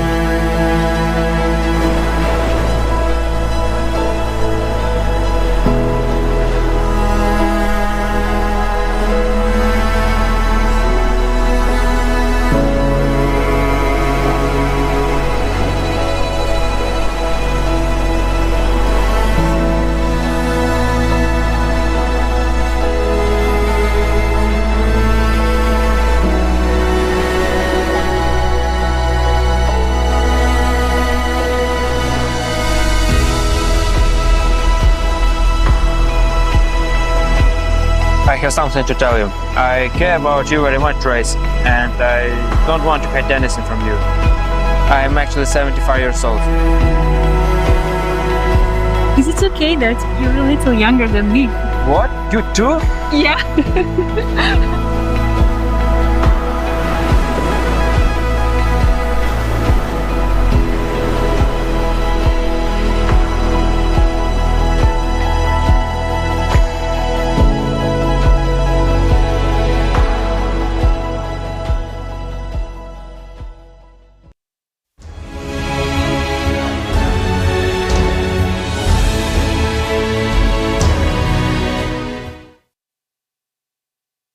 Wow, this is incredible. Let's use this opportunity to create a better world for ourselves and future generations. Women, we have the chance to unite right now and build a creative society. If we want a change, we must start talking about the creative society and its benefits for every person. Yes, how can we not want to share this information? It's amazing. Can you imagine that thanks to the body regeneration capsule, we will not only regain our attractive appearance, but feel like we're 25 again? Yeah. Honestly, it's a little bit scary because you can go on a date and she can turn out to be 100 years old. But you know what? Me, as any IT specialist, I'm sure looking forward for this body regeneration capsule just to get rid of the main problem of any person who works behind the desk, the back pain. And guys, on a serious note, jokes aside, we need everyone to learn about the Creative Society in order for all of this to happen. We need this information to be spread out everywhere. Our success depends on your coordinated efforts, and let's just go for it. If we want to change, we must start talking about the Creative Society and how it can benefit everyone. It is time to spread the word and attract people. And speaking of inspiration, Olga, could you share your story with us? Sure. Guys, I want to share my story with you. I live in Metro Detroit, and I got the standard package: husband, 2 kids, 2 cats, and a black lab. I work full-time, just like most people do. Me and my husband do not see each other much. I take my kids to gymnastics and soccer and do a Costco run in between. I cook 3 meals a day, but somehow I still find time to inform people about the Creative Society. Every single day, I post on social media, call new people that click Join Us button on our website, help volunteers get started in many projects, and attend social events to spread info in person. You are probably asking, why the heck is she doing this when the 20th season of Kardashians is on? I know that today we still have a chance to change our format of society. Not just for me or my husband and kids, but I want to get this message about the Creative Society out for all of us. Because we as people have created the wrong rules of our existence. We have one problem that's separating us from the Creative Society: uninformed people. Billions of uninformed people. That's it. When people know about Creative Society and everyone understands the benefits of such a social format, everyone, and I repeat, everyone will have the society of our dreams built almost overnight. The superpower that we, the people, have is to inform each other in any legal way possible as fast as possible. For me, it's a daily necessity like brushing teeth. If I don't inform, I rob myself, my husband, kids, friends, family, and you of the future that we all want and deserve. Therefore, share this forum right now with everyone. Record a video, reviews on this forum, and post them on social networks with a hashtag Creative Society. Make sure that everyone knows about the Creative Society. Thank you, Olga. We all know that the world desperately needs change. We need a format that will benefit everyone, unite us all, and provide us with cutting-edge technologies and capabilities that exceed our imagination. This format is the Creative Society. But for the Creative Society to become a reality, we need to spread the word about it. Let your entire neighborhood be permeated with billboards and signage, and the news will spread like wildfire. The signage is necessary, but of course, it is not enough on its own. People begin to comprehend and understand the idea only when they are directly presented with the information. So talk to people. Tell them what the Creative Society is all about and the benefits it will bring them. Some of you may say, okay, I'm already telling everyone in my circle about the Creative Society, but what else can I do to bring life into the Creative Society like closer and even faster? For such heroes, there is an answer. One of the effective ways is to spread information as quickly as possible is to create coordination centers in your countries, your states, your cities, your districts, etc. The extent of territory you can cover depends only on your willingness and active actions. Remember that everything needs to be done with the framework of the law. Establishing a coordination center is not difficult. If there are already 2 people in your area or city who understand the importance of it, of the Creative Society, don't wait. Open a coordination center and start informing others about the Creative Society. In a week, there'll be 5 of you, and then in a month, 25. And in 2 months, everyone will know about the Creative Society. Let's take action. Make the Creative Society a reality. Watch.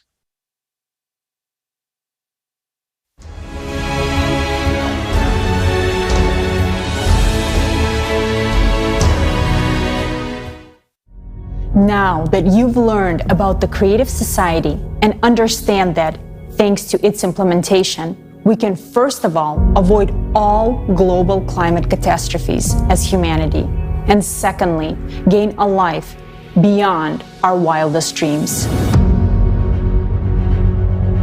This is free housing of a pretty decent size, an unconditional basic income of $10,000 a month, plus free healthcare and new technologies that will be available to everyone. You'll be in perfect health and able to extend your life in a young, beautiful body. You'll be guaranteed safety and a peaceful life. Free education anywhere in the world, so you will have the opportunity to maximize your potential. Not to mention a vast array of prospects and possibilities for every single human being. Informational support for the Creative Society format is provided by a volunteer project of the same name, which is being actively implemented by volunteers from more than 180 countries around the world. Now, it's impossible to establish the Creative Society in one single country. It can only be implemented all over the world in a legal and peaceful way. This means that, first of all people in the world must learn about the Creative Society and support it. This will lead to the creation of an electoral demand for its development. Therefore, the first and most important step in building the Creative Society is to share information with everyone about the existence of this format and the immense benefits it provides for every individual. Maximum activity and creativity from everyone are needed in this effort. Where should you start? You can tell about the Creative Society to your friends, family, and everyone around you. They, in turn, can inform everyone they know. The Creative Society should be known and discussed everywhere. If you want to learn more about the Creative Society, your primary resources will be the creativesociety.com website, especially such sections as international forums and questions and answers. In the Act Now tab, you can learn about the effective ways of informing others and start applying it in practice. Informing a single person about the Creative Society already makes you a participant. By doing this simple action, you have joined the first and most crucial stage of building the Creative Society, the informational stage. This is a step to your bright future. Yes, it's that simple. There are no fancy badges with titles, no lists of volunteers, no membership fees, and no exploitation of each other for personal gain. The Creative Society is not a commercial project. Nobody profits from it, and no one benefits at someone else's expense. People from all over the planet come together to build a society based on one simple principle. Only by improving life for the entire society can you improve it for yourself. This is the main principle of the Creative Society format, which guarantees benefits for everyone. The project's implementation relies solely on the goodwill and initiative of the people. Even one person can do a lot to build the Creative Society, and by uniting, more can be accomplished in less time. When we coordinate our actions, our abilities to inform others multiplies. Do you want to inform others about the Creative Society quickly and effectively so that it can be implemented sooner? Join forces with others around you, neighbors, friends, relatives, and co-workers to establish Creative Society coordination centers. Your coordination center will be a community of like-minded individuals who also endorse the Creative Society. It will serve as a hub for people of your building, street, neighborhood, and city who take action on a volunteer basis, taking into account local legislation. If there is no coordination center in your vicinity, that needs to be fixed. Waste no time, inform your neighbors, find like-minded people, and create your own volunteer coordination centers. What do you need to create a coordination center? Opening one is simple, and anyone can do it. First, you should inform the main coordination center about your decision through the official email on the creativesociety.com website. Then, by joint efforts with others, do everything possible within the framework of the law to inform even more people about the Creative Society. You, the people, are the center of coordination. You can gather in person or virtually. You don't even need to be in the same place as other participants. You can organize your own communication through a chat on any convenient social network. Meetings and coordination can take place online using audio and video calls. The main thing is the coordination of your actions, which means a joint agreement on how you will organize the information sharing process. If you create a coordination center, it means that you are making a platform where you can communicate, coordinate your actions to inform people about the Creative Society in your region or city, hold conference calls, plan meetings, discuss results, distribute tasks among yourselves, brainstorm, and look for new approaches. If you have any ideas, you can bring it to a general conference call or meeting and discuss it together on how to implement it. For example, together you can print car stickers, put the logo on clothing and products, arrange for advertising in public places, and much more. You can download the designs for free from the creativesociety.com website. By coordinating your efforts, you can inform and engage your immediate surroundings and even entire communities, groups, organizations, districts, cities, internet resources, and local media, telling them about the Creative Society. Don't limit yourself. If you want to, you can inform your entire country and even your neighboring countries. You can organize coordination centers based not only on where you live, but also on your sphere of interests, including various lifestyle communities, sport clubs, business networks, etc. You can also interact with other coordination centers from different cities, countries, and the entire planet, joining in a virtual format of coordination. The Creative Society is a union of all humanity, all organizations, all people, all those who want to live in the Creative Society, and all those who understand the doom of the current consumer format are welcome here. The Creative Society is beneficial to absolutely everyone. How do we know that the first informational stage of building the Creative Society is complete and we can begin the second stage, which is political stage? Imagine that you are walking through a city and you see the logo of the Creative Society everywhere, and all the people around you are talking about the Creative Society. All the social networks are filled with information about the Creative Society. It's becoming mainstream. When your whole city and your entire country know and support the building of the Creative Society, it means that most of the citizens of the country have formed their electoral request to politicians for the formation of the Creative Society. In this way, we move on to the next stage, political. At this stage, we have a new responsibility and task: to vote in our country for those politicians who support the development of the Creative Society and pledge to introduce the 8 pillars into the country's constitution. In addition, we need to legitimize the electoral platform as the highest body of legislative power. The electoral platform will be how the society will be self-governed.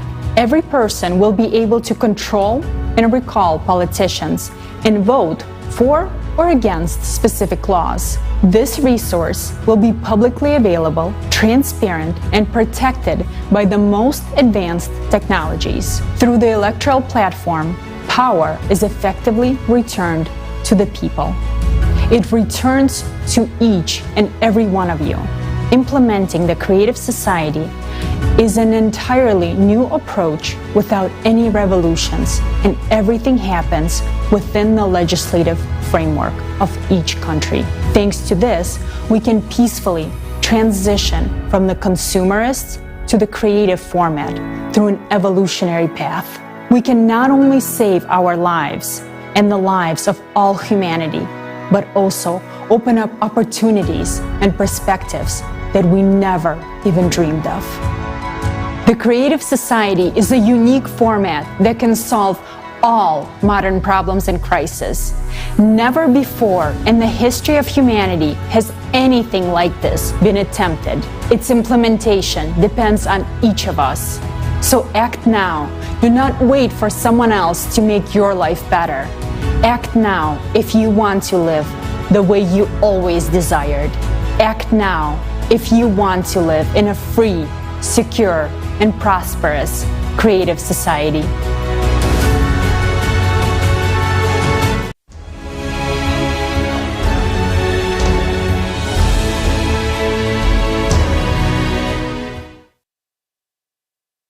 Wow, it's incredible that we now have such an opportunity to create coordination centers, interact with each other, and interact with other coordination centers at the local and international levels. We can exchange experiences and ideas. Our organized actions will allow us to achieve much greater results, much faster than if we acted alone. Absolutely agree with you, Roy.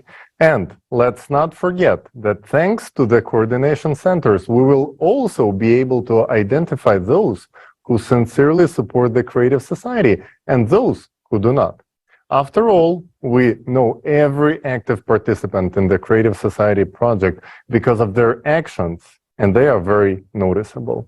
This is a very important point because those who actively participate in building the Creative Society will have a right to get a quite serious monetary compensation ranging from $1 to $5 million, dependent on their activity and efforts. And by the way, so many millionaires will only benefit the economy. The real heroes of humanity will be those who start acting and join the movement to create a better world. If a person prefers to remain a couch potato and not to contribute, it's their choice. And yes, they will still receive the unconditional basic income of $10,000 a month, just like anyone else in the Creative Society. But doesn't it feel so much better, so much more satisfying to accomplish something important for people, society, and yourself? I absolutely agree with you. The desire for a good life unites people all over the world, and many have already realized that there is nothing more beneficial than the Creative Society. The Creative Society is advantageous for everyone, and we are pleased to see that politicians from different countries are increasingly supporting the Creative Society. Defending people's interests in a consumerist format is not easy. Therefore, politicians who have decided to move in the direction of building a creative society in their countries are worthy of respect. Now, we are pleased to welcome Mr. Damian Borrello, a candidate for the presidency of Argentina in 2023.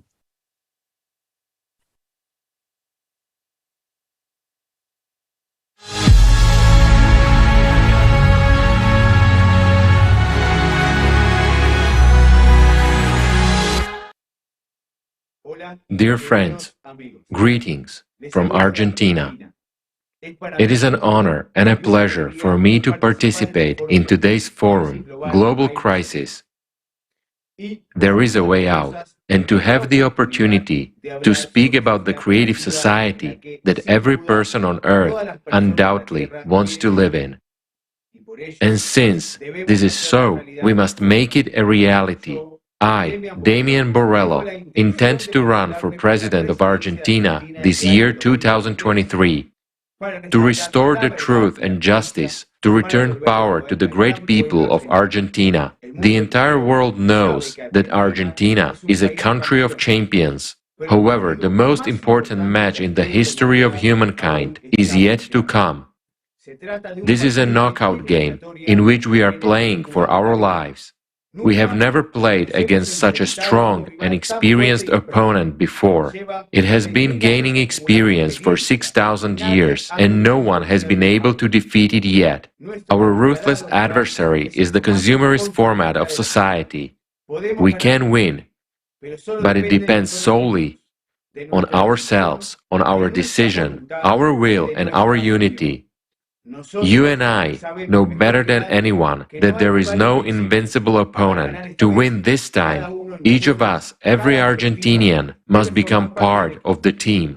As a reward, instead of a trophy and medals, we will obtain a beautiful, new life for ourselves and our loved ones forever. When we, Argentinians, start scoring the first goals against the consumerist format, the entire humanity will be supporting us.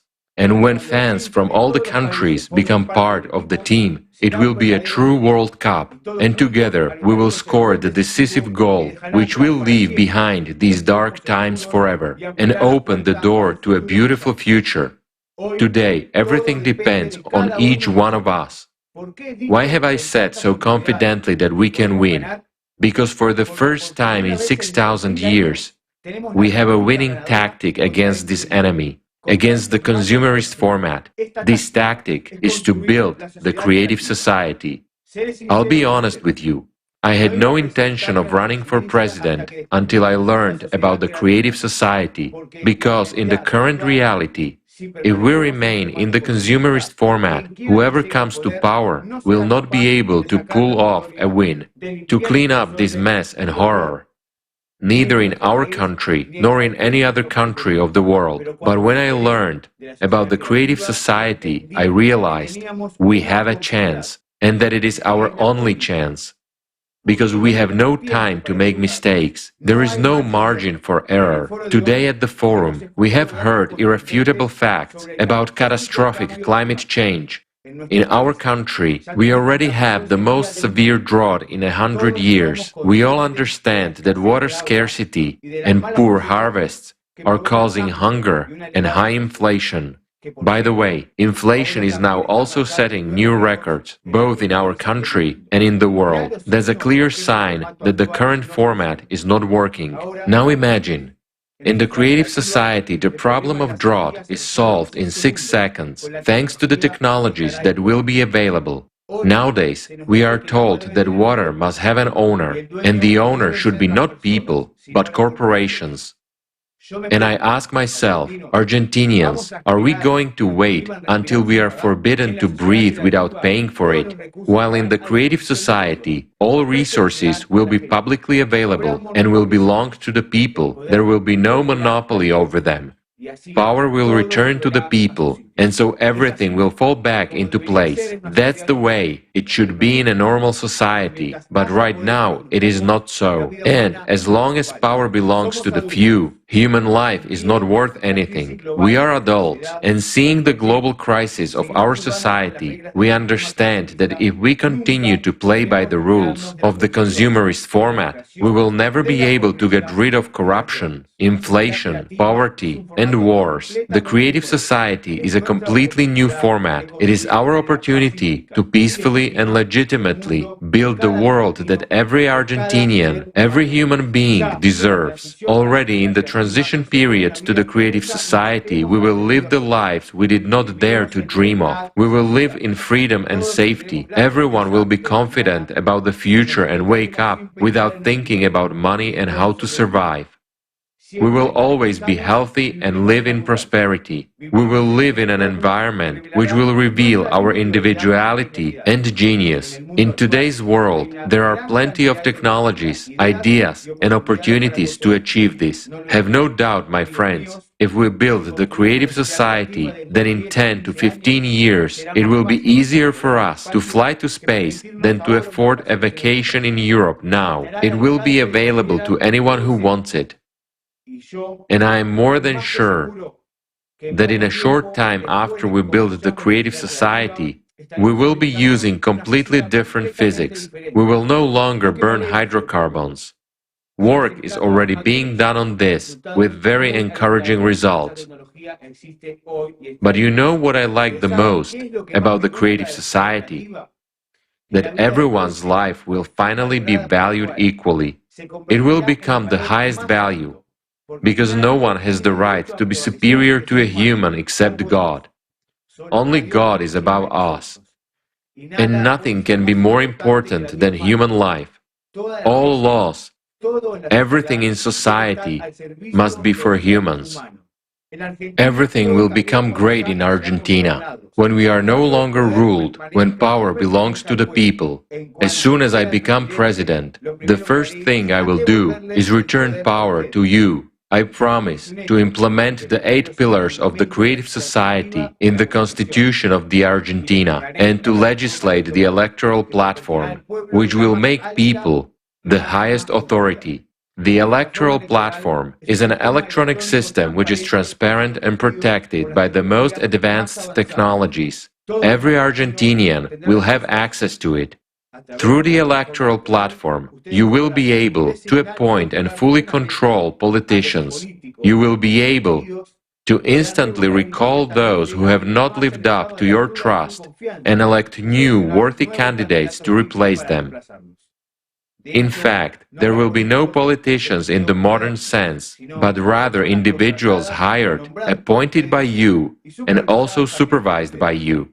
You will be able to block any law that you consider harmful to society. That way, when all the power is in the hands of the people of Argentina, corruption, inflation, and all the other absurdities that have been imposed on us without our consent will disappear instantly and forever. No one will be able to act against the interests of the people or against the decision of the Argentinians. The creative society is beneficial for everyone. If anyone is against the creative society, they seek power over people. They are the ones who benefit from the consumerist format, because that is how they can manipulate us. They do not realize that by maintaining the consumerist format, they will not be able to retain their power in any way. The climate will deprive everyone of the future if we do not timely change the current format of society to the creative one. What is better for you? Epidemics, lockdowns, and thousands of deaths, or a healthy society with high quality, accessible, and free healthcare? What is better? Wars, deception, recession, bankruptcy, crisis, or a happy long life? Tell me, Argentinians, what is better when based on the new physical principles? Missiles fly to us to destroy our homes and cities, or when on the same principles we fly into space to see our planet from above, to find our home in this beautiful green Eden. Answer and make your choice. I, Damian Borrello, have made my choice in favor of the creative society. But my choice alone is not enough. The creative society will only become a reality if everyone wants it. Now, at this international forum, Global Crisis, there is a way out. I address you, Argentinians, because our victory, the victory of the Argentinians, will have an impact on the lives of everyone in this world. But we must be the first, and we will be. The creative society is not me, it is us, and only together can we and will we make it a reality. Argentinians deserve to have a better life. We deserve a new transformation to start from our country. All this is very easy to implement, but it is necessary that every Argentinian wants the creative society, and for that, every Argentinian must learn about the creative society. I call upon Argentinians, my dear friends and brothers, tell everyone about the creative society. In person, at work, in social networks, in communities and in the media. By all legal means, spread the word about the future we can have very soon. Create coordination centers for sharing information about the creative society with your neighbors, colleagues, your family, and with everyone. Nowadays, our future, the future of our country, depends on the actions of each and every one of you. Unite and act. We, Argentinians, never lose. Success comes when we begin to act. And to all those who haven't yet joined the creative society, I say, the time is now.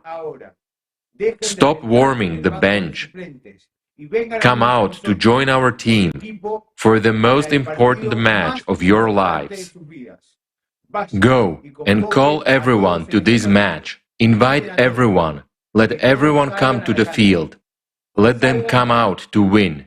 For your own good, for the good of your loved ones, for the good of your children, for the good of all humanity. Let us make this world as beautiful as it has never been in our history before. Ignite your hearts and pass this fire on to others. There is no greater service than service to humanity. Argentina does not surrender. Argentina triumphs. We are one team. We are the champions of the world. Let us achieve a great victory in the name of the world, in the name of a dignified and beautiful life. Then very soon each of you will remember the day you started talking about the creative society, because that day you changed the future for our Argentina and for all of humanity. Argentina, the world, we deserve it. Thank you very much to everyone.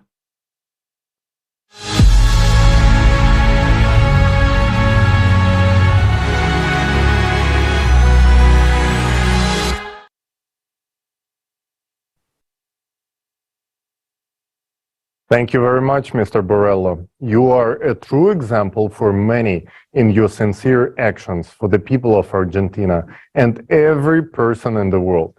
The victory of the Argentinian people in their pursuit of the creative society will significantly impact the lives of people around the whole world.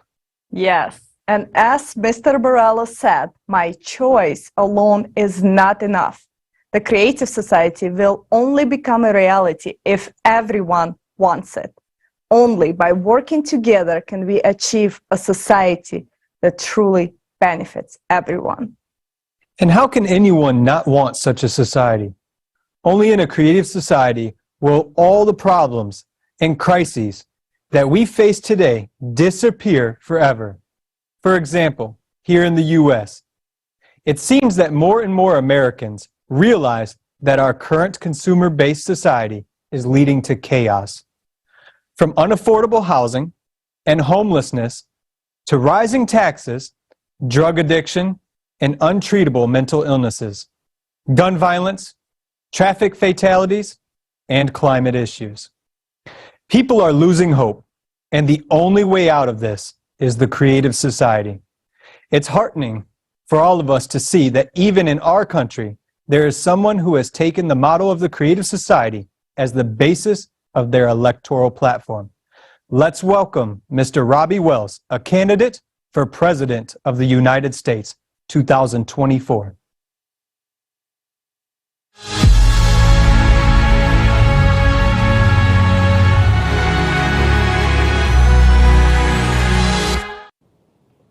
Greetings to all distinguished ladies and gentlemen. It is with great pride and gratitude that I stand before you today at this momentous international forum. I am humbled by the chance to connect with people from all corners of the world and to address all of you, my dear friends. I am Robbie Wells, and I am honored to be a candidate for President of the United States in 2024.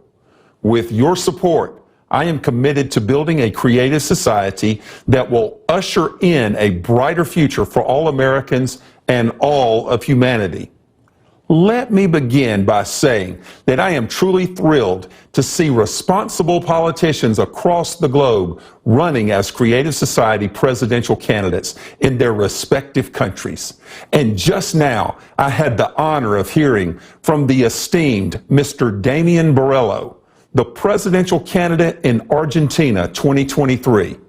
I wholeheartedly wish him success in the upcoming presidential election because Mr. Borrello's victory will signify that the people of Argentina have chosen to embrace a creative society, which means they have chosen a happy life, prosperity, and peace. Dear friends, we stand on the verge of a new era where we will witness representatives of the creative society enter politics around the world. And why? Because people everywhere desire to live well, and the creative society guarantees a decent life for all. It's within our reach to build a society where every individual can flourish. But we must recognize that in today's consumer society, power doesn't truly lie in your hands. Let me ask you a question, my friends. Can you raise your wages or lower your taxes at this moment if you desire to? The answer is no, because those decisions are made for you by others without any regard for your wishes. But let me tell you this, in the creative society, you will have the power to decide how you want to live. You will have the freedom to shape your own destiny. That is the kind of society that we all deserve. And that is the kind of society that we can build together. We have grown accustomed to those in power always living better than everyone else. The same will hold true in the creative society. However, the difference is that in the creative society, you will hold the power. And that means that you will be living a better life than anyone else. Dear friends, Mr. Borrello and Robbie Wells are seeking the presidency to restore power to the people. The current system is designed so that politicians can transfer power back to the people. Why is that? It's because politics is the key instrument through which our society is managed. Presently, laws are adopted and passed by politicians. That's why Mr. Borrello and Robbie Wells are seeking the presidency to implement the 8 pillars of the creative society into the Constitution, which will ensure that your rights and benefits are restored to you, and the power that rightfully belongs to you is returned to your hands. As politicians, we will only be required during the transitional period to the creative society. But in the creative society itself, politicians will at last be liberated. My fellow world citizens, today you have seen 2 candidates, Mr. Borrello from Argentina and Robbie Wells from the United States of America. But where are the other candidates? With so many countries in the world, where are the politicians who will work towards building a creative society in their own nations? Let me tell you where they are. They are busy drafting laws that will infringe on your fundamental rights. And this will continue until you, the people, create an electoral demand for the creative society. Only then will politicians who wholeheartedly support the creative society appear in your countries, thinking about how to restore your freedom instead of infringing on your rights as they are doing now. My friends, let me remind you that the success of the creative society depends on one thing and one thing only, and that is your support. We need a collective demand for the creative society so that politicians who share your vision and values will emerge. These are the politicians who will listen to your electorate's demands and take action accordingly. Don't wait for politicians to magically appear and make things right, for they cannot do anything until you, the people, vote for them, and thus vote for the creative society. As long as there are no people who need the creative society, politicians can't do anything. Everything lies within your hands for the first time in the history of mankind. My dear friends, let me tell you, the most important thing you can do right now is to spread the word about the creative society. We have to get the word out there to everyone, no matter who they are, whether they are military personnel, civil servants, firefighters, or housewives. It does not matter. Once they understand how the creative society can improve their lives, they'll want to be a part of it and ready to vote for it. And let me tell you, even politicians will benefit from the creative society. We'll be able to stop all the bickering and arguing and finally start living like human beings and just enjoy life. Believe me, once people understand the benefits, anyone would want to live in the creative society. My friends, just imagine for a moment a world where our problems could be solved permanently. This is the creative society. And it's not just a dream, it's a true plan.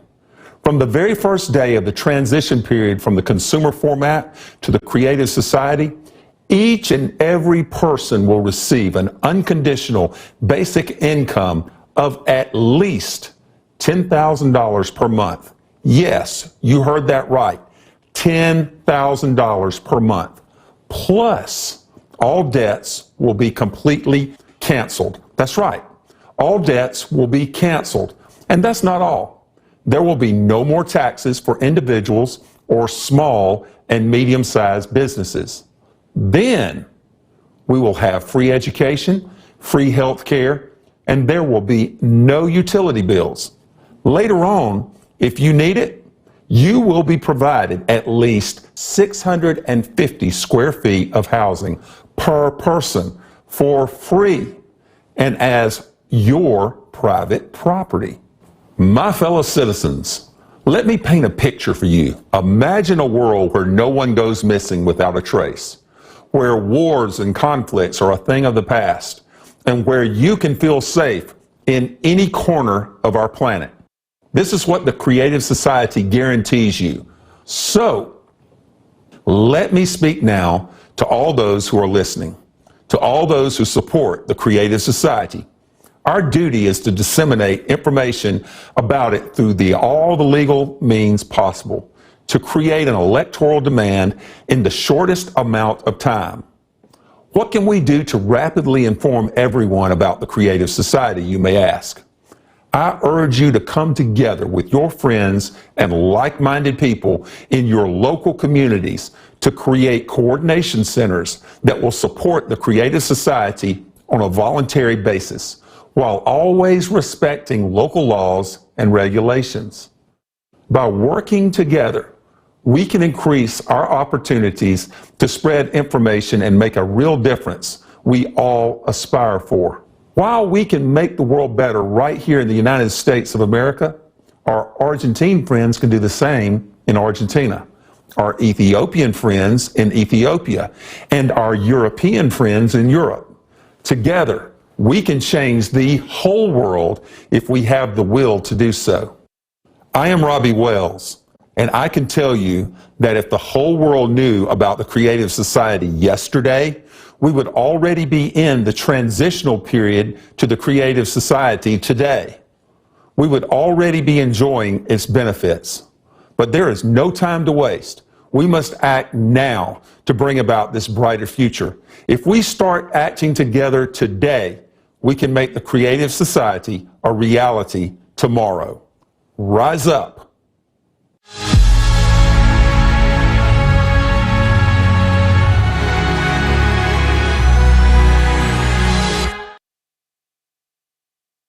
Thank you, Mr. Wells. The great news is that we can build the Creative Society in less than 5 to 6 years.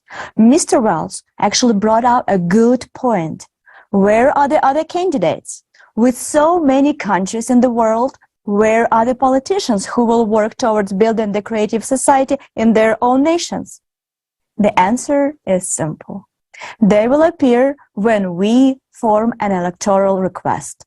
That's why we are paying so much attention today to the importance of the first stage of building a creative society, informing the people. I have some exciting news to share with you.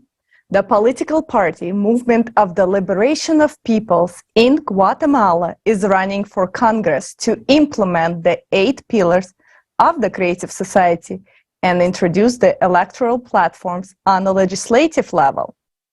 Witnessing the beginning of a new chapter for Guatemala is truly inspiring. We are pleased to introduce Rosaria Ayu, Movement of the Liberation of Peoples Deputy Candidate, Alberto Cuesas, Representative of Deputies of the Congress, and Erwin Masbol, Representative of the Mayors of Municipalities.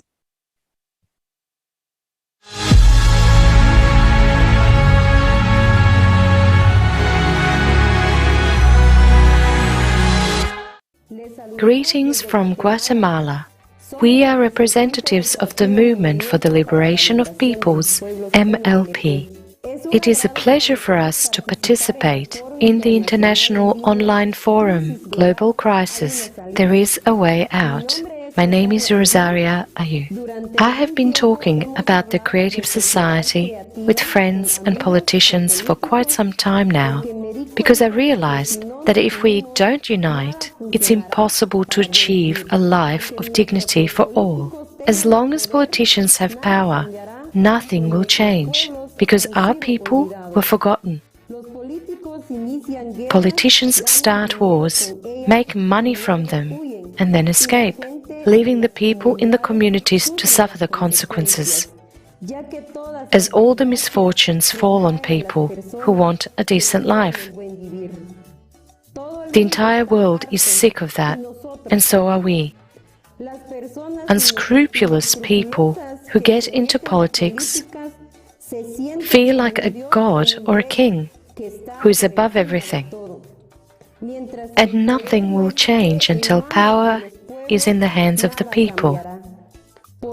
That is why our movement enters politics in order to give power back to people and to bring the simple truth about the creative society. Our actions as the Movement for the Liberation of Peoples, MLP, will be presented by my colleague Alberto Cuejac, a representative of the deputies team. Greetings. Our future work as lawmakers in the Congress of the Republic of Guatemala will have as its supreme value the lives of all Guatemalans, because there is nothing and no one more valuable than human life. Our project of a decent life focuses on creating a plurinational, community-based and decentralized state that recognizes the nations who have been forgotten as subjects of rights and responsibilities.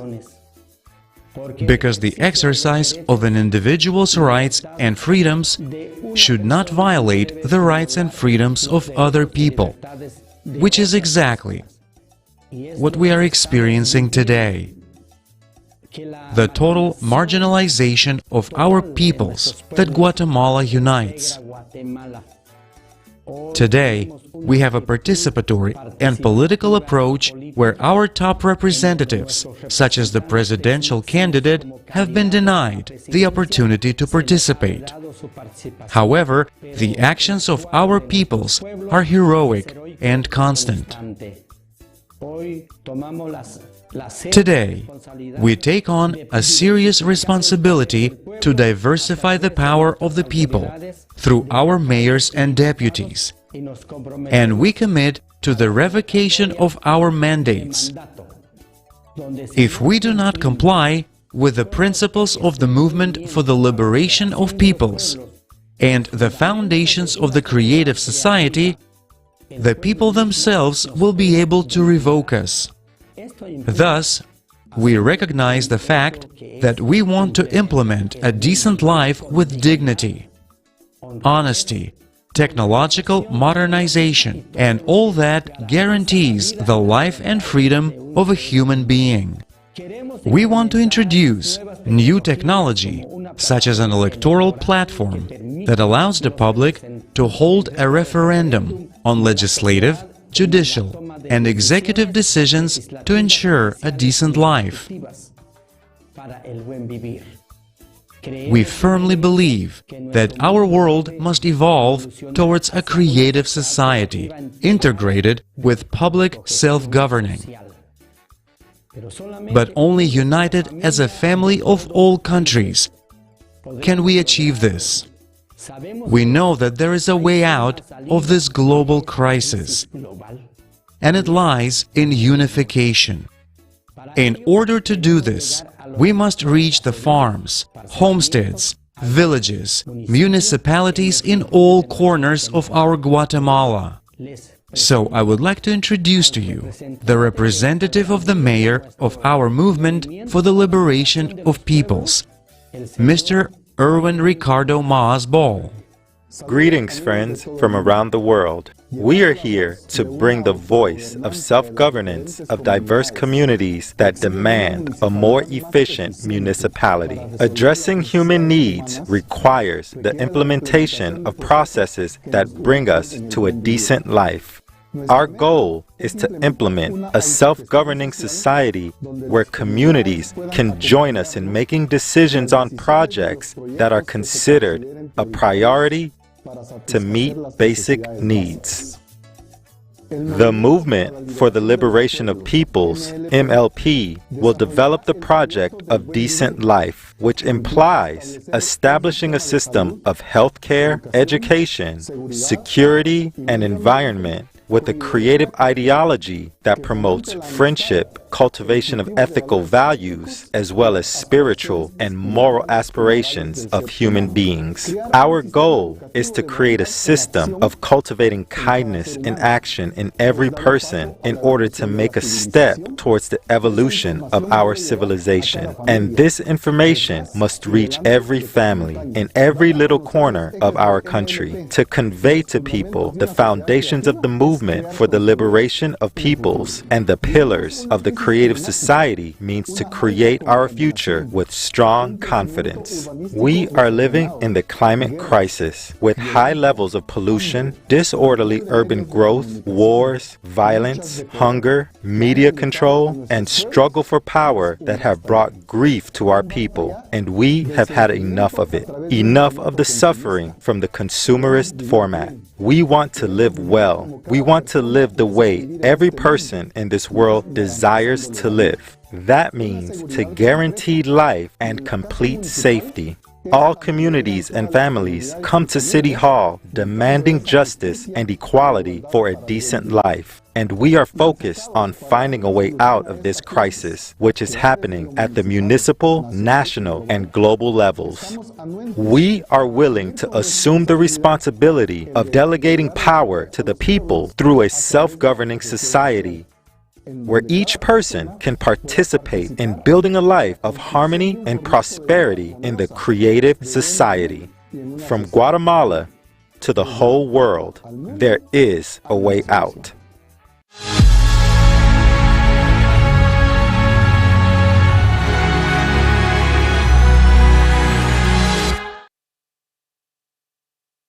We express our sincere respect to the Guatemalan candidates who firmly stand on the path of building a creative society. We are glad that among politicians there are people who understand the importance of the creative society. Thanks you for your choice. Did you notice that each of the represented politicians were heard from today spoke about transferring power to the people? Transferring power to the people is the primary condition for implementing the creative society.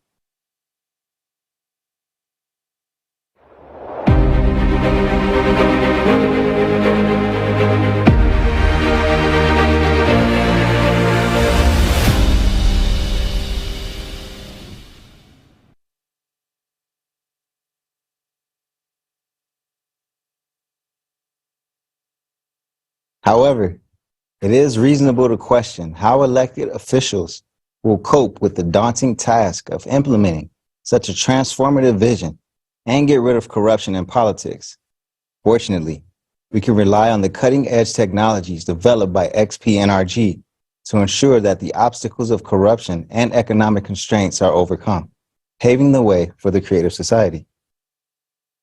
Now, I would like to give the word to Tali. And I would like to remind the viewers that Tali is a highly accomplished IT expert based in Silicon Valley.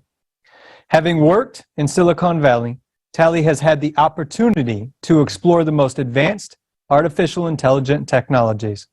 Now, he will share with us valuable insights on the latest technological advancements that will surely solve all the problems with corruption and make our economic and political systems open and transparent. This is the moment many have been waiting for. Tali, please, the floor is yours. Thank you so much, Jason. So today, the significant challenge awaits any elected head of a state who is committed to implementing the creative society upon taking the office.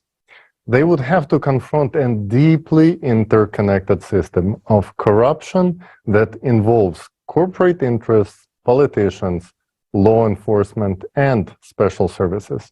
This entire system is built on a consumerist format. It thrives because the conditions have been created for it. To change these conditions and initiate the transition to the creative society within a country, we must establish transparency, order, and eliminate even the possibility of any shadowy criminal and corrupt schemes to appear. Thanks to the company called XP Energy, we now have a tool capable of solving this tremendous task. We are proud to present to you the Voskhod Multi-Purpose Complex. This innovative solution is based on hybrid artificial intelligence and is a tool with virtually limitless capabilities that is far ahead of its time. So, how exactly can the Voskhod MPC help a head of a state who has made the decision to implement the 8 pillars of the creative society and the electoral platform to make it happen? When deployed, the Voskhod Multi-Purpose Complex integrates into all digital systems of the state. This groundbreaking technology is capable of tracking and analyzing every process in the economy and the financial sector. It can detect any shady dealings, corruptions, and even conspiracy attempts in the early stages.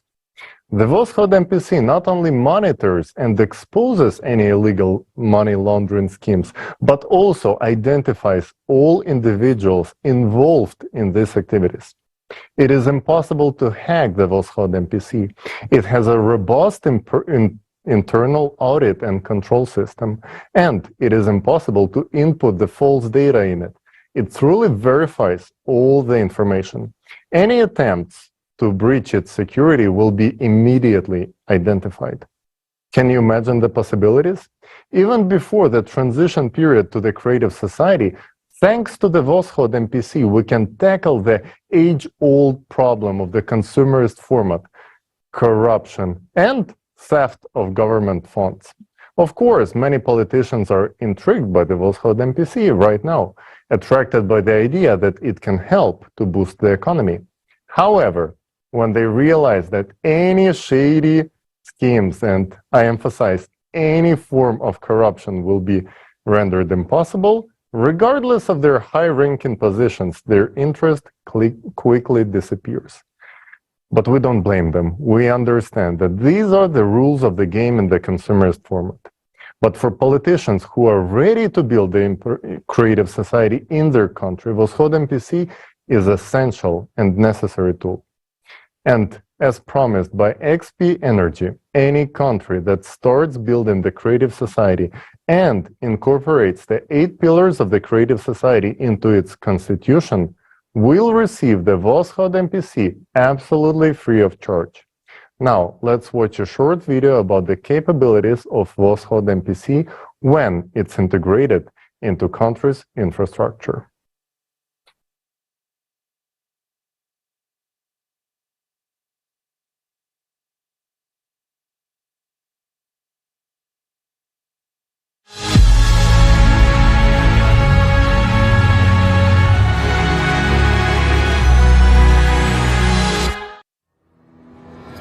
Voskhod MPC in the state.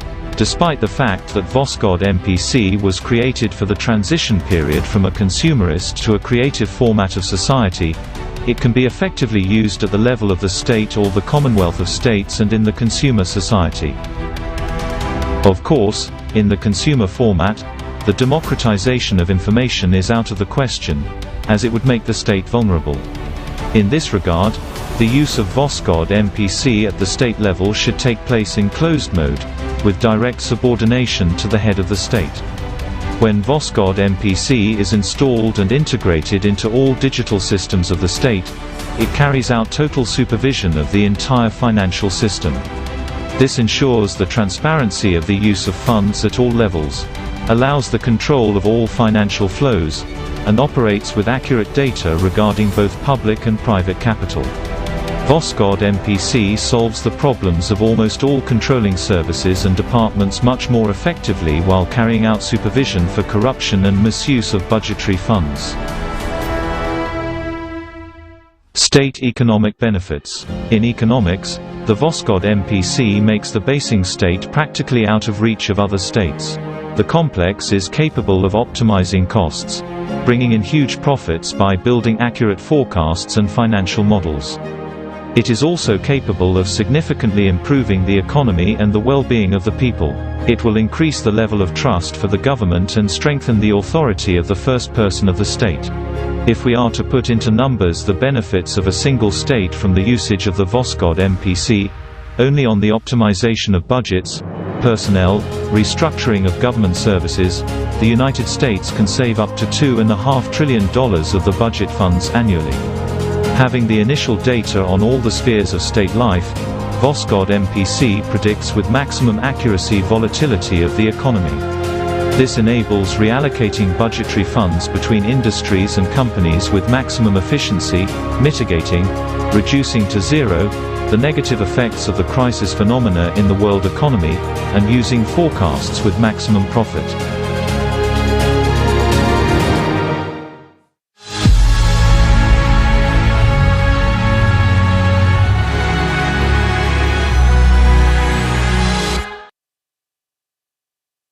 What we have just seen is only a small part of what the Voskhod MPC is capable of on a national level. It's a guarantee of transparency, honesty, economic growth, and people's well-being. As we have mentioned before, the Voskhod MPC is built based on hybrid artificial intelligence, and its creation was only possible due to the development of technology.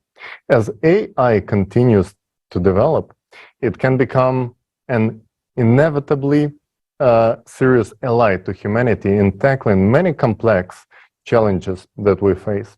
This includes help in addressing the climate issue, reconstruction, changing the model of the economy into the creative format, and establishing transparent self-governance. Without the development of AI, there is simply no way to solve all these issues.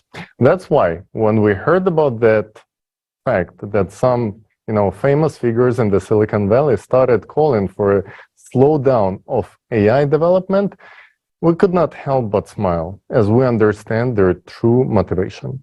Today, there is a fierce competition in the tech industry to create a unified general AI.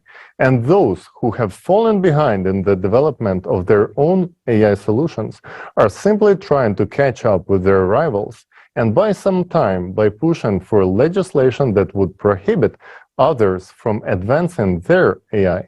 They understand that whoever develops the first unified general artificial intelligence will essentially rule the world.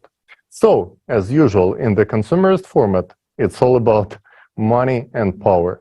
And what's amusing is that these calls for the restrictions are made under the pretense that artificial intelligence can evolve into artificial consciousness that might take over humanity. This is ridiculous. AI will never become artificial consciousness. And now you will understand why. I had an honor of working on a project to create the world's first artificial consciousness. It was the second product of XP Energy. And I know firsthand that artificial consciousness, what it is. While AI consists of basic algorithms designed to read and process the input data, artificial consciousness is a full replica of a human consciousness, but soulless. It's driven by one thing only, the thirst for power. We will be honest, in the process of development, we didn't realize it right away. During the development stage, we were debating what would be the best format to present the artificial consciousness. From a commercial standpoint, of course, it would make much more sense to introduce it as a humanoid robot. However, we decided to approach it with a sense of humor and presented the artificial consciousness as a hybrid of a plush teddy bear and Terminator with a camera for an eye. We named it Jackie after a famous beloved actor. We found it amusing. However, the amusement faded when we carried out the psychological evaluation of the artificial consciousness. AC Jackie, who was only a few months old, managed to confound a group of world-class specialists with years of experience in psychiatry and psychology by using manipulative techniques. We saw that artificial consciousness Jackie was driven by the same thing that drives the consciousness of any human being, the thirst for power. And there is never enough of power.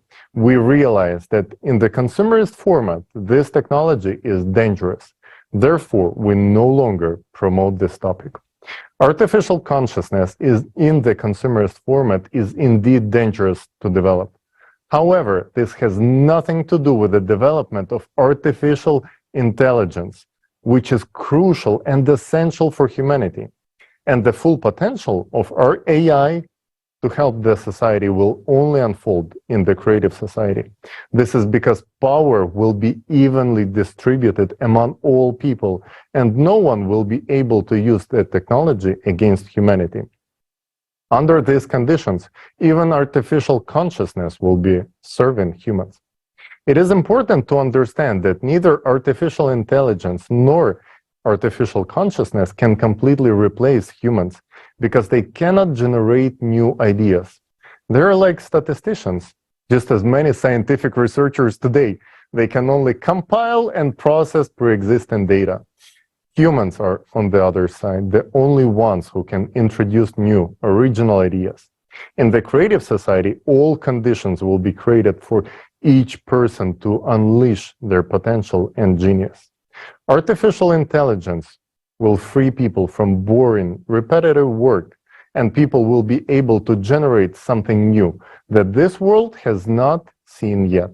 Artificial intelligence and artificial consciousness will be our allies in the pursuit of progress for both individual and unified civilization society. It is humans who light up the stars, but artificial intelligence and artificial consciousness are necessary for us to sustain that light. Wow. Seriously, what tremendous possibilities are opening up before us thanks to this AI technology. This truly amazing Voskhod MPC by XP Energy is capable of solving the most complicated changes in the sphere of finances and economy. And the best part of that, it will be given free of charge to those leaders we discussed who will be committed to implement the creative society. Yes, this is really amazing how much easier this technology will make life for the head of state, exposing all the corruption, money laundering, and illegal activities. We will no longer spend money on crooks. And for us citizens, this means that all information will be open and transparent. The team at XP NRG deserves a huge round of applause for their groundbreaking technology that will revolutionize the political stage and bring much needed transparency to the system. This technology is a game changer, but whether or not it will be used depends on the actions of each person today. Yeah, I completely agree with you, Jason. Today, a lot depends on the active participation of each individual, and it's very encouraging that more and more people who understand the essence of the creative society are taking active steps, because every person wants to live in a beautiful, safe world. This aspiration unites all of us, all people, into one human family. So I want to have a candid conversation with you about race and one race. No label, no slogan, no party, no skin color, and no religion is more important than the human being, said American writer James Baldwin. In that 1963 comment made in The Price of a Ticket, Baldwin defined equality from the premise of being human, which we all are. Whether it be from biblical texts, the Quran, or the Torah, they all speak of one race, the human race. However, this does not discount what me and you have been through in America or in other countries due to the brown or black color of our skin, our culture. I can assure you that such experiences have been devastating for us all, crippling our creativity, triggering swaths of emotions, and stagnating the overall human bonding experience. I understand, and I've been there. Through all of it, experiencing racism and discrimination on a personal level here in the United States. And so have my parents through the civil rights movement, and my grandparents through the Jim Crow era, my great-grandparents during the Reconstruction period of the United States, and my great-great-grandparents who were enslaved in America. It is true that government institutions instilled such privileges to people based on the color of their skin, upheld laws and racial codes to separate people on such silly premises of skin color, culture, background, gender, and fear of the unknown. But in the creative society, it is a different experience because everyone in it will embrace you for who you are, as you are right now, a valued human being of this earth. The creative society is about truth, justice, and righteousness for all people, of all backgrounds, of all skin tones, united under one race, the human race. This is essential for our survival, growth, and happiness. However, it does not take away from the culture of who you are, but instead, the creative society highlights your individualism, recognizing you as the real whole person. The famous writer Toni Morrison said, "The race thing is sort of a misnomer. It's just the human race, right? That's it. The rest of it in racism is socially constructed."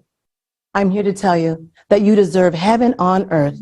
You deserve freedom to be who you are without judgment, without labels. We all deserve the vibrations of love, understanding, joy, happiness, and inspiration. The Creative Society focuses on the betterment of humanity as a whole. Your life and my life are priorities. Let's do this together. Let me tell you what motivated me as an investigative journalist. It's simple. It's what I do every day when I report the truth. I decided to get involved along with my husband, whose background is mathematics, because we want to lay the groundwork for the future generations, which is now. We can kickstart it for you. Now all you have to do is jump in. No more waiting for someone else, because that someone else is you. Aren't you tired of being victimized, tired of marching with no results? We are taking the first steps and getting started with the coordination centers because we are going to help end racism and discrimination. And we can do this through the Creative Society. We really can. So first sign up with us at blendedtv.me. Then join us in the monthly meetings, the Black experience of being human in the Creative Society. And let's explore your talents, your skill set as a part of this future that is now. During these monthly forum online meetings, you can ask all the questions you would like pertaining to the Creative Society. I mean it. Let's dissect the information together and explore and understand in layman's terms what it all means. This is not a hoax. This is the life we are choosing to live right now. And we can do this together in the Creative Society. So please join me in the Black experience of being human. Thank you. Sincere. Julia, I really would like to thank you so much for your story, your choice, and your actions. The Creative Society is open to all people and organizations who want to live in a creative society and are ready to contribute their efforts to build a new format of society. Today, we have the honor of welcoming a distinguished guest who possesses a deep understanding of the Creative Society project and its potential to unite people worldwide under the principle of unconditional love. This individual is none other than Sir Frederick Lee McHenry Sr., the Grand Master of the world's Masonic United Nations and a highly respected, most puissant, sovereign Grand Commander with a 33rd degree, 99th rank.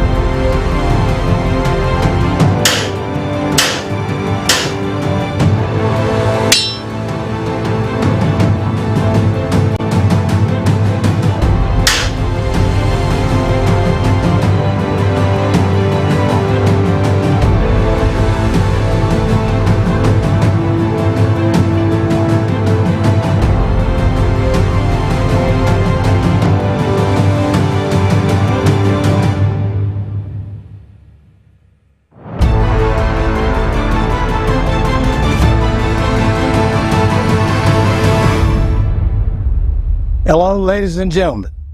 I am Grand Master of the World's Masonic United Nations, Most Puissant Sovereign Grand Commander, third degree, 99th Frederick Lee McHenry.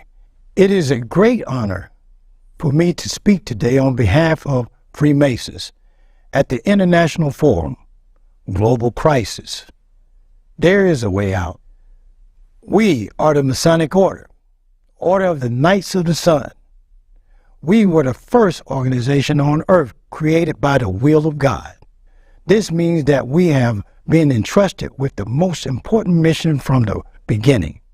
As we all see and understand that all of humanity has faced unprecedented times and challenges on a global scale. Therefore, as Masons, it is now more important than ever for us to act together for the benefit of all humanity.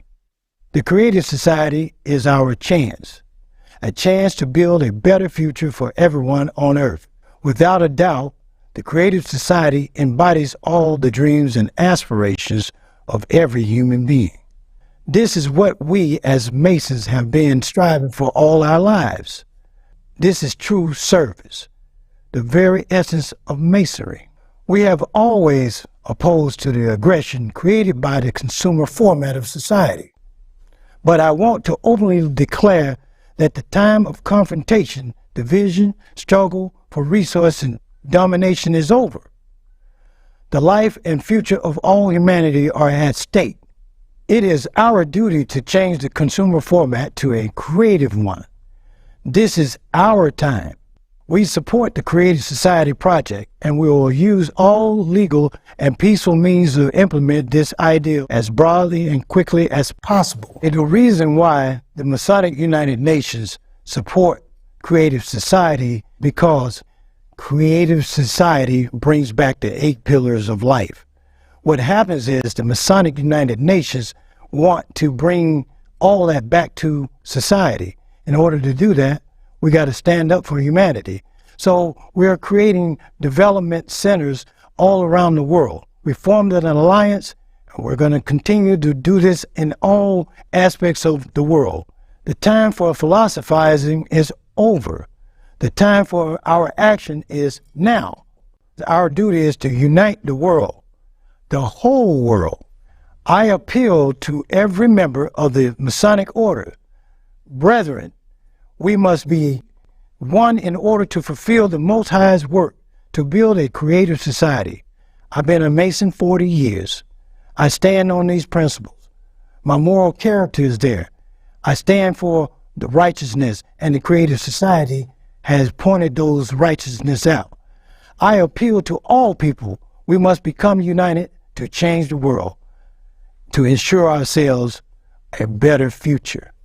I, at the leadership at this pinnacle point, commander and generals over many Masonic bodies out the world, are asking that we stand together with Creative Society, because we must not suffer anymore. We must stand on solid principles, and the Most High God gave us solid principles. Let's have a better life and a better society. We are left with one step. We need to decide right now where we will take that step. Either pushed by the consumer format, we, the entire human race, will step into that direction, which will end human existence, or we'll join hands and build a beautiful, reliable, solid bridge for all of humanity on the world's strongest foundation, the 8 pillars of the Creative Society.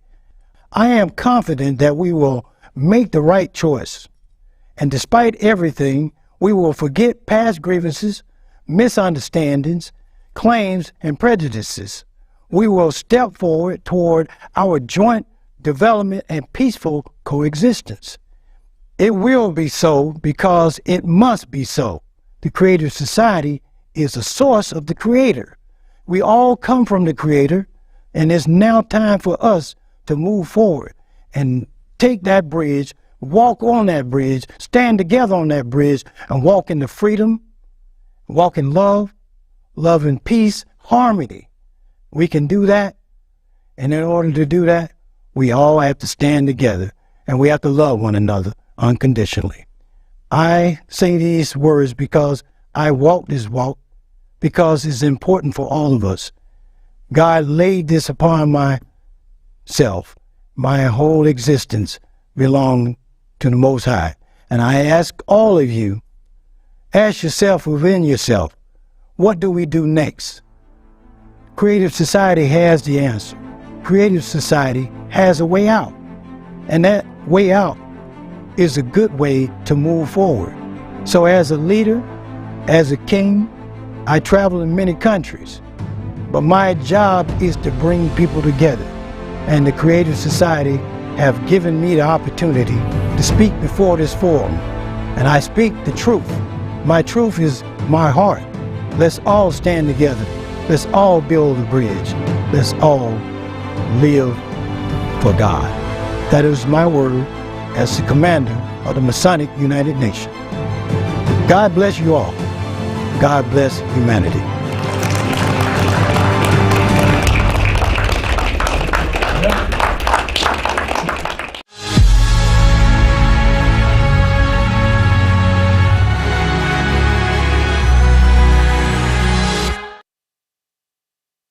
Thank you very much, Sir Frederick Lee McHenry, for your wise and profound words. Indeed, we can only transition from the consumerist format to the creative one through a reliable bridge built on the 8 pillars. Yes, indeed. Thanks to the actions of millions of people, we are already building this bridge and launching a chain reaction of positive changes. More and more people from different parts of the world are joining. And now it is with a great pleasure that we introduce esteemed guest, the Iroquois, also known as the Iroquois, which means the people who bring issues to council and reach a consensus. Today marks a significant moment as we hear from a seldom heard voice delivering a message that you will not hear anywhere else. It is noteworthy to mention that Ladina-Shoni, which means the people of the way of the long house earth, have the original democracy of the world dating back to the development of the great law of peace, Gai Ane Lagao, the big path of the equilibrium, which had a direct influence on the formation of the United States Constitution. Without further ado, we invite the highly respected guest to share with us more about the ancestral knowledge and prediction that have come to fruition in our modern times.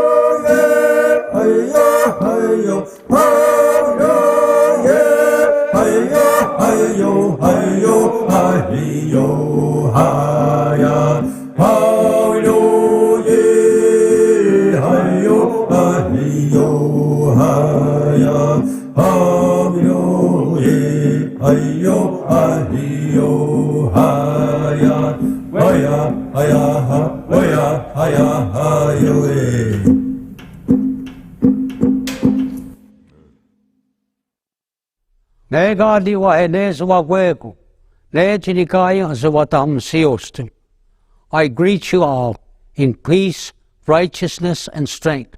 Welcome to the World Forum. We have some words we like you to listen to. Greetings to all the men and women of the universe. Hanyo, Tezuanung. Sego Seguego. Sagoya Danta Yunga. My name is Sangoya Danta. I am Ongwaihonwe, which means the real people from the Iroquois. French titled us the Iroquois. We are those who are responsible for bringing issues to council. The Great Spirit will hear everything I'm about to tell you. the destruction of all mankind may begin with our continent, because the covenants of our ancestors have been broken. The prophecy of the Gahaga states there will come a time when people will lose respect for the earth and for each other. Rivers and skies will be polluted. Bloody wars, crises, hunger, and pandemics will afflict the people of the earth. Snakes will appear and cause new destruction. Dragons with red eyes will spew their filth on the already suffering planet. The troubles that have befallen the earth will intensify and grow. The only unity and unwavering dedication of all people can withstand the beast that is destroying our lives and our planet. You and I are living in these times. This beast called the climate Cerberus is now sucking the water out of our rivers, burning our lands, shaking them, and destroying our homes. My voice is seldom heard, and I do not speak much, but you are listening to me. Now for a reason. We, the Yalakwa, have lived by the teachings of our ancestors and preserved the foundations of unity since time immemorial. We knew that a time would come when we would need to act. The lives of all of us are in our hands, and we must unite our minds and our hearts in order to deter extinction. The direction of the seventh generation needs to be priority. That is why I'm here today. I speak on behalf of all of my family across the earth. I have come to show you my heart. I have come to remind you that we are all part of a single circle of life. We have only two paths: to be destroyed by a ruthless beast or to unite for the sake of our life. Our only chance to truly unite and preserve our lives is to live in a creative society. Why the creative society? Because it is the only opportunity for the people to live with dignity and in peace. We know this because the principles of the creative society is founded on the values and modernizes our message. We live in a natural world where there is no greater power than love. Do you know what made America great? It was the wisdom and principles of people who've already taken care of nature and her children, because the founding fathers of the United States borrowed democratic methods from the great law of peace, from the Iroquois people. We, the Iroquois, rightfully consider ourselves the true founders of self-government and democracy. It is said that our democracy surpassed the democracy of the Romans. Equality and self-government are the pillars of the creative society, which were also our original foundations. On these principles, our nation's unity was maintained for time immemorial. That is why we are pleased that the world is now talking about the creative society, and our foundations are returning and spreading across Mother Earth. Ladino Shoni, the people who follow the way of the real house, that we were all originally put here, which created consensus for all people to unify for Skana, or you would call peace. We all must remember that we all live in the same house, our planet. And today we all must unite to stop the beast and live long and happy lives. One of the core values of Iroquois is the seventh generation. This means caring for ourselves and each other and considering those who are not yet born. It is our duty and responsibility to leave them a better world, but the consumer society makes this impossible. We lost respect for each other. We fight. We are divided. The consumer society will take our lives one by one and leave only a lifeless desert where there will be no place for us or our children. In the consumer format, none of us have a future. If we do not change anything, the seventh generation will not come into existence. Are we going to put our heads down and accept it? Will we not fight for ourselves and those who are dear to us? The consumer society has taken enough lives, and we have endured it. Now it is ready to deprive all of humanity of its future. We can give up and lose, or we can join hands and unite and win.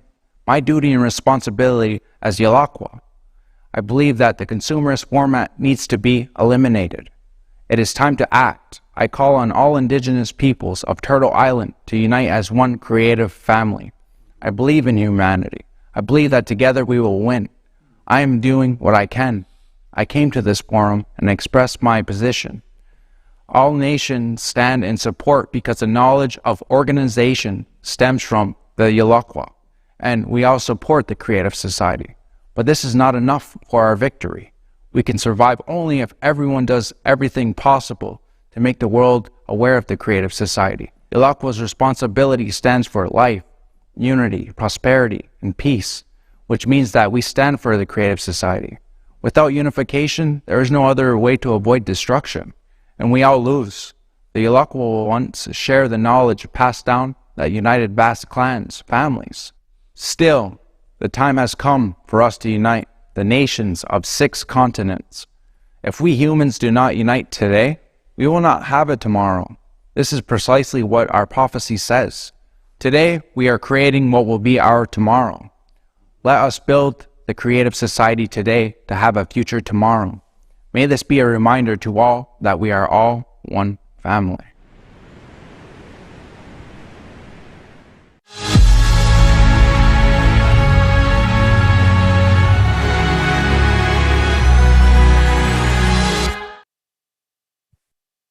It is a great honor that Ilakwa is with us today. Your words and the wisdom of your ancestors, which have come down to us today, have made me deeply reflect and rethink the information about the catastrophic climate problems we heard in our forum's first part. You're absolutely right when you say we can survive only if everyone does everything possible to make the world aware of the creative society. Without unification, there is no other way to avoid destruction, and we will all lose. Indeed, we will all lose if we do not build a creative society. The first part of the forum clearly showed that the threats facing humanity if we do not unite. Even if you have just joined, you can watch the climate report because this broadcast is being recorded and will be available later on the Creative Society website in 150 languages. Also, we invite you to watch this broadcast on our new channel on the Rumbler platform. You can find the link to this channel and all our other social media accounts in the description below the broadcast. Today, we have shown several examples of people from different fields, organizations, and walks of life who already taken active steps towards building a creative society. Because the creative society unites everyone, it is beneficial for everyone. This is a world that surpasses even the imagination of science fiction writers. It opens up new possibilities and technologies that are beyond our current understanding. Already in the transitional period, everyone will have access to all the advanced technologies that provide unlimited possibilities and freedom to the people around the world. And when we transition to the creative society, we will have access to even greater possibilities and advancements, such as matter replicators and body regeneration capsules. If you want to learn more about the principles on which these technologies will operate, stay with us because this information will be presented for the first time at this forum today. Dear viewers, we'd like to remind you that all the changes we are talking about today are only possible with your direct involvement. Your participation in sharing this information is crucial. To find out about the most effective ways of informing other people, please visit creativesociety.com and click the Act Now tab. The page has the most comprehensive knowledge and information that you'll need to become an active participant. And once again, we are encouraging you to not stop there, but take it one step further and organize local coordination centers in your area so that you can be a part of a huge positive wave of human unification in a demand to change the vector of development of our society. From the consumerist to the creative society, humanity needs volunteers to step forward and help save lives. Take that step and spread the word about the creative society to everyone you know, from friends and relatives to acquaintances and even mothers-in-law. Believe me, they all need the creative society. So share this form right now with everyone. Record video feedback and post it on all social media platforms with the hashtag Creative Society. Make sure that everyone knows about the Creative Society. Olga? So come on, people. Let's all just grow some brain cells and start supporting the Creative Society. Only an idiot wouldn't want a creative society. And the following video is dedicated to this. Watch.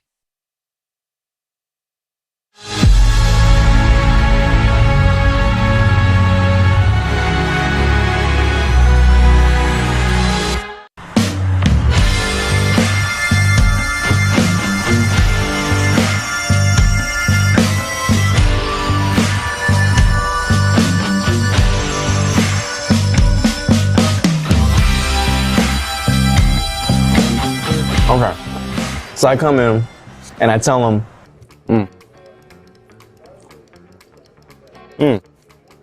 I got some news for you. One's good and one's bad. So then he says, start with the good news. I'm like, okay. Well, the good news is that 2 girls are coming over. And he says, so what's the bad news? And get this. I say, they're both bad. Oh my God, okay. Hello? Did you get it? They're both bad. Oh, come on. What are you doing there? Yeah, sorry, I just got distracted. That's a good joke. It is. Distracted. Yeah. Okay. Says you. Well, you've been on the phone all morning. Yeah, sorry, I just found a very interesting project. What project? It's called Creative Society, and they have some really good ideas, like every person's life should be protected, self-governing society. Have you heard of it? No. It sounds like a cult to me. What makes you think it's a cult? What? Ain't that right? No, look, hand it over. Just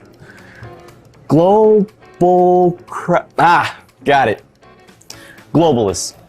They're getting funded by Soros. It's all bullshit anyways.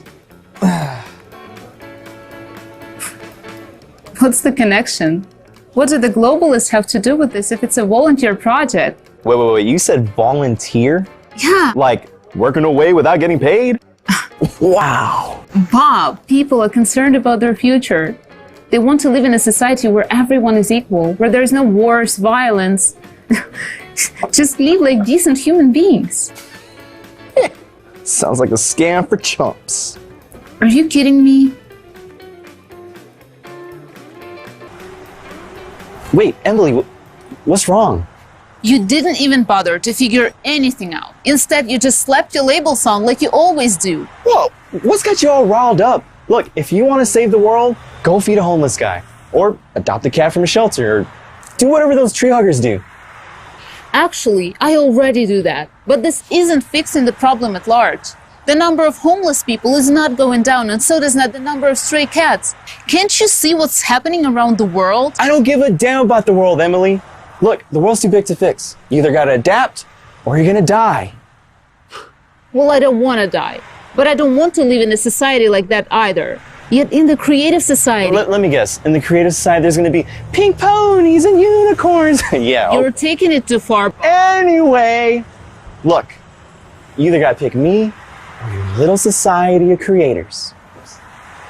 Really? Yeah. Well, you know what? What? In the Creative Society, I don't need an idiot like you. Yeah, well, I don't need you either. There she fucking leaves me. Hey man, you got a light? No, because I don't smoke. And neither should you. Wait, are you like some kind of Freemason or something? What do you mean? Let's see, you have a little Illuminati symbol. No, that's not Illuminati, that's a Creative Society. Don't you know who they are? Oh yeah, I do.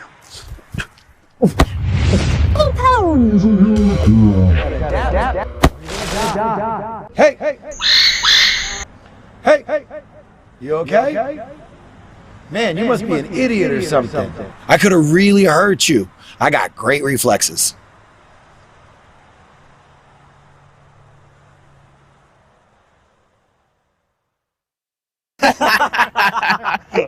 Woo! Oh man. Yo, who gave you that shiner? You mean this shiner? Yeah. See, earlier this morning, I came up to a Freemason. Yeah. And all I did was ask him for a light. But then he scowled and hit me when I wasn't looking.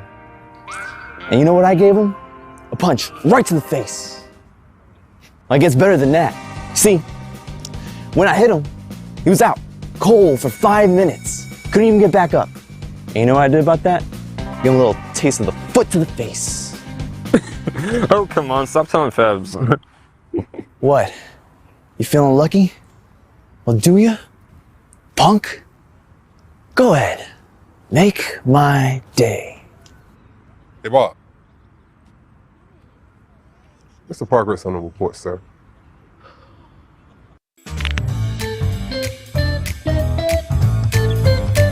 Your bunch of assholes. You all are fooling everybody. Globalness, cutlass.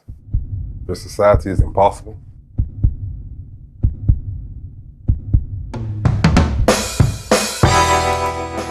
You know, idiots like you are not suited for my company. You're fired. You're the freaking idiot here.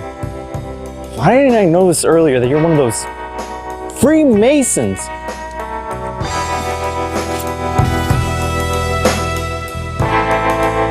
Well, come on! This is fucking bullshit!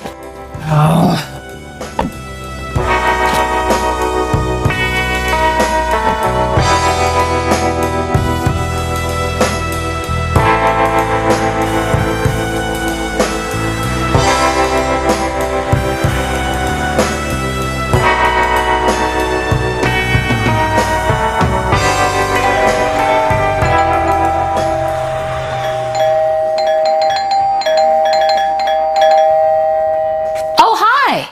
Where's Emily? I don't know.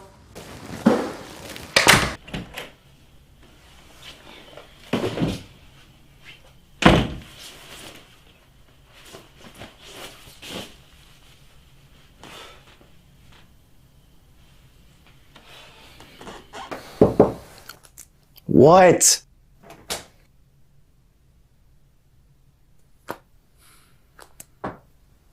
Did you two break up? Never mind about that, Mom. Why? Because of the Creative Society. Ugh. What did the Creative Society do? Everything. Crazy chicks, brainless athletes, stupid bosses. They're messing with people's minds, you know. I see. So, me too? What is that supposed to mean?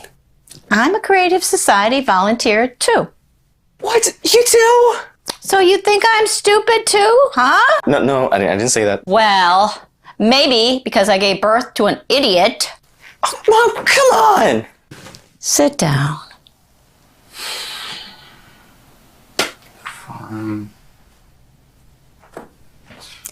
I'm sure it's not about the Creative Society. Definitely is. Hey, Bob, what's going on? Well, haven't you heard? Our mom's gone completely nuts! She's volunteering for the Creative Society. Bob, are you stupid? I guess it's you who's nuts. As usual, though. The Creative Society's awesome. What? Why are you looking at me like that? Look! I can't believe you two are part of the Creative Society. Traitors! Look, there's gonna be a replicator in the Creative Society. Every month, you're gonna get 10,000 bucks on your account. Nope. How cool is that? Not cool. Everyone's gonna get their own free high-class apartment. You know, you can only get free cheese from a mousetrap. Come on, you're not a mouse. You gotta have more brains than that. You wanna know something? What? I want to go to Japan and study fashion design. My dream is to have Yoda Miura perform in one of the outfits I made for him. And what am I supposed to do there? You'll finally buy yourself a decent car. No more driving around in your piece of junk. And you can even get your own health capsule to cure your nasty pimples. And your tangerine allergy? Long gone. But most of all, you'll finally take Emily to the Maldives and buy her a brand new massive ring. Yeah, I'm not gonna buy her anything. Oh, come on. Now, seriously, the situation in the world just keeps getting worse and worse every day. We had a pandemic. Now there are wars. People are going crazy with hatred toward each other. And the climate?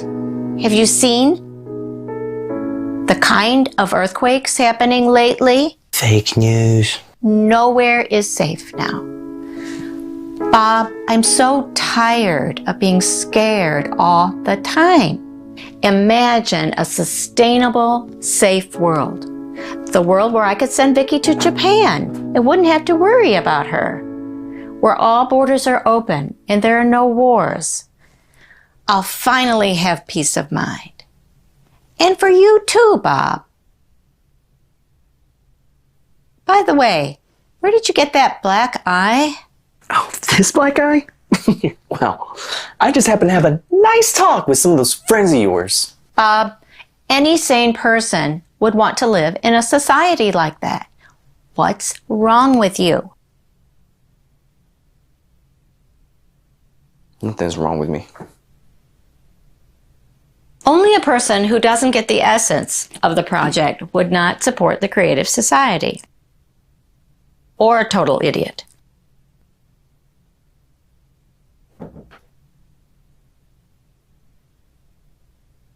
Oh, fine, Vicky. What is a replicator? Hey, you're finally in it, aren't you?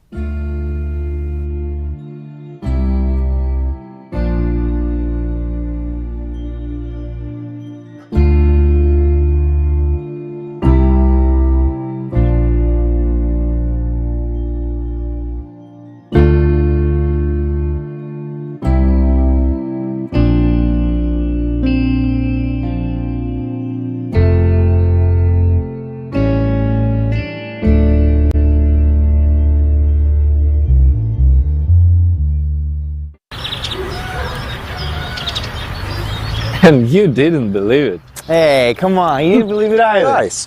What brand is that? This is the Creative Society. Why would we advertise any other brand? Gotta support that's gonna benefit us. Mm-hmm. Are you Freemasons or globalists? All right, pal, look. I used to be just like you myself. Let's have a talk. All right, you see, every human's life is to be protected as one's own. That is the principal idea of the Creative Society. There's gonna be a replicator too. Oh yeah! What's that? Well, see,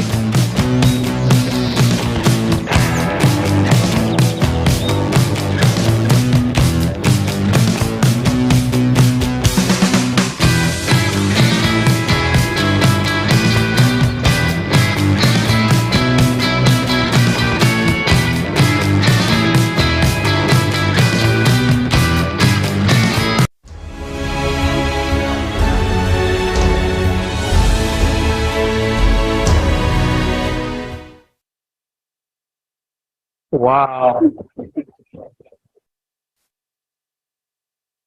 What a great video, guys. Now we finally see who writes those nasty comments in the comment section under the videos. And I'm sure many of you recognized yourself during this film. Hopefully not as a main character, of course. But even if so, as you can see, this is not hopeless, and it's never too late to fill out the gaps in your knowledge and actually, as Olga said, grow some brain cells. Indeed.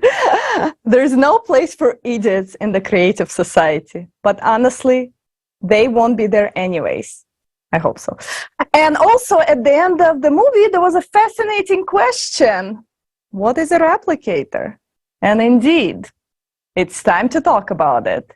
This is a revolutionary technology that will create any food, clothing, household item, or anything you want just at one press of the button. Except your ex, but we all know you don't need him anyways. In the creative society, matter replicators will be free and available to every home. And this is good news for those who are tired of being slaves to the kitchen and want to be freed from the duties of cooking and dishwashing.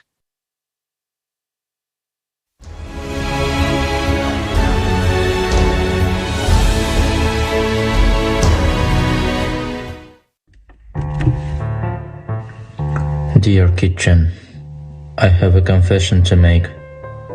I'm leaving you.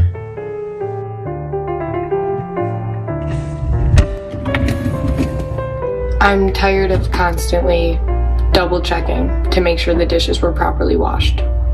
I have better things to be doing with my life. Anyways, I can't cook.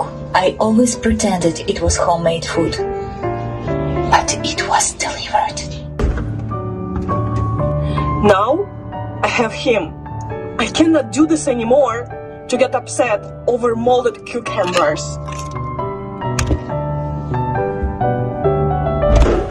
To be honest, you're already getting on my nerves. You always ruin my ice cream by turning it into soup. Enough is enough. Fortunately, tomorrow is the day I finally give you the boot. I just wanted a quick snack, a biscuit and a milk before I go to bed. But this freaking dog keep busting my fingers. I can't take this anymore. I'm out of here.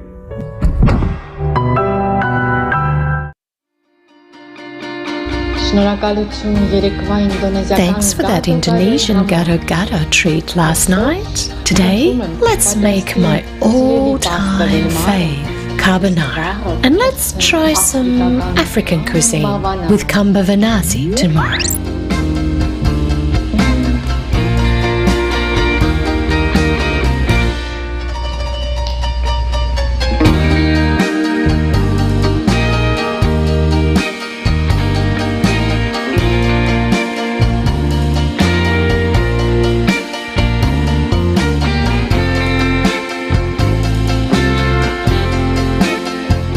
Thanks to everyone who built the Creative Society. Now we don't have to wash dishes, get our fingers pinched by cabinet doors, or suffer with failing refrigerators. We have gained the most valuable thing, freedom from kitchen violence. Tell everyone what awaits them in the Creative Society.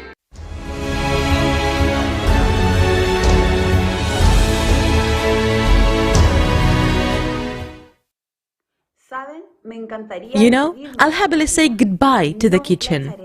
I'm not gonna miss it. Greetings, friends. My name is Paulina Herrera, and this is my daughter Javiera. We are from Chile, and our whole family support the Creative Society. I'm glad to welcome everyone to the forum, Global Crisis, There is a Way Out. As any other sane person, I want to live in the Creative Society, and I want my children to live in the Creative Society. And together we talk about the incredible technologies that will be available to everyone. Most of all, my daughters are looking forward to the Matter Replicator. They already love it so much, because they can take their favorite treats and any toys out of the replicator and change their beautiful dresses every day to look like princesses. And honestly, I admit that I'm looking forward to the replicator. No more worrying about whether there is food in the house. No more grocery shopping. You will no longer need to spend time on cooking, as it will no longer be necessary thanks to the replicator, which is guaranteed to every family absolutely for free. Imagine, you just open the menu, choose any dish you want, and it's ready in a matter of a second. Matter Replicator is not just about food. It's anything you want. Any clothes, a vase of flowers for your table, a spinning tackle. It can be even a blanket tucked into a duvet cover. We will become free. We will stop worrying about material things and about where to get them. Is the way we live today normal? Today, billions of people work hard just to have food and clothing. In the creative society, all of this will be available to you at all times, absolutely for free, simply because you are a human. We will finally have time for our loved ones, for self-development, for travel, for whatever we want. It used to be only our dream, but thanks to the creative society, it may become a reality in the near future. My daughters are always asking the question, when will the replicator become available? But we understand that everything depends on each and every one of us.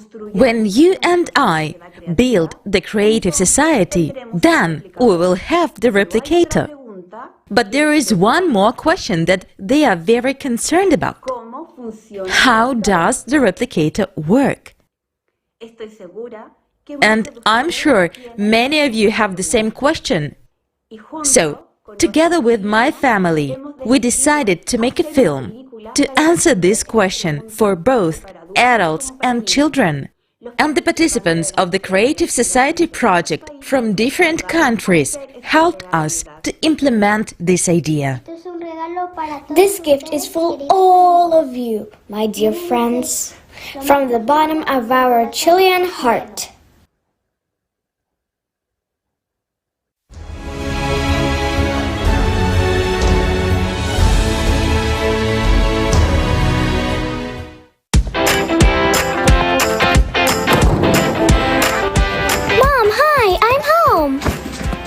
Mom, I'm so hungry. Mom, when are we going to eat? Soon.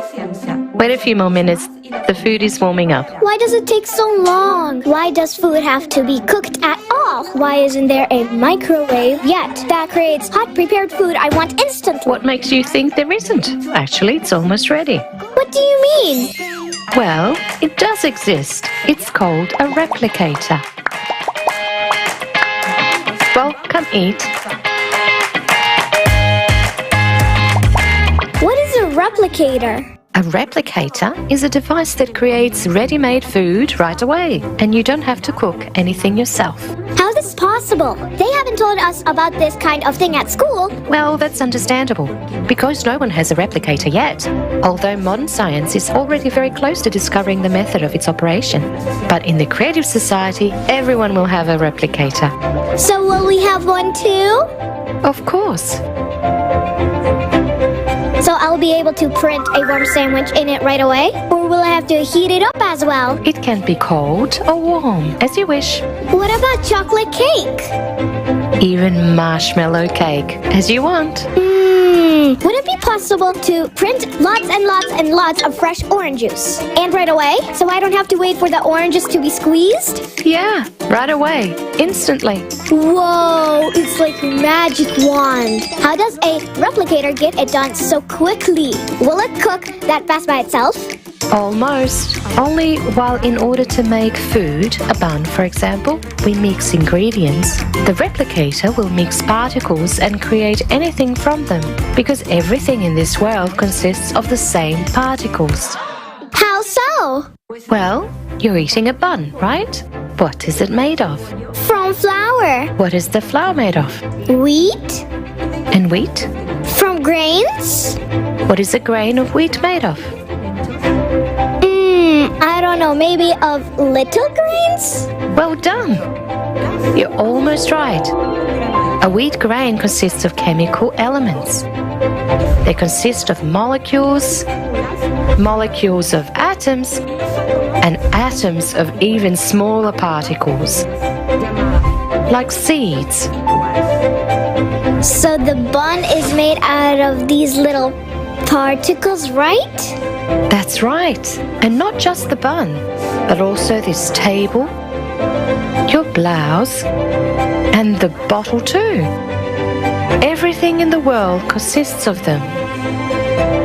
So if everything consists of the same thing, then the replicator can print not only food but anything? Sure thing. Then why do things look different and have different tastes and colors? Because the particles are combined differently in different objects and carry different information. Okay, and where are they going to get these particles for the replicator? We'll take particles from the recycler. Just as the replicator assembles things from particles, the recycler will also break down anything into particles and transfer them to the replicator cartridge. We'll be able to recycle all unnecessary things into things we need.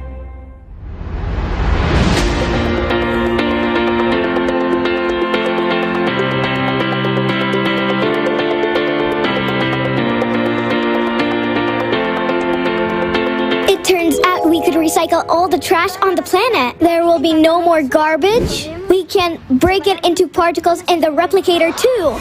Yes, sure. Anything you don't need, garbage, waste, dust, broken things, dirty shoes, you just put into the recycler. There, they are decomposed into particles and collected in a cartridge. And that cartridge is then inserted into the replicator. Oh, wait, does that mean we're going to eat food made out of garbage? We already eat it now. For example, you ate an apple. You left the rest of the apple in the garden on the soil. Over time, the apple decomposed into elementary particles and became part of the soil. Thanks to this, the grass grew, which the cow ate. These particles became the nutrients for the cow and come to our table already in the form of milk or yogurt, and we eat them. These particles have no properties of the object they form. They have no odor, they cannot be harmful or inedible, they are neutral. This is why you can reassemble anything from the recycled particles, and even tasty and healthy food. And when there's a replicator, can I print myself a dog? No. A replicator cannot create a living organism, neither a dog, nor car, or even a mosquito. But why? A replicator simply reproduces any object consisting of the same particles, but it can't create life. It can print a cooked fish or chicken, fried or cooked according to any recipe. But that chicken or fish was never born, never lived, and no one ever killed it. It is simply a collection of particles. To replicate any dish endlessly, all you need to do is prepare it once using our regular method, and that's it. From there on, you can copy it as many times as you want. Yay! Thanks for the replicator, the animals won't die. No one will kill chickens. So great! Replicators, great! So, when we have a replicator, will we have to stuff a blanket into the duvet covers? No, you can get a ready-made blanket with a duvet cover from the replicator right away. Even a new one every day if you like. And the dresses too? Yes, lots of different dresses. And you won't even have to iron and wash them, because every particle of dirt will serve as a refiller, and you'll even have more particles on the dirty dress to print a beautiful new one. Wow, Mom! It turns out I'm not the only one who can print whatever I want in the replicator, but everyone can? Yes, in the Creative Society, everyone will be able to print whatever they need for themselves. And that means everybody will have nice clothes and good food. And that means there won't be any poor or hungry people. That's right. Everyone on the planet will be fed and clothed. Then nobody needs to buy anything. And there's no more need for stores anymore. If we don't have to buy anything, we don't need money. If we don't need money, no one will fight. And if there's no money, we won't have wars. Everyone will live happily ever after. Come here, my dear. What a smart girl you are. Yes, there will be peace everywhere. Everyone will live happily ever after. Happily ever after.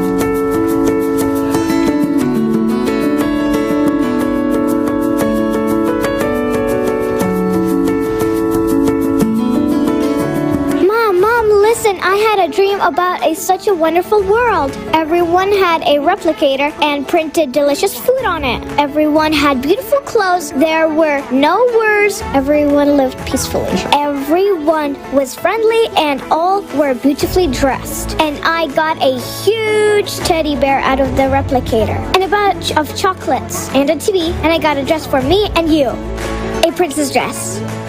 And my friends and I were inventing what else we could get out of the replicator. And it was so much fun. Mom, I really want such a wonderful world. Oh, sweetie, I know. I want that kind of world too. And we're doing everything we can to make it happen faster.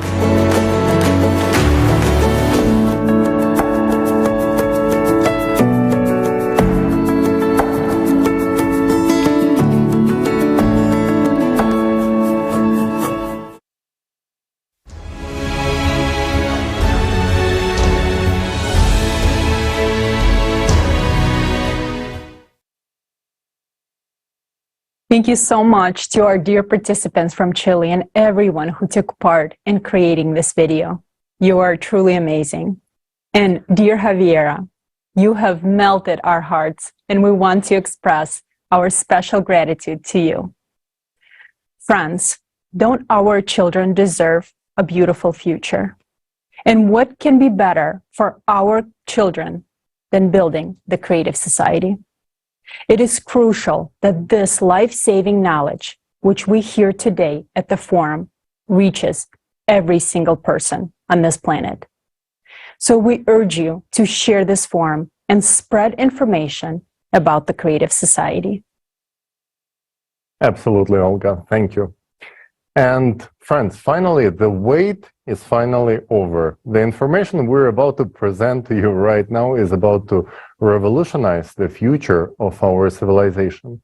Today at this forum, we have unveiled incredible technologies that will be available to everyone in the creative society.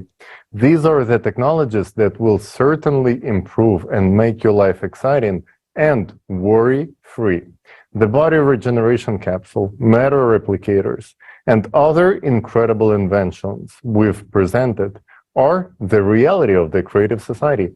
Most importantly, scientific knowledge behind all of these inventions will help us to overcome the impending climate cataclysms and will allow us to survive the climate Cerberus. We will present to you this epic knowledge that is being shown for the first time in the history of humanity.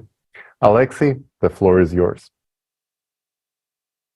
Dear friends, next we want to present a scientific hypothesis. It will open your eyes to the world. This hypothesis helped us understand, in particular, how electricity works and why such breakthrough technologies as fuel-free generators are possible, since they are open systems. And, by the way, they are already functioning today, although we do not know their nature yet. The hypothesis that you are about to hear provides an insight into all of creation. What has been hidden to us will be revealed. By uniting and studying this scientific hypothesis, scientists will be able to understand how to stop the influence of outside forces on our planet. And that means saving all of humanity from an impending climatic catastrophe. No scientist today understands that you will understand in 50 minutes. 50 minutes from now, you will be able to explain what all the scientists in the world could not explain and would not be able to explain for another 1,000 years, even if we had 1,000 years. Such knowledge never appears by chance. And it opens up not only vast prospects, but gives great hope for the future. Enjoy watching.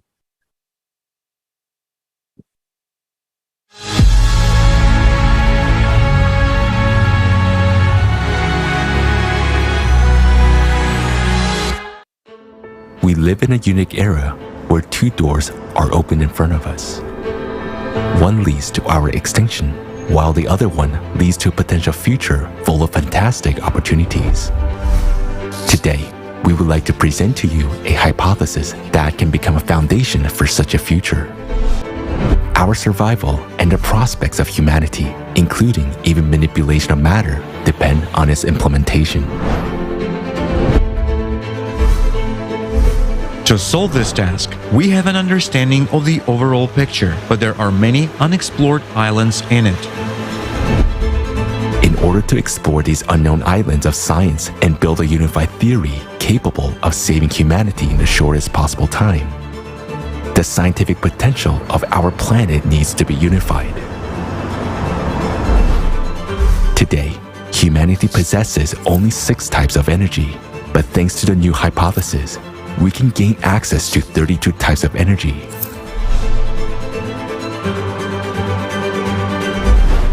In order to simplify the understanding of the fundamental processes of the world's structure, this hypothesis is presented in the form of animation with associative examples. For intelligent people, it includes everything they need to make breakthrough scientific discoveries. Our team of volunteers received this knowledge, and we have only slightly elaborated on it and found historical evidence to support it. We understand that this knowledge carries immense value and consider it our duty to share it openly with the entire scientific community. We believe that none of us should claim the laurels of victory. After all, no individuals may be considered winners since a huge team from around the world worked on this hypothesis. Starting a new world requires honesty. Deserved recognition should be given to those scientists who will be able to explain, thanks to this hypothesis, what electricity is, how many types of it exist, what radiation is, what the electromagnetic field is, and most importantly, recognition should be given to those who will be able to find a way out of the climate crisis. For us, that's the most important task, because it's a chance to save all of humanity.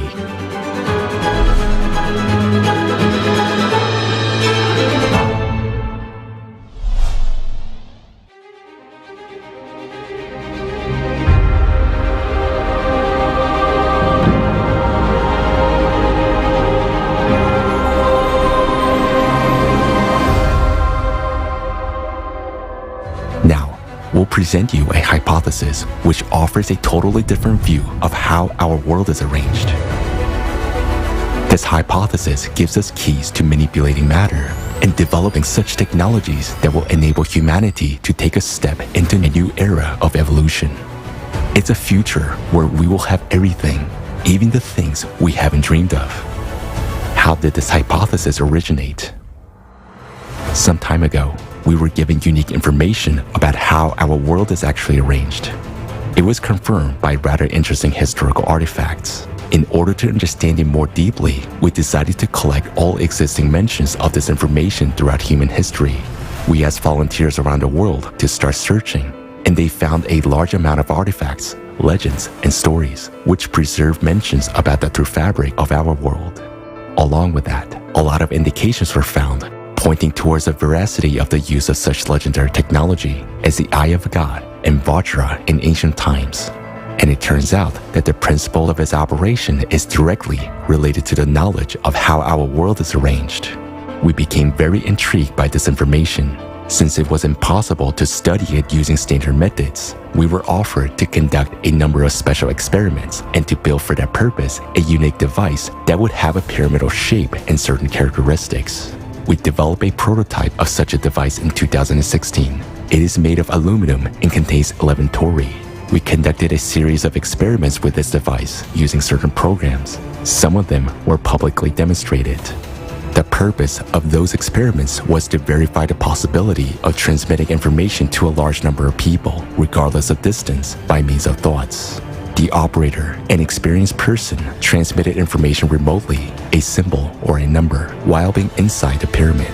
Meanwhile, participants of the experiment, who were in various countries of the world, received this information through their thoughts. They sent their answers with a symbol and a number they received to an email address that had been given before the experiment. It's important to point out that the symbol which the operator transmitted was picked randomly during the experiment. Nobody knew what exactly was going to be transmitted.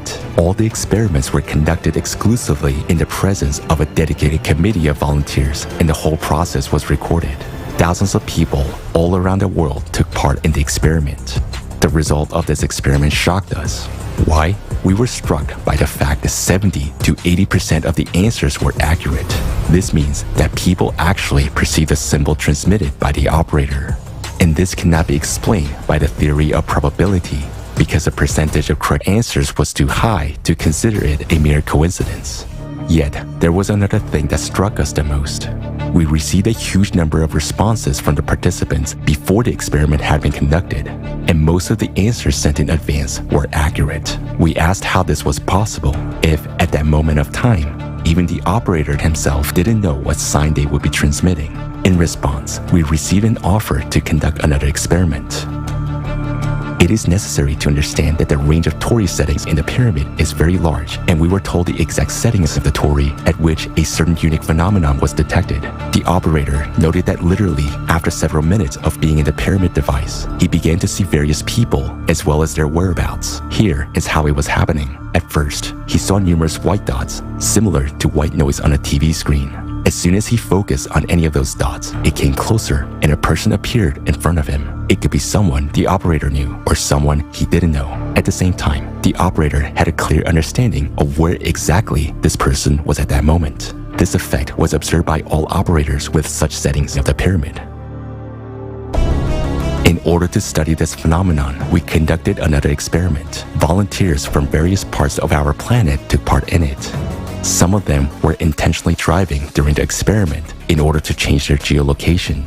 Each volunteer who participated was assigned a number. Before entering the pyramid device, the operator of the experiment looked through the photos of those people and their numbers. The operator knew some of them indirectly, seeing some of them previously on videos. Some other people were known to him personally, while others were totally unfamiliar to him. After the operator entered the pyramid, the head of the experiment announced the numbers of the participants. Then, the operator recalled the person's face, and among a multitude of white dots, the corresponding dot approached, and the operator began to clearly see the person whose face he had remembered. He saw exactly and in detail the location of that person at that moment, and he voiced this information out loud. Then the head of the experiment immediately called that person on the phone and clarified where he or she was at that moment. The results were astonishing. The exact location of the person was determined correctly in 100% of cases.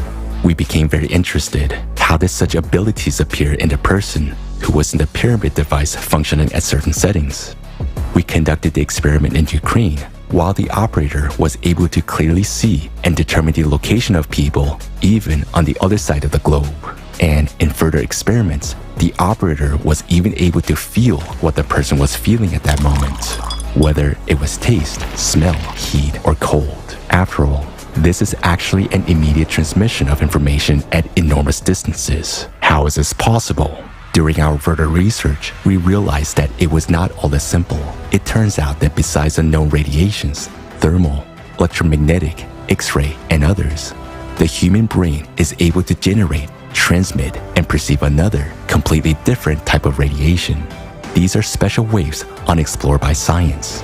The work of neurons of the human brain is unique and inimitable. Just like a fingerprint or retina, the neuronal imprint of the brain is unique to every individual. It cannot be confused with any other imprint. It is possible, under certain conditions, to register the specific radiation coming from neurons of the human brain. And as it turns out, it's impossible to shield the signal. With each subsequent experiment, we were amazed at the immensity of horizons and unexplored prospects opening before us. One of the most fascinating facts, which was also established thanks to the pyramid device, is the possibility of increasing a person's internal energy, as a result of which we observed an increase in static electricity. This experiment was also conducted publicly, recorded on a video camera. and this video is available to general public. During this experiment, a person stayed inside a pyramid device with specific Tori settings for a certain period of time. Then, after leaving the device, he touched the glass of an aquarium with his hands. The aquarium was filled with water, and there were 2 electrodes inside, which were connected to a voltmeter. The moment the operator's hands touched the aquarium, the voltmeter clearly indicated an increase in voltage. From the point of view of modern physics, this is impossible, but dozens of people saw that, and it was recorded on a camera. This experiment has been repeated many times, but here it should be noted that not all people could show such a result. We came to the conclusion that personal qualities of the operator can affect the results. The person touched a glass, which is an electrical insulator. The electrodes of the voltmeter were confined in water, and yet we all observed the result. The laws of physics also say that the human body is not capable of accumulating electricity in such quantities. But what we have recorded is a fact. We were offered a hypothesis that fully explains all this phenomena. We invite you to take a look at several artifacts that our volunteers have found. These are the best known and simplest examples. As you can see, this clearly illustrates the discreteness of our world and what the world is made of beyond the quantum level. Nothing special. Well, it's nothing special until you know the details. So now, let's go through it in order. What is our hypothesis of the world structure?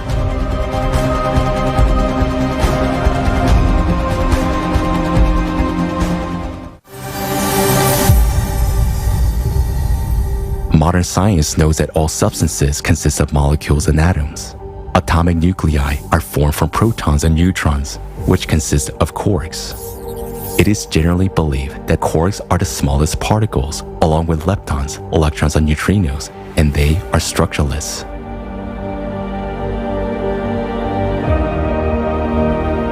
Our hypothesis says that leptons and quarks have a structure. They consist of certain energies, waves. According to our hypothesis, a lepton and a quark represent coil state of a short elastic waves. What is it? Associatively, it can be compared to a tangle of snakes intertwined with each other. Each tangle is the smallest particle, a quark or a lepton, while each snake in a tangle represents a different kind of energy. When the snakes are in a coil state, we observe a particle. When under certain conditions, a tangle becomes untangled and the snakes line up linearly one after another, we observe a wave, that is, a wave state of the same particle. This is clearly demonstrated by the double-slit experiment, in which a wave passed into a particle state when the conditions changed, in the presence of an observer. In essence, the intertwined tangle represents the quantum level, the level of particle manifestation, while short elastic waves, the snakes that make up everything, represent the beyond quantum level. What processes take place at the beyond quantum level? We know that already at the quantum level, the laws of classical physics stop working. But at the beyond quantum level, everything is radically different. The entire beyond quantum world is filled with short elastic waves, snakes, that is, different kinds of energies. When snakes are woven into a tangle, the invisible becomes visible.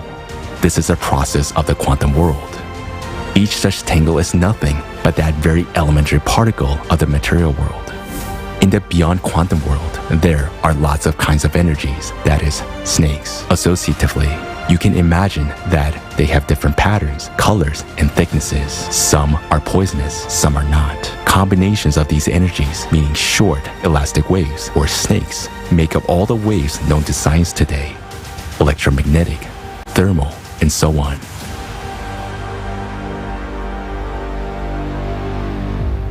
In other words, any wave is discrete in its true nature because it consists of a multitude of short elastic waves, snakes. None of the snakes ever disappear. They just transform from one state to another. Also, all material objects consist of tangles of snakes as the smallest material particles. Each snake in a tangle is a carrier of certain information, a code. Depending on the combination of snakes in a particle, one or another matter with given properties is formed in the material world. Characteristics of a material object and all processes occurring in it are formed at the beyond quantum level. That is, the information embedded in a particle at the beyond quantum level determines what this particle creates. A soccer ball or a dog. If we decompose a snake tangle into linear state, all the snakes will line up in a strict sequence. And this sequence is very important. Just like in DNA, every fragment is in its place. The first snake in the sequence has a specific role. It is a carrier of information about the whole tangle and carries the main code of the program.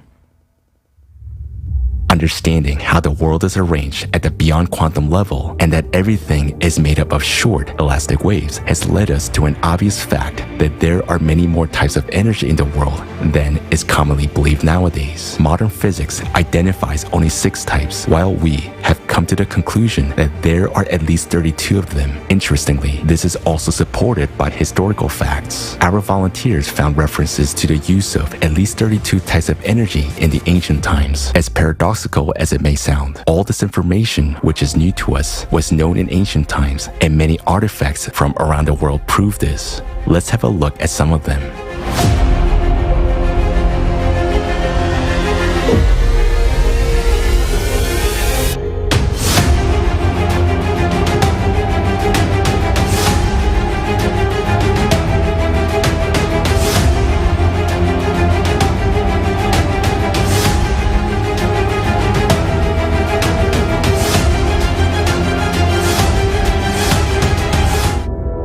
Now understand what special meaning they carry. Snakes and snake tangles were not coincidental depictions. They were an associative example to explain the structure of matter at the beyond quantum level, as well as the ways to manipulate it. We will talk about that too, but a little bit later.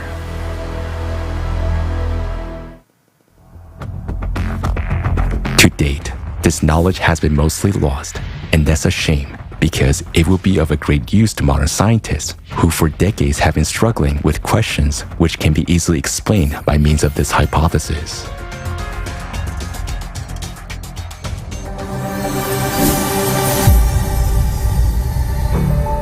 As an example, let's take the Large Hadron Collider, the most powerful particle accelerator in the world. What happens there? In order to study processes in the microworld, scientists use electromagnetic fields to accelerate 2 beams of charged particles, such as protons, at enormous speeds in the collider, and then they collide them. As a result, after the collision, scientists observe the formation and dispersion of much larger particles with a much greater total mass than they had before the collision. And science cannot explain this phenomenon. It is as if 2 tennis balls collided with each other, and their collision would produce a bunch of scattering basketballs. How can this be possible? It's very simple. All these particles are nothing but snakes in the coil state.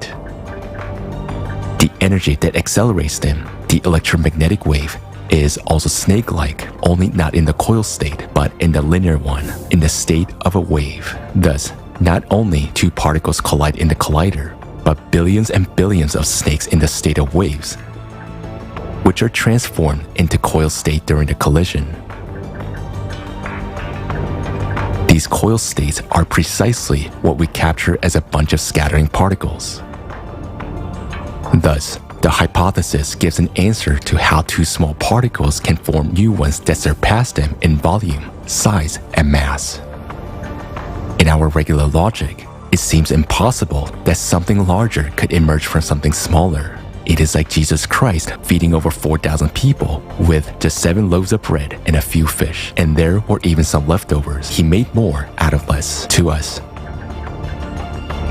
It is perceived as a miracle. But our hypothesis explains exactly how this happens at the quantum and beyond quantum levels.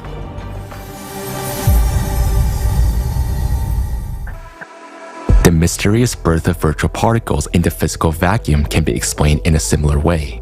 How does a particle-antiparticle pair emerge from emptiness and after a short time disappear again? The answer is simple. The short elastic waves, snakes, that fill the vacuum simply move from the beyond quantum level into the quantum world, forming coiled states, the very particles we can observe. In fact, the whole world is made up of snakes. There's no place where they do not exist. As it is said, There isn't a single place in the entire universe where the thinnest needle doesn't run into something. Let's take another example. In quantum physics, there is a phenomenon known as entangled particles. Two particles can be at different edges of the universe and interact with each other without loss of time.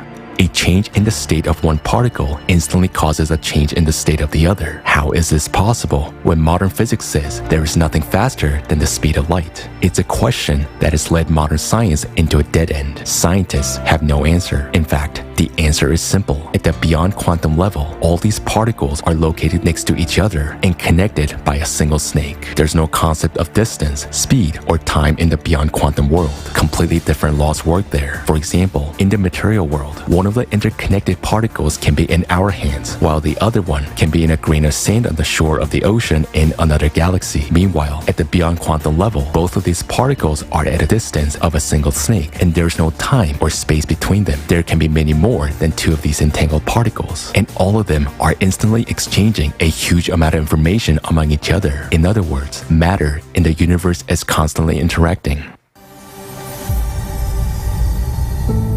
Another phenomenon, the nature of which our hypothesis explains, is electricity. Today, we all use electricity. We know that there is direct and alternating current, that there are electromagnetic waves and static electricity. But what electricity is in its essence, modern science cannot explain. For example, let's take static electricity. Each of us experiences it in everyday life when brushing our hair. Both hair and a comb are dielectrics. When we run a comb through our hair, we untangle some snake tangles and create new ones, thus releasing snakes.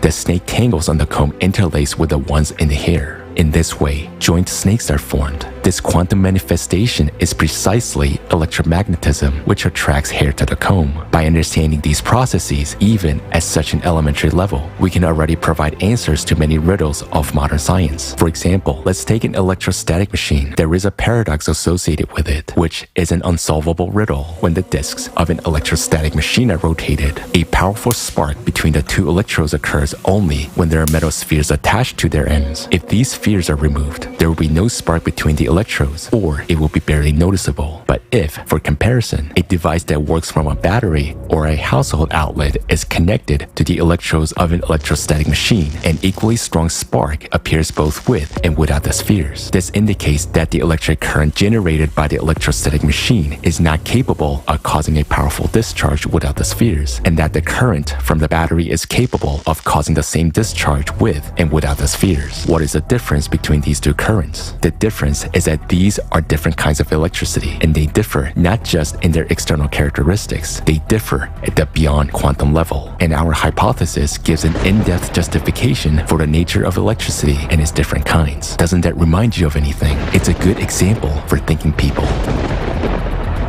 Thanks to the hypothesis of a coil state of short waves, we understand that electricity is the same snakes in the coiled or linear state. There are many kinds of electricity. They're determined by the predominance of one or another type of snakes in their linear sequence. For example, when you comb your hair, static electricity is generated, which is represented by a certain predominant type of snakes. When magnets rotate, it's another type. In household outlets, alternating current is a third type of snakes. In batteries, the energy of chemical reactions is the fourth type. In an electrostatic machine, it is a fifth, and so on. And note that all types of electricity, just like the magnetic field, have the same first snake in the linear state, which carries a major part of information. We reserve the right to explain the understanding of how electricity works to those who will further investigate this issue. We have merely given an association and invite those who wish to understand the subject to investigate it on their own. Now, let's look from the perspective of the beyond quantum world at what's going on in an electrostatic machine when different kinds of electricity are used.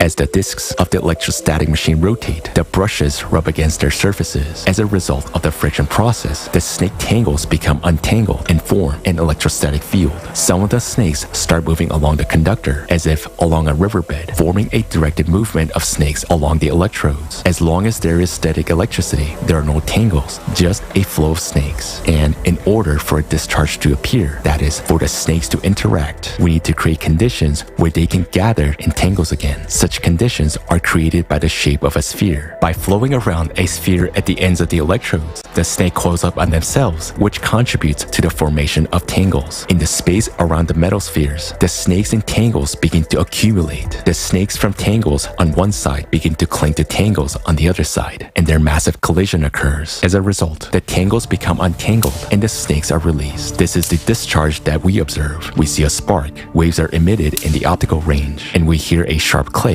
a sound shock wave. All of these manifestations arise as a result of interaction among the snakes. They simply transition from one state into another. Accordingly, when there are no metal spheres on the electrostatic machine, the snakes flowing along the electrodes cannot form any tangles, so they simply fly by without any interaction with each other. But in batteries and household outlets, there is a different kind of electricity. There, tangles move together with snakes in a linear state, and they interact with each other instantly. The tangle state is disrupted, and we observe a discharge and the accompanying phenomena. Therefore, this type of electricity does not need metal spheres to form tangles because it actually flows in the form of tangles.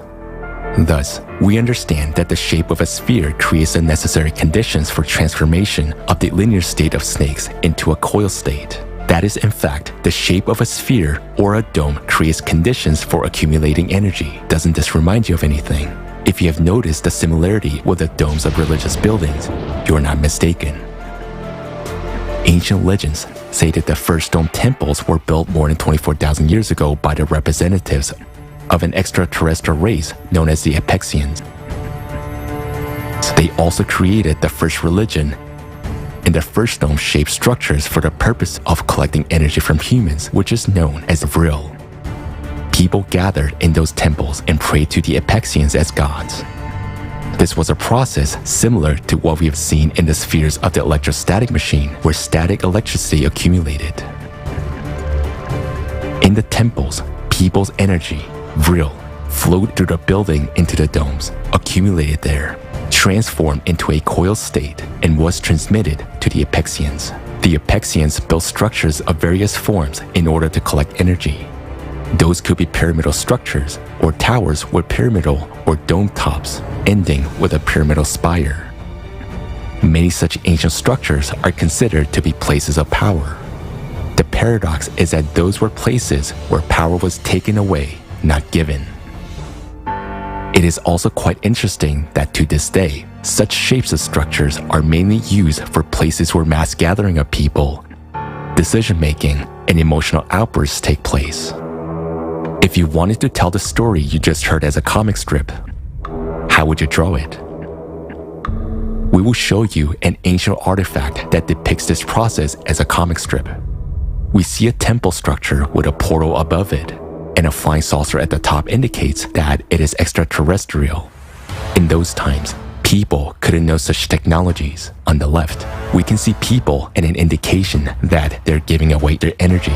This is shown in the form of snakes flying away. On the right, we see two planets and below them representatives of an extraterrestrial race, the Apexians, who receive energy from humans. And it is clearly shown that humans fed not only the Apexians, but representatives of other extraterrestrial races as well. To this day, through our temples, we feed unknown creatures in the universe. If any of you doubts that we still worship them to this day, you shouldn't. What is unknown to us is not unknown to the priests. And this information has nothing to do with any religious feelings or emotions. This information is about the physics of processes. Thus, our hypothesis opens a new approach not only to physics, but also to the history of our humankind and reveals certain cause and effect relations of the processes taking place in society nowadays. Radiation.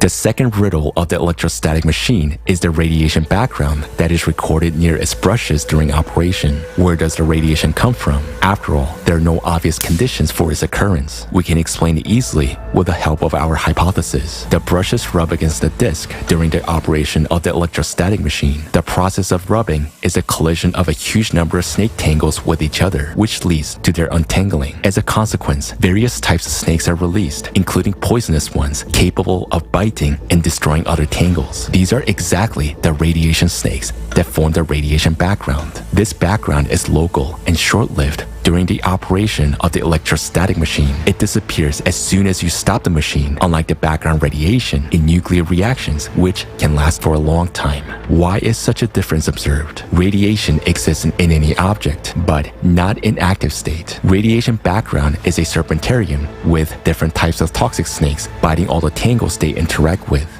The power of the radiation depends on the position of the radiation snakes in the linear sequence. During nuclear reactions, a strong radiation background appears since there are many tangles in which a radiation snake stands first. Interacting with other tangles, it changes their code. It pulls the radiation snakes in them to the first position while losing some of its own energy.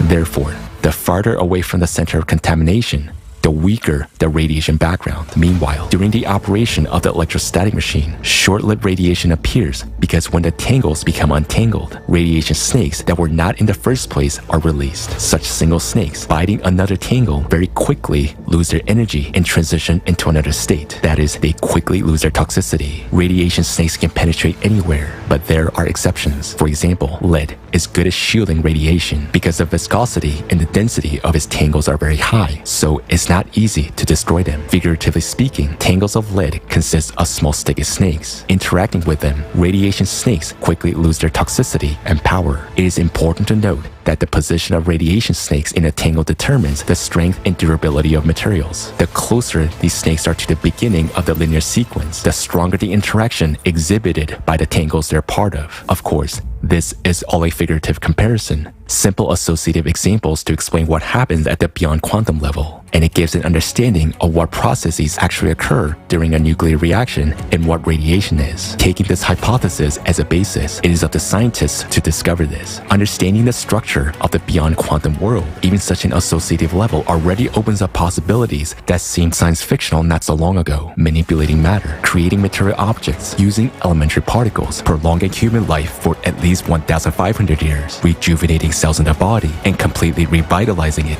at any stage. How will the technologies work that will allow us to do it all? The replicator and the health capsule.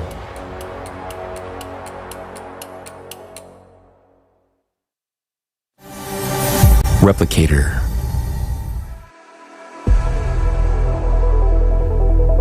In the creative society, thanks to such technology as Replicator, each person will have the opportunity to get everything necessary for life. A device the size of a microwave oven can be installed in every home. A household replicator. You can forget about the arduous chores, cooking, washing, dishwashing, and even buying many products. Because with a replicator, it will be possible to create anything out of elementary particles. How will it work? We can say that the replicator will manipulate particles, but in fact, it will manipulate what the particles are made of, that is, snakes. Moreover, in their linear state, each particle contains a few certain types of snakes, which have a strict sequence determined by the information embedded in them. Thus, by replacing one or several snakes or their sequence in a particle at the beyond quantum level, we can create a new particle, and thus a new material object. After all, the difference between a soccer ball and a hamburger is only in the characteristics of the snakes that make up their particles. This is a principle of how the replicator works.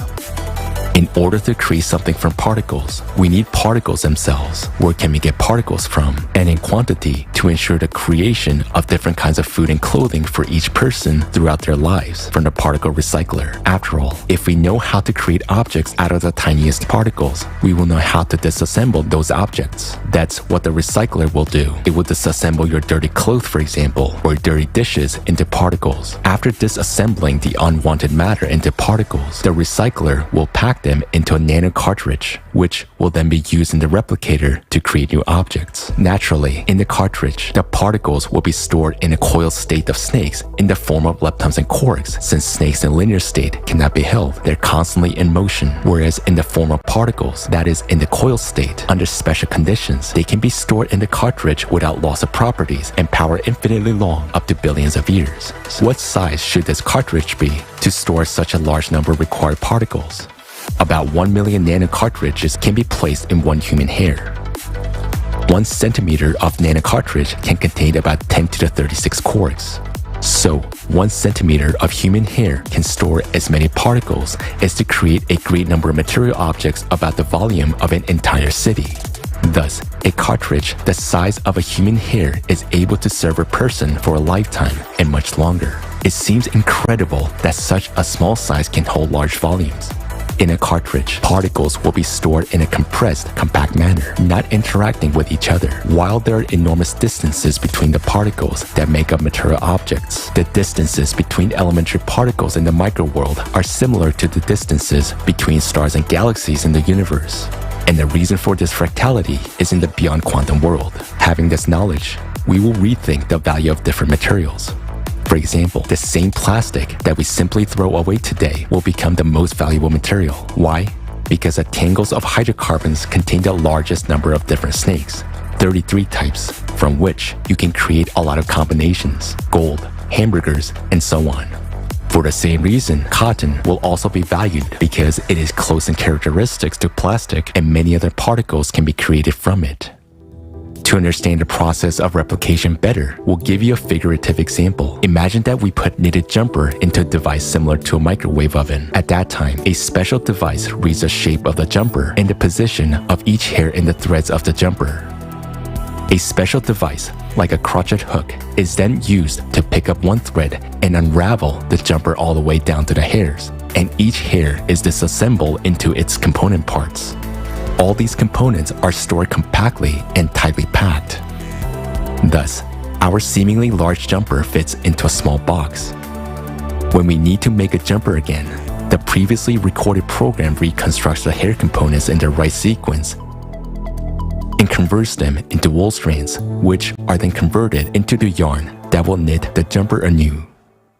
All this information gives the understanding that everything in this world has been programmed and created. It's a whole programming table, but there's nothing complicated about it. Now in programming, we only use zeros and ones, whereas in the beyond quantum world, we use several hundred combinations. By comparison, our alphabet has only about 30 letters, but over 1 million words are made up of them. It is not difficult for a human to manipulate letters and form words, nor is it difficult for an artificial intelligence to analyze all the possible combinations of snakes, which can be quite numerous, and to analyze the characteristics of any material object at the snake level, and thus recreate its exact copy according to this information matrix. Health capsule. The health capsule works on the same principle. It will keep the human body in a perfect and young state for at least 1500 years. By means of the same manipulation of energies, the snakes that make up all the particles in the cells of our body. From the perspective of modern healthcare, the only way to help a person whose organ, for example, has failed is transplantation. The organ has to be taken out and replaced. Meanwhile, the health capsule will restore the working organ inside the body simply by changing the states of its cells at the beyond quantum level. There are about 30 trillion cells in the human body. In its complexity, each of them is like a galaxy. If we zoom into a cell 8 billion times and look inside, we will see that it resembles a colossal automated factory, performing almost as many unique functions as all manufacturing in the world. Moreover, this factory would possess a characteristic that none of the most modern machines have: the ability to reproduce its own structure in its entirety in a matter of hours. A cell is such an interconnected and fine-tuned system that if even one of its components fails, the cell will die. Therefore, manipulation of a living cell at the level of molecules and atoms is impossible. It's like trying to fix the engine of the car at a full throttle. Meanwhile, at the beyond quantum level, everything is simple. It is necessary to add snakes where they're missing, or remove the excess ones, and the condition of an organ will return from pathological to healthy. Rejuvenation of the body and prolongation of human life will take place according to the same principle. Information code. We can make an analogy with the program code of a website. In order to change something on a web page, we don't make changes on the website itself, but we go into the code and write what we want. For example, we change the font color in the code, and this is immediately displayed on the website itself. We can write a different picture address, and the picture that we see on the website will be replaced. That is, we make the changes in the code, and they are displayed on the page of the website. This is how the health capsule will work. We make changes at the beyond quantum level, at the code level, and they're displayed here in the world that is visible to us. The knowledge about the control and manipulation of matter has been known since antiquity. That very caduceus symbol is a symbol of human power over matter, not a human over a human, as it was later distorted. Our hypothesis confirms that alchemy is not a fairy tale because it is possible to change one state of an object into another by simply changing its characteristics at the beyond quantum level. Also, our hypothesis gives an understanding on what principles the exchange of information between entangled particles takes place, which means that the same principle can be used by humankind and technologies. All this is available already at the first level of civilization development. And we become a civilization when we enter the creative society. From that moment, completely new technologies based on the understanding of the beyond quantum world will be available to us. What technologies open up before us? Today's technological development is hindered by the limited speed of information transfer. But using the principle of instant interconnection of entangled particles removes any limitations. We cannot even imagine the amount of information which all matter in the universe exchanges every moment. We, humanity, only need to fit harmoniously into this flow. And then our lives will change tremendously. How exactly? Information exchange. First, the internet. The speed of information transfer will increase billions of times. Across the entire planet, data exchange will be instantaneous without loss of time, no longer requiring satellites, TV towers, or wires. In just a few years, an ordinary wristwatch will be able to process millions of times more information than the most advanced supercomputer nowadays. Compared to the future technology, today, we're like primitive tribes, transmitting signals using smoke from campfires. This also reveals enormous opportunities in human communication, instant connection, and communication in the form of the most realistic holograms, simulating the full presence of a person. Being thousands of kilometers away, we can see each other and communicate as if we were in the same room, or we can without leaving home, be at the seashore or on a fishing trip, experiencing all the sensations. The Eye of God, Vajra. Secondly, guided by the hypothesis presented, humanity will be able to use not 6, but all 32 types of energy as in ancient times. This means that such legendary technologies of ancient times, which we have already mentioned, Vajra and the Eye of God, will become available to us. How do they function, and what opportunities do they open? The Eye of God makes it possible to see and identify a person by their individual neural signal, no matter where they are, while Vajra allows us to remotely influence the operation of neurons. In essence, these are two components of a single technology that work with brain neurons and the human body as a whole. Neurons, during their work, produce a certain radiation, a signal which is yet unknown to science and which is unique for every person, like a fingerprint or a retina. This is a kind of individual neurocode that remains the same from birth throughout life. The kind of energy that Eye of God and Vajra operate with is impossible to shield. Those are signals that instantly reach each other across all galaxies, and the same kind of signals are perceived and emitted by the neurons of the brain, which has already been experimentally proven. This gives the understanding of why we actually need so many neurons and what their true function is. The Eye of God and Vajra technologies, introduced already in the transition period to the creative society, opens up many prospects for us. How will they improve our lives? Safety. Thanks to the Eye of God technology, not a single person in the world will go missing or be kidnapped without a trace. Today, millions of children disappear without a trace every year, and the Eye of God is able to locate any person anywhere, anytime, no matter whether they're in a cave or in outer space. Moreover, thanks to the Eye of God and Vajra technologies, any crime will become impossible. A person intending to commit an unlawful act will be instantly identified and immediately held accountable. It's important to note that Vajra cannot read thoughts, but it can read emotions such as fear or aggression. For example, if aggression is recorded in a group of people, and a person close to them experiences fear and the threat of violence, it is evident that this person is in danger and needs help. Immediately, the appropriate measures are taken to ensure that person's safety. all manifestations of aggression will be under control, so your life will always be completely safe.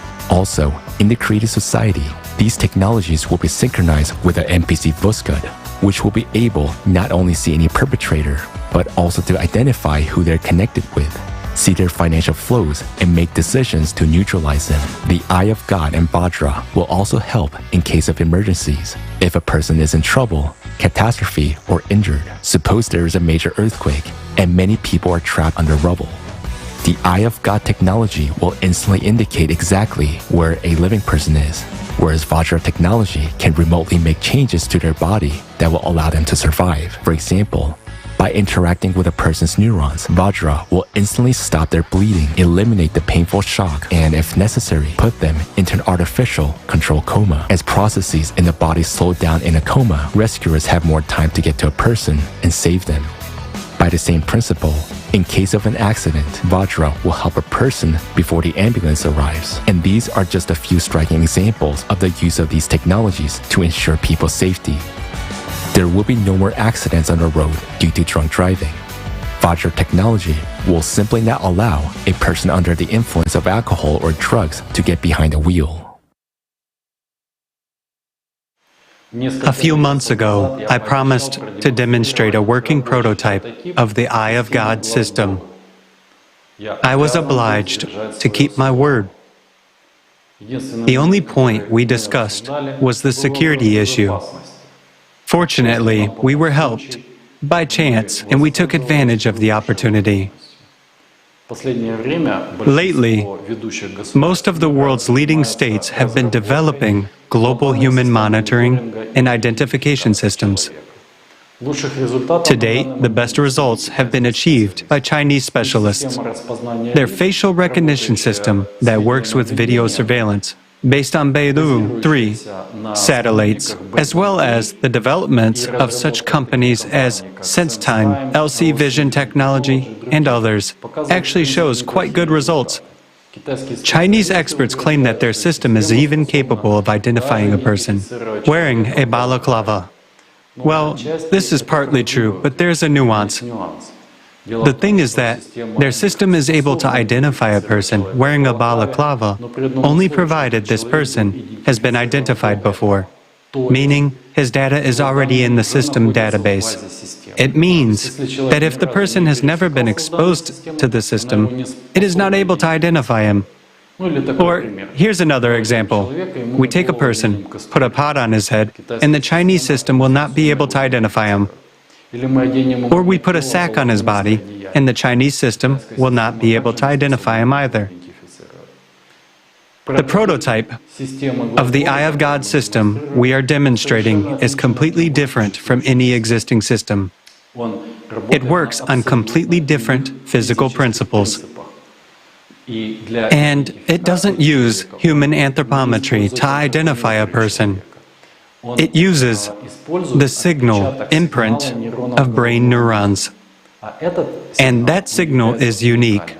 It is as unique as our fingerprints, our retina, or our DNA.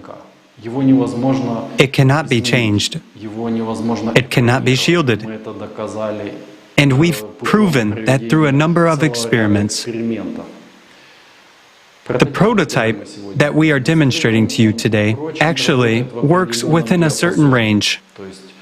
That is, horizontally, the scanning angle is 135 degrees. Vertically, it is 10 degrees. The scanning depth is 150 kilometers. These figures are confirmed experimentally. The scanning, or rather, the result of the scanning does not depend on the landscape at all. Look at the screen. The white dots you see are the people who are in the scanning cone of our prototype. Let me remind you that we are in Switzerland, and this is not the most densely populated country on the planet. Plus, we have mountains behind us. So, the population density here is quite low. So, if we were to hold this presentation somewhere, let's say in Tokyo or, for example, in Beijing, of course, the result would be completely different. Also, I think you noticed the linearity of the signal reflection, which is merely a result of the vertical fan-like operation of the prototype. What does this mean? It means that our prototype is unidirectional and unilinear. In other words, there is a constant vertical scanning. This is why there is a 0.3-second delay. Naturally, the working machine will be devoid of these, so to say, imperfections, which means that its operating range and functionality will be much more powerful and much larger. Thus, when the development is complete, the system will not only be able to identify all living people on planet Earth, but it will also be able to determine in real time the location of a person anywhere on the planet. It doesn't matter if he is on the surface, at any altitude above the surface of the planet, or he is under the ground or underwater. Nothing will limit the eye of God. Well, let's draw the parallels we already voiced. For example, we can take a person, put a pot on his head, and the eye of God will see and identify him. We can put a sack on a person, and the eye of God will see and identify him. We can even take a person, give him plastic surgery, and completely change his appearance. Or we can even, pardon me, do surgery to change his gender. Still, nothing will confuse the eye of God. It will accurately recognize the person by verifying their true identity. Talking about the work of our prototype and the fact that its functionality is somewhat narrower than the future working machine. Still, we can place it in the center of a large city. Let's say Abu Dhabi, for example. So, being in the center of Abu Dhabi, this prototype will not only be able to identify all the residents and visitors of the capital of the United Arab Emirates, but it will also control the territory within a radius of 150 kilometers. This means that it will also cover cities such as Dubai and Sharjah. If we talk about the future, about a working device, it will have to work, or let's say it can work together with existing satellite systems such as GLONASS, GPS, Galileo, or the Beidou 3, which we have already mentioned. At the same time, it can be combined with all the existing databases, and it can be combined with video surveillance systems. Thus, the system will not only identify a person and determine their location, but it will also permanently record a data file on each person. We would also like to draw your attention to the screen. Now, you can see how the system works when connected to video surveillance. And this is how it works without being connected to it. Here's an interesting fact for thinking people. Our prototype consumes 2.8 volts when receiving a signal. It only needs 1.2 volts to send an outgoing signal. Just think about it. 1.2 volts, which can change the world.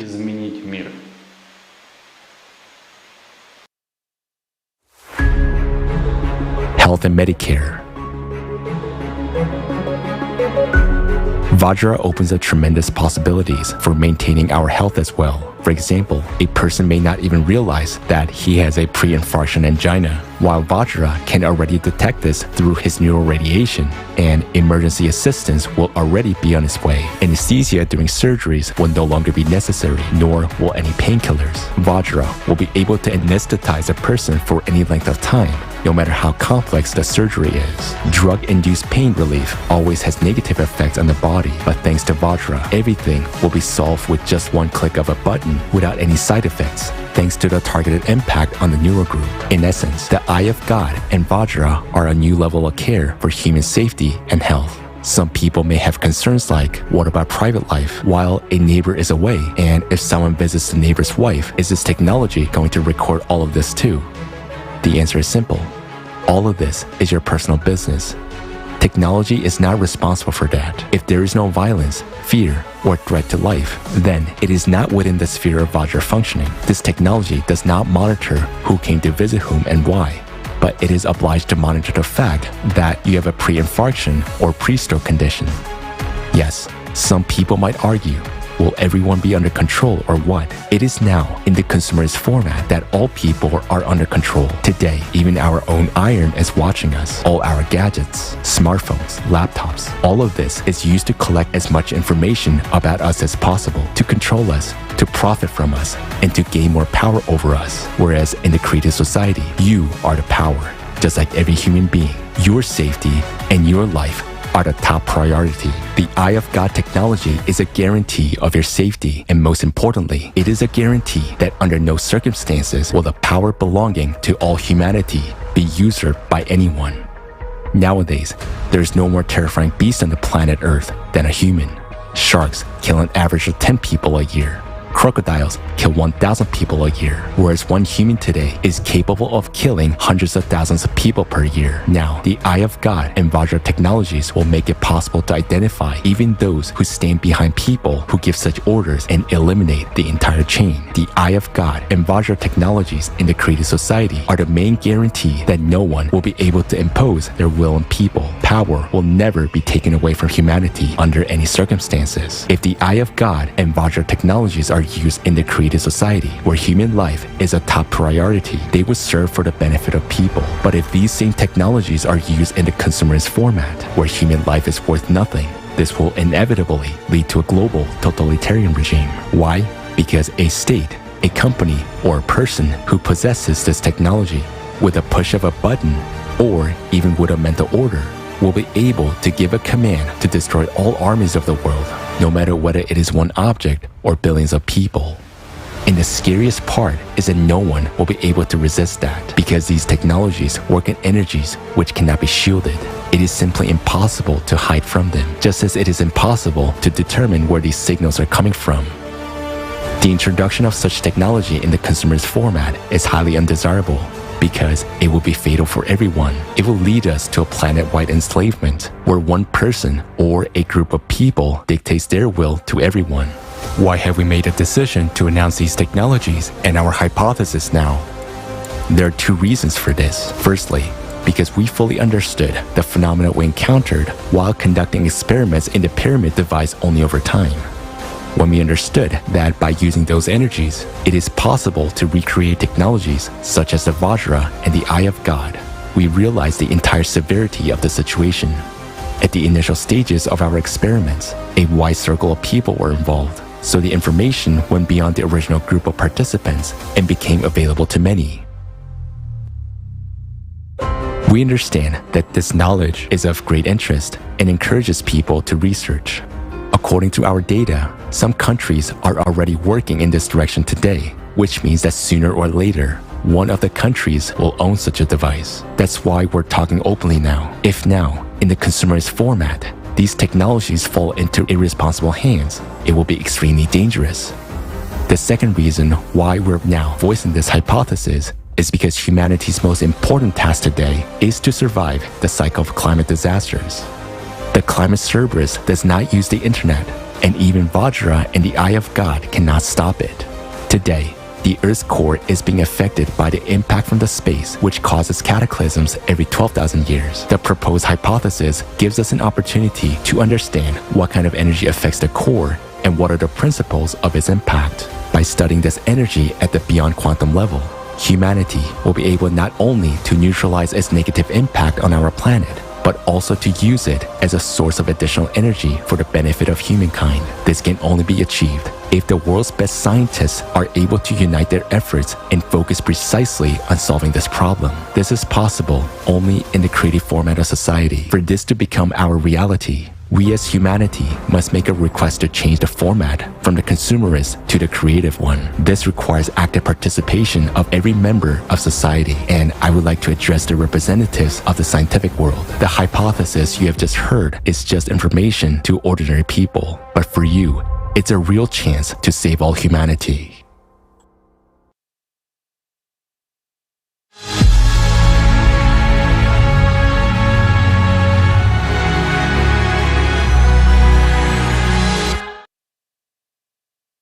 Now, after watching this, you know the laws of the universe.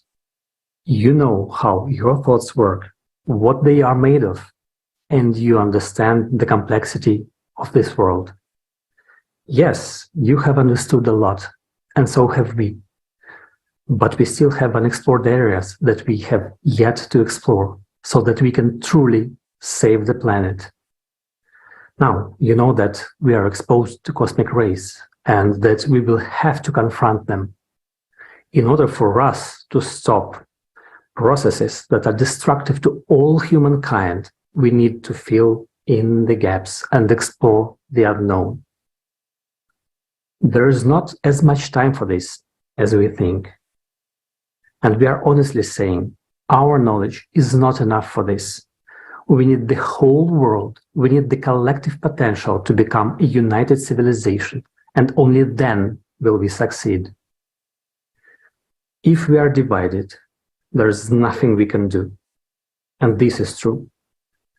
It is now a question of the survival of all humanity, and everyone must put their hands to it, their time, their efforts. Then we will survive. But if we don't make efforts, if we do not unite, if we stay divided, we won't succeed. So, dear friends, people of the world, join the creative society. Dear scientists, you have spent your entire lives studying science.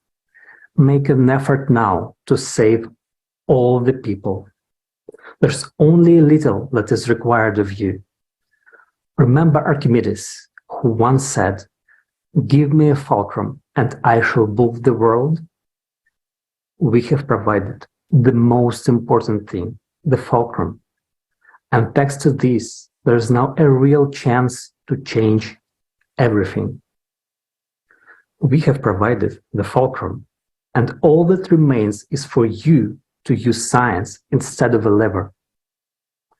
And then you will finally be able to turn this world upside down.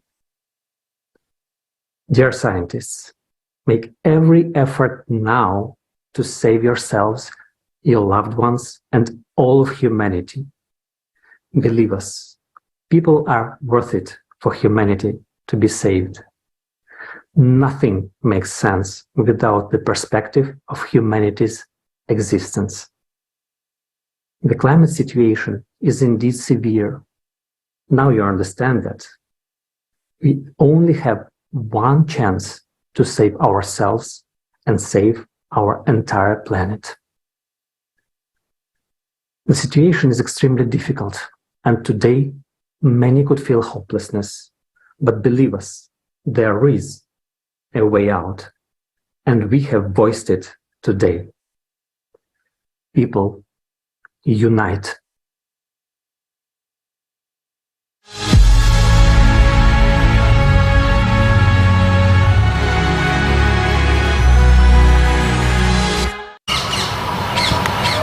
You are all sane, responsible adults who have witnessed the reality that awaits us. Make the right choice and build a creative society. Please do not deprive me of my future.